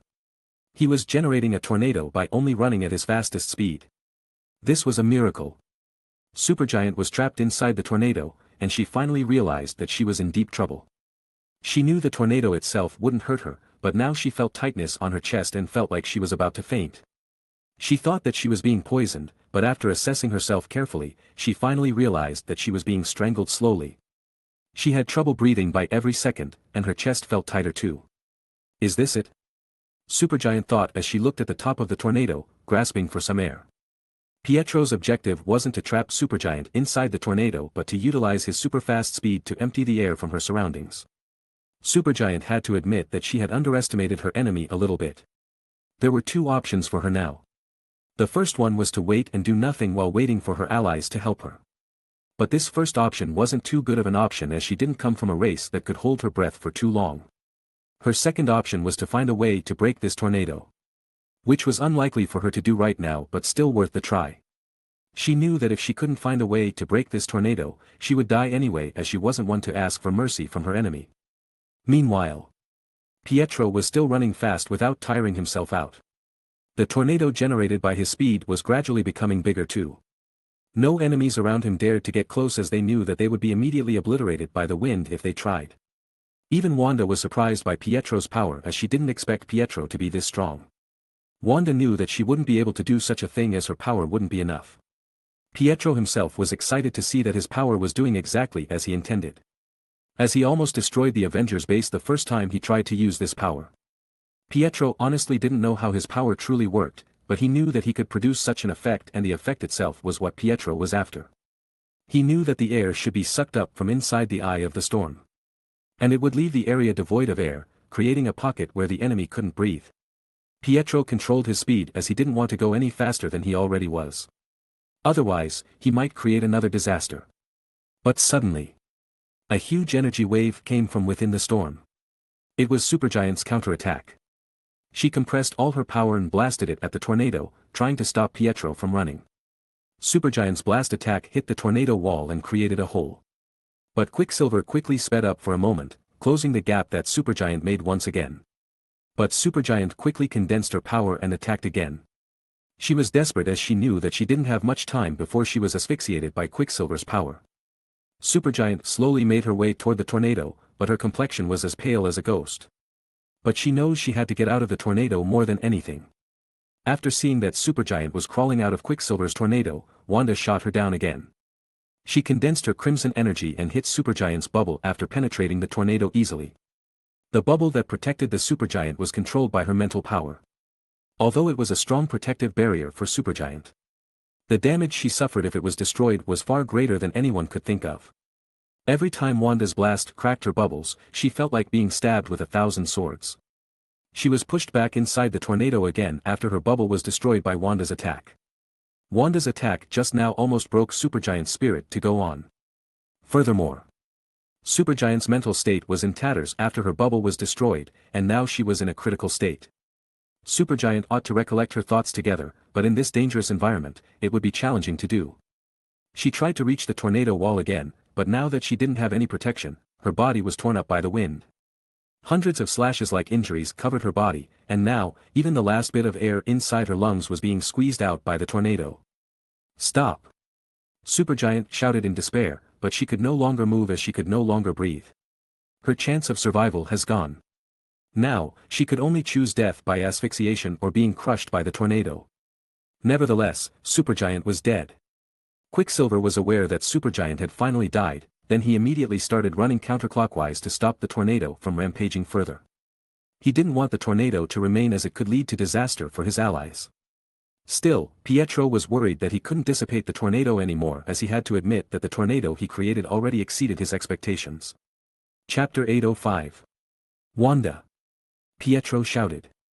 Wanda heard it and immediately stretched out her arms, sending crimson energy to the storm to help Pietro destroy it. With Wanda's help, finally, the tornado was quenched, and the disaster was averted. Pietro then sat on the ground, exhausted, but it wasn't physical exhaustion. It was more of mental exhaustion. Still, Pietro has never been more exhausted than now. Now, 4 out of 5 Black Order should be out of commission already, and Proxima Midnight should be the only one left. Still, she was in a bad situation right now as her opponent was Thor.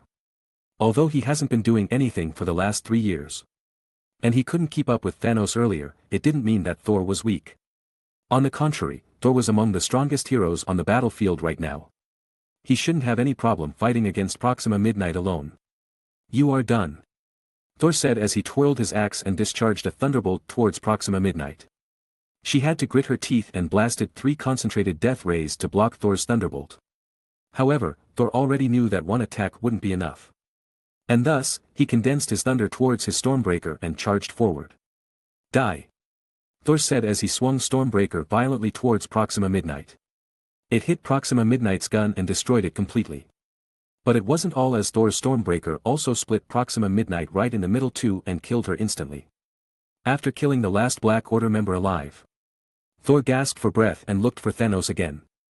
Thor didn't care about the Chitauri pawn that filled the battlefield, for the entire Chitauri would stop fighting too as long as Thanos was defeated. Carol was fighting desperately against Thanos, but Thanos was the one at a disadvantage right now as he didn't have the Infinity Gauntlet or any of the Infinity Stones right now, allowing Carol to gain the upper hand. Nevertheless, Thanos had an advantage in experience. Thanos and Carol exchanged blows after blows, but the intensity of Carol's punch was still greater than Thanos. In the end, Thanos was knocked down to the ground. But he caught Carol's hand and brought her down to the ground with him. Thanos and Carol looked at each other, and Carol noticed that Thanos was already exhausted. She could feel the fear that was slowly looming inside Thanos, so she immediately went binary as white energy immediately enveloped her body. Carol struck Thanos immediately, and Thanos' complexion immediately turned pale as he realized that he could no longer handle the opponent's power. Carol slowly straightened her body and flew to the sky again while dragging Thanos' body along with her. She let go of Thanos in the air before diving down, punching Thanos with all her might. A crack was heard from Thanos' face, sending chills to everyone that heard it. Thanos hit the ground with a disturbing force and rolled on the ground before stopping. These heroines were brutal as they kept pushing Thanos back beyond what other people had done in the past. It seems like the Avengers' victory was imminent right now as they didn't have anything left to fear, and the Infinity Gauntlet was guarded safely. But was it really this easy? Thanos crawled around the ground and looked around before smiling inexplicably. If his calculation was perfect, then it should be ready. Thanos looked up into the sky as he seemed to be expecting something to happen. Carol rushed toward Thanos once again as she wanted to end it once and for all, but suddenly a beam of light lit up in the sky.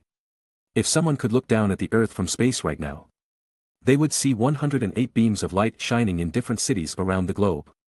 The beams of light seemed to be originated from outer space, and it seemed something would happen very soon. Thanos looked at the sky in satisfaction, and suddenly, the Avenger base was bombarded by bullets from the sky. This attack was indiscriminate as it also hit the Chitauri soldiers too. "What have you done?"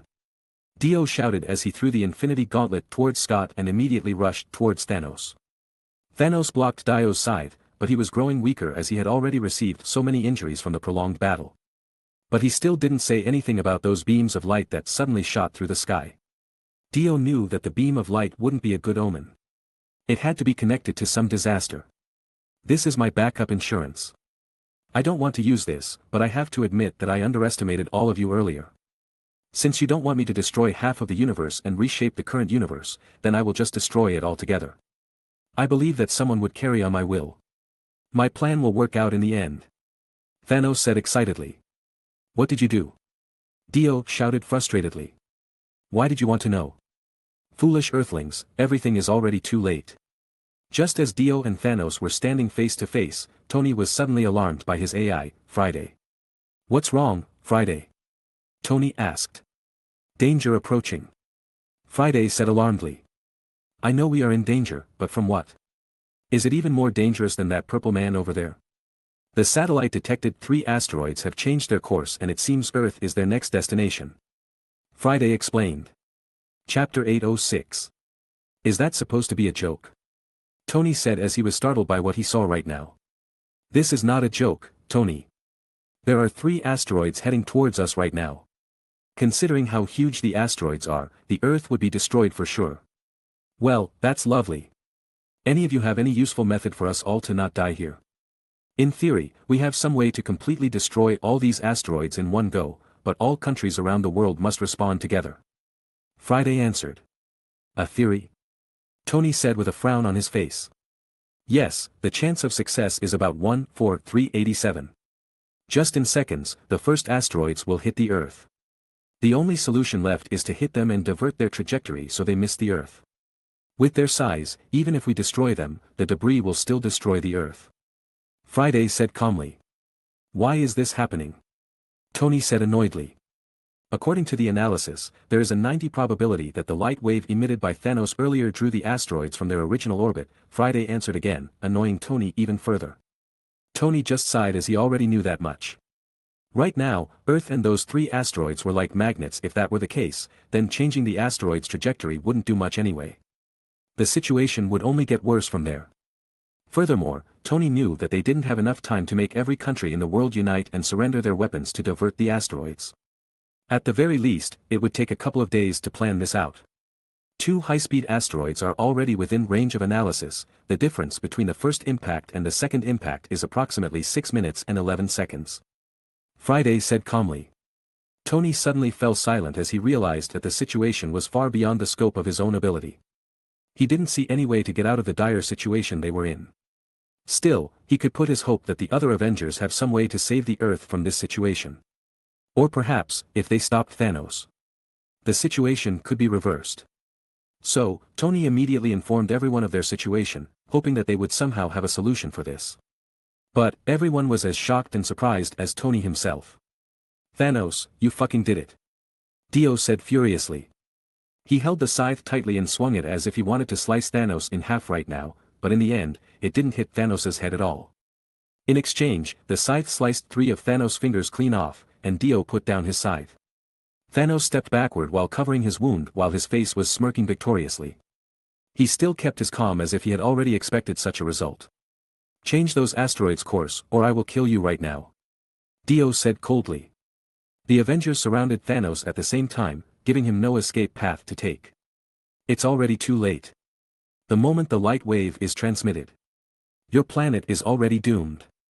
Even if I turn off the light transmitter right now, the asteroids would still be heading this way. So, enjoy the last 5 minutes of your life on this planet. Thanos said while laughing maniacally. You think you are so smart, huh? Dio said as he summoned White Album and walked close to Thanos. Dio then activated Gently Weeps, condensing Thanos into an ice sculpture in an instant. You think you are a god? Now change your own fate then. Thanos died again in the hand of the same person who killed him last time.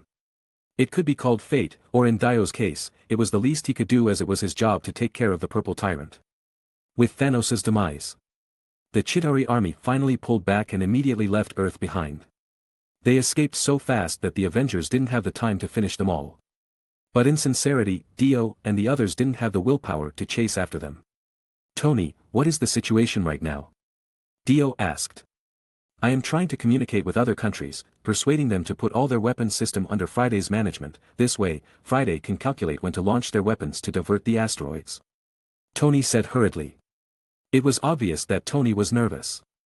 It was clear that the asteroids would be the end of mankind, but some countries still couldn't see the situation they were in and refused to agree to Tony's plan, which annoyed him further.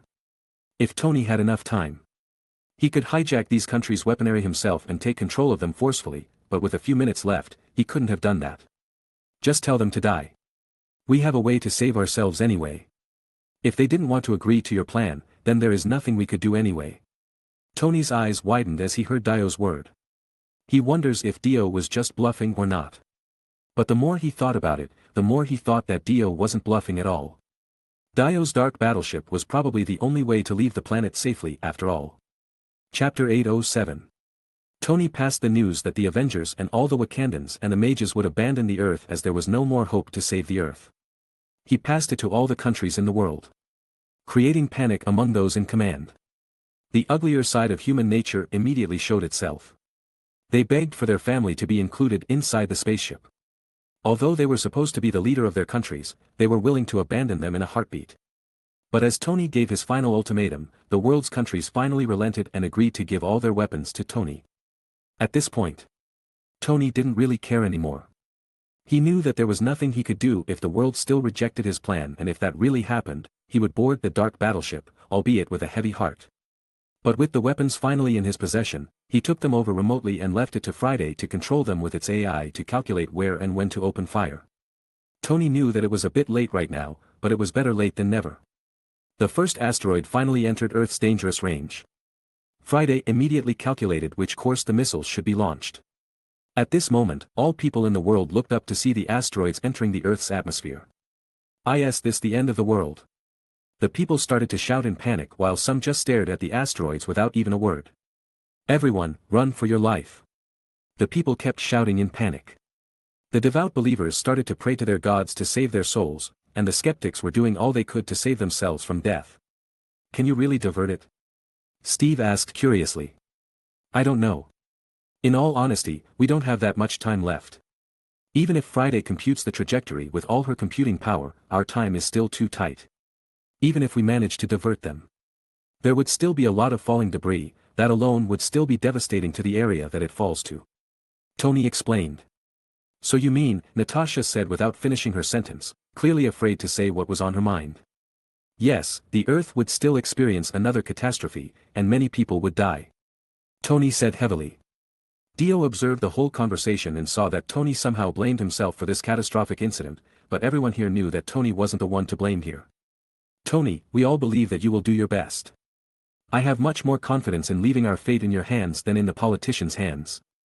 Even if you fail, we will leave with no regrets. Steve said firmly. Everyone nodded toward Tony with a smile on their face, clearly agreeing with Steve's words. Tony launched the missiles after Friday's calculation, launching every missile in the world. I have lost access to the U.S. military missiles. They isolated their weapons and disconnected their network. A video call from Pentagon, sir. Friday said as it gave its reports to Tony. Tony was shocked and furious by what the U.S. had done, but there was nothing he could do anymore. He was thinking about saving humanity. But apparently, some of them didn't want to be saved. But Tony tried to calm himself as there was still room for recovery. Connect me to the Pentagon. Tony ordered Friday. Hello, Mr. Stark. The voice from Pentagon was heard on Tony's communications device. Give me one reason. Why did you take back the control over the missiles? We are sorry, Mr. Stark, but we are in a difficult position, too. The voice said calmly. What the hell are you talking about? I only have 10 seconds before it's too late. We hope that after destroying the first asteroids, you can use your spaceship to the Pentagon and take us to a safe place. We have to give up the Earth and start somewhere else. We can save the seeds of humanity, and we thought it would be a reasonable reason. The voice said calmly. What the fuck? I hope you die, you filthy motherfucker. Tony shouted angrily. The shamelessness of the Pentagon has gone too far. Tony couldn't help but show his disgust at these people's disgusting plan. They dared to use such a backhanded plan to survive, but they just abandoned the rest of the world. Friday. Use the backup plan and destroy the asteroids as much as we can and minimize the losses as much as possible. Tony ordered hurriedly. Tony knew that many people would die with this decision, but there was nothing else he could do. He had no other choices. Look over there. Some people shouted as they saw 3 spacecraft take off in the sky. That was NASA's spacecraft. Clearly, the USA has taken them over from the shield, they are running away now. Maybe we can reward them by shooting them with missiles. Pietro said calmly. Everyone had to admit that the proposal was tempting, but Tony shook his head. There is no need for us to waste our resources on those men. Our priority is to destroy those asteroids. Tony said calmly. Tony wanted to shoot those Pentagon guys the most, but he was willing to let them go to make sure that the asteroids were destroyed. However, Dio didn't have the same thought as Tony. Where is Dio? Natasha asked as she was confused as Dio was suddenly gone. He was here just now. Barton said as he looked around, searching for Dio. Look. Barton said as he pointed to the sky. There was Dio with Galaxy, near the 3 spaceships that the Pentagon used to escape. Dio pulled out a bunch of implosion grenade and threw them to the Pentagon spaceships. Sorry, others may let you live, but I certainly can't. Dio said with a smile on his face as he flew away before the grenade activated. Not long after Dio left, the grenade activated and sucked in the spaceships. What was left of the spaceship crashed down to the ground as it didn't have the power to fly anymore. Dio patted Galaxy's neck with a smirk on his face and immediately jumped to a wormhole. Chapter 808. You've really done it. Barton said as Dio teleported back to the Avengers' side. Why would it matter? They abandoned their humanity as soon as they escaped the Earth. Dio said as he chuckled with a satisfied look on his face. Steve fell into silence for a moment as he was also furious by what the Pentagon had done. But he still couldn't accept Dio's ways of doing things. But as the deed was done, there was nothing he could do. In outer space, countless missiles were scattered, trying to divert the first asteroid's trajectory.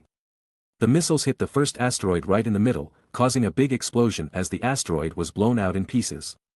But many of the asteroid debris scattered and entered the atmosphere with a high velocity. Follow-up missiles under Friday's control were deployed, targeting the bigger asteroid pieces so that they would burn in the atmosphere. However, the chaos still ensued on the surface. The people kept screaming for their lives as they had never encountered something like this. Nevertheless, there were still 2 other asteroids that would hit the Earth in a matter of half an hour. The next 2 asteroids still target the Earth, and they follow the same trajectory as the first one.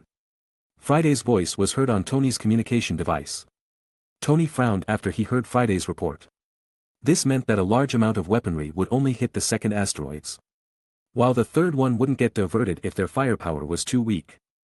Friday, give me the best course of action. Tony ordered. It is highly recommended to use the remaining 80 of the firepower for comprehensive destruction. The destruction of the asteroid success rate is around 60, Friday reported. But if we use almost all of our firepower right now, what should we use for the next 2 asteroids? Tony said with a frown on his face. I recommend using the nuclear bomb for that instance, Friday said calmly. Tony frowned once again as he knew that using the nuclear bomb was definitely the last resort. He knew the destruction a nuclear could bring, so he was reluctant to use one. Assess the damage of using the nuclear bomb. Tony said weakly. He didn't really want to hear about the consequences of using a nuclear bomb. The worst-case scenario would be nuclear would irradiate the Earth and make the Earth unsuitable for life. The Earth could fall into nuclear winter. And it would be severely devastating. Tony couldn't make this decision by himself. Furthermore, he didn't receive the nuclear launch code from the big countries. Even if he wanted to use the nuclear missiles, he didn't have access to them.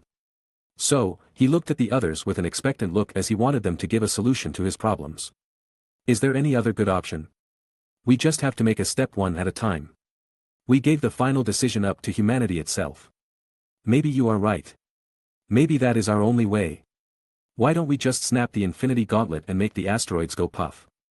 Scott suddenly weakly said as he looked left and right unsurely. Everyone suddenly stopped and turned to look at Scott surprisedly. Hey guys, I think we have a better way than using nuclear weapons. Banner said as he lifted the Infinity Gauntlet into the air for everyone to see.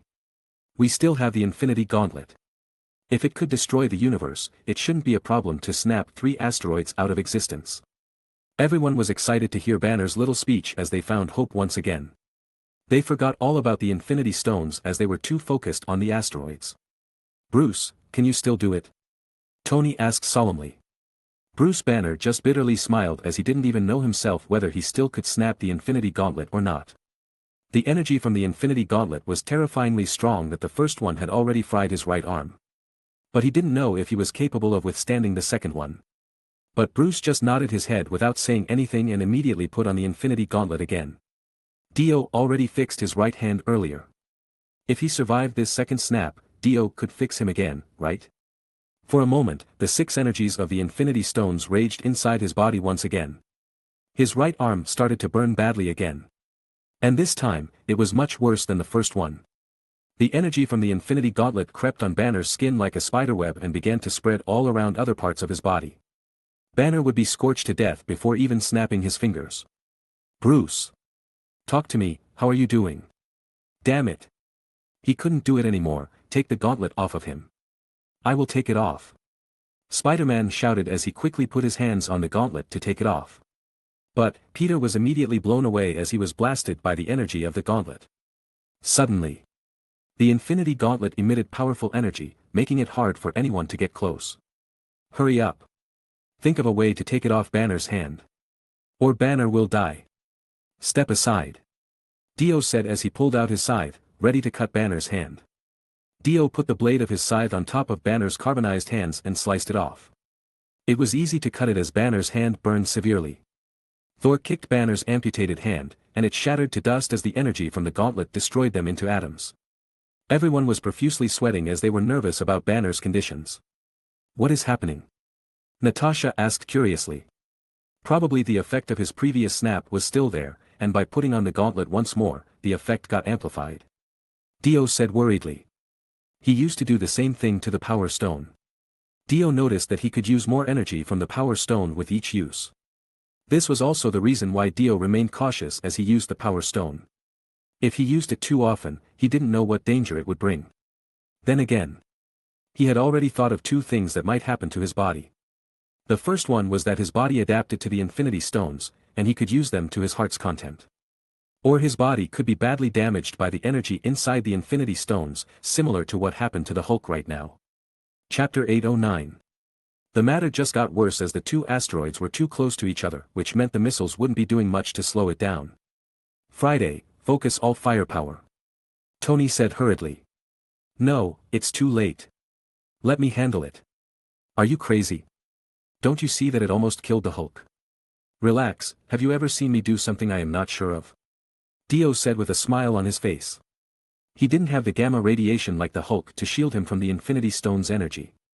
However, Dio was confident that the Hammond energy on his body could theoretically protect him somehow. Nevertheless, Dio's survival chance should be better than most people here. Furthermore, with the power of the world, Dio would surely survive. Come on. I hate it when people try to act tough. As the strongest Avengers, I think I have to be the one to snap that ugly gauntlet. Thor said as he walked towards Dio. Carol then stepped in front of Thor, staring him down and stopping him from getting anywhere near Dio. Dio just shook his head as it seemed they were still competing about who was the strongest Avenger. I am Dio, and I will do it. Dio said as he raised his hand with the Infinity Gauntlet on, and a flash of light immediately came from the Infinity Stones. The energy started to fluctuate, burning through Dio's hand right away. Dio felt the pain from the burn, but he pushed through, ignoring the pain until he got the job done. At the same time, the Hammond energy inside him began to run amok, instantly protecting his body from harm. At the very least, it was trying to protect Dio's body. Thankfully, it did work to an extent. The pain Dio felt began to lessen as Hammond energy tried to fix his burned arms. He remained calm and used the Hammond breathing technique to control the Hammond energy that ran amok. Dio knew that he ought to make sure that Hammond energy kept stabilizing itself to offset the Infinity Gauntlet's energy. Dio could handle the energy of the Power Stone, but with all the 6 Infinity Stones together, he had to put in the extra effort. But still, Hammond energy couldn't completely protect his body, and thus the energy of the Infinity Gauntlet still had some impact on his body. "Dio, how are you feeling?" Steve asked nervously. Wanda clenched her fist together as her eyes started to flash with crimson color. Although she didn't say anything, she was the one who worried about Dio the most right now. Dio just nodded his head to answer Steve's questions. At the same time, venom that still lay inside his body was trying hard to fix Dio's broken tissue repeatedly. Although Venom was asleep the entire time, it was awoken as soon as the Infinity Stone's energy jolted into Dio's body. Still, Venom had to bear an unbelievable pain withstanding the energy, sharing it together with Dio. Now, there was a chance that Venom would be completely burned if Dio couldn't complete what he was about to do quickly. Venom has long thought about abandoning Dio, especially after seeing that Peter was nearby. But now, Venom couldn't do it as he would be burned along with Dio if he couldn't help Dio right now. Venom made a vow to himself that he would escape Dio's body as soon as this was over. He wanted to get as far away from Dio as possible. At the same time, Dio didn't know that the squatter inside his body was talking trash about him, but he immediately started to use the Infinity Gauntlet nonetheless. "I will start immediately," Dio said as the energy from the Infinity Gauntlet started to condense. He focused his attention on the 2 asteroids that were getting too close to the Earth. If he failed right now, there was no doubt that the Earth would be destroyed, and it would be the end of the world. People all over the world have already prayed in despair to their respective gods. But now, Dio would show them a miracle. Dio snapped his fingers, and the asteroids immediately turned into ashes. Blown away by the wind, scattered in the air. But it wasn't the only thing that turned to dust. The rubble of the city from the first asteroids too also disappeared. The remnant of Thanos' spaceships and the Chitauri were all gone too. It was like Thanos had never been to the future at all. The Infinity Gauntlet fell immediately to the ground, and Dio's right arms were completely destroyed. Also, half of Dio's face was badly burned. "Dio," Wanda said as she rushed towards Dio. Her face was full of worry while shedding tears profusely. Dio just looked at Wanda with a big smile on his face. He wanted to say something to Wanda, but nausea took over, and Dio was puking profusely. "Oh, that's better," Dio said as he held his head high. The last remaining Hammond energy in his body immediately went out of control to try to save Dio's life. But still, Dio was barely surviving while Venom was dying to keep its host alive. Dio finally realized how durable the Hulk was as he experienced how powerful the Infinity Gauntlet's energy really was. Still, he knew that if it was someone else, like was Thor or Carol, they wouldn't be able to handle the Infinity Gauntlet's power. Wanda sat on the ground beside Dio and embraced him in her arms. She cried for Dio's safety, but she knew that there was nothing she could do about it. Tony ordered Friday to scan Dio as he wanted to know Dio's complete condition, and Friday immediately reported. "Mr. Dio's internal organ is in shambles right now. It is a miracle that Dio is even standing here," Friday replied. Now, even though they were on the same team, he couldn't seem to like Dio that much. Chapter 8:10. "I have saved the world once again," Dio said with a smile on his face, but everyone just avoided making eye contact as they couldn't bear to see Dio in this state. "I have contacted the medical team, they will come here soon," Tony said as he held his nose to hold back the tears that threatened to come. Dio just shakes his head as Tony was really his best friend.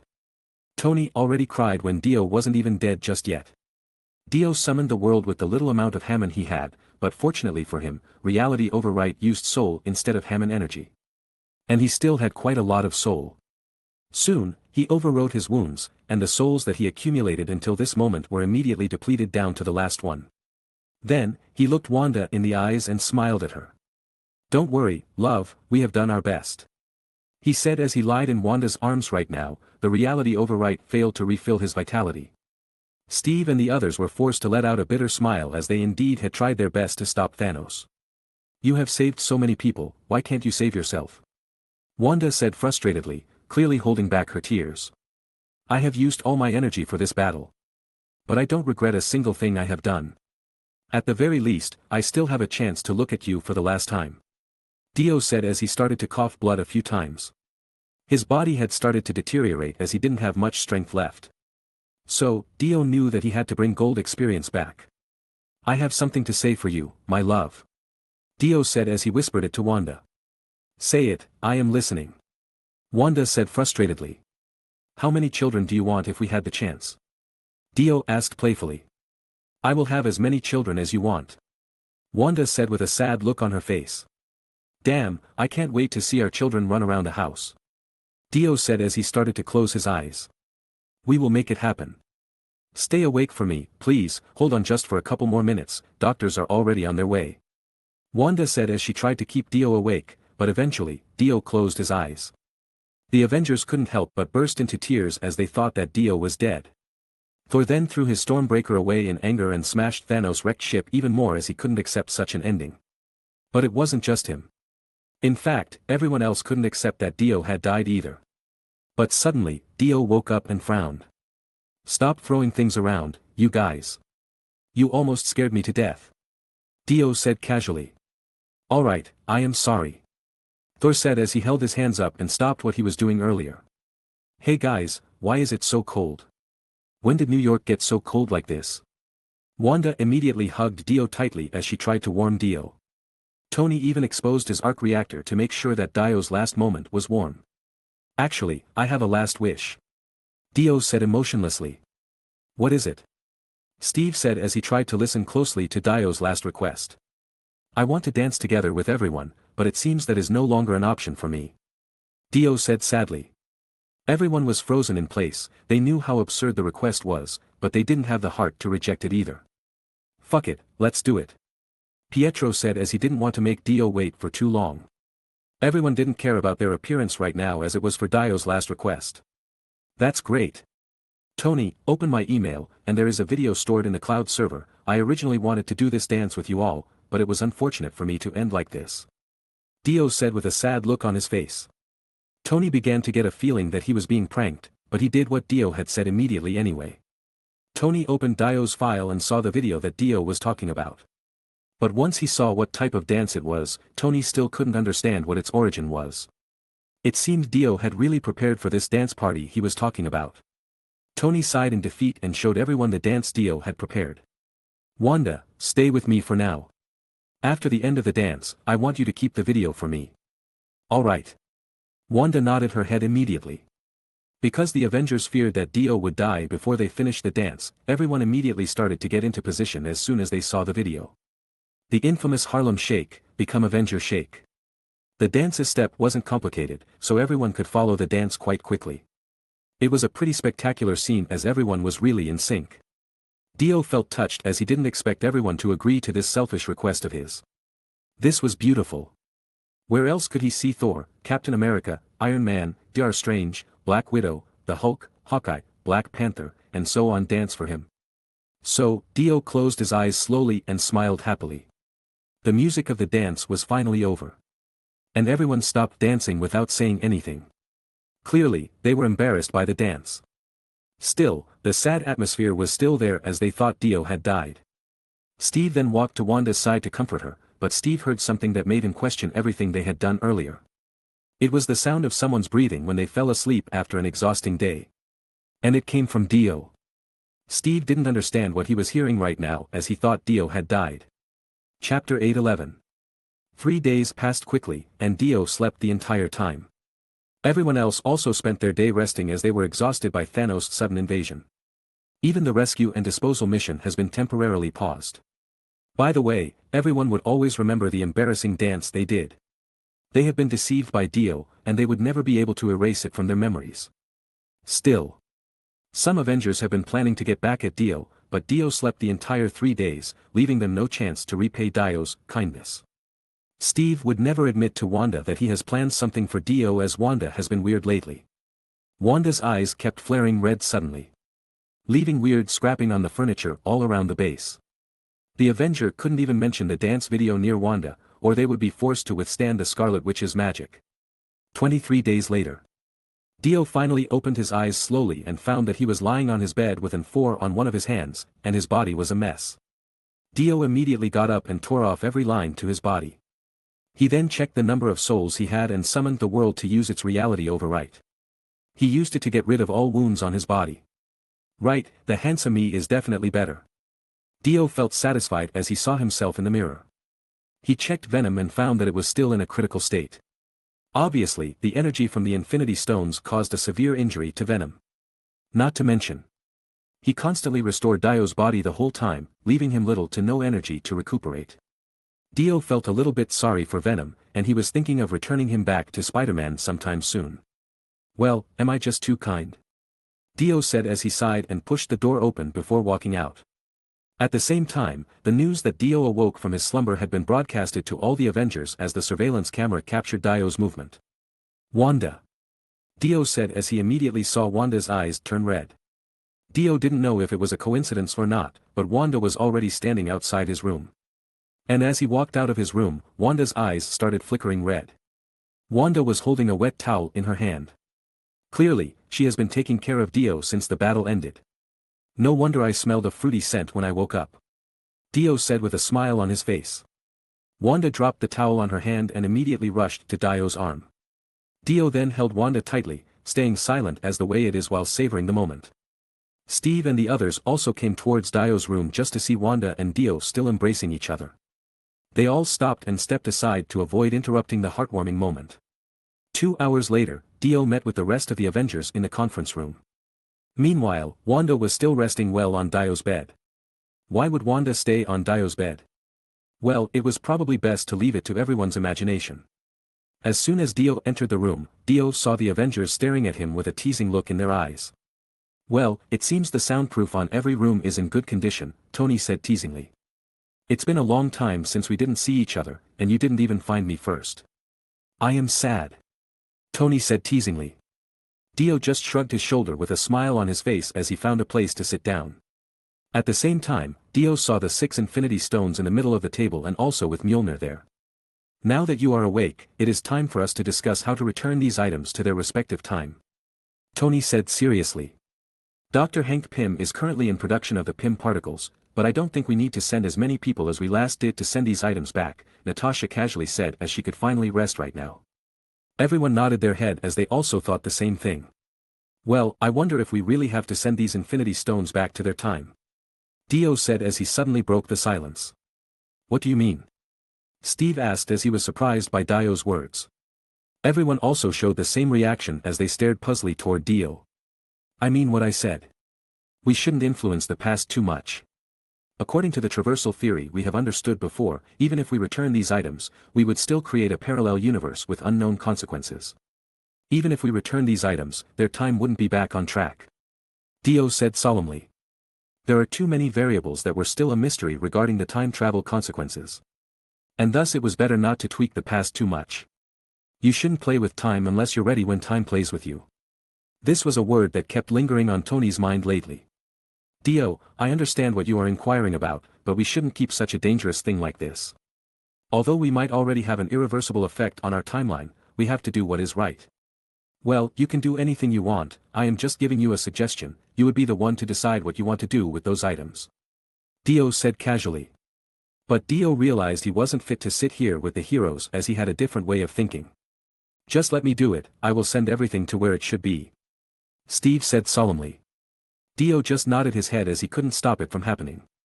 But from the looks on everyone else's faces, it seemed they never expected Steve to put himself on the line. Chapter 8:12. I can accompany you if you need me to, Sam, the Falcon, said sincerely. Thank you, Sam, but I think I have to do this on my own this time. Steve said as they stood outside the temporary base, next to the newly built quantum tunnel. Steve was carrying a black box and Mjolnir in both hands. The Infinity Stones were in the black box. Dio, Wanda, Quicksilver, Hulk, Falcon, Bucky, Thor, and Natasha will wait for Steve here to make sure that he successfully carries out his mission and wait for his return. Don't do anything stupid until I return. Steve said to Bucky as he was about to step on into the quantum tunnel. How could I? You brought all the stupid with you. Bucky said with a smile on his face. They hugged for a little while, but at the same time. Bucky realized that Steve would do something stupid again. Perhaps no one has ever thought of it, but as Bucky has known Steve his whole life, he could feel it. "I will miss you, brother," Bucky said with a sad expression on his face. "Relax, Bucky. You will see me again. We are still friends, aren't we?" Steve said with a smile on his face, waiting for Dio to shake his hand. "Always," Dio said as he not only shook Steve's hand but also pulled him in for a hug and patted him on his back. Although their definition of the word hero was so different, it didn't mean that they couldn't be a friend. Furthermore, everyone wanted to go back to their everyday life. Everyone was tired of all the hero stuff, and they wanted some rest for a change. "Good luck, Steve," Wanda said as she hugged Steve gently. Steve nodded and walked back into the quantum tunnel while adjusting his time travel device. How long would it take for him to return? Sam asked worriedly. "He could take as long as he wants, but for us, it wouldn't take any more than 5 seconds, Hulk said confidently. While the previous quantum tunnel took 1 full minute to synchronize everyone's time, this new quantum tunnel only took 5 seconds. War was the best reason for science and technology development, and this word was accurate. "Are you ready, Captain?" Hulk asked as he stood beside the quantum tunnel control station. Steve just nodded his head, and the Hulk immediately activated the quantum tunnel. Countdown in 5, 4, 3, 2, 1. The Hulk pressed the button, and Steve's figure immediately disappeared from their view. Now, he would return in 5, 4, 3, 2, 1. Hulk started his countdown, but after reaching 1, Steve's figure was nowhere to be found. The Hulk inspected the equipment with a grim expression. "Hey, what happened?" Sam said worriedly. "I don't know. The timestamps are synchronized, so he should be back by now." "Bring him back, right now," Sam said nervously. "I know, I'm trying hard to do that too," the Hulk confusedly said as he didn't know what went wrong right now. "Don't worry about it, Sam," Bucky said as he tried to calm Sam down. Sam then looked at Bucky's expression and immediately realized that it wasn't the machine's fault. At the same time, Dio suddenly felt a presence on the bench by the lake. Dio was pretty sure that no one was there a moment ago, but suddenly a presence appeared out of thin air. "Over there," Dio said as he pointed towards the bench. Everyone's attention turned towards the bench. Sam and Bucky walked slowly towards the familiar figure while Dio and the others stayed put on the spot because they finally realized what Steve had done. And thus, there was nothing they could do except give their best regards. At the same time, they knew that Sam and Bucky would surely need some space. Sam suddenly stopped, but Bucky encouraged him to continue forward. "Come on, Sam, he is waiting for you," Bucky said with a smile on his face. Sam hesitated for a moment but walked towards the old man that sat on the bench. "Captain?" Sam asked. "Hi Sam, it's been a long time," the old man casually said while turning his head toward Sam. Although the old man's face was full of wrinkles from old age, there was no mistake that it was Steve Rogers himself. "So, did something go wrong, or is it your original intention?" Sam asked with a wry smile on his face. "After I returned all the Infinity Stones in their respective time, I began to think about my life and the kind of life Tony predicted if I had never frozen in ice," old Steve slowly said while reminiscing some happy memories. "So that's what you've done?" Sam said while nodding his head. "I am happy for you, Captain. I sincerely do. But losing Captain America saddened me a little bit," Sam showed a bitter smile. "Oh, that reminds me," Steve said as he took something from the side of the bench and gave it to Sam. Sam was a little bit surprised, but once he opened the case, he saw that Steve had given him the classic Captain America shield, the first one that Tony's father made for Steve, the first Captain America. This shield was shattered during the battle with Thanos, but as Steve had returned from the past, he brought the new but old Captain America's shield. "Try it on. See if it's to your liking," Steve said with a smile on his face. Sam just stared at the shield like it was some unknown entity before turning towards Bucky. He thought that Bucky would be more suitable to wear the Captain America moniker than he would ever be. But Bucky himself knew that he didn't deserve the shield, let alone inherit the Captain America moniker. He had killed so many innocent lives, and the true patriots would never accept him as the new Captain America. Maybe other Avengers would be fine with it as Tony, too, no longer had any intention to kill Bucky to avenge his parent. But Bucky knew what he had done, and he, as a true patriot, would never live with himself with the Captain America moniker. Steve also knew Bucky's way of thinking, and thus, there was no one else more capable than Sam of inheriting the Captain America moniker. Steve knew that Sam would never let him down. "So, how do you feel right now?" Steve asked Sam as Sam put the shield on his arms. "It doesn't feel like mine," Sam said honestly.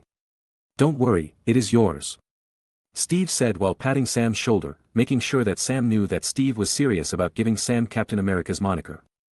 "Thank you, Captain. I will do my best not to disappoint you."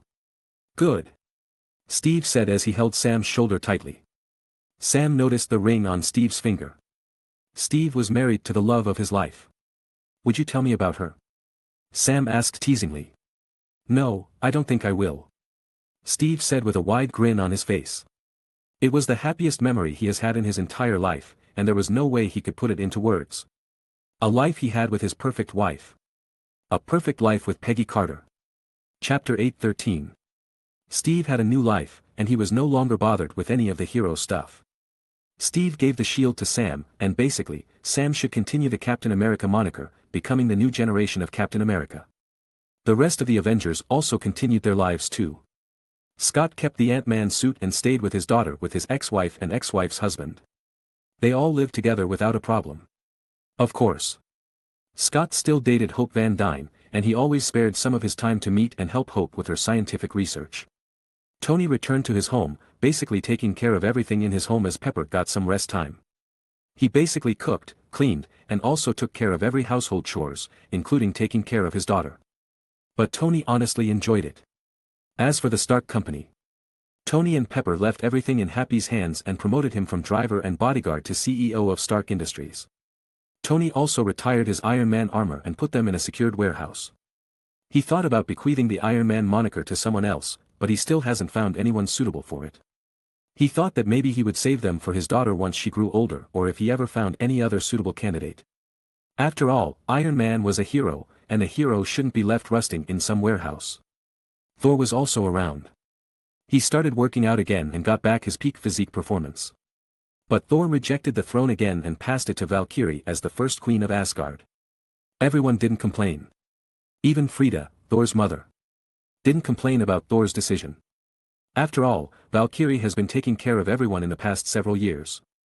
And since Thor had already made up his mind about leaving to take his own path, it was natural for a mother to let her son go on an adventure. As for Loki, he immediately ran off somewhere right after he was resurrected. No one knew where he had gone, so he couldn't become a king of Asgard. But Loki himself didn't have any interest in taking the throne for himself anymore. In the end, the responsibility as a new ruler of Asgard would still fall to Valkyrie's hand. Then an amusing scene happened. Thor left with the Guardian of the Galaxy, embarking on a new adventure, with Peter Quill, Gamora, Rocket, Groot, and Drax naming the new party, Guardian of the Galaxy in Asgard. The reason why Thor chose to leave Earth and embark on a new journey across the universe was to make money. Dio already told Thor about Hammond Planet that he owned, and even though it was already abandoned by the Dark Elves, the basic construction was still there. If they spent some money to rebuild it, the planet would be a good place to start Asgard anew. Thor was tempted, but Dio told him that he had no money as of now, and Thor wouldn't get the planet for free either. This was the main reason why Thor wanted to set out to the unknown universe to earn Star Coin. He would earn enough money to rebuild Hammond Planet and relocated Asgard there later. Dio already told Thor that the planet would also serve as the home for the Dark Elves. But Thor didn't see it as a problem at all. Maybe Asgardian and the Dark Elves could finally become neighbors. Dio just laughed as the thought of Asgardian and Dark Elves becoming friends was a little bit funny to him, as he knew that Asgardians and Dark Elves have been enemies for thousands of years. But still, in the end, it was up to Thor's capabilities to earn money as he needed a lot of money to call Hammond Planet his home. After Thor and the Guardian of the Galaxy left, Carol also chose to leave her job as the Sheriff of the Universe still awaited, and because of that, she couldn't stay for much longer on Earth. Clint Barton also returned to his family, like Scott and Tony. He enjoyed his life in the forest cabin with his family, teaching his children archery in their spare time. Maybe they could earn the Hawkeye moniker in the future. Hulk and Vision reopened their pizzeria and had the idea to make it into a franchise. A way to expand their business. The thought of having their pizzeria in every corner of the world sure was exciting. After all, the world's government couldn't hide the fact that the Avengers had saved the world and the whole universe. This was also one of the reasons why the Avengers chose to lay low for a while. As they didn't want to be a celebrity at all. Now that their popularity had reached its peak, they couldn't even roam the street unnoticed and get swarmed by fans almost immediately. But their disappearance brought anxiety to the public as they began to wonder who else would save them if another alien invasion occurred. After that, Spider-Man suddenly became the center of attention. Countless people have created a petition for the young Spider to raise the banner of superheroes again to protect the people and the world. But unfortunately, Peter didn't have any answer for them as he got his little problems too. Venom has been returned to him half dead, and so Dio locked Peter and Venom inside a slaughterhouse for Venom to regain his energy back. As Venom went into a feeding frenzy, chomping on so much raw meat, Peter was left paralyzed and vomiting on the ground afterward. He had never experienced something like that before, and it was surely a traumatizing moment for him. Peter was disgusted beyond measure, and it left him sick and nauseated for a long time.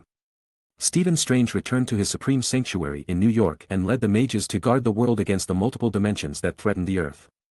Although he didn't have the time stone on his paraphernalia anymore, Stephen has grown up as a sorcerer himself, becoming a well-deserved sorcerer supreme that wouldn't fall short to the previous ancient one. T'Challa returned to Wakanda with his soldiers to govern Wakanda again, but eventually, T'Challa got sick and fell into a coma. Meanwhile, Shuri inherited the Black Panther moniker as she ruled Wakanda to the best of her ability. In addition to that, Natasha that had nowhere to go after the Avenger disbandment rejected Dio's offer to come along with him, and instead, she returned to Nick Fury's side, assisting him in re-establishing the shield. She said that she hadn't retired yet and she didn't want to retire, and thus, there was no way she could go with Dio to live a relaxed life later on. Dio just nodded his head in understanding and wished her good luck. So, after saying goodbye to everyone, Dio took Wanda, Mantis, Lucy, and Pietro to an uninhabited island for a while to live in seclusion. Dio thought that it was time for Wanda to deliver her promise to have a few children of their own. Chapter 8:14. 8 months have passed. Many people that were brought back after the blip was trying to settle on the new world that had already started to move forward without them. After the Avengers won over Thanos for the second time, the world was back at peace. And everyone moved on with their lives. There were still many minor conflicts here and there, but it wasn't something that needed a superhero to handle. Almost everyone was immersed in the joy of their family's resurrection. Then again, the social hazards caused by population outbursts haven't been solved yet. There were people who claimed ownership of properties they used to own, but now their properties were under someone else's name as they were turned to dust by Thanos. But there was also the age problem. The people who were turned to dust were younger by 3 years than their actual age. Nevertheless, the government tried to solve the case the best they could. There hasn't been any history that human has been more united than today. After all, they now had the knowledge that they weren't alone in the universe. Still, the people were anxious as the Avengers had disbanded, and now, no one was there to protect them if the aliens tried to attack again. For a while, the topic of the new generation of superheroes was all the rage. Even after 8 months, people still couldn't move past that topic. At the same time, an island near Italy had been developed but still didn't accept visitors. The scenery of the island was beautiful. And there was a beautiful villa right in the middle of it all. A figure was seen wearing a sky blue vest and large pants. The person in question then went out of the villa to lay down on the chair, sunbathing casually. "Hey Wanda, it is time to get out. The sun feels nice today, the temperature is moderate." Dio shouted towards the villa. He then pulled out 2 small toys from his pants, threw them to the ground, and 2 benches immediately appeared in the open space. Slow footsteps followed from behind, and Dio turned around. He couldn't hide his excitement as he saw Wanda coming over with such revealing clothes. He then carefully helped Wanda lay down on her bench. "How is it? Isn't the weather nice? We should hang out more, getting some exercise is good for our baby's health." "He just kicked me again," Wanda said excitedly. "Really? Well, just they see later. I will fight them back if they already came out of you. You can try. I won't let you come close if you try anything funny," Wanda said lightly. But suddenly, her eyes lit up, and she lifted Dio off the ground before letting him fall to the ground. Dio sat down again and looked at Wanda with a smile on his face. "Are you okay?" Wanda said worriedly. "I am okay. It's just some bump anyway, as long as you don't tear down our house like last time, all is fine." Half a year has passed since they had their wedding. The guest who attended the wedding was only their closest friend. Of course, that included all the Avengers and Steve Rogers himself, even though he had already become an old man. Some also couldn't attend, like Carol, who was still busy enforcing the law in the universe. Thor and the Guardian of the Universe also couldn't come as they were too busy doing something stupid somewhere. Then, 1 month after the marriage, Wanda got pregnant, and it has been 5 months since then. In these 5 months, Dio hadn't gone anywhere. He stayed with Wanda the whole time, doing everything in his power to make Wanda comfortable. Life was peaceful and bright, and he forgot about all the troubles he had earlier. Of course, there was nothing for them to worry about too. Dio didn't miss anything here on the secluded island as he could just call, and people would provide everything he needed. Not to mention the big brother that was so excited to hear that he was going to be an uncle soon. But there was a flaw in the pregnancy itself. Wanda's power was going out of control, and it has gotten serious the further the pregnancy went. At first, she just broke a plate or a fork or something. But now, she might destroy furniture and flip the house around. One night, Wanda, who was asleep, had a nightmare, and she completely blasted the whole house into the sky. If Quicksilver wasn't staying over at that time, Mantis and Lucy might have been severely harmed. Dio was the only one that was badly affected by the blast as he was sleeping next to Wanda. He got blasted into the sky and had to walk back to the house from miles away. Afterward, he joked with Wanda and asked her if she was trying to murder her husband. If he didn't have the habit of keeping his Hammond shield up, he might be dead by now. Still, she blamed herself for what happened as it wasn't normal for anyone to be like this. At the same time, Dio consoled her as he knew that her hormone affected her mood swings. Nevertheless, Dio knew that the others shouldn't visit for a while as it wouldn't be good if anyone got caught up in Wanda's mood swings. If Wanda snapped at the wrong time, the old Avengers could die. Dio didn't want that tragedy. So, even with a heavy heart, Dio had to send Pietro, Mantis, and Lucy somewhere else until Wanda's pregnancy was over. As for where they went and what they did, Dio didn't care at all. He only had Wanda on his mind and a little baby he conceived with Wanda. As long as Wanda and the little baby were safe, Dio didn't have anything else to worry about. Chapter 8:15. On a beautiful island. A pair of lovers enjoyed their peaceful life. The villa that was built in the middle of the island was reinforced for Wanda's protection. Under Dio's request, he also set invisible devices that would react as a safety net that was created by the dark elves around the villa. If anyone accidentally came into the island, they wouldn't be able to see the villa, and no one would be able to see into the island.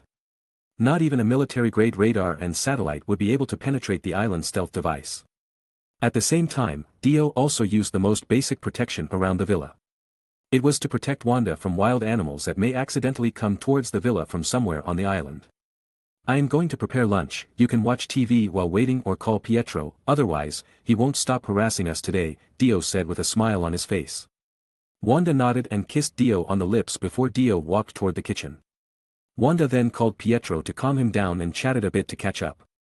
Although the environment on the island was quite conducive for raising a child, it was a little bit too secluded.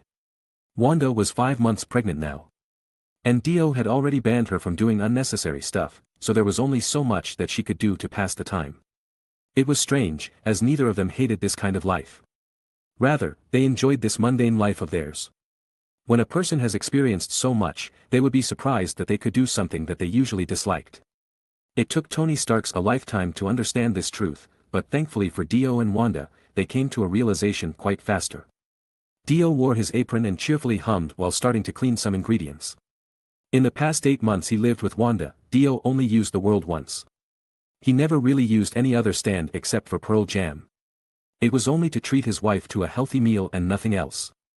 The dishes made with Pearl Jam were the most nutritious food out there. Furthermore, they were delicious too. Compared to the time that Dio opened his restaurant, Dio had already grown a lot as a person and changed a lot. In terms of cooking, the chef's mood was reflected in the taste. Now, Dio's cooking tasted even more refined than before. Still, Dio only cooked for Wanda. While Dio smiled bitterly, reminiscing his past, Dio's heart was full of pride in what he had become. Even if he had to rewind the time, there was nothing he would change. As every decision he made brought him here. Dio continued to cook while humming slowly. No one would be able to understand his feeling right now. After her call with Pietro, Wanda shook her head and turned on the TV with a smile on her face. On her call with Pietro earlier, she couldn't stop berating Pietro for pursuing his feelings toward Lucy. Although they were from different races, it wouldn't matter as long as they loved each other enough to see past the difference. Still, because she knew how Pietro was, she wasn't very optimistic that Pietro would be able to keep Lucy around. Besides, Lucy wasn't that different physiologically from a human. She was beautiful and also had a great personality on top of that. Wanda also heard that Lucy was mad when Dio took all the dark elves away from her. Wanda knew that Lucy was a great girl, and she shouldn't be hurt by Pietro's indecisiveness. Call it familial love, but Wanda really thought that Pietro was bad for Lucy. That was also the reason why Wanda was quite reluctant to push Lucy and Pietro together. Wanda leaned on the soft sofa and started humming. But suddenly, Dio started running from the kitchen to the living room like he was chased by some demons. What's wrong? Are you feeling any discomfort somewhere? Do you need to go to the hospital right now? I can call for Galaxy to teleport us to the hospital right away. Wanda just looked at Dio like he was some weird alien as she didn't know what to say about Dio's over-the-top treatment. The only thing she could do was laugh hysterically at Dio's goofiness. Wanda's smile was like a blooming flower. And her eyes were so adorable that her beauty was like a sun to Dio's dark world. Dio couldn't help but swallow his saliva as he stared at Wanda lustfully. He has been on abstinence for a while now, and it was really torturing him to see Wanda so sexy and alluring like this. When Wanda saw her effect on Dio, she felt delighted. This meant that she hadn't lost her attractiveness, and their relationship wouldn't be ruined by others. Well, there was no opportunity for others to do such a thing either. What are you looking at? Wanda said suddenly, snapping Dio back from his daydream. Dio was clearly having a lustful thoughts as it was clear on his face. So, Wanda just ought to tease him a bit. Why are you humming? I thought you weren't feeling well. Wanda just smiled, and without hesitation. She started talking about Pietro's romantic life that he had told her earlier. Although Pietro told her confidently, Wanda wouldn't hide anything from Dio. Furthermore, she really loved seeing Dio's serious face when he listened to her. However, Dio said the same thing that she already knew. Dio also thought that Pietro would be bad for Lucy, who was still oblivious to how brutal romance could be. Chapter 8:16. This footage is really thrilling. Let us thank the two netizens that risked their life recording this video. And let us express our most sincere gratitude towards those heroes that sacrificed themselves to save our world. An announcer was heard from Dio's phone. They might be gone, but they weren't forgotten. The announcer adds. This past year could be said to be the year that would definitely go down in history. For it has so many unforgettable memories for the human race. The return of the Dusted alone was an unforgettable moment for the universe, and it is thanks to the efforts made by the Avengers. Dating back 4 years ago, half of life in the universe, including many of us in Midtown High School, has been erased from existence, but 8 months ago, the Avengers brought them back without missing any limbs. The event that was called the blip by everyone over the internet was surely unforgettable. The people that returned themselves were still trapped in the past as they didn't even age a day from the day they were snapped out of existence. Their age is still the same, while the rest of the universe has grown 3 years older. Simply said. Once a younger brother could become the older brother now. But still, the students that have returned keep complaining that their school year was restarted anew. Kids, am I right? Nevertheless, this long event is thrilling and puzzling. But, the school year is about to end. And we should look forward to entering a new stage of life. With the Avengers disbanded, we hope that troubles don't befall Earth again, for we don't know who would save us if that time comes. So, does anybody has any idea what the future may hold? The announcer finally finished his narrative with a long pause. What are you watching? A talk show?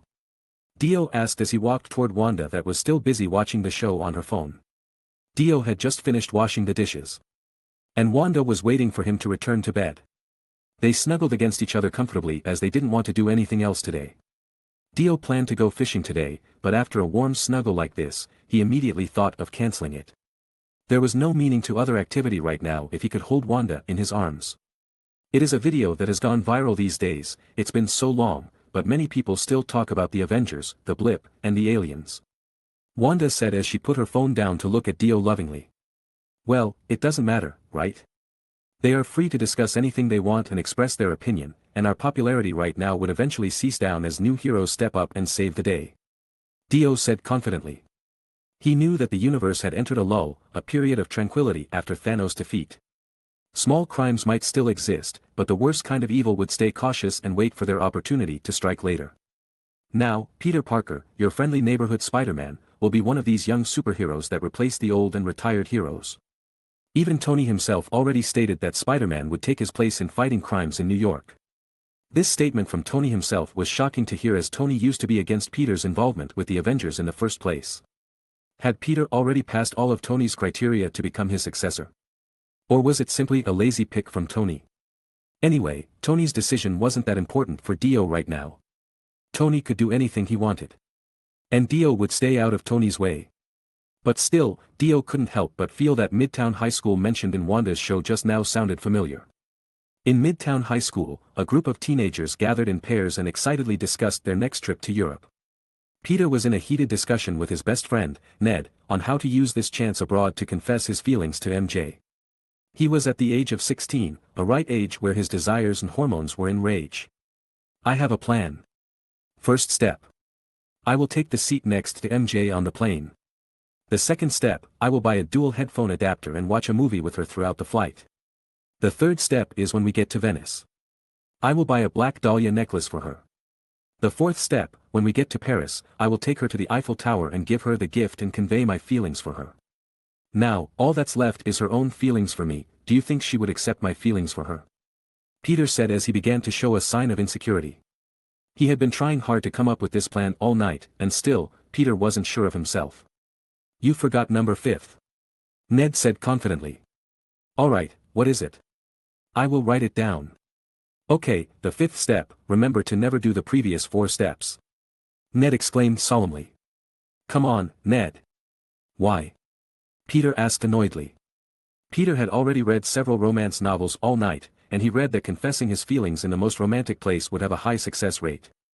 It was 50 as a confession only had 2 options: either he got what he wanted, and MJ became his girlfriend, or she rejected his advance and left him heartbroken.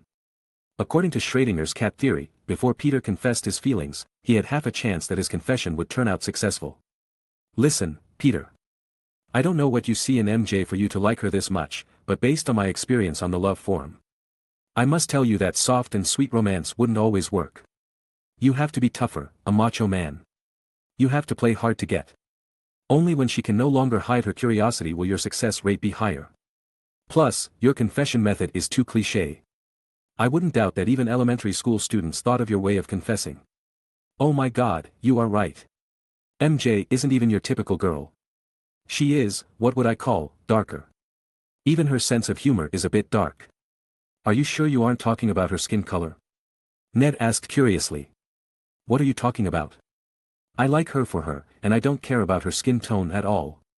Ned just shook his head and sighed as he knew that Peter had fallen head over heels for MJ. Peter just scratched his head in distress as his insecurity was at its peak right now. He had to admit that confessing his feelings to the girl he liked was more terrifying than fighting a villain. But, Peter suddenly thought of something good. Why didn't he just ask Mr. Stark for advice? Tony was already a father figure for Peter, and maybe his years of being a rich playboy might come in handy. Peter didn't know that his thought was a complete mistake, at least not yet. Chapter 8:17.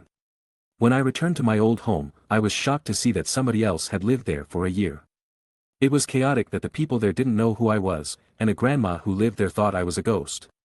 But thanks to our Spider-Man, I can move on with my life. Aunt May said with a humorous laugh of her. She was at a charity party, and one of her subjects was Spider-Man himself, wearing the iconic Iron Spider suit. Fiery applause was heard as everyone cheered for her and Spider-Man. All these guests here today would contribute to the stability of the society, such as helping some homeless people that have been returned by the blip. Of course. This charity wasn't hosted by Aunt May, as she wouldn't be capable of inviting so many rich and influential people like this. But it was hosted by none other than Stark Industries, which had already donated $50 million. The charity organization that managed the event even had an optimistic goal of raising $100 million by the end of the day. But the event wasn't led by Tony. It was led by none other than Happy himself as the managing CEO of Stark Industries. Of course. Tony knew about all this, but he didn't have any complaints about it. Tony was the one that added one more zero in Happy's donation, as Happy originally only wanted to donate $5 million. For a rich man like Tony, $50 million wasn't that big of a deal. In his retirement, Tony already stopped caring about the money that he spent. So, as long as Happy didn't destroy Stark Industries for nothing, he didn't care about anything else. Thank you for Ms. Parker for inviting me here, and that's it. Spider-Man said awkwardly, but as she knew that Peter wouldn't know what to say, Aunt May immediately took over once again. Of course, I am also thankful that Spider-Man comes to our charity event despite your busy schedule. He will also take some photos with everyone later, so look forward to that. Aunt May said cheerfully. Oh God, I am so nervous. Peter said to Aunt May after they left the stage. Relax, you are doing a good job. Aunt May said, cheering Peter up. Really? I feel like I am too stiff. That is also true. You are too stiff right now, calm yourself down and relax. Now, is your passport ready? You already bought your travel toothpaste, right? Huh, yeah. I already prepared everything. Peter said surprisedly. The door suddenly opened, and Peter, who wasn't wearing his mask right now, was startled and immediately started fumbling to wear his mask again, but the one who walked in was luckily none other than Happy. Happy. Peter greeted cheerfully. However, he was ignored just like always. You are so beautiful today, is it the new dress? Happy said to Aunt May immediately. Well, you are also very handsome right now, especially with your scruffy beard, it is very sexy. Aunt May said teasingly. Hey, this is my blip mustache. Happy said cheerfully. You are hilarious. Aunt May said flirtatiously. Completely ignoring Peter on the side. Peter started to look left and right awkwardly as he thought he wasn't supposed to hear any of this flirting. Even if Peter had a low EQ, he knew that Aunt May and Happy's relationship was a little bit unusual. Oh, I have to change the catering soon, it is time to bring out the vegetarian main course. Peter, remember to come out to shake some hands and take some photos. What was that? Peter asked curiously. But as always, Happy just ignored Peter and changed the topic immediately. Nick Fury called for you. Happy said stoically. Nick Fury called for me? Why? Peter asked curiously. He wants you to do some hero stuff for him, of course.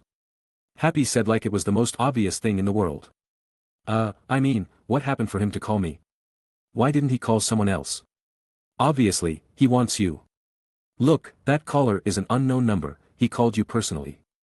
Now, answer the phone. No, I don't want to talk to Nick Fury. Peter whined. Just answer it now. Happy said annoyedly. Why? Peter asked nervously. Because, if you don't answer the phone, he might call me, or even worse, he might come here himself. And I don't want any of that to happen. Peter turned his attention to his phone, and with a long exhausted sigh, he finally hung up Nick Fury's call. You rejected his call? Happy said as he was startled by the audacity he witnessed. Yes, and I also blocked him too. Peter said like it was the most normal thing to do. You blocked him? No. You can't do that. Relax, I will call him back when I have the time. I still have things to do right now, and haven't you heard?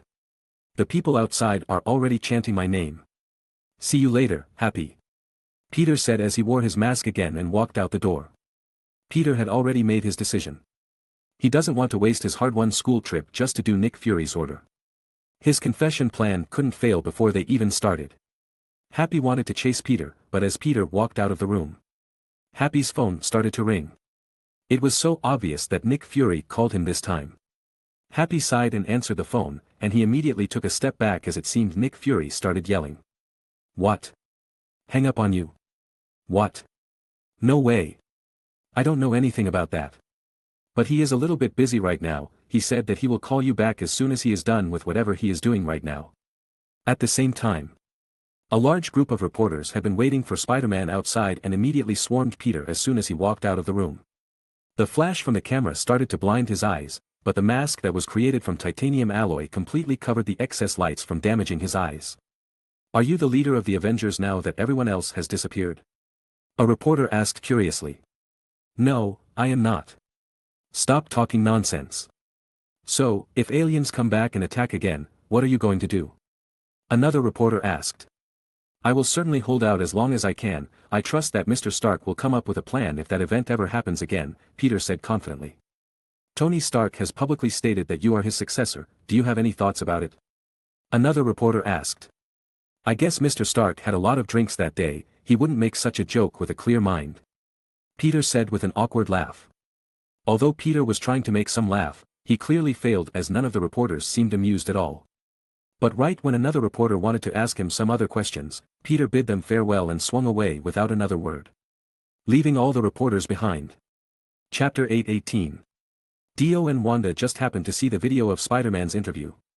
Dio noticed that Spider-Man looked a little bit nervous in the video. But Dio and Wanda just smiled and laughed at him for being so stiff against a reporter alone. Dio and Wanda knew why Tony chose Spider-Man as his successor, and it was priceless to see Spider-Man being nervous like this. But suddenly, Dio was thrown out of the sofa towards a wall. The sofa that Dio and Wanda used earlier was destroyed. Fortunately, this time Wanda didn't go too far as she immediately reined in her ability. Dio pulled himself out of the wall and immediately came to Wanda's side. "I am sorry," Wanda said with a sad expression on her face. "It's okay. It's not your fault, Wanda. Don't forget, I am the strongest Avengers. Nobody can harm me, not even you." Still, the trace of Wanda's destruction remained somewhere. Now, it was the human-sized hole on the wall. Wanda knew that Dio didn't want her to think of herself as a burden, but sometimes she couldn't help but think that way. In fact, she wanted to stay on this island alone after nearly killing everyone the first time she lost control of her power. She was scared of hurting everyone around her, especially Dio and Pietro, the two most important men in her life. But Dio insisted on staying with her to take care of her. But everyone else did leave as they didn't have the ability to withstand Wanda's power like Dio. Wanda remained worried every day as she didn't know why she suddenly became like this, but she definitely could feel that her power was growing out of control every day. For now, she could rely on her willpower to suppress it, but what if she could no longer suppress it with her willpower alone? Could she protect the child that was about to be born from her own power? What if something happened to Dio before he could protect his own child? This train of thought was also the reason why Wanda found it hard to sleep at night. The fear that everything had been reduced to ruins when she opened her eyes scared her immensely. Coupled with her pregnancy hormone and anxiety, she found it hard to calm herself down.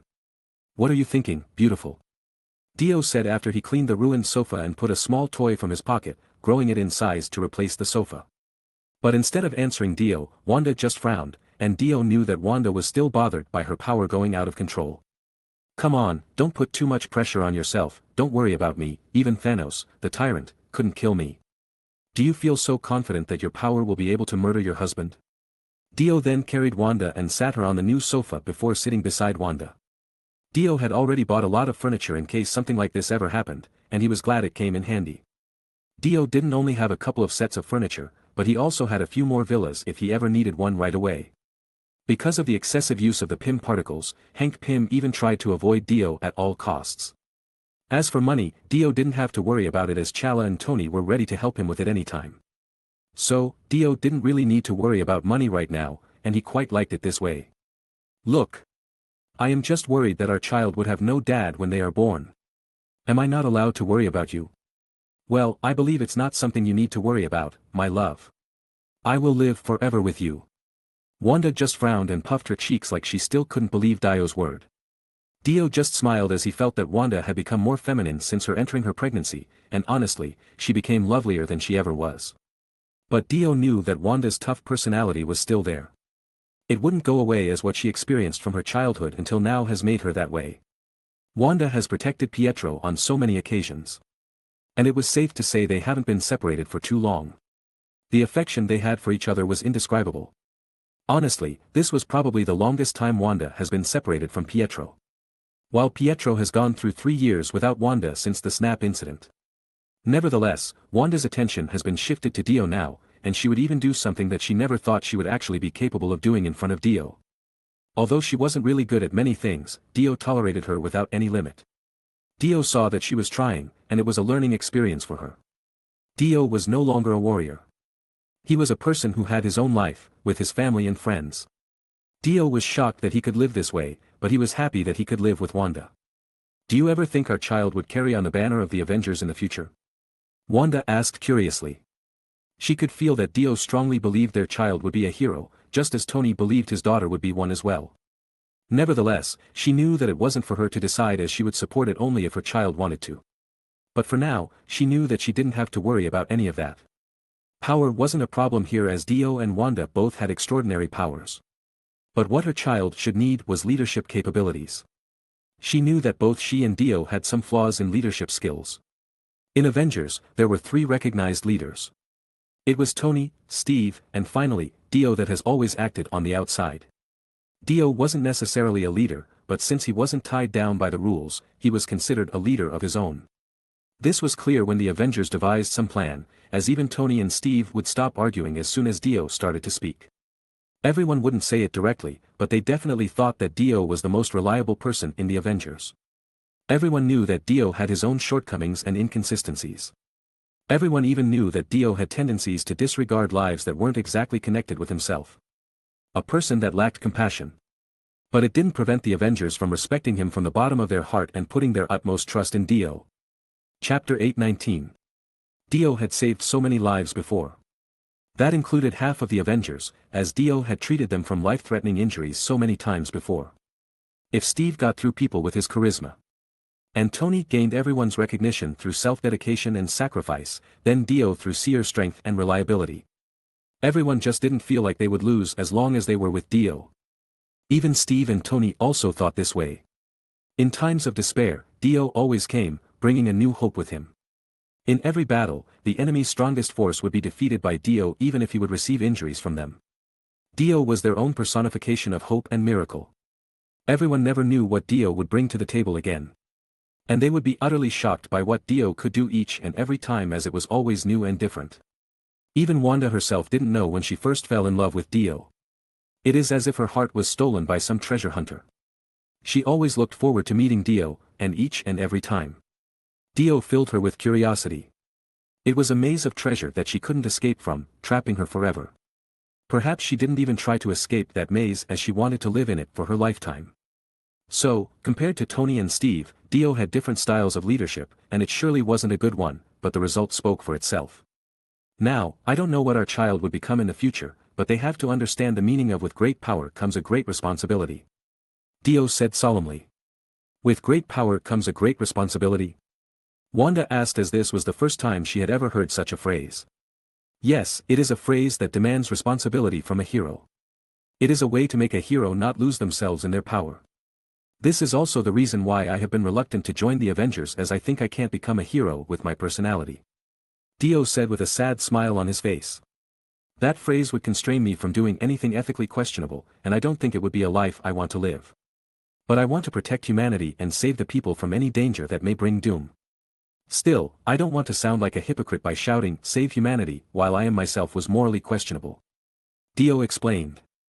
So, when the world government considered the Avengers as a threat and tried to balance them, I am sad that everyone was caught up with it, and even though I can just leave the Earth right there, I couldn't do it, Dio said solemnly. The world wants me, and with my connections to the Avengers, the world government was keeping you in check to pressure me to give them what they wanted, and I wouldn't fall for that. My technology would devastate the world in the hands of the greedy people that called themselves the leader of the world, Dio said disgustedly. Dio still remembered the movie Star Wars that he watched as a kid, which left a deep impression for him. The phrase from Peter Parker's uncle was equally impactful, that suited the life of every superhero out there. After hearing Dio's explanation, Wanda hugged Dio and embraced Dio in her arms. This was the first time she had ever heard Dio talks about his feelings, and she didn't expect him to keep something so sensitive. She didn't know that Dio felt like he didn't deserve to be in the Avengers. So, do you think that our child can carry this phrase for the rest of his life? If you think they can do so, I will support them to be a superhero with all I have. Now, I agree that the new generation of Avengers is in good hands. Spider-Man obviously is a good leader, and it's his charm that people tend to sympathize with. But he had a flaw too, and it is a huge flaw that will trip him in the future. And when it happens, I don't think there will be any good ending, Dio said seriously. Peter is too kind. He is probably the kindest human there is. He wouldn't be able to make a decision that involved a life. No matter what he does, he won't be able to kill a villain. This is his most lethal weakness. Dio shook his head before sighing. He knew what Peter ought to do to overcome this weakness of his, but Dio didn't think that it was his place to help Peter with his problems. Wanda nodded her head as she understood what Dio was saying. But like Dio said, if the Avenger was in good hands, she just hoped that Peter would do well in the future. She knew that a kind boy like Peter would probably suffer a lot by being a hero, and she subconsciously touched her belly. Perhaps it was because of her sentimental feeling, as she was expecting a child, but she didn't want her child to suffer in the future. Venice, Italy. Hey baby, can you help me hold this for a moment? Ned said as he handed Betty his suitcase. Of course, it's my pleasure, Betty said with a smile on her face. Peter that just got off the plane couldn't believe what he was seeing right now. Did he just hear Ned call Betty baby? And on top of that, Ned kissed Betty on the lips. Peter started to think that he was still in the dream world or he was in a hallucination for consuming some type of drugs on the plane earlier. What is happening? Peter said as he followed Ned to the toilet. Nothing, we just talked on the plane, and we found out that we have so many things in common, so she is my girlfriend now. Ned said boastingly. It was clear that Ned was proud to get himself a girlfriend. So what about your single American man searching for European love project? Peter asked sarcastically. That plan is long gone. In fact, I recommend you to do things that the forum I learned from said. I tried it earlier, and I didn't expect it to go so well. Just think about it. I don't want you to stay a virgin for the rest of this European trip. Ned said with a boastful expression. Peter was startled by Ned's incredulous word, but he started to imagine himself with MJ by his side. Peter began to think that it would make this European trip heavenly. Still, Peter wasn't sure that MJ looked at him that way. But as Peter was still doubting himself, Ned got out and walked with Betty, leaving Peter alone with his thought. It was a strike to the heart as he thought Ned would become his bachelor friend. Still, Peter didn't know at this time that this European trip would bring him so much trouble and even put him in a state of absolute danger that threatened his resolution as a hero. If he knew about what would happen on this trip, he would definitely choose to go home right away on the next flight to New York. Chapter 820. What the hell is that? Is it a monster? Who is that? Mysterio? That is a weird name and even a weirder dress. I don't know who that is, but we have retired anyway, let the young ones do their things, Dio said as he munched the popcorn that Wanda brought earlier. Do you think the monster could be dealt with by an ordinary guy? Wanda asked curiously. Don't worry, that strange guy with a fish tank would be able to do something about them, I have seen what he could do on the news before. Dio said casually. A video immediately played on the news, looking over Spider-Man, that was swinging around the building, trying to fight the water monster. Peter. Wanda said surprisedly. Look at that. The little spider is also there. There should be no problem they couldn't handle. This is just another trivial matter, right? There would be nothing going wrong. Are there any casualties? A monster like this is a little hard to predict as we don't know what its goal would be, still, would you be able to take care of that monster in 1 minute? 1 minute. 10 seconds would be enough for me. I will round it up and throw it into the sewer. You are amazing. But, compared to the troubles we had in the past, this water monster is just a child's play. Nevertheless, it is good for Peter to get a better experience. And Pietro is on his run across the European countries, too, right? He may help them if he comes across them later. Dio said with a smile on his face. Wanda nodded and sighed a little bit as he was truly worried about Peter's safety for a moment there. Pietro was with Mantis, and although Mantis couldn't do much in combat, her power combined with Pietro was quite amazing. At the same time, a knock was heard outside of the villa. Dio and Wanda looked at each other as they didn't expect any guest to come right now. Is the stealth mode turned off? Dio asked curiously. Maybe it's just Pietro dropping by, Wanda said hopefully. Yeah, it may be him, well, I will go out and see who it is. Dio said as he walked towards the door and opened it, but once he opened the door, he was surprised to see who it was. At first, Dio thought that he saw an illusion, but certainly, that wasn't the case at all. Sorry if my sudden appearance surprised you, but I don't have any malicious intent. Can you help me do a simple hemostatic treatment? The familiar figure said hopefully. Dio just nodded blankly, and then he saw a familiar guy faint behind the familiar figure in the front. Dio, what's wrong? Who's there? A troublesome customer. Dio said as he carried the fainted guy into the guest room with a frown on his face. He wasn't looking forward to doing something like this in his afternoon.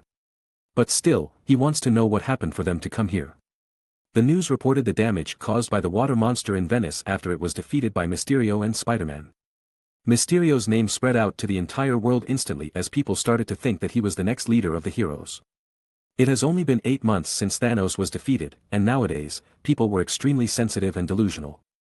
The masses worry about aliens, demons, and many other intelligent life forms out there that could pose a threat to Earth. So, the water monster's attack immediately brought the world's attention to Venice as many people fell into panic.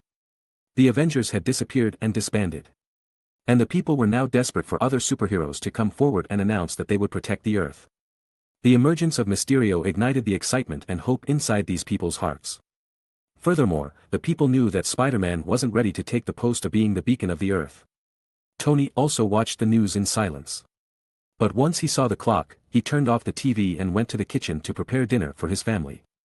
But Tony definitely felt something was off from that Mysterio guy, as he definitely thought that the guy was familiar in some way. Still, it wasn't his problem now. It was more important for him to make a nutritious and delicious meal for his family. Dad. Mom said that if you make mashed potatoes again for dinner, you won't be sleeping on the bed tonight. She raised her head and smiled at Tony with blinking eyes, as if she had just said the harshest words in the world with her innocent and lovely tone. All right. No mashed potatoes tonight, so how about we eat corn soup instead? With a slice of ham and bacon? Daddy would also make my favorite burger. I still want ice cream. Morgan said ignorantly. Okay, we will get you one, but promise me not to tell your mother about it. Tony said, cuddling Morgan for a little while. Morgan just happily smiled as she got to eat ice cream tonight. At the same time, Peter and the others that experienced the water monster's attack firsthand finally returned to their hotel. The teenage kids started talking about the water monster they saw and Mysterio and Spider-Man too. Peter, that was physically and mentally exhausted, ended his call with Aunt May early and rested in his room immediately, while Ned followed him closely from behind. What are you going to do about that monster? Ned asked curiously. Nothing, because it's already dead, Ned.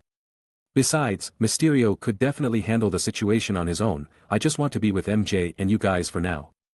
Well, I hope everything goes well with your love confession tomorrow, just like Betty and me.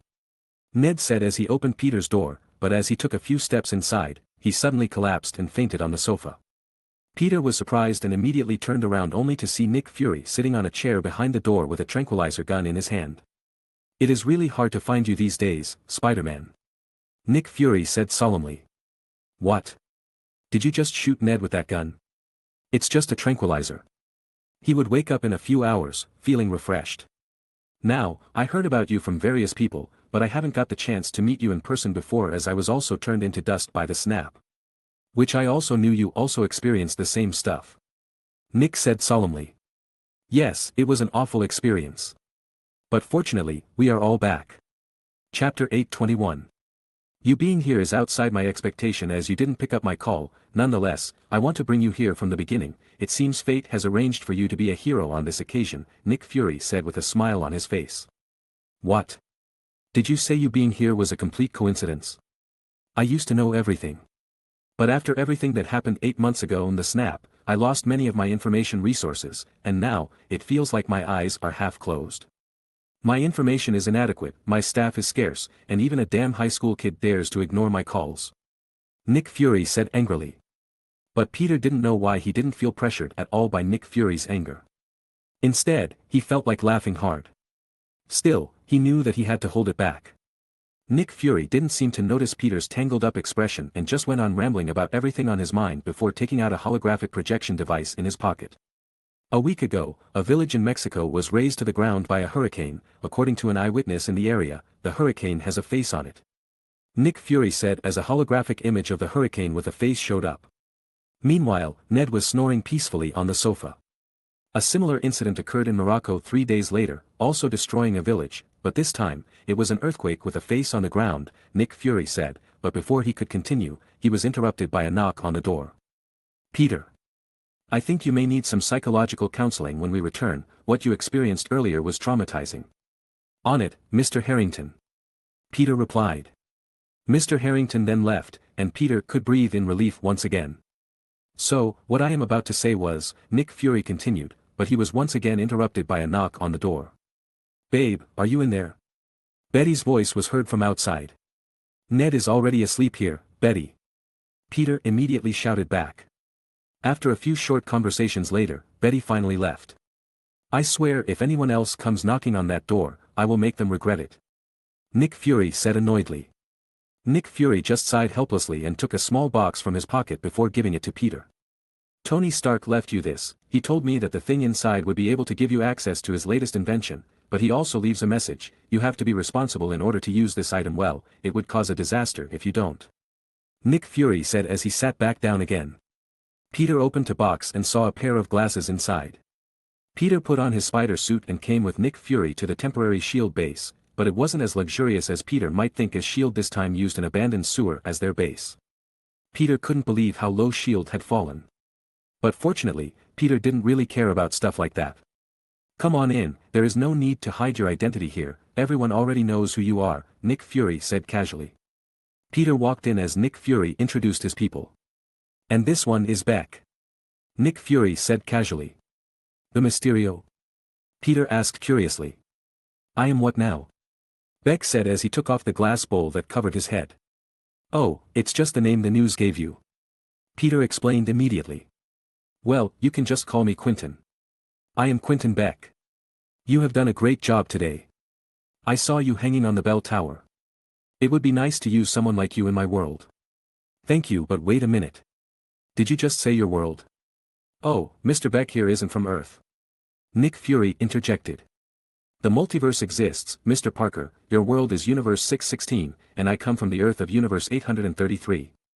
Mysterio explained earnestly. "You are from another universe? I thought it was only a theoretical concept. I mean, this knowledge would change our complete understanding of singularity.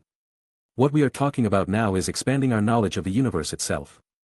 How it's all connected with quantum fluctuation too," Peter said enthusiastically.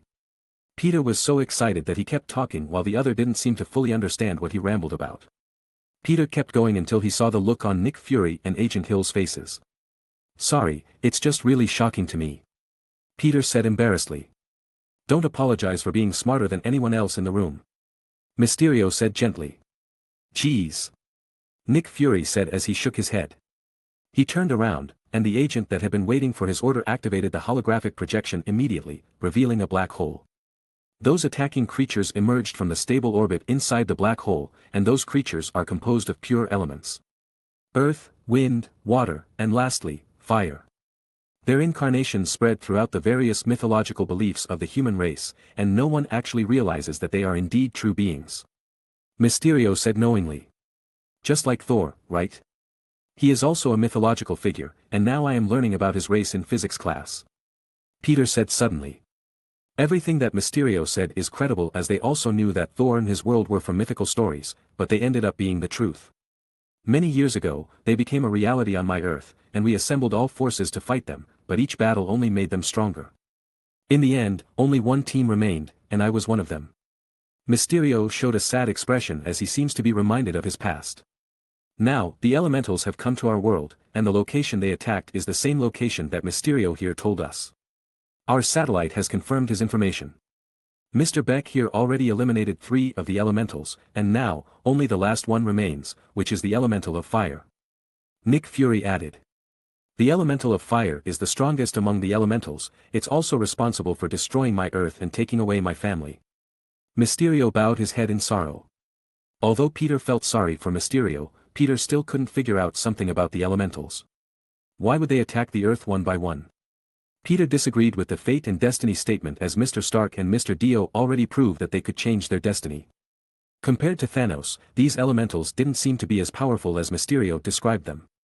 Or was there no Thanos in Mr. Beck's world? Peter's instinct told him that something was amiss, but he couldn't just deny Mr. Beck's kindness. Chapter 822. The fire elemental will appear in Prague in about 48 hours. There is only one thing for you to do: kill it. You will have to come with us. Wait, did you just say Prague? Nick Fury, sir. Don't you think this task is too big for a high school superhero?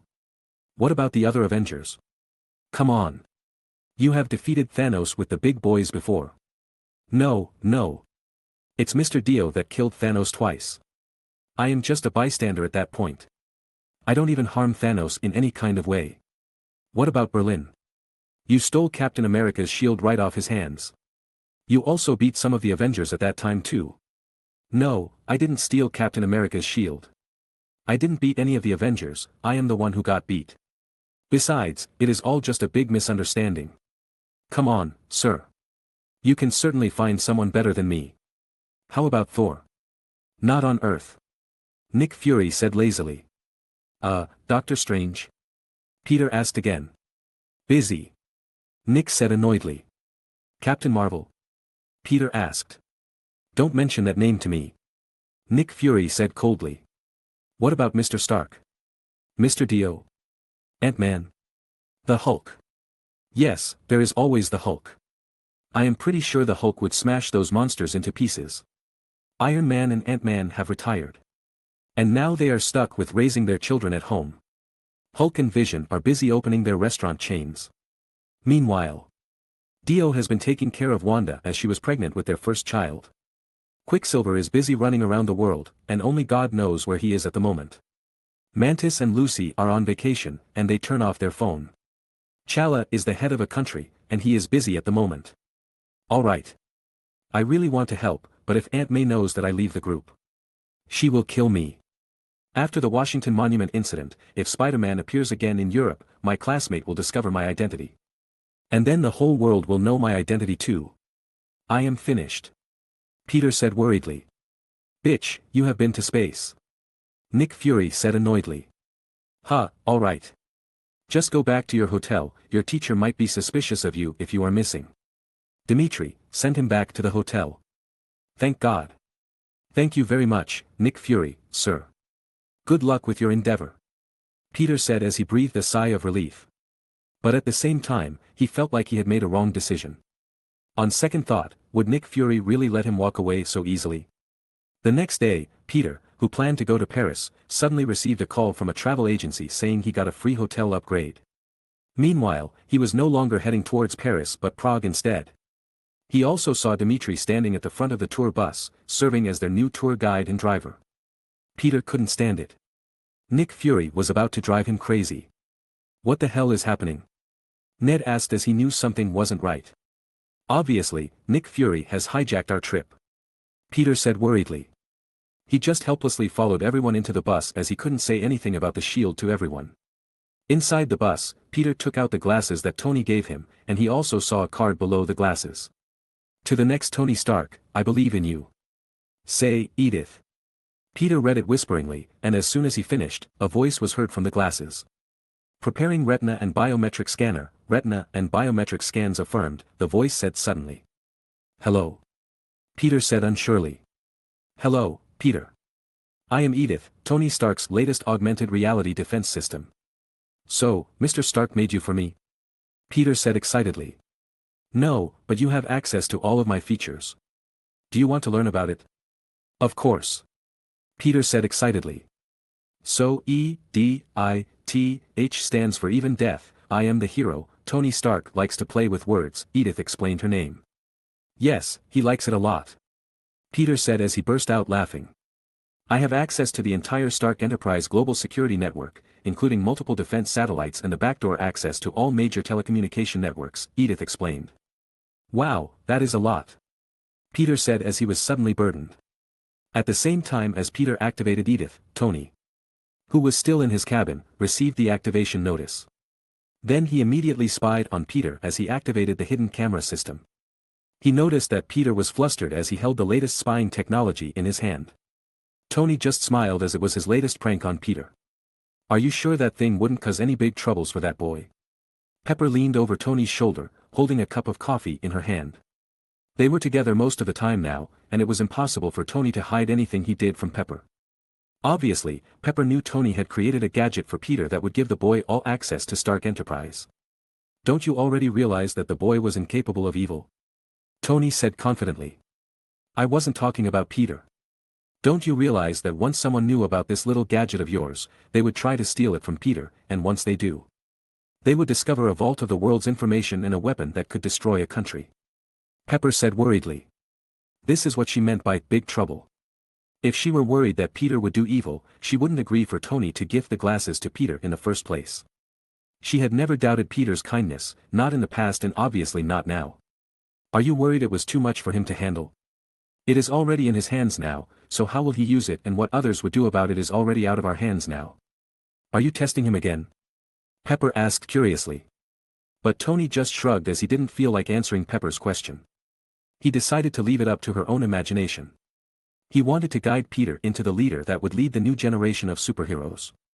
And growth went hand in hand with suffering. Chapter 823.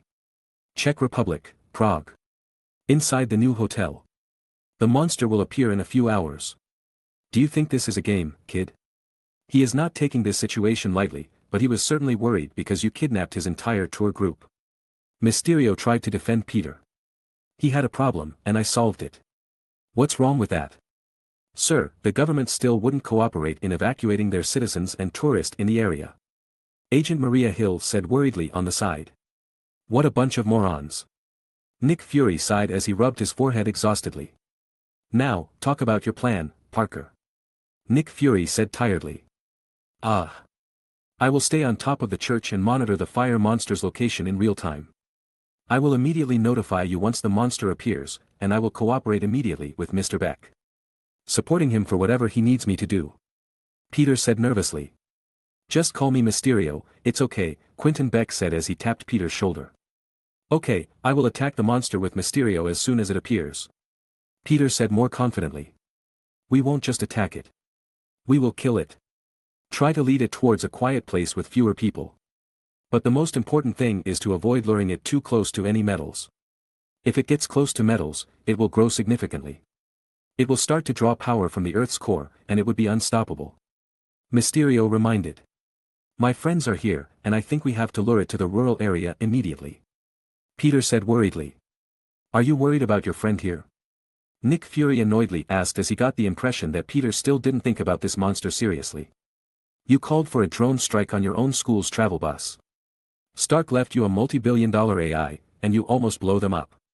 I warned him that you weren't ready. You are still not qualified to lead anything, and he still gave you that important responsibility. Nick Fury was clearly annoyed by both Peter and Tony's antic. Still, Peter also believed that was the case as he also thought that he wasn't qualified to take the glasses for himself. While Peter was frustrated with his own lack of resolve.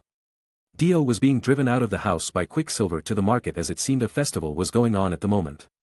In fact, Quicksilver already brought Dio as early as 5 days ago to wait for today's light festival. Pietro had a similar idea to Peter as Pietro wanted to confess his undying love to Lucy here today. The streets were full of people that laughed and enjoyed the festivities. Colorful lights filled the streets. And there were so many forms of entertainment on the streets for people. People also dressed in strange ways for this festival, and they were actually looking forward to it. For the short time that Pietro was at the festival, he already saw 16 horse and 24 bulls mask, among other animal masks that people wore.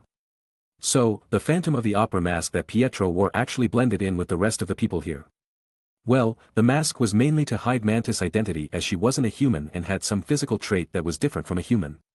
The two aliens, named Lucy and Mantis, have been following Pietro for the past few months, and they had also learned about the culture of Earth. Now, they wouldn't face a critical problem if they wanted to integrate themselves into the Earth society. Of course, Pietro worked hard to make it happen. Fortunately, with Pietro's speed, transportation wasn't a problem at all, as he could take both women in his arms and speed away somewhere. It was impossible to catch him, well, unless it was a certain someone. Lucy and Mantis had a lot of fun as they jumped from one festival to another. They played every game the festival had to offer, and it was fun. As for the expense, surely they used the card that Tony Stark had given to them. Although they used much money from the account that Tony set up for them, it wasn't to a point where Tony would have to reprimand them for overspending. After a while, Pietro finally felt like it was time to act on his plan, so he dismissed the look of wonder on Mantis' face and took Lucy to a bronze statue. He took out an item from his pockets and stood in front of Lucy nervously. What's the matter, Pietro? Lucy was still wearing her mask, and it made the event a little bit weird. Pietro was out of words as his throat seemed to tighten, and he couldn't spill out what he wanted. Peter also came here with MJ to see the festival themselves. They saw Pietro and Lucy. But they didn't know it was them at that time as both of Pietro and Lucy still wore their mask. MJ thought that the occasion was romantic as she instinctively knew what the man was about to do.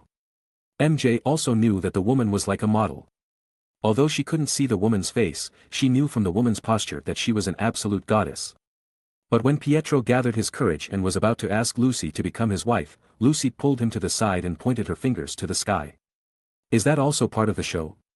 Lucy asked curiously. Pietro was confused and turned around to look for what Lucy was talking about. He was confused by the sudden appearance of a bursting magma that suddenly appeared and melted the ground as it grew in size. Many people started to scream as they were surprised and shocked by the giant fire monster's appearance. Pietro was enraged. He finally worked out his courage to ask Lucy to become his girlfriend, but a monster suddenly attacked. Hold on, we are leaving. Pietro said annoyedly. But what about that monster? Lucy said worriedly, but Pietro already took her hand and sped up to safety. MJ was surprised as her eyes still didn't leave the two lovebirds earlier. But she suddenly saw they had disappeared before her eyes. Is she looking at an illusion? Or was she just too far gone on her daydream that they didn't notice the couple had left? MJ couldn't think of anything, so she followed the panicked crowd to escape for safety. At the same time, Peter, in his black suit, immediately contacted the shield base. The fire monster is here. Right in the middle of the plaza. Peter said nervously. Chapter 824. After finding Mantis, Quicksilver was ready to take them away from this place. Should we just leave like this?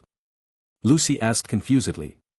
Quicksilver looked at Lucy without any answer as his heart was also conflicted by the scene. He knew that the three of them had already retired from hero duty. And thus, they shouldn't appear in public to cause trouble. Wanda and Dio even told them not to cause any trouble when leaving the island. Pietro knew he had to keep a low profile out here as no one should know who they were. But seeing the monster begin to burn the fairground made him reluctant to leave without dealing with the issue. Maybe we can rescue those who are dying without revealing ourselves. Mantis said innocently. She stretched her hand, and Pietro began to feel the emotion she felt from the fairground. He felt that two students were trapped inside the amusement park near the fire monster, calling for help desperately. At the same time, he also felt many people were desperate to escape the fairground as they sensed their lives were in danger. Pietro looked at Lucy and sighed helplessly. Today was supposed to be the day he confessed his love to the beautiful alien, but it turned out to be a mess. You two stay here, I will save everyone that I can save. We mustn't expose ourselves to the public as we don't know what our action may bring to the retired Avengers. Mantis and Lucy just nodded their heads and let Pietro save the civilians as they knew that Pietro's power would be the best for the matter. Help us. Ned and his girlfriend, Betty, shouted as they were trapped inside the Ferris wheel. Ned knew that Peter was nearby, and that was why he shouted for his friend to save him. Peter would surely rescue them and take them to safety right away. Meanwhile, Betty was pale as she was horrified. At this moment, Mysterio descended from the sky and discharged a thick green fog, trying to curb the fire monster from burning everything down. Then Peter finally arrived at the scene with his black suit and threw a massive boulder towards the fire monster to lure the fire monster away from the civilians. Obviously, both of them failed to notice Ned and Betty's distress on top of the Ferris wheel. As the explosion shook the Ferris wheel, Ned and Betty were falling from their compound. Peter finally noticed Ned and Betty's screams, and he hesitated as he didn't know what to do first. Ned! Betty! Hang on! Peter shouted as both of them were hanging on the iron bar around the wheel to keep themselves from falling to the ground. Peter himself was confused as Ned and Betty were supposed to be watching an opera in the theater right now. But why were they there? Peter anxiously swung around the building, trying to reach Ned and Betty while dodging the fire monster altogether. But he couldn't get closer as the fire monster seemed to be attacking him away from Betty and Ned. At this critical moment, Ned and Betty, who were about to fall to the ground, suddenly disappeared. Peter was surprised and shocked to see his friend suddenly disappear like that and slammed his fist to the wall frustratedly. Still, he knew it was better for Ned and Betty to disappear than to be killed on the spot.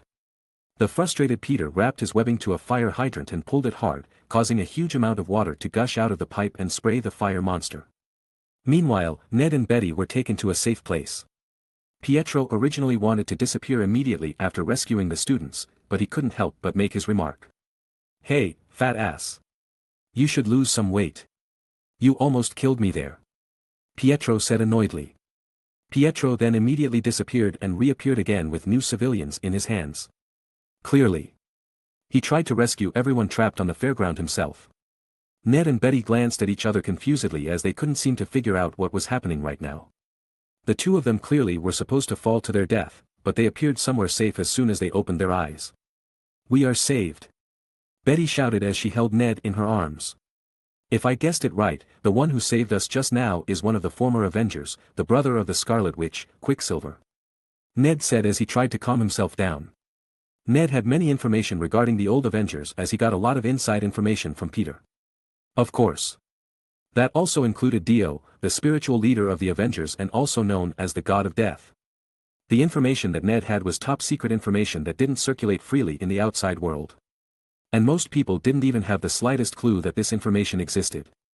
This knowledge gave Ned a natural sense of superiority whenever he saw the discussion regarding the Avengers on the internet. So, when thinking about speed, Ned immediately remembered Peter accidentally shared the information regarding several Avengers. And one of them was the hero that could move at a speed of light, couldn't be seen with the naked eye, Quicksilver himself. "You are great, baby," Betty excitedly said as she hugged Ned adoringly. "I actually know a lot about the Avengers, and I will tell you about them one by one later," Ned said as his lust started to take over. "Baby, you are too nice. But I am still scared, can you protect me forever?" "Of course, it is my obligation to protect you with my life," Ned said as he tried to pose like a gentleman. "Yeah, right," Pietro said as he heard what the two lovey-dovey couple were saying to each other. Pietro wanted to shout in annoyance as he failed to confess his own feeling to Lucy. Pietro would never admit it, but he was clearly jealous of what Ned had with Betty as he wanted it himself from Lucy. So, Pietro suddenly thought of a bitter plan to separate Betty and Ned for tonight. Pietro wouldn't be able to separate them completely, but at the very least, it should ruin their plan for tonight. So, Pietro quickly sped up, and as Ned was immersed with endless excitement with Betty, he suddenly disappeared, leaving Betty alone. Betty was confused as he tried to look for Ned that suddenly disappeared to no avail. At the same time, Ned suddenly found himself standing by the dock. He looked around and started to scream in anger as he was frustrated for being separated from Betty at such moment. "Damn it! Help me!" Chapter 8:25. "Okay, I am done. We should retreat now." "But that monster is still there," Lucy said confusedly. "The Spider Kid and that aquarium head are still there, I believe they would be able to do something about that monster," Pietro said with a shrug. But as soon as Pietro finished speaking, the fire monster suddenly became bigger as it absorbed a lot of metal. Spider-Man and Mysterio were immediately blown away. "Great! I take back what I said earlier, Lucy, you deal with that monster quickly, and we immediately leave after that." Lucy nodded excitedly and immediately took off her mask, revealing her excited face. She liked the peace the earth had to offer, but sometimes she still yearned for battle as it was in her blood, her nature. Lucy immediately turned into her butterfly goddess form and summoned a light sword to fight the fire monster. Her form was so much taller than the fire monster, leaving the fire monster looking like a kid trying to fight a grown-up. But before Lucy's transformation, Mysterio reached his peak performance. "Whatever happened, it is nice knowing you, Peter," Mysterio said solemnly. "Mr. Beck. What are you doing?" "To do what I have to do," Mysterio solemnly said as he flew into the air and began to amass a huge amount of green energy. This was also the time Lucy transformed into her butterfly goddess form. She instantly took away everyone's attention as her goddess form was really beautiful. Lucy flapped her wings and suddenly appeared across from the fire monster. She swung her light swords directly toward the fire monster, passing through the fire monster with ease. Lucy suddenly felt something wasn't right. Her sword passed through the fire monster without any resistance. She knew that her sword wasn't that sharp. Even though it was made from light, she should be able to feel it if it was hit with something. But she was more surprised that her attack didn't do anything to the fire monster. And the monster in question had already rushed to attack her like nothing happened. A hint of doubt began to arise on Lucy's mind as nothing seemed right at the moment. However, there was no one more scared than Mysterio himself. He didn't know where the beautiful goddess came from, but he certainly didn't want her to do anything as his plan could be uncovered. Normal attack wouldn't do anything to that fire monster. "Let me deal with it myself," Mysterio shouted as he immediately plunged himself into the fire monster's body.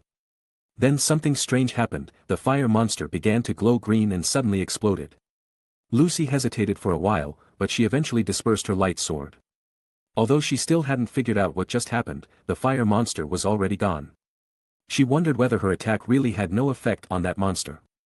Lucy then transformed back to her human form and returned to her previous location where Quicksilver and Mantis had waited.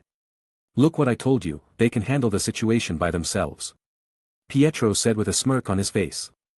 He then grabbed the two women and escaped as he didn't want the hassle if someone noticed them. On the other hand, Mysterio, who finally destroyed the fire monster, tried to escape, but he met with Peter on the way. "Are you okay, Mr. Beck?" Peter asked worriedly. "Fortunately, I was able to disperse the fire monster." "But what was that other creature?" "Oh, that was the alien that Mr. Dio has brought from a destroyed planet, that's how she looks after her transformation," Peter said excitedly. "She? Alien? Transformation?" "Yes, her name is Lucy." Her normal appearance isn't different from any other human, but once she transforms, she becomes the bright butterfly woman we saw earlier. Her race is a battle race. Which means she always used a battle as a reason to wage option. Peter said excitedly. Nick Fury then appeared out of nowhere and invited Mysterio to become a hero of this parallel world. Mysterio was happy to receive the invitation, but he didn't show it. Mysterio then walked off with some excuses before he called his henchman. How many drones did we lose? Mysterio asked annoyedly. A little more than a dozen. Fortunately, that monster aimed for the illusion, so the damage is not as much. A gleeful voice was heard from the phone. That's too much. Mysterio said annoyedly. The cost of each drone was extremely expensive, and now that he had lost more than a dozen, it was enough to drive him mad. If, at the same time, his plan failed, he would absolutely go crazy. Send someone to immediately recover the broken drone. Don't let anyone know the fire monster's real nature. I understand. I have sent someone to retrieve all the broken drones. Mysterio then hung up the call and shook his head as he had never imagined that such a change would happen suddenly. He shuddered for a moment when he thought about that beautiful monster's sword tearing the sky open. Fortunately, the beautiful monster didn't seem to notice anything wrong with the fire monster. But nevertheless, Mysterio had to tweak his plan a little bit to ensure such a thing wouldn't happen again. Stark. I didn't expect you to give such a dangerous weapon to a young boy that doesn't know what to do with his hair. Don't blame me for taking this opportunity to take it for myself. I want to order these glasses, please. Mysterio said coldly. His eyes were watching as his brain was trying to rethink a plan. Chapter 826. After Mysterio got his hand on Edith, the illusion he put on the entire pub suddenly disappeared, revealing that what Peter saw the entire time was purely augmented reality. It was so easy. Mysterio said as he couldn't help laughing while the remaining people in the pub cheered loudly. We succeeded. Everyone shouted excitedly. Now, help me get off of this stupid costume. Mysterio said while laughing loudly. Some guy helped him get out of his fish tank bowl and closed the door to the pub. After waiting for that stupid fish tank suit to be taken off, the shop closed the door and cut off all eyes from the outside world. Alright, Edith. Connect your system to ours. Everyone held a beer in their hand and shouted frantically. Although this is a huge win, we still have a lot of things to do, but we shouldn't stop ourselves from drinking tonight. Mysterio said while holding his glass up in the air. To our former boss who brought us together, Tony Stark. Mysterio cheered. Everyone else cheered, too, as apparently, they shared the same sentiment with Mysterio. They all hated Tony Stark. The man is wrapped in real gold and silver. But he couldn't use it efficiently. The holographic technology that I designed was scrapped away without any real reason. This revolutionary technology with a great application prospect has unlimited potential, but Tony scrapped it away like a piece of garbage. Mysterio said furiously. The holographic tech that Quentin Beck used right now was developed under Stark Industries' banner. But Tony scrapped it as soon as he promised the public that he wouldn't develop more war weapons.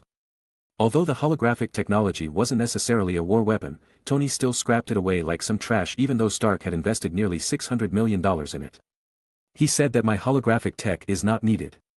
And I told him repeatedly that my technology could change the world. But he fired me at that spot, saying that I have an unstable mental state. But nonetheless. That event gave me the courage to regain everything that belongs to me.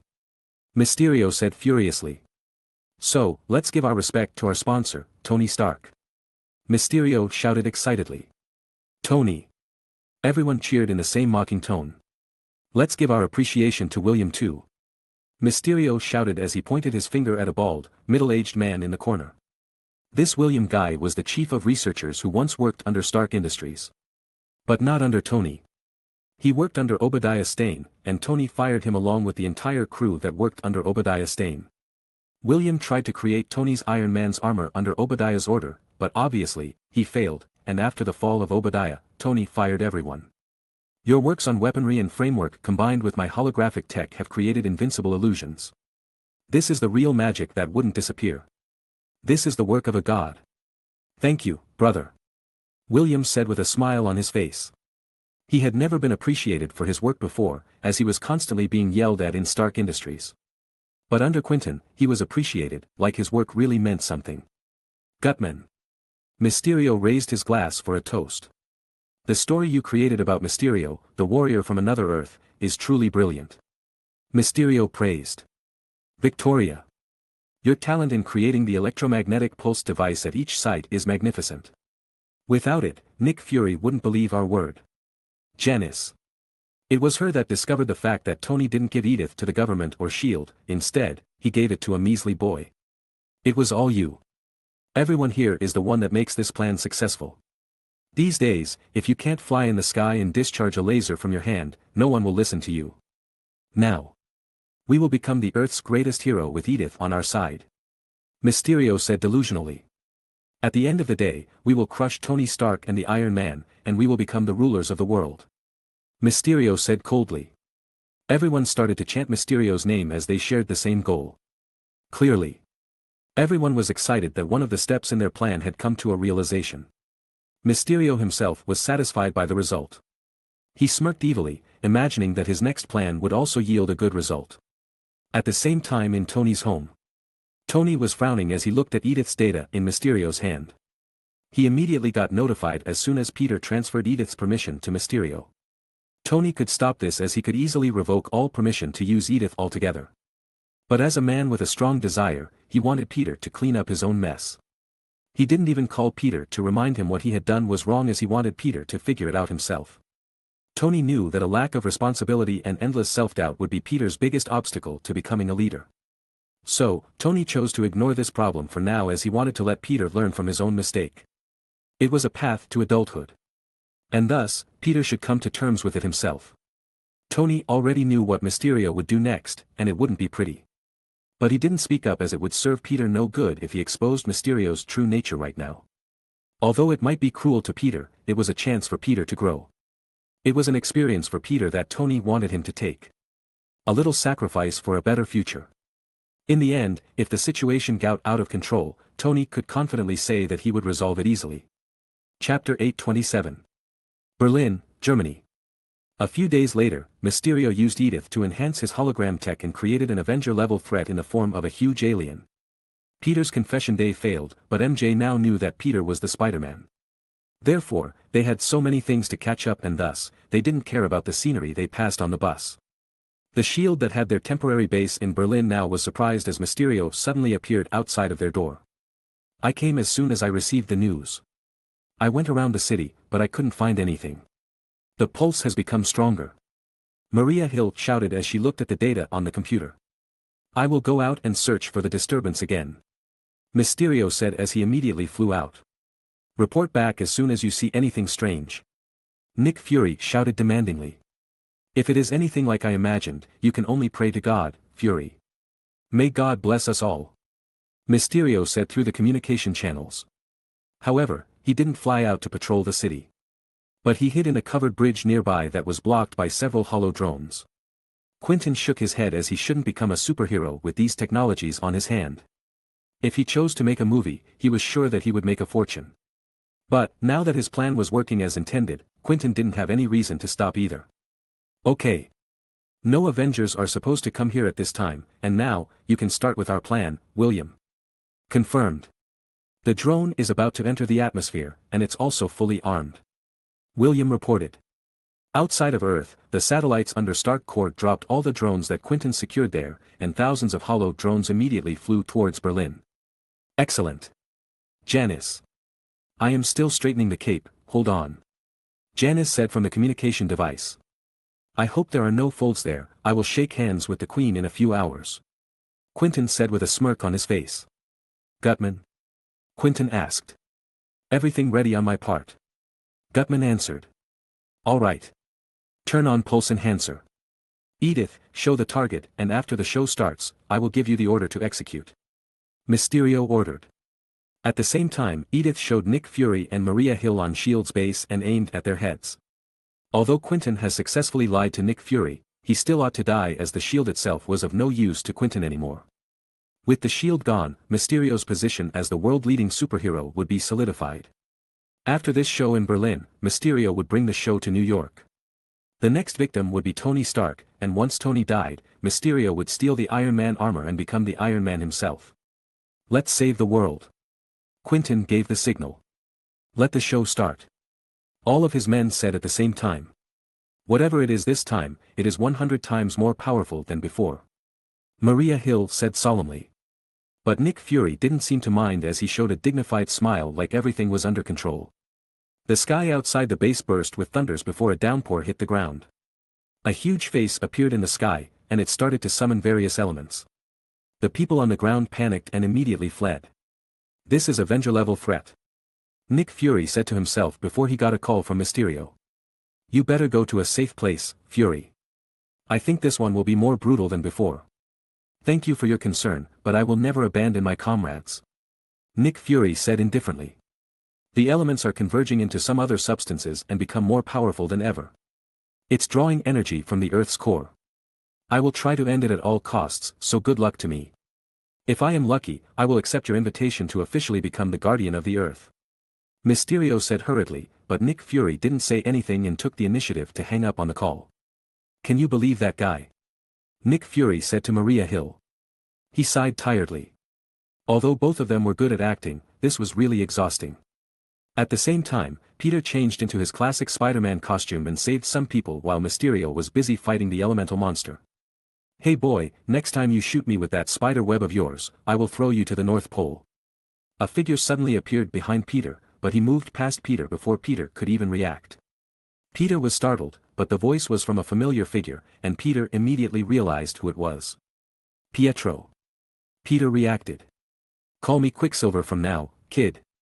Pietro said as he took his mask off, showing his face to Peter. Nice to see you here, Quicksilver. Help me save more people. Save people? You really are ignorant, are you? I will show you something. When Peter arrived at the place that Pietro wanted him to see, Peter was confused as it was like a place that a science fiction movie would depict. Where are we? Peter asked confusedly. We are inside the monster's body. Pietro said casually. What? That is impossible. If you don't believe me, then just go out and check it out yourself. You have been deceived, kid. Peter would never admit that he was being deceived by anyone, especially by someone he trusted with his life. Pietro would do the same thing too. But after he heard Lucy's doubt about the fire monster in Prague, he went back to the site and saw several people sneakily collecting something on the ground. Pietro then followed those people and found out the truth about the fire monster. That was why Pietro came back to face the next monster that appeared in Berlin. He wanted to end the true monster himself. Chapter 828. Quicksilver rushed towards the monster's body and was surprised to discover the truth about the monsters that attacked the Earth this time. That was also why Quicksilver dragged out Spider-Man this time to show him the truth. Pietro thought that he ought to open Peter's eyes to the truth. Meanwhile, Peter was completely stunned. He still couldn't believe that Quentin Beck that earned his trust, was an outright liar. Peter also blamed himself for all this as he gave Edith that Tony Stark left for him to Quentin Beck. I am the dumbest man on Earth. Peter said as he couldn't forgive himself for falling for Mysterio's lie. I need to report all this to Mr. Fury. Peter said hurriedly. You don't have to do that. Do you really think that Nick Fury would believe others that easily? Nick Fury doesn't even believe Steve Rogers. Instead of worrying about that old man, you should think of what you should do first. Pietro reminded Peter. Pietro's words immediately calmed Peter down as he was forced to think about what he ought to do first. Peter has always been reluctant to interact with Nick Fury as he always got uncomfortable around him for some reason. But Pietro was definitely right. A man that couldn't even believe in Steve Rogers and Dio Brando could deal with this situation himself. So, what should I do now, Mr. Quicksilver? Peter asked curiously. Well, maybe we can give a little surprise to that guy. After all, this is only an illusion. Pietro smiled as he looked towards Mysterio outside of the monster. Peter looked over at the drones that flew around the air and quickly understood what Pietro meant. Peter got to work without any hesitation. He started to combine the drones with his webbings. And Pietro immediately left Spider-Man on his own device. Peter could handle himself and therefore, Pietro and Lucy had to make sure the monster didn't get any further. Still, Pietro had to be careful here as the last time they were helping Peter in Prague. Dio called them and scolded them for not cleaning things thoroughly. Pietro was annoyed, and he kept saying to himself if it weren't for the child inside Wanda's belly, he would have taken a shot at killing Dio himself. Forget it. That man doesn't deserve my anger. You can't let Wanda's child be born without a father. William, the drone's formation was disrupted, what happened? Mysterio asked through the communication channels. Maybe they hit a few birds, don't worry. William answered back. No, I want to check things through, take control of the drone, switch it to manual. Mysterio said as he had a bad hunch about all this. William did as he was told, and Mysterio immediately saw what was happening inside the illusion he had set up. How did Spider-Man get inside the illusion body? Wasn't that kid busy saving people just now? Mysterio said confusedly. Mysterio then switched to the drone that kept tabs on Peter earlier, but he couldn't see him anywhere in the street, which meant the Spider-Man inside the giant monster was real. He rewinded the video to see what happened, and he immediately saw a figure appear out of nowhere that dragged Peter away like a teleportation. Damn it! It's the Avengers! Mysterio yelled annoyedly. The last time the Avengers showed up, it almost ruined his entire plan. Obviously. Mysterio didn't want that to happen again. Mysterio was extremely annoyed. These people said that they had retired, but they kept showing up uninvited. So, what happened? Did you find anything wrong? Spider-Man is inside. I have to deal with him first. After he dealt with Peter, then Quicksilver would be next. Hope this trick will work. Peter said as he webbed several drones together and tapped the spider logo on his chest. Suddenly, an intense current passed through the webs and spread out in all directions. Nothing was more devastating for these drones than the power of electricity. Hundreds of drones were destroyed in a blink of an eye as the high-intensity electric current passed through them.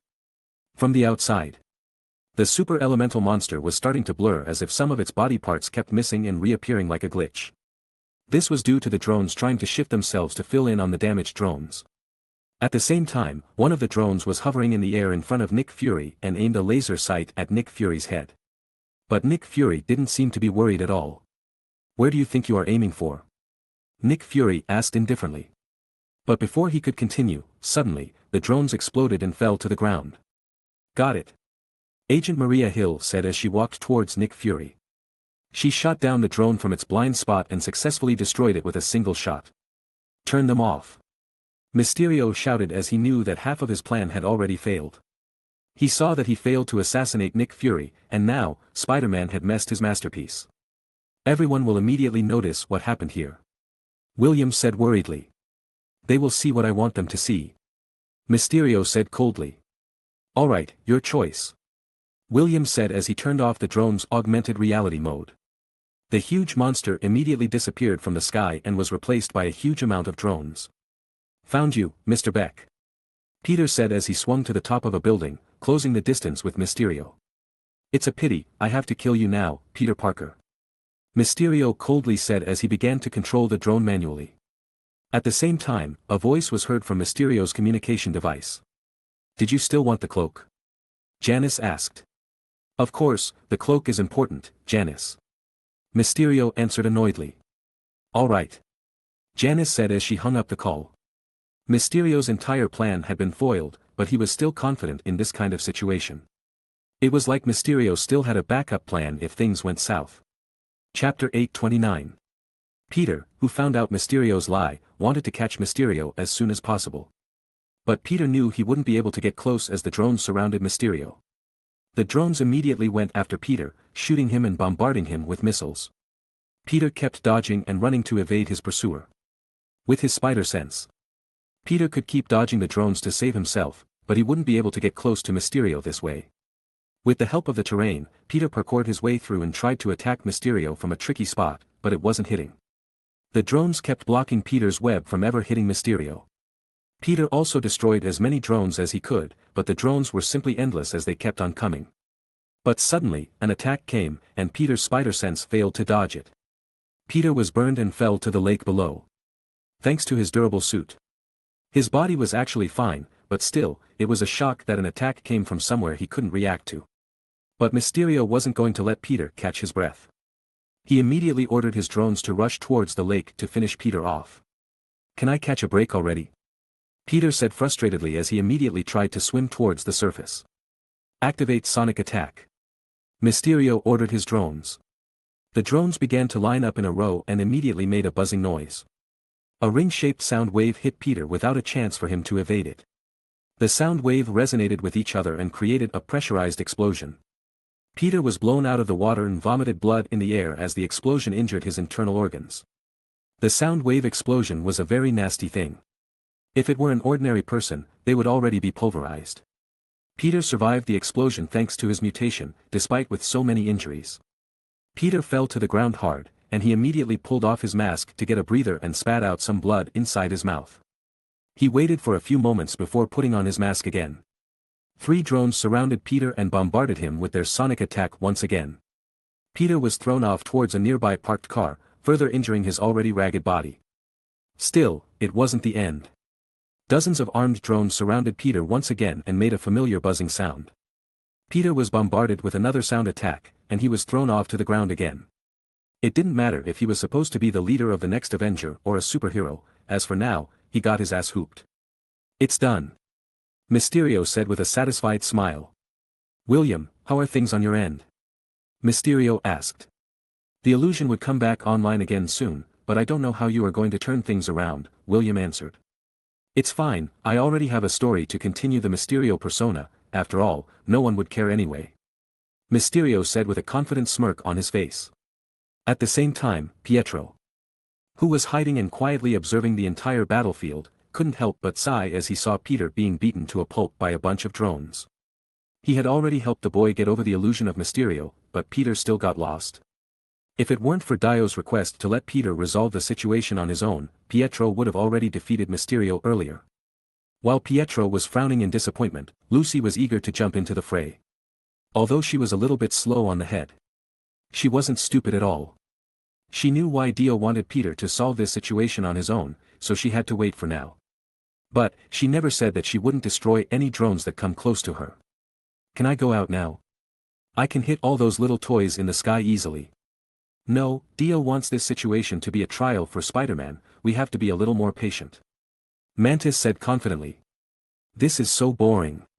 Lucy pouted while crossing her arms. But she refrained from entering the battlefield. It was because she knew how important a trial was for a person, as she often underwent a trial from her father in the past and an outsider should never interfere with a trial. But nevertheless, Lucy thought that the armed drone's attack was a little bit too much for Peter right now.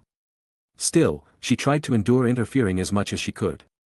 She knew that at this rate, Peter wouldn't survive for long.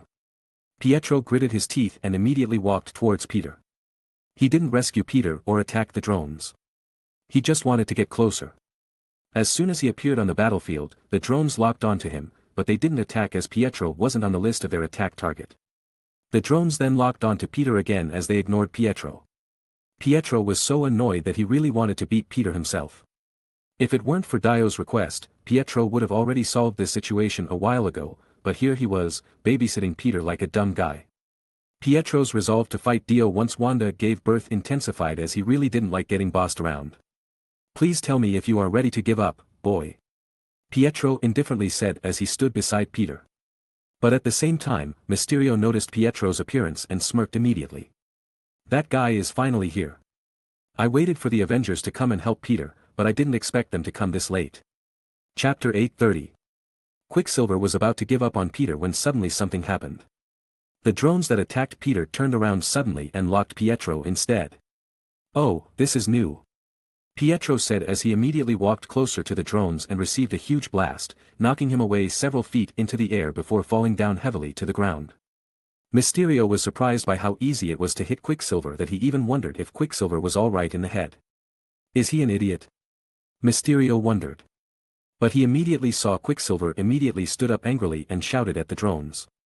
After a few seconds, Pietro suddenly disappeared without any traces. Immediately after, some drones began to burst out into flames one after another in the air. Quicksilver was destroying the drones as he ran. He didn't want to intervene before Peter gave up. But now that the enemy had attacked him, too, there was no reason for Pietro to remain an observer anymore. Mysterio shouted for Pietro to stop to no avail as his drones were quickly decreasing. He thought that he was powerful and ready to be an Avenger-level threat, but in front of a real Avenger, his drones were like a child's toy. What should he do in the face of an enemy that he couldn't see like this? The answer was simple: you simply don't do anything. There was no other option besides losing with Mysterio's arsenal right now. Mysterio was completely blindsided. And there was no way for him to turn this situation around. Quicksilver was simply too fast for him to do anything. Any attack he launched would miss as the drones themselves didn't have any capability to hit the target moving that fast. Damned Avengers. Die and never come back. Mysterio hoped that somehow, this indiscriminate attack hit Quicksilver and slowed him down. But obviously, it was just wishful thinking, as he just exhausted his own ammunition without ever hitting Quicksilver. However, Quicksilver's goal wasn't to deal with all these flying toys. His goal was Peter the entire time. Pietro took advantage of the chaos and immediately got to Peter's side and dragged him out of the rubble before disappearing with Peter. As he got into a safe place, Pietro threw Peter to the ground. Peter didn't say anything as his body was really in a bad state. But as he came back to his sense, he immediately launched a powerful spider web without looking at who was in front of him. But instead, it was Peter who was smacked on the head. "Didn't I say that I will throw you to the North Pole if you ever throws your web at me again?" Quicksilver said annoyedly. When Peter heard the familiar voice, he immediately stood up and hugged Pietro. "Did you really want me to throw you to the North Pole?" Pietro said as he immediately let go of Peter. "I am sorry, Mr. Quicksilver. I don't know that you came to save me. You can throw me after this is all over." "Why wouldn't I just do that right now?" Pietro said as he grabbed Peter and was ready to run to the North Pole. "No, no. I am sorry. It is my fault, please let go," Peter said before screaming as Pietro dragged Peter with him. But as Pietro saw the terrified look on Peter's face, he thought of something else that was way better than throwing Spider-Man into the North Pole. Pietro snickered to himself before he threw Peter into the air where Mysterio was, and Peter fell exactly to Mysterio's back. As he saw Peter was right where he wanted, Pietro showed a satisfied smile on his face. "I made another home run. I want to throw him to the North Pole, but sadly I am not that strong." Peter didn't think much after that. But he immediately threw his punch into Mysterio's face. Peter wasn't stupid. He knew that Pietro must have calculated this from the very beginning. Although there was a searing pain in his face from landing on Mysterio's back with his face, that was not important right now. He didn't have to waste his time on the drones out there, as finally, Mysterio was within his arm's reach. "Quentin Beck. Your lie has brought doom to yourself.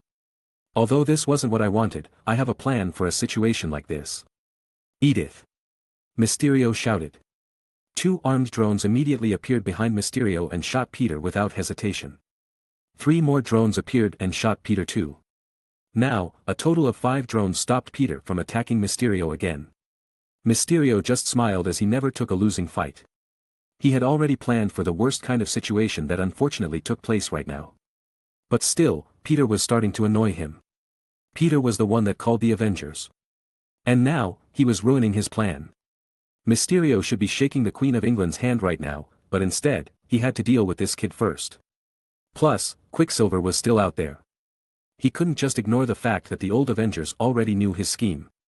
Mysterio wished that the old, retired Avengers just dropped dead suddenly and stopped messing around with his plan.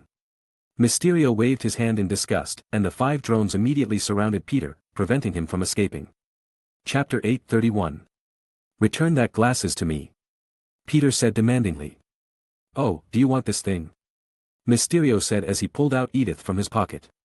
"Why don't you get it yourself?" Mysterio said as more drones emerged behind him, pushing Peter away from Mysterio. The drones changed the surrounding area with its holographic technology and Mysterio disappeared in front of Peter's eyes. Now, everything had turned dark and Peter couldn't see anything at all. Peter knew that it was just an illusion. But he still required his vision to fight efficiently. As of this moment, Peter was way worse than a blind man. So, Peter closed his eyes and began to visualize his surroundings based on his memory alone. His spider sense immediately kicked into action, providing him with spatial awareness that Peter himself didn't realize he had until now. With that said, Peter immediately constructed a clear 3D image in his mind. After hearing a bang from the side, Peter immediately avoided it. It was the sound of a gun shot and Peter avoided it without any problem. But the shot was meant to be a signal for the drone to fire at the same time and thus, the drones began spitting bullet without stopping. In such a small space. Peter didn't run away, but he avoided all the bullets while accurately jumped up and down the wall. Peter knew that one mistake would bring him to the river below. But Peter was confident with his skills, and thus he also destroyed the drones near him one after another. "This is impossible," Mysterio shouted as he was shocked by Peter's agility. He even checked if there was anything wrong with the hologram he conjured. "Why didn't the drones outside fire?" Mysterio shouted. "You are within the attack radius, the probably being hit is high," Edith replied. "I don't care. Order all drones to open fire to Spider-Man. What is happening now? Mysterio shouted as he was stressed out by the situation. Higher authority has taken control of the drones. Trying to reconnect connection failed. Mysterio put Edith on in a hurry, but the word failure was displayed on the entire screen, which was quite puzzling. But then Mysterio noticed the account name that took Edith's authority, and it was none other than Tony Stark himself. The name itself was nightmare-inducing for Mysterio, as it was like Tony was playing with him from the beginning. Tony didn't bother to show up, but suddenly he took control of Mysterio technology and stopped all of his plan. Everything is finally over. Mysterio sat down as he was shocked of the situation he was in right now. Beck, you lied to me. I trusted you. I know. But that is also the most disappointing part of all this. I used to be like you, I put my trust on Tony Stark. I trusted that he would use the technology one developed to change the world, but in the end, I was wrong. Tony Stark is a tyrant. He will never listen to anyone, and those with different opinion than him will be driven away to a corner. Mysterio smiled sadly. I thought I would drag him away from his throne and throw him to the mud, but I didn't expect he would still win in the end. Mysterio said while looking down to the ground. Give Edith back to me, you don't deserve that technology. Peter ignored Mysterio's rant as he couldn't understand his nonsense. Yes, I don't deserve her, Peter. You are a good person, but this is also your biggest weakness.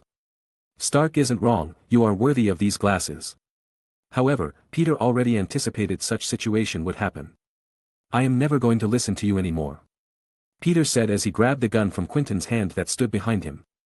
Quentin Beck, that sat on the ground and kept on rambling about Tony Stark, was a hologram all along. Peter took Edith off of Beck's face and knocked him down to the ground with one single punch. Edith, deactivate all drones. Peter ordered. Scanning retina and biometric, scan complete. Welcome back, Peter. Do you want me to turn off all the drones? Edith asked. Yes, execute it immediately. Leave none standing. Confirmed, turning off all the drones. Edith immediately did what Peter ordered, and the drones that were still flying around the air immediately flew away, returning to Stark's satellites in the atmosphere. Suddenly, Mysterio, that was thrown down earlier, burst out laughing. Mysterio now realized that Tony has been watching all along. There was no chance that Quentin Beck's plan would ever work. His drama was nothing more than an entertainment for Tony. He thought he deceived everyone, but it turned out, he was deceived all along. But before he utterly lost, he had a final gift for Peter. A shot was heard and Peter turned around immediately. He found Quentin Beck had fallen into a pool of his own blood. It seemed Quentin chose to end his own life instead of answering to his crime. At the same time, William, that worked for Quentin Beck from far away, copied all the data that he got from Edith to a USB flash drive before hurried away. Although Mysterio was dead, they already got their hands on precious data from Stark Industries. It would come back and bite Peter in the hand later. Chapter 832. Fury looked down at the picture of Peter and MJ hugging and kissing from the building below. Looks like you are right. He is doing a great job. Although it was stupid of him to give $1 billion tech to a stranger he just met, now I believe he would be more responsible for it. Fury said to his communication device. The aftermath of this event wasn't that big too, the casualties are well controlled and the financial losses are within calculation. Are you serious? Within calculation? Are you up for $1 billion donation? Let's talk about it later, I have guests to entertain. The phone was hung up and Fury turned around to look at the two figures that sat on the sofa there. What a surprise, shouldn't you be taking care of Wanda on your small island right now? Why would you suddenly come to see me? Fury asked with a smirk on his face. I should do that right now, yeah. But something happened and I met someone I shouldn't meet. So, who is this handsome gentleman? Fury asked curiously.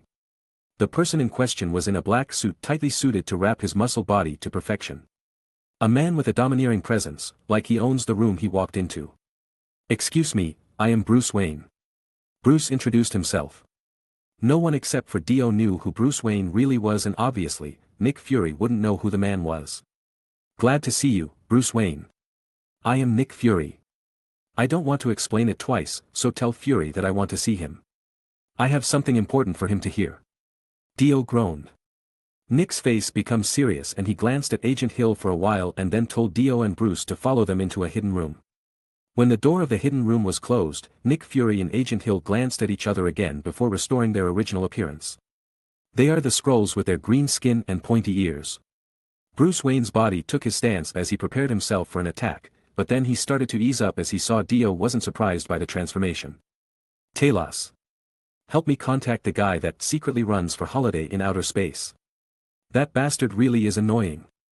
The male Skrull that was known as Talos nodded his head and began contacting the real Nick Fury. Don't be so nervous, these two are Skrulls, they have the ability to transform into anyone they want perfectly.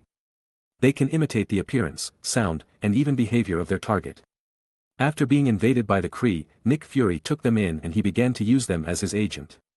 Dio said casually. Dio nodded his head and the Skrull that was originally Maria Hill earlier turned into Bruce Wayne identically. Unbelievable. Bruce Wayne said as he looked at his identical self in front of him. Bruce was impressed as he saw himself in detail. Bruce finally realized how different their world really was. The largest screen suddenly turned on and Nick Fury appeared in front of everyone in beach pants, flip-flop, and a glass of juice in his hand. Hey, Dio. Long time no see. I hope to hear some good news from you this time. You seem to be busy, what are you planning right now? Dio said teasingly. As you can see, I am doing nothing. I'm just enjoying my old age. Really, well, I think you have to plan for the return trip, Dio said solemnly. Seeing Dio like this, Nick Fury sighed as he knew that it was another bad news. What the hell happened to make you so nervous? Nick Fury asked hesitantly. Remember the story that Mysterio guy said about his background story, the multiverse, parallel universe, and whatnot? Dio asked solemnly. Of course, the guy was talented at creating a story. If it were up to me, I would adapt it into a movie. What it has to do with your news? Don't tell me that guy has brainwashed you to believe him. Although the Shield's responsibility lied with him and it was his fault for entrusting it to two Skrulls. It didn't mean he wasn't aware of what was happening right now on Earth. If it weren't for Tony insisting to let Peter grow, Mysterio would be long gone by now. There was no way Nick Fury would ever fall for such an obvious lie. That was why Nick Fury had already made a backup plan that used the glasses as a bait. Mysterio would never succeed in his plan and he would never see it coming too. At the end of it all, Nick Fury would be the one left laughing at Mysterio's misery. Dio already knew all of this, but he didn't really care about it. Natasha had already told him every news that he needed to know and it was all because the location of the event that ensued was relatively close to his residency at the moment. Natasha was now in Nick Fury's outer space base and she was now working with a group of Skrulls. Dio thought every villain that appeared right now was a joke and that was until this guy appeared. Bruce Wayne. He appeared at Dio's doorstep worn out and tattered, but his classic costume was still identifiable at a glance. Before Dio crossed the world and come to Marvel Cinematic Universe, Bruce Wayne was such a household name that almost everyone knew who he was. The Batman. That was right. He was a hero from another brand. A classic character of the DC Universe. A super rich second-generation businessman. The DC version of Iron Man with a check far wealthier than anyone else in the DC Universe. The protector of Gotham City, Bruce Wayne the Batman. Chapter 833. The peaceful, yet bustling New York City was not that different than Gotham City. The one difference was probably New York City didn't have any place like Arkham Asylum. Still, the two cities were probably a location where the most frequent accidents happened both in Marvel and DC. Dio wasn't sure at the beginning that he would be the only person to cross into this Marvel world, and now he met another, which turned out to be the legendary Batman from DC Universe. After he healed Bruce's wounds, Dio learned a lot of information from the man himself. He learned that Joker had completely taken control over Gotham and manipulated the memory of all the people inside Gotham with a special drug and all of the Justice League members were also under his control. If it were only brainwashing, it wouldn't be so bad. But Joker also used some kind of sonic brainwashing device that covered the whole city, implanting evil in everyone's minds, completely changing them for the worse. Fortunately, Flash escaped and rescued Bruce amidst the chaos. But the bad situation couldn't be reversed. In desperation, Bruce developed a time machine that in theory, could reverse what Joker had done to the city in the Justice League. It wasn't the same time machine that Tony Stark made as it was based on quantum energy. The one Bruce made was based on Speed Force. Bruce made a time machine where Flash became the battery. Bruce wanted to get to another universe in an attempt to get help to get rid of Joker from his universe and fought against the evil Justice League. Still, when the preparation was complete and Bruce was ready to jump into the machine, his base was discovered by the evil Justice League.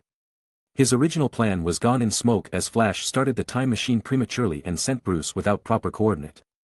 Bruce and Dio didn't know what went wrong. Maybe because Dio's world already lost the Infinity Stone's protection, which resulted in the universal wall thinning out and allowing Bruce in. Nevertheless, Bruce came to a world that was completely different from his own. This was the truth that Bruce had told Dio repeatedly earlier. When Dio learned about Bruce's information, his entire worldview started to crumble. If Mysterio really lied about all his scenarios, then Bruce was really an elaborated illusion. After all, there was no way Marvel and DC would touch each other's universe like this without a proper backstory. So, either Bruce was like him, a traveler from the same world as he was, or he was really the real Batman that was caught up in some sad coincidence. But after repeated questions and using some of his Stan's power, Dio was convinced that Bruce was really the real Batman. This was why Dio left Wanda for a while and came to Nick Fury to drop this guy on his protection. He couldn't act careless about this, as this was a serious matter. If Bruce could come to their world through a time machine, then other people would possibly come here as well. The situation would get worse by then, as Bruce's world was a fallen world. Once their world connected with each other, a huge disaster would certainly follow. So, Dio didn't show he was playing around, as he was as dead serious as he had ever been. Seeing Dio's face, Nick knew that he had to take things seriously now. What happened? Nick Fury asked solemnly. This is Mr. Bruce Wayne, and he comes from another world, a much different world. Dio sighed as he had to explain everything that he knew to Nick Fury. This joke isn't funny. We have already confirmed that Quentin Beck's multiverse is fake. This is a scam, isn't it? No, I don't think so. You remember what Tony said in the past. If we play with time, time will play with us.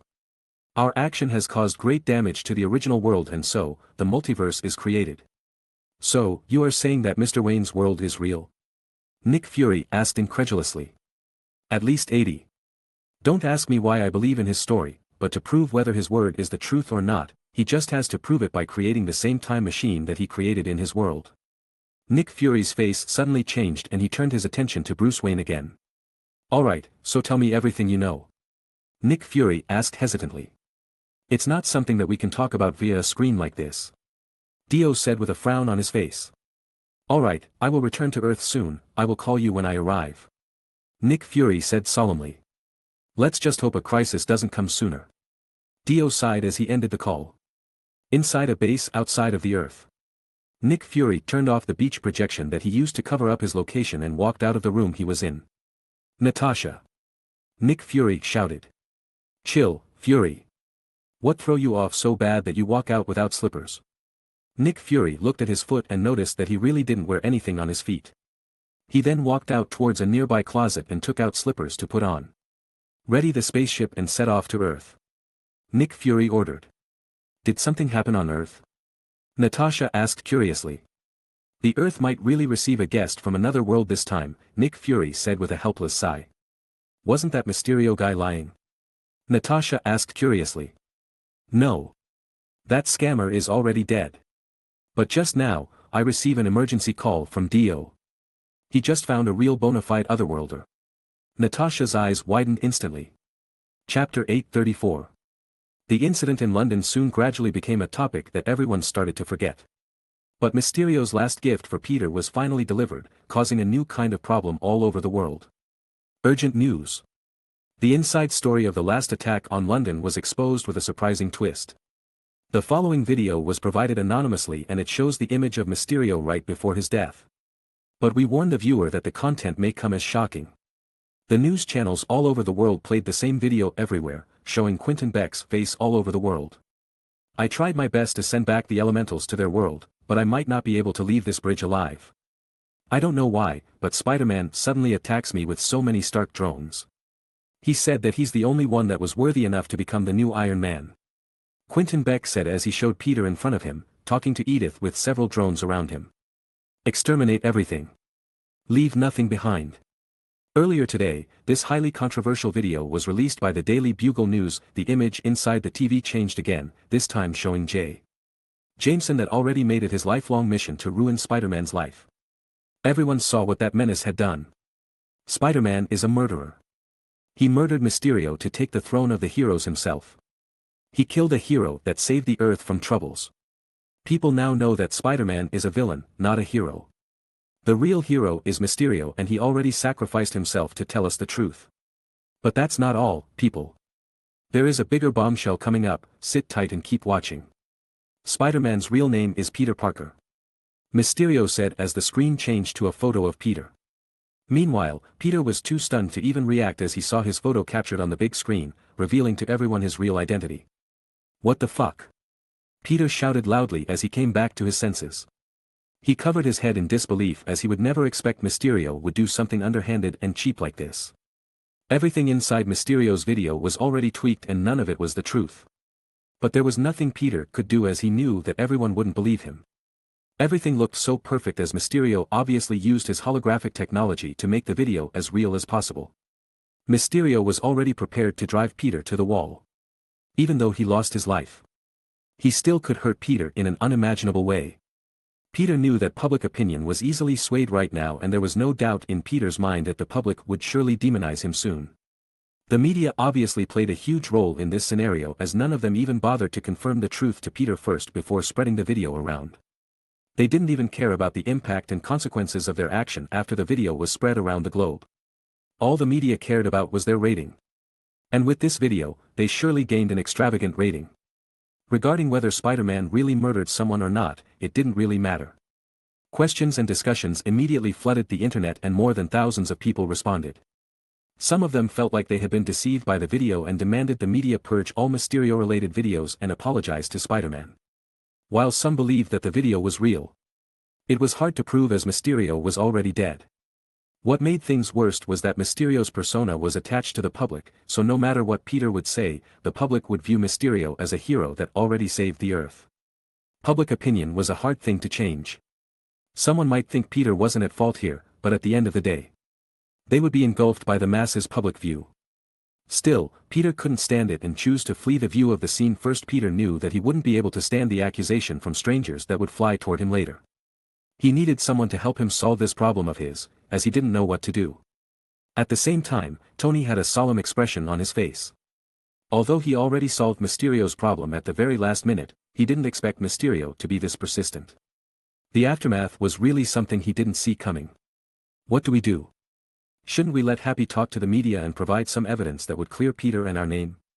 It's no use. People already identified Peter as Mysterio's killer, and changing that public perspective is almost impossible. No matter how much evidence we gave, no one would believe it, as it would just be considered some evidence tampering. Tony said as he shook his head. Evidence can be forged, and unless Mysterio suddenly comes back to live, Peter is in deep trouble right now. Tony said as he rubbed his head frustratedly. He felt like a headache was coming as he still didn't know how to fix this problem. Mysterio used his own death as a weapon to petrify public opinion from changing against him. Then what? Are you going to watch that poor kid withstand so much pressure? The accusation of murder itself didn't really matter. The worst thing right now is that Peter's identity has been revealed to the world. The criminals he sent to the prison wouldn't miss their chance for revenge. So what now? Pepper asked. There is no good way to resolve this situation. We just have to wait and see what Peter wants. If he wants to go public, I can protect his loved ones under Stark Industries' name. By the way, isn't Happy close to Peter's aunt? Aren't they planning on getting married soon? I don't know, Happy hasn't told me about it yet. Pepper was suddenly interrupted as Tony's phone rang. It was a call from Peter himself. Chapter 835. Nick Fury was back, and he quickly met up with Dio to have a detailed discussion and to see this Bruce Wayne for himself. Bruce Wayne himself didn't show any resistance, as he knew that he needed a powerful forces to return to his world. Still, to make his space-time machine, he would need a lot of time and funds. Unless he chose to rob a bank or become a criminal, it would definitely take a lot of time to achieve this. The space-time machine that he built would definitely be demanding too, as it required the Flash to exceed his speed limit. At this point, he didn't even know how to achieve such a thing. Although it seemed the danger and power in this world wasn't inferior to his own world, it was really hard to say anyone could rival the Flash's speed. After discussing everything with Dio and Nick Fury, Dio called someone called Quicksilver, and after Bruce told everything that Quicksilver needed to know, Quicksilver seemed to be fascinated by the Flash. Quicksilver, who was prideful by nature, couldn't seem to think that his speed would be inferior to others. If someone from Bruce's world could do it, then he would certainly be able to do it as well. Coupled with the fact that Quicksilver had been studying how to use his own speed to transcend time several years ago, he was excited that it would be put to good use this time around. It was proof that his power could be developed further. So, after hearing everything that he ought to know about Bruce's world, Nick Fury looked at Dio and chose to believe Dio for now. They began to plan for Bruce Wayne's space-time machine, and in terms of funds and equipment, they had Stark and Wakanda for help. As for the source of power for the machine, obviously they could only rely on Quicksilver. The only thing they ought to prepare was their mental state, because if this project succeeded, they would encounter another universe and prove to everyone that multiverse did exist at the same time. No one could determine whether their world would get a huge opportunity or a crisis. Now, the real question was whether Bruce's old world would invade this world over time. Because from Bruce's story, Dio and the others know that Bruce's old world was taken over by a supervillain. Once Bruce's old world really invaded this Earth, then the two worlds would collide. Although they knew that Bruce was hoping to use their power to save his world, they couldn't afford to be reckless. Because the risk was too huge for them not to devise a proper and detailed plan. But it didn't mean that Dio and Nick Fury would abandon Bruce's world. They just had to make sure that they weren't beaten one-sidedly for being too overconfident in their own power. They had to make sure that the battlefield was on the opponent's universe, not theirs. Their universe could no longer withstand a huge disaster. Fortunately, Bruce didn't have any qualms about their plans. Since he had already taken advantages of the people in this world, he couldn't ask to fight in this universe too. He knew what he was asking was already too much. Even if his universe was destroyed in the end, he wouldn't blame the people of this world. Because Bruce knew his universe had long been ruined, even if the people of this world wouldn't help his world, nothing changed. After all the discussion was concluded, Bruce followed Nick Fury to complete his assessment with the shield. Still, S.H.I.E.L.D. kept Bruce's information classified, as his information could cause panic to everyone. This was also why there was no need for the Avengers to assemble again, and Dio himself wasn't sure that the time they really need the Avengers to assemble again would come anytime soon, as he himself was unwilling to break the peace the world has right now. On the other side of the world, Peter's identity as the Spider-Man was finally exposed, and he was warmly welcomed by his classmates on his first day of school. Peter couldn't hide from the stare that his peers threw at him, as it was obvious that they wanted to ask for so many questions. It was understandable, as they thought that they were living normally all along, but it turned out a superhero was walking among them all along. But even more surprisingly, the superhero was accused as a murderer of another hero that protected the Earth. All of the news that was spread from the media kept Peter as the focus of attention, but they also received some criticism, as some people still believed in Peter, such as MJ, Ned, and several others. Nevertheless, more people slander his name and treated him as a villain. Worst thing was that Peter was getting bullied in school over this matter, as he occasionally found his locker and desk being covered by slur and provocative images. Even worse, when he got home, Peter found his door was also covered in graffiti, and when he opened his door, he also found that his house had been thrashed. The room was a mess, and the walls, floor, and even some of the ceiling were covered with paint. Peter was very angry for the event, but at the same time, he was grateful that Aunt May didn't have to see this. Peter had already entrusted Aunt May in Happy's protection, and she had already moved out of the house to live with Happy. After looking around his house, Peter found a gift box on the table inside the dining room. Peter was silent for a moment, as he knew that nothing good would come out of it. Peter even thought that it might be a bomb for a moment. Nevertheless, Peter stepped forward and opened it. It wasn't a bomb, it was a dead mouse and a card inside. Peter picked up the card and read it out loud. "Finally found you, Spider-Man. I am giving this gift on behalf of those people you sent to prison. Now, the hunter and prey roles have changed, and you will die soon."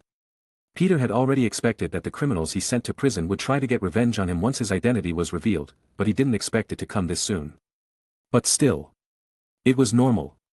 After all, the Spider-Man kept foiling the criminals' plans that happened on the street. Maybe in the past, these criminals didn't exact their revenge as they didn't know anything about Spider-Man, but now that his identity was made public, there would be people that tried to get their chance on revenge against Peter. No criminals would accept the fact that they were defeated by a high school student. Peter sighed, as he knew all along that once his identity was exposed, the role of hunter and prey would change. Now, Peter was exposed, and every criminals that didn't want their plan getting foiled would come for Peter. Chapter 836. Stark Industries had strong PR forces. Therefore, many news media had turned their backs on Mysterio's propaganda and constantly exposed Mysterio as he really was, a complete liar that aimed to control the world. But as Tony initially worried, not everyone believed in it. Moreover, The internet kept spouting some conspiracy theories about Spider-Man, and instead of believing that Spider-Man was innocent, they instead thought that the news that tried to prove Spider-Man's innocence was the conspirator in all this. They hypothesized that the evidence revealed later were faked by Stark Industries to protect Spider-Man. They kept saying that Stark Industries' action was unforgivable. After all, the army of drones that Spider-Man used to attack was given by Tony Stark himself. Many people didn't believe that Mysterio was a liar, as they saw it themselves that Mysterio was protecting the Earth. So, even if some sane people stopped accusing Spider-Man of murder, they wouldn't outright convey their feelings, as they didn't want to be mocked in the internet. Nevertheless, many people still accused an innocent 16-year-old high school student of murder without a proper evidence. Every day, a large number of Spider-Man supporters and haters debated on the internet as they wanted to prove their point. The news media too was undecided, as half of them believed in Mysterio and half of them supported Spider-Man. Meanwhile, Peter Parker was under tremendous pressure as he didn't know what to do while Tony kept encouraging him. Peter still went to school every day, but he knew that he was no longer an ordinary high school student. Peter knew that he had to stay strong, as rumors and slanders would be thrown to his face every day. But as long as the people he cared about still believed in him, Peter knew that he could still go on. In addition to his kindness, Peter's other outstanding qualities were slowly being polished. Now, Tony and everyone else, who believed in Peter, were convinced that as long as Peter survived this current dilemma, he would have the quality of an excellent leader. Peter would finally transform from a cocoon into a butterfly. Peter stayed at a high place at night, overlooking New York City. A place of heaven and hell. When he was looking out for criminals that lurked in the night, suddenly his phone rang and Peter checked it out immediately. He saw MJ's name on the screen, and she had sent him several text messages. Since the end of the London incident, the two of them had officially dated each other. Even everything that happened didn't create a gap between them. Their love was real, and MJ's motivation kept Peter going. However, Peter overlooked a crucial issue that he forgot to handle. So, when Peter opened MJ's text messages, a rush of anger flooded his mind. "We are in an abandoned toy factory in the suburbs, 30 minutes from the city. I know you have a lot of Avengers friends. But please believe us that we will kill your little girlfriend as soon as we saw trouble. So, come here alone if you want to see your girl get out of this place alive." The text message was a kidnap ransom.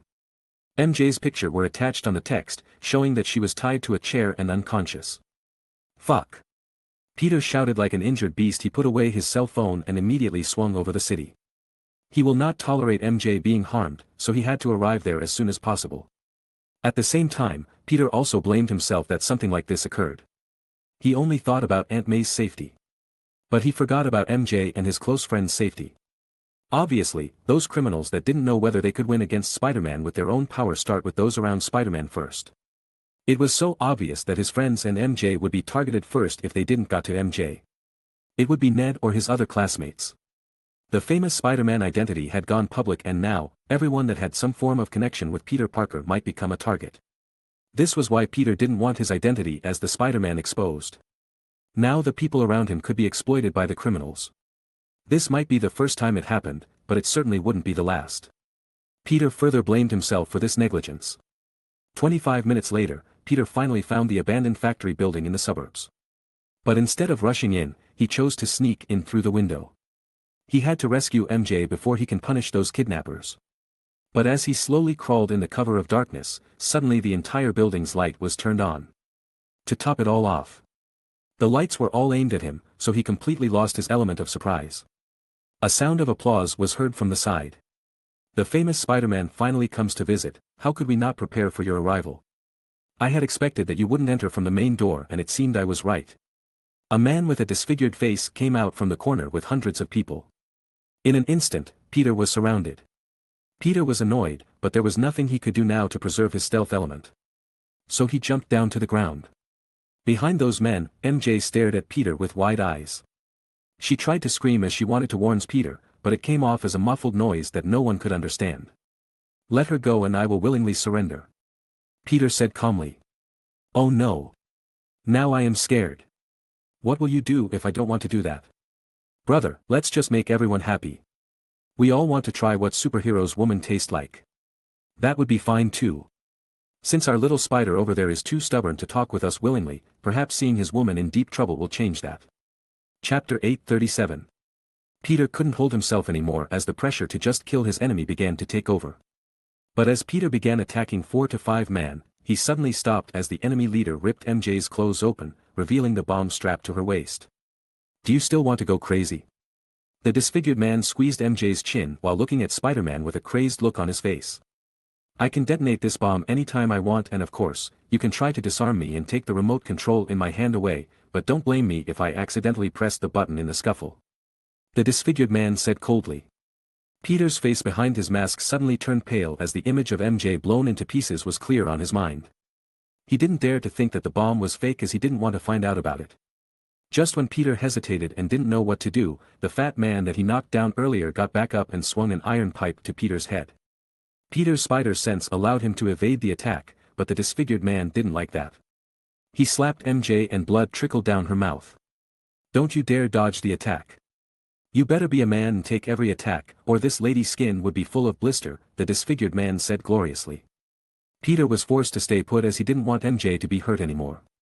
The fat man smiled and walked towards Peter before spitting on his face.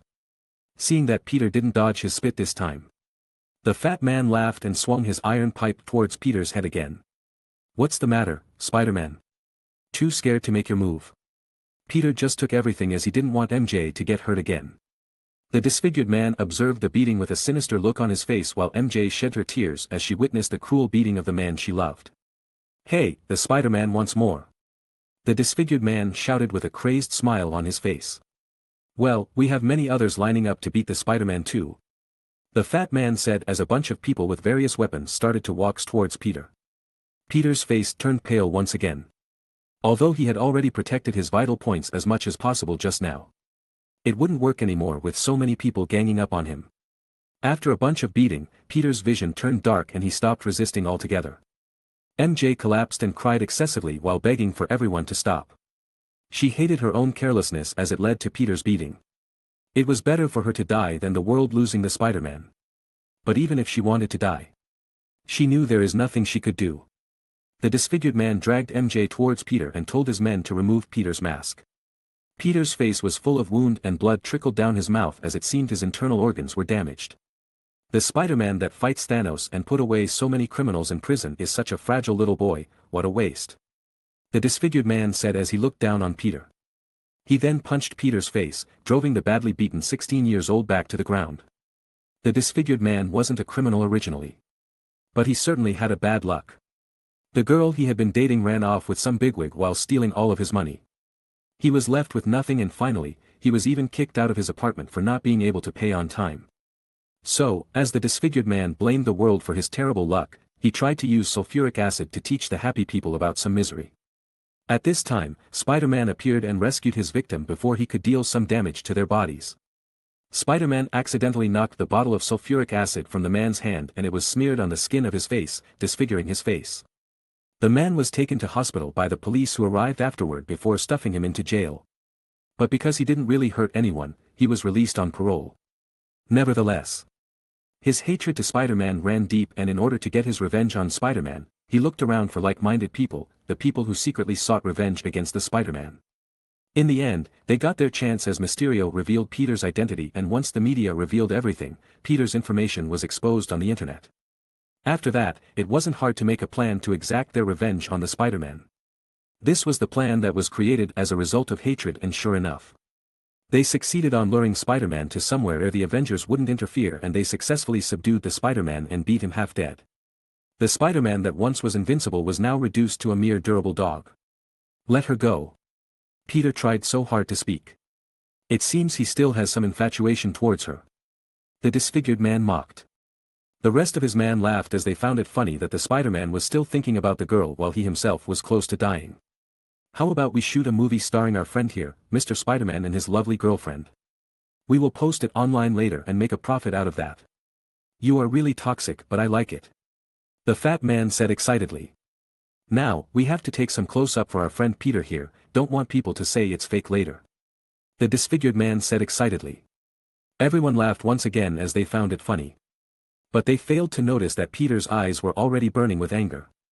A scream suddenly echoed throughout the building as Peter crushed the disfigured man's arm and took the remote control away. Peter then freed MJ and took her behind him. "Don't worry, MJ. I will get you out of here," Although Peter was a kind man, he was still a 16-year-old boy. What these people did was certainly too much for Peter to handle, and thus he was forced to take things seriously for the first time. But while the disfigured man was suffering from a lot of pain, he still had the time to shout. "It's useless, Spider-Man. I told you already that wasn't the only remote control in my possession. You are dead today, Spider-Man," the disfigured man said while laughing maniacally. Chapter 838. Peter steeled his resolve as he considered all possibilities before he started to fight. He took the risk of seizing the enemy's leader, which was the disfigured man, to make sure he didn't press the button. Peter knew that with his agility, he could make it work, but then something unexpected happened. "Hey boss, do you want me to use it?" The fat man suddenly pulled the same remote that Peter had destroyed earlier, and not only the fat man, as the other criminals behind him also pulled out the same thing. The disfigured man didn't lie to Peter, as what he said was the truth. "Remember what I said earlier, Spider-Man? Now you are responsible for your girlfriend's death." He was threatening Spider-Man like everything here is his own, but these people weren't his subordinate at all, as they were just like-minded people that he recruited to take revenge against Spider-Man. Now, even if the disfigured man ordered these people to let Spider-Man and his girlfriend go, they wouldn't agree to that. "All right boss, your sacrifice wouldn't be forgotten," the fat man said as he smiled and pressed the button. At the same time, Peter was surprised that everything turned out not how he wanted. These people didn't care about their leader at all. Peter was confused, but as he saw that the fat man was about to press the switch, he reacted and sprayed some spider web on the remote control. But Peter knew that it wouldn't solve his problem. "It's a futile struggle, Spider-Man. Brothers, blow them up." Peter then saw at least 10 people smirking as they reached out for their remote. At this moment, Peter was desperate as he couldn't stop everyone at the same time. He also knew that he wouldn't have enough time to disarm the bomb from MJ's body. The only thing he could do was give up on MJ and run for safety. Peter looked towards MJ in despair. But what he saw from MJ's eyes wasn't despair at all. In fact, MJ wanted Peter to give up on her and escape this place alone. It was better for her to die alone than to drag Peter along with her. Plus, she wouldn't be dying alone. She would drag the disfigured man along with her, and it was totally worth it. If Peter could survive here, he would definitely avenge her later. MJ was surprisingly calm, but she did have some regrets. She had been dating Peter for a couple of days, and there were so many things that they hadn't done together. Perhaps if she realized her feelings quicker, she wouldn't have such regret. MJ struggled like crazy to tell Peter to run as her mouth was still taped. Peter seemed to understand what she was trying to say too, but he chose to stay. "I won't give up, MJ. If you die, we will die together," Peter said solemnly. MJ kept on shouting for Peter to leave her and stop being an idiot, but Peter didn't seem to budge. Just then, one of the criminals pressed the switch, but nothing happened. It was like time itself stopped moving. Dio sighed as he opened the door and saw the mess Peter was in. He then walked toward Peter slowly and ripped off the bombs around MJ's body before throwing them to a corner. Dio held MJ's body tightly before leaving the room slowly and closing the door after him. No one knew Dio was there, and no one realized he had walked away. It was like nothing happened at all. The time finally resumed again, and the bomb finally set off. The fiery fire flickered on MJ's chair and the disfigured man. "No. MJ." Peter, who thought that she was blasted by the explosion, was covered with blood. When his ears stopped ringing, Peter heard a bunch of laughter from the crowd. The amazing Spider-Man couldn't even save his own woman. That was so unfortunate, we couldn't taste what a superhero's woman ourselves. A superhero is no different than trash. When the explosion occurs, he runs faster than anyone else. The criminals were all mocking Spider-Man. They didn't really care about Spider-Man anymore, as they thought that Peter was definitely knocked out in the explosion. They weren't scared of a half-dead superhero. Plus, there were more than 100 of them here. What could a half-dead superhero possibly do? Peter howled and swung to the roof. No one saw what Peter had done, and when the criminals looked at where Spider-Man was a moment ago, they finally noticed that Spider-Man had disappeared. "Where is that dying spider go?" One of the criminals shouted to get the attention of the other. "Didn't he just cry his eyes out in the corner over there?" Another said indifferently. "Are you stupid? Would I ask any of you if he was still there?" They began to look around unknowingly while Peter was hanging upside down on the roof covered by darkness. When he was dealing with Mysterio, he didn't let the anger consume his mind, but after losing MJ to a group of scumbags, Peter's knave side disappeared. The thought of sending these people to prison disappeared. He didn't care whether he accidentally killed these people anymore. It was time for Peter to exact his own justice. Peter's suit slowly turned black as Peter finally let Venom merge with his body. Venom Spider-Man fell from the air and landed perfectly among the criminals, and he slammed his fist to a nearby criminal's head, chopping the criminal's head clean off. "He's here, kill him!" The fat man shouted as he saw everything happen in front of him. Unknowingly, the fat man was engulfed in a deep sense of primordial fear. He knew that he would be dead if he didn't run away right now. The fat man believed that Spider-Man wouldn't kill anyone, but now he saw it himself how easy it was for Spider-Man to kill someone. Peter moved slowly as he kept using the darkness as a cover. Like a calm beast, Peter stalked his prey without making any mistakes. This was what a spider should do, a real predator among other animals. Outside of the factory, Dio put MJ on the ground while listening to wails and scream inside the factory. Dio just laughed and lit himself a cigarette. Dio knew more than anyone that kindness alone wasn't enough to be a qualified leader. Chapter 839. The screams of death in the abandoned factory gradually faded 10 minutes later. Devil, monster. You are not Spider-Man. Spider-Man is nothing like a devil. Spider-Man then sprayed his silk cobweb from the darkness and wrapped it around the fat man, quickly dragging him back into the dark abandoned factory. No, please. Somebody, help me. The call for help suddenly came to an abrupt stop. These scumbags have been sentenced to death since Peter had already merged with Venom. As Venom had no conscience to refrain from killing. As expected, none of them could escape from the rampaging Spider-Man. Dio threw his cigarette on the ground as he saw that it was almost over. Crushing it with his feet. Dio led the stunned MJ to the door and knocked politely. Although Peter was enraged, Dio didn't mind it at all as he finally saw Peter shed his naivety a little bit. Still, Dio didn't expect that Venom would completely take over Peter's consciousness. It wasn't something that Dio had in mind. Still, with MJ completely healed, Peter should be fine. Dio smirked as he listened to the movement inside the factory.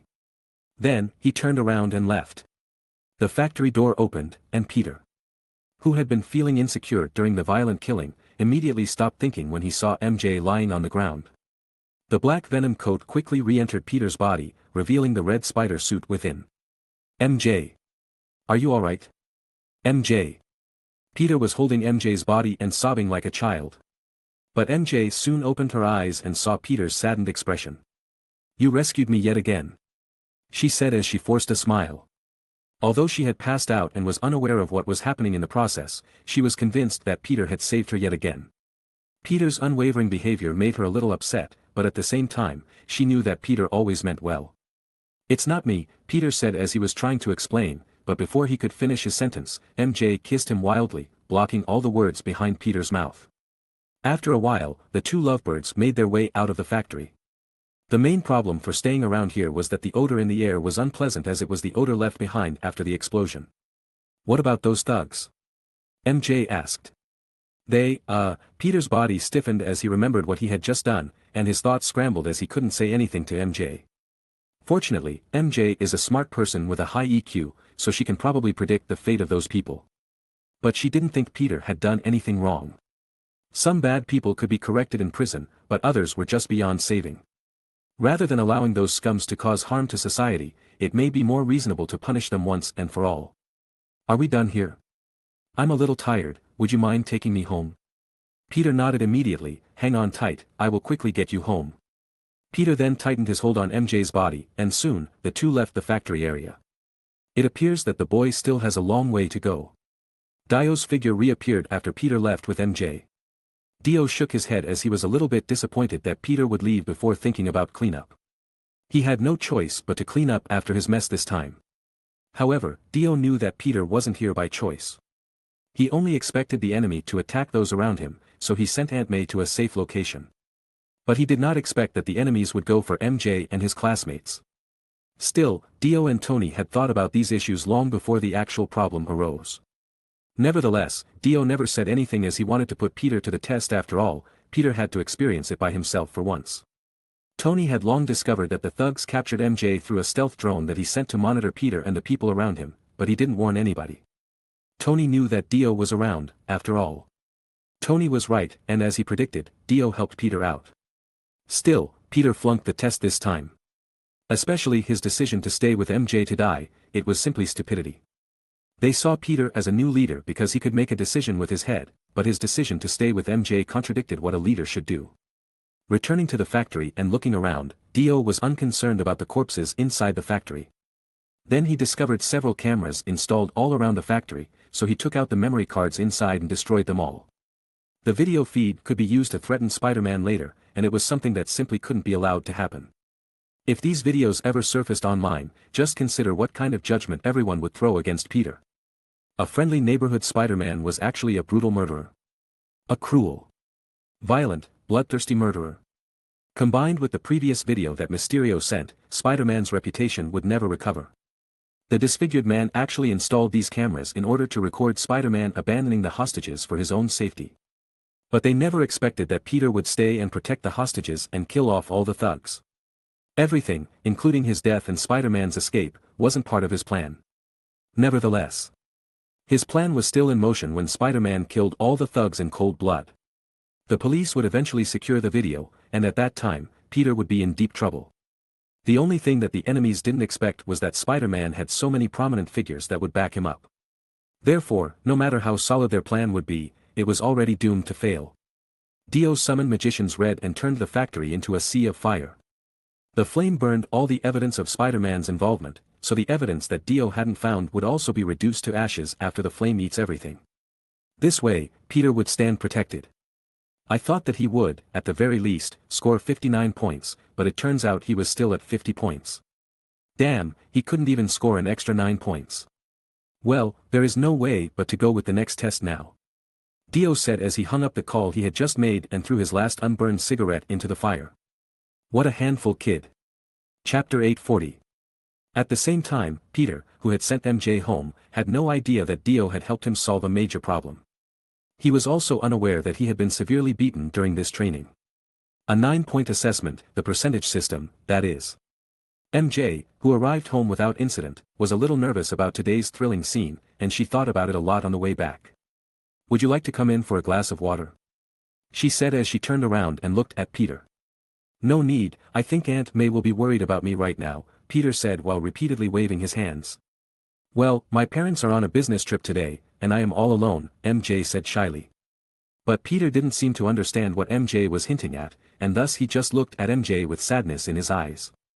I am to blame for everything that happened to you today. I had no idea the exposure of my identity would cause so much trouble like this, Peter apologized. So, you're sorry?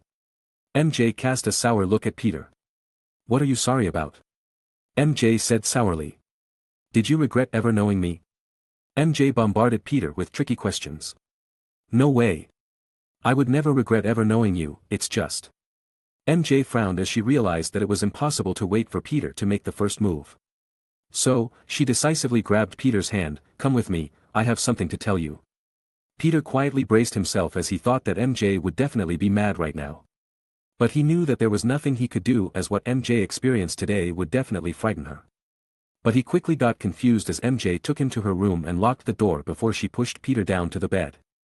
Peter was stunned as he didn't know what to do at this moment. MJ, on the other hand, looked very assertive as she seemed to know what she was doing. She knew what she wanted as she realized that she thought about a lot of regrets earlier. But one thing that she never regretted was meeting Peter. MJ, what are you doing? Peter innocently asked as he saw MJ started to take her clothes off. Stop talking and start stripping, you bad boy. MJ said with a dominating aura. Hearing MJ's dominating words, Peter was distressed. The next day, Peter, who had finally grown from a boy to a man, appeared to have reclaimed his life. The sun was shining brightly outside the window, and the air was crisp. What about school? Peter thought that he should take it easy today. With everything that happened yesterday, he wasn't prepared to go back to school so soon. After all, he just made love to MJ, and he needed to lie down to process it all. Nevertheless, Peter was full of motivation. He made a vow to himself that he would never go down without a fight. Did you want something to eat? I am hungry right now. MJ herself immediately covered her face with the pillow as she was embarrassed to see Peter again after what she had done the previous night. Have things been resolved? Well, while it is still very astringent, it is severely lacking in all aspects, but, take your time, it's a nice piece of jade. Dio was frying a poached egg while wearing an apron, and his face showed that he wasn't keen on waiting any longer. He's only 16 years old. You are being unfair. Wanda, the situation develops far too soon. You know how hard it was for us to win against Thanos. The multiverse couldn't wait. And it wouldn't wait for us either. There is no time for Peter to grow in a convenient way. It will all come down to whether we can protect ourselves or not. Peter said as he flipped the eggs on the pan. Tony also urgently told me to develop Peter to become an excellent leader for the future Avengers, so the Avengers could face the future threat. Dio expressed his concern to Wanda. He knew that just being in a Marvel universe was dangerous enough, but if the universe had truly evolved into a multiverse, this danger would be multiplied by 10, hundreds, or even millions of times. Wanda, whose belly had already bulged prominently, hugged Dio from behind as she felt how bleak Dio saw the world. Remember when you told me not to think too much? That the future is a problem that we could solve later? Maybe things aren't as bad as you think it is. Dio laughed out loud as he didn't expect Wanda would use his own word against him like this. You are absolutely correct. It isn't really a big deal. If this world is fucked, we could always go to some safe world out there. Now, come and try my fried egg, it is absolutely delicious. Dio said while grinning and putting the dish he had made into the plate. Don't you want to name your child first? Or is it too soon? It's still a few months before the baby is born, right? Why are we naming them now? But let me think about it, have we tried to combine our two names? Dio asked. Dida? It wasn't a good name, now was it? Why-oh? It doesn't sound good either. Maybe we both need to change our name just so that the child would have a good name. Dio joked lightly. Have you hit your head too many times now? No way. Why would I change my name just for that? How about Dao? I remember it means something in my culture. It didn't sound bad, but what does it mean? Wanda asked. Who cares? The one thing that we should remember is that the child is the fruit of our love. Wanda smiled and nodded as she knew that what Dio said made sense. Dao, our little baby Dao, in the future, he would be known as Dio Brando, but who would he resemble the most? Is it me or you? Wanda asked curiously. He would surely resemble both of us. I am handsome, and you are beautiful, so it doesn't matter, he would inherit all of our genes, Dio said proudly. Dio looked forward to the day he would hold his baby on his arm, but he wasn't too sure that the child would inherit either of their power. Would they inherit the Scarlet Witch's power? Or would they inherit Dio's stand ability? While thinking that both of their power had their own demerit, Dio hoped that his children would be able to break free from the shackle of what they supposed to do and soar to the sky on their own. Chapter 841. Time has passed. Wanda has finally reached the due date on this day. And Dio did not only prepare the delivery room at home but also learned how to deliver the baby himself. Because of Wanda's unique circumstances, it was difficult to secure her safety if ordinary people were there. Perhaps a small leak of energy could kill everyone around her. So Dio knew that he had to do everything himself. And, for safety reasons, Dio only called Quicksilver over, as he should be fine if some unforeseen event were to occur thanks to his speed.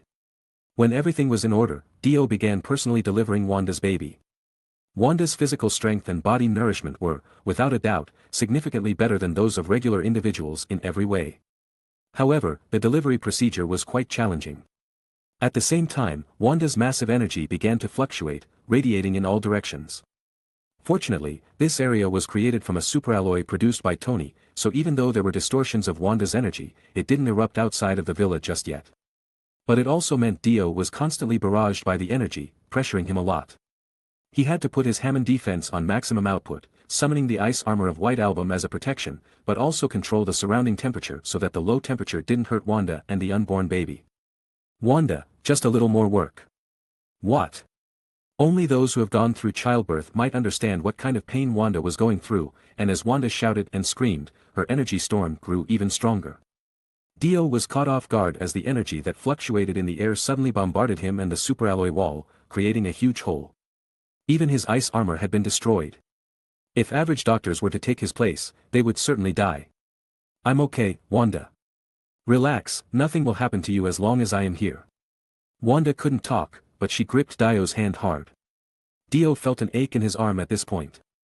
Wanda's mindless power might shatter his new ice armor and Hammond defenses as her nail embedded deep in Dio's skin. Dio only gave the wounded area a passing glance before leaving it alone. as he knew that his injury meant nothing compared to Wanda's anguish. "Come on, get out, you spoiled child." Quicksilver waited outside the villa anxiously. He didn't hear Wanda's agonizing scream because the room was well insulated, but the silence was more agonizing at this point. He had no idea what had happened to his sister or whether the mother and son were still alive. With the passage of time, however, the house began to tremble more frequently, letting off a dreadful vibe all around. Then there was a loud bang. An enormous amount of energy erupted at once. For a few moments, this force of energy demolished the entire villa and swiftly radiated out in all directions. Quicksilver felt like he needed to rush inside to save anyone. But he couldn't outspeed the tremendous energy that came his way. More frighteningly, Quicksilver was even lifted off the ground and sent flying a few meters from the villa before the energy began to destroy many things on its path. Flowers, trees, insects, small animals. The entire island was like being flattened by invisible iron before the energy ran into the water and dissipated gradually. Pietro was fortunate as he was able to escape to the sea before the annihilating energy could do him serious harm. Everything that was happening right now was scary. Still, Quicksilver couldn't place his concern anywhere else except for Wanda and her newborn baby's safety. Quicksilver instantly flashed and returned to his previous spot before the energy explosion. He noticed that the villa had vanished, and so did the super alloy delivery room. Now, Wanda was lying on the ground with an ashen figure kneeling beside her. "Wanda! Dio!" Pietro shouted as he dashed forward towards the two. He confirmed Wanda's status first, discovering that she only passed out and wasn't hurt anywhere else. Then he turned his attention to Dio and immediately found out that Dio was covered in blood and wasn't in good condition. Dio raised his hand and opened his arms, which seemed to be protecting something, before a burst of cry could be heard. Pietro burst into tears and began to quiver on the spot. He wanted to hug the child, but he wasn't sure he should be doing that. "Are you all right?" Pietro asked Dio. Dio shook his head, and suddenly his entire focus was on the young boy in his arms, who was smiling like a fool. Wanda's energy was fully depleted at the moment the child was going to be born. Dio wanted to transport the child to a safe location before Wanda lost control, but he was too late. He wasn't expecting the energy to burst out as soon as the child was born. Even when Dio stopped the time, he found it difficult to defend himself from the energy burst, so to protect Wanda and their newborn child, Dio used the King Crimson's time erasure ability. Nevertheless, Dio used this ability not on himself but on his newborn child because he wasn't sure if Wanda's last burst of energy would cause an indiscriminate attack and harm the newborn baby. Fortunately, the outcome was favorable. Wanda's final burst of energy would just kill everything that came into touch, but it didn't harm Wanda at all. Nevertheless, Dio was still injured by this event. Despite the fact that most things have been destroyed on the island, it was still worth it. While looking at his newborn baby, Dio summoned the world and utilized its reality override to heal his injuries. Dio was still confident that no one in the Marvel Universe would be able to kill him as long as he wasn't instantly killed. Wanda came close just now to actually killing him, but nevertheless, it wasn't enough. Tony has arrived. The sound of a jet landing emerged from the skies unexpectedly. Tony came with his own medical aid as he was worried about his friend. Nevertheless, what happened to Dio today made Tony even more reluctant to have his own child. Chapter 842. But to Dio and Wanda's surprise, this little guy inherited both their bloodlines at the same time. Not only could he easily destroy the nursery box and bend the spoon in the air, at the moment, Dio also saw a stand behind the child. This was just a baby who had just been born a few weeks ago. Tony and others did not know what to say about this talent. Sure enough, the two monsters must have given birth to a little monster. Of course, this sentence was only thought in his heart. No one dared to say it out loud. Otherwise, they would be courting death. Tony originally thought that his daughter would have a playmate in the future, but ever since he saw this little guy's hand emit a golden light that easily suspended an adult in the air, he no longer thought this way. His own ordinary child would not die without knowing how. The child has not yet established his three views, and his hands are not light or heavy, and he can't control his own innate ability. If there is an accident, there is no place to cry. And his daughter is so young. Can't she put it in the iron canal? So forget it. Fortunately, Dio and Wanda also know how non-human their child is, so they don't think of Dao as an ordinary child from the beginning. It was the two of them who could bear the fun of playing with Dao. If it was someone else, they would definitely die and be crippled. Friends who have seen the movie The Devil Child Descends to the World must be able to experience this feeling. Another half year passed in the blink of an eye. In this period of time, the news about Spider-Man killing the Mysterio eventually subsided. Because everyone found that no matter how much they slandered and insulted Spider-Man, he was still being himself as always. In addition to the efforts of Stark Industries, they kept helping Peter wash away. It also made Spider-Man recognized by the people again. As for those who believed that Spider-Man was the murderer and did not deserve to be a superhero, who cared about their views? Some things needed to be done, not talked with words. Of course, after his identity was exposed, Peter's life trajectory was different. First, his Aunt May and Happy got married. For some reason, he had a new uncle.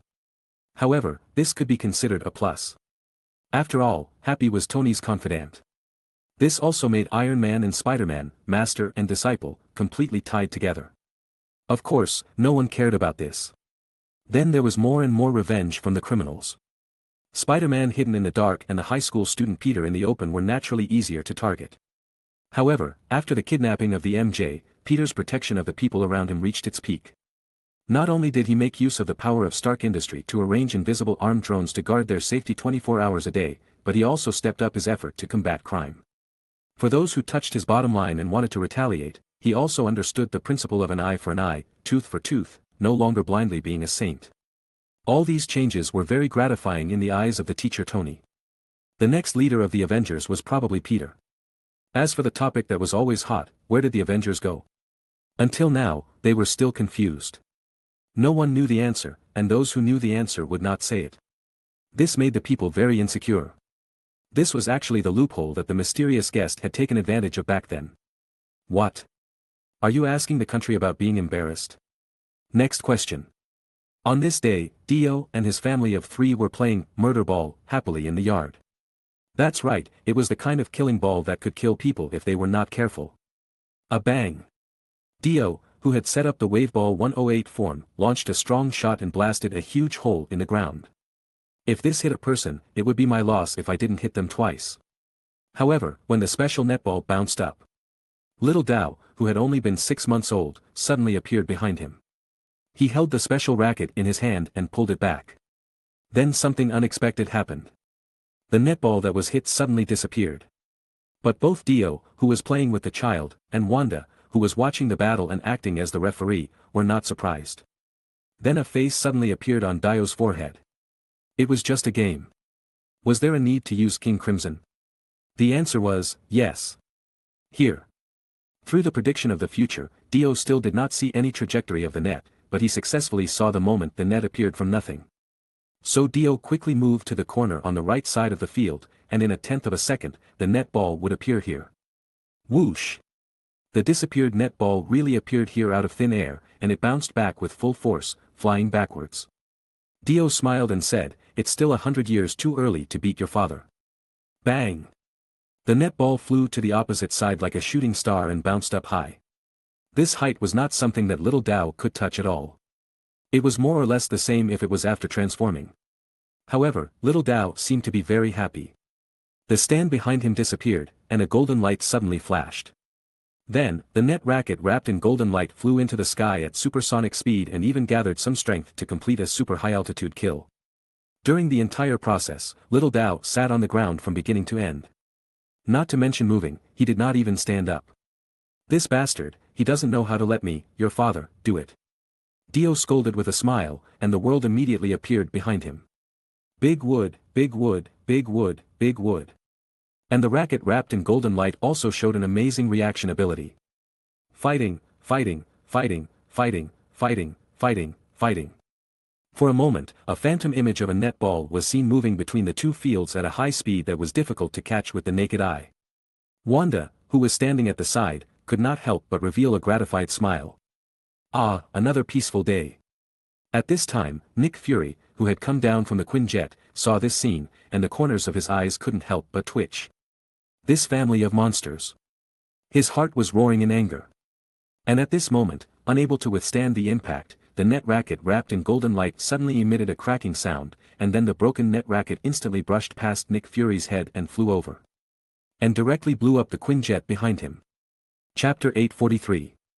When the sound of an explosion came from behind him, Nick Fury froze. Then, he silently turned his head to look at the explosion.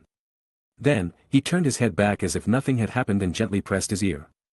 Get Agent Romanov to send another Quinjet over, don't ask, it was just that he was accidentally blown up by a netball thrown by a baby. After ending the communication, Nick Fury looked at the family of three with a dark expression. He did not know where to start voting. Of course, this soy egg was originally black, so there was nothing abnormal about it. Stop playing, there are guests. Seeing that little Dao was about to stand up and fight with his father for another 300 rounds, Wanda quickly stopped him. Fortunately, little Dao had early wisdom. After hearing his mother's words, he just pouted, unfortunately, and then stretched out his hands in the direction of Wanda to ask for a hug. Wanda's heart was about to melt. He quickly ran over and picked up the baby. At the same time, he did not forget to complain. You are already a father, don't you know to let the child win a little baby? Is this how you feel a sense of accomplishment? Dio originally wanted to make a declaration of the winner, but he almost vomited blood. He could only put on an expression that he couldn't afford to offend. He embarrassedly threw away the distorted special net racket and came to Nick Fury. I'm sorry, the child's hand is not light or heavy, there is no one else inside, right? Nick Fury's face darkened again. Whose child could easily blow up a fighter jet? Why did this sentence sound so ironic? Moreover, now you remember to ask if there was anyone inside? Fortunately, I came alone. Otherwise, because of this kind of thing, I don't even know how to explain it to others when I go back. I beg you, bring your power elsewhere, okay? After sighing, Nick Fury chose not to mention this matter anymore. Otherwise, he was afraid that it would be difficult for him to get out of here today, and he would be angry to death. The new space-time machine has been successfully developed, and the speed of silver has reached the standard of activation. As soon as this was said, the expression on Dio's face immediately became serious. Have you tested it? Nick Fury nodded. Bruce Wayne and Vision participated in a test together and returned smoothly. From the intelligence analysis brought back, it is confirmed that the end of the world is Bruce Wayne's original world. Because I was afraid of alerting the enemy, I only explored the surroundings for 10 minutes before returning. After a moment of silence, Nick Fury continued, you are right this time, the multiverse has already opened, and we will be in big trouble again. Dio, who was mentally prepared, sighed, I would rather that guy be a liar. I also hope, but the truth is right in front of us, we can't escape, what do you think we should do next? In the face of the endless unknown world, even an old fox like Nick Fury was a little confused. There is no point in asking me, in fact, there is only one path in front of us. Let's strike first. Because the world that opened the barrier to our world is not far from collapse. Once they invade our world first, it will be a more serious disaster. So, regardless of whether it is for self-preservation or for other purposes, we can only help Bruce on this path. Everything will be fine if I succeed, but if I failed, I just brought the result forward. Instead of waiting to be beaten every day, I might as well take the initiative and take advantage of the situation to catch the enemy off guard. Nick Fury also agreed with Dio. After all, there was no reason to guard against thieves for 1,000 days. However, the danger of taking the initiative to attack is far greater than any major disaster we have experienced in the past, because the other party has the home advantage and the home ground. Moreover, our understanding of the world and dangerous people only comes from the words of that person. If this is a trap, we may be completely wiped out. Another is the manpower, the number of people we can gather is limited, and the number of people is absolutely inferior, these problems have to be considered clearly. Dio admitted that Nick Fury's worries were not unfounded, but he smiled. You underestimate the man named Bruce Wayne, you can imagine how many times you can escape from that kind of hell, and think of such a plan, the most important thing is that he really succeeded, do you think such a person will fight a battle that you are not confident of? As for the fact that you are worried that the person is lying, it might be a trap, I can't rule out this possibility, but in the current situation, besides believing in him, we don't have any better solutions, do we? So my suggestion is that all the preparations for the next battle will be done around Bruce Wayne, he will satisfy whatever he wants, he will definitely be able to come up with the best solution. Of course, we should also leave some cards to prevent ourselves from falling into the enemy's trap. Nick Fury did not know why Dio had so much confidence in the guy from the other world, but perhaps this was really the last solution. I understand what you mean, but I need some time to arrange it. It is right to be more cautious, I also need some time to deal with the matters here, in addition, perhaps this will be the last gathering of our generation's Avengers, there are some things that we should let them know. Nick Fury nodded heavily and was picked up by Natasha, who was driving a new Quinjet. Since the plan had been set, there was no need to hesitate anymore. It was time to give it a try. The reason why Dio believed that Batman could come up with a solution was naturally because he suddenly remembered that he had seen an explanation in a video of a B station before he crossed over. The story was about Batman dealing with the entire Justice League by himself. In that parallel world, our Batman had already secretly developed a series of weapons to deal with the weaknesses of all the people in the Justice League. Then, like a cheat, he punched Aquaman, kicked the Flash, sent Wonder Woman flying with a slap, and finally used his super armor to fight against Superman as if he had won. It was true that he had really overturned the Justice League with his own strength, and it could be said that he had used his wisdom and talent to the limit. It was incredible to do all this with a mortal body. Chapter 844. In the blink of an eye, another 3 months had passed. And this day was destined to be remembered by history. Because the first collision between Marvel and DC was about to happen. All of the Avengers had returned. Dio, Tony, and Scott, who were taking care of their children at home, changed into their respective suits. Thor and the Guardians of the Galaxy returned by borrowing Loki's Tesseract. Even Carol, who had been running around, was called back by Dio. Because this time, they might be facing an entire collapsed dark world. In addition, Hulk, Vision, Natasha, Hawkeye, and the others all returned to the team. This battle was not to invade but to save and protect them, so they were duty-bound. Apart from Wanda, who had to stay and look after the child, even the little spider volunteered to participate in this big event. And unlike the mysterious guest who deceived him, this time they were going to the real world. The gate to the multiverse was about to open. Are you ready? Dio looked at Batman, who was wearing a classic black suit. Although he was only a mortal, his wisdom and understanding of that world would be an invisible and important force. Moreover, during this period of time, Stark Industry and Wakanda had taken out tens of billions of dollars for him to squander. At the thought of the preparations this black-bellied fellow had made to deal with his old friends, he felt his scalp tingle. Sure enough, he was playing tricks. His heart was dirty. Bruce Wayne looked around at the people from the Avengers and touched the shrunken weapons and equipment in his bag. His heart was suddenly at ease. If he had only 1 point of confidence before, then in such a sufficiently prepared situation, he was already half confident that he could save his world. The reason why it was only half was because there were 2 guys who could not be targeted with common sense. Let's begin. Bruce Wayne immediately turned on the latest space-time machine, and then Quicksilver in silver armor immediately began to run rapidly inside a huge metal ring that was erected. Only when his speed reached a certain limit, the space-time machine could smoothly open the space-time gate and let everyone cross into another world. And Quicksilver had already done it once. Whoosh! Whoosh! Whoosh! Whoosh! Whoosh! Whoosh! Whoosh! Soon, everyone could only see a silvery white storm colliding with lightning and vortex inside the metal ring. When the vortex finally stabilized, Bruce Wayne immediately shouted, "Now, come in." Some of the precautions had already been warned. So when he spoke, everyone followed behind him and quickly rushed into the vortex. The whole process only lasted about 5 seconds. Then, with a bang, Quicksilver could not control his speed and directly flew out. Fortunately, with the lesson from last time, the surrounding was covered with sponge pads, so the Quicksilver was not injured. The locator is normal. Space-time travel was successful. Shuri, who had woken up from a coma for almost half a year, said excitedly. Then she looked back at Quicksilver who was lying on the ground and did not get up. She shouted directly, "Pietro, get ready, if the signal is triggered, you must turn on the space-time machine again in 1 minute and bring them back." He was so tired that he only wanted to die, so he only nodded reluctantly and continued to lie there, pretending to be dead. But in the end, he still realized his own idea. He was no worse than anyone else.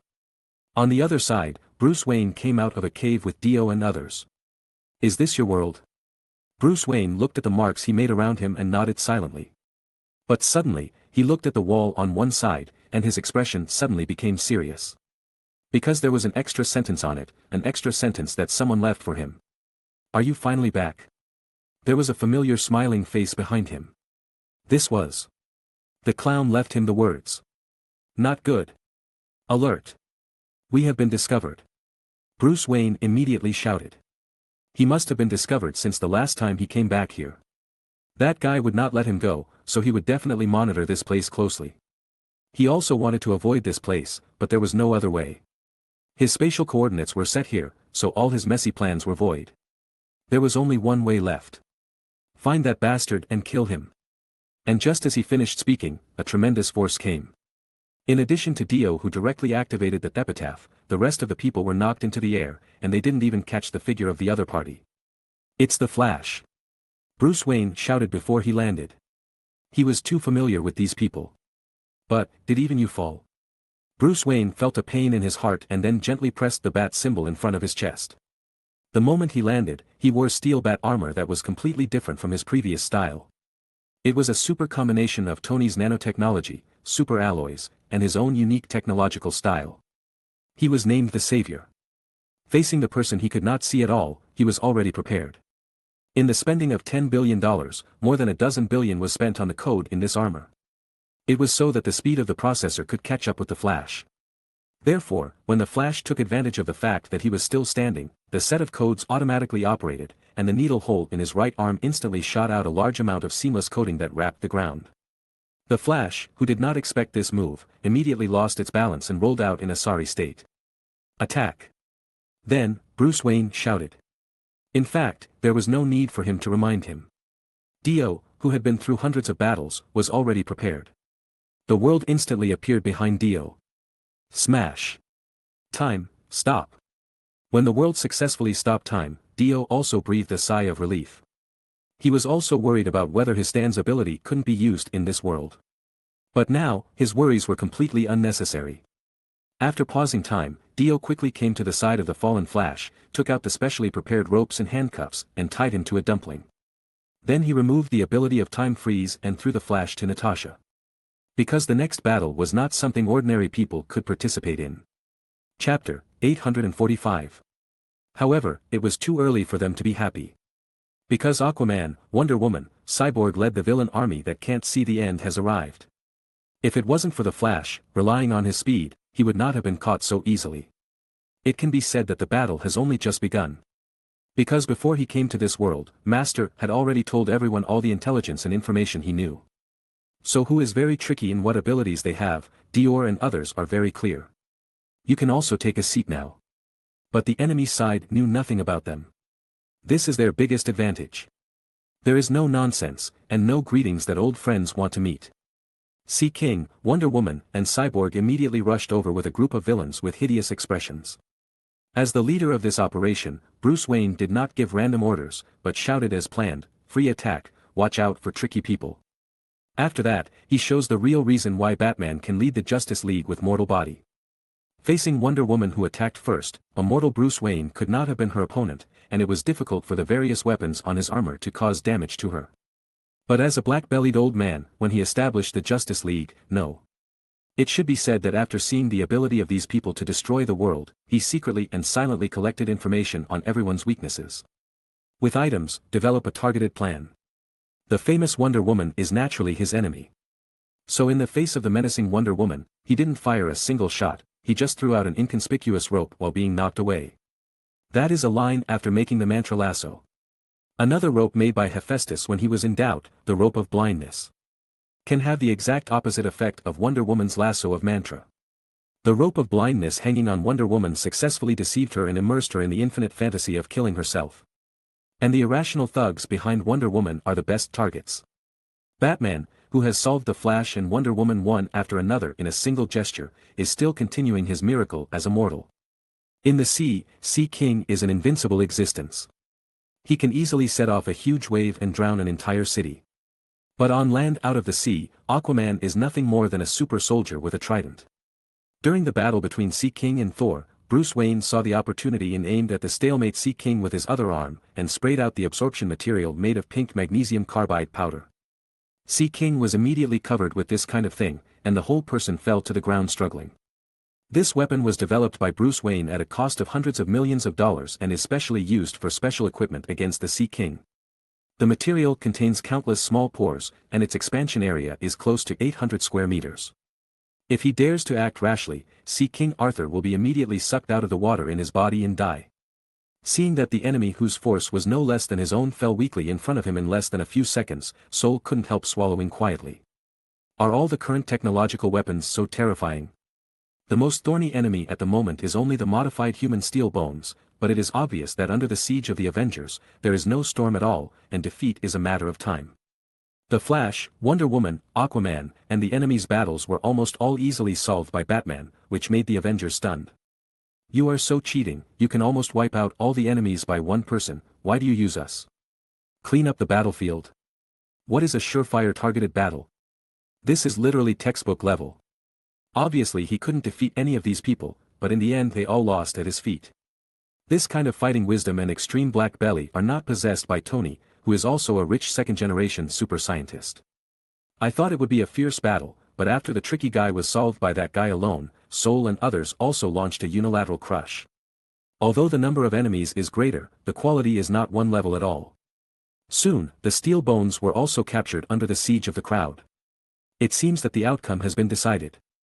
Tony, who fell from the sky, opened his mask, walked to Batman, and said, "It seems that this battle should be over soon." Tony spoke with an indescribable ease, but Master Wayne gave him a serious look. "It's too early for you to be happy. The toughest enemy hasn't appeared yet. Do you think I've made so many preparations and asked you to dispatch all of them just out of caution? No, everything is just to deal with the enemies we will face next, and even make the consciousness of death in battle." Tony is shocked by Bruce Wayne's remarks.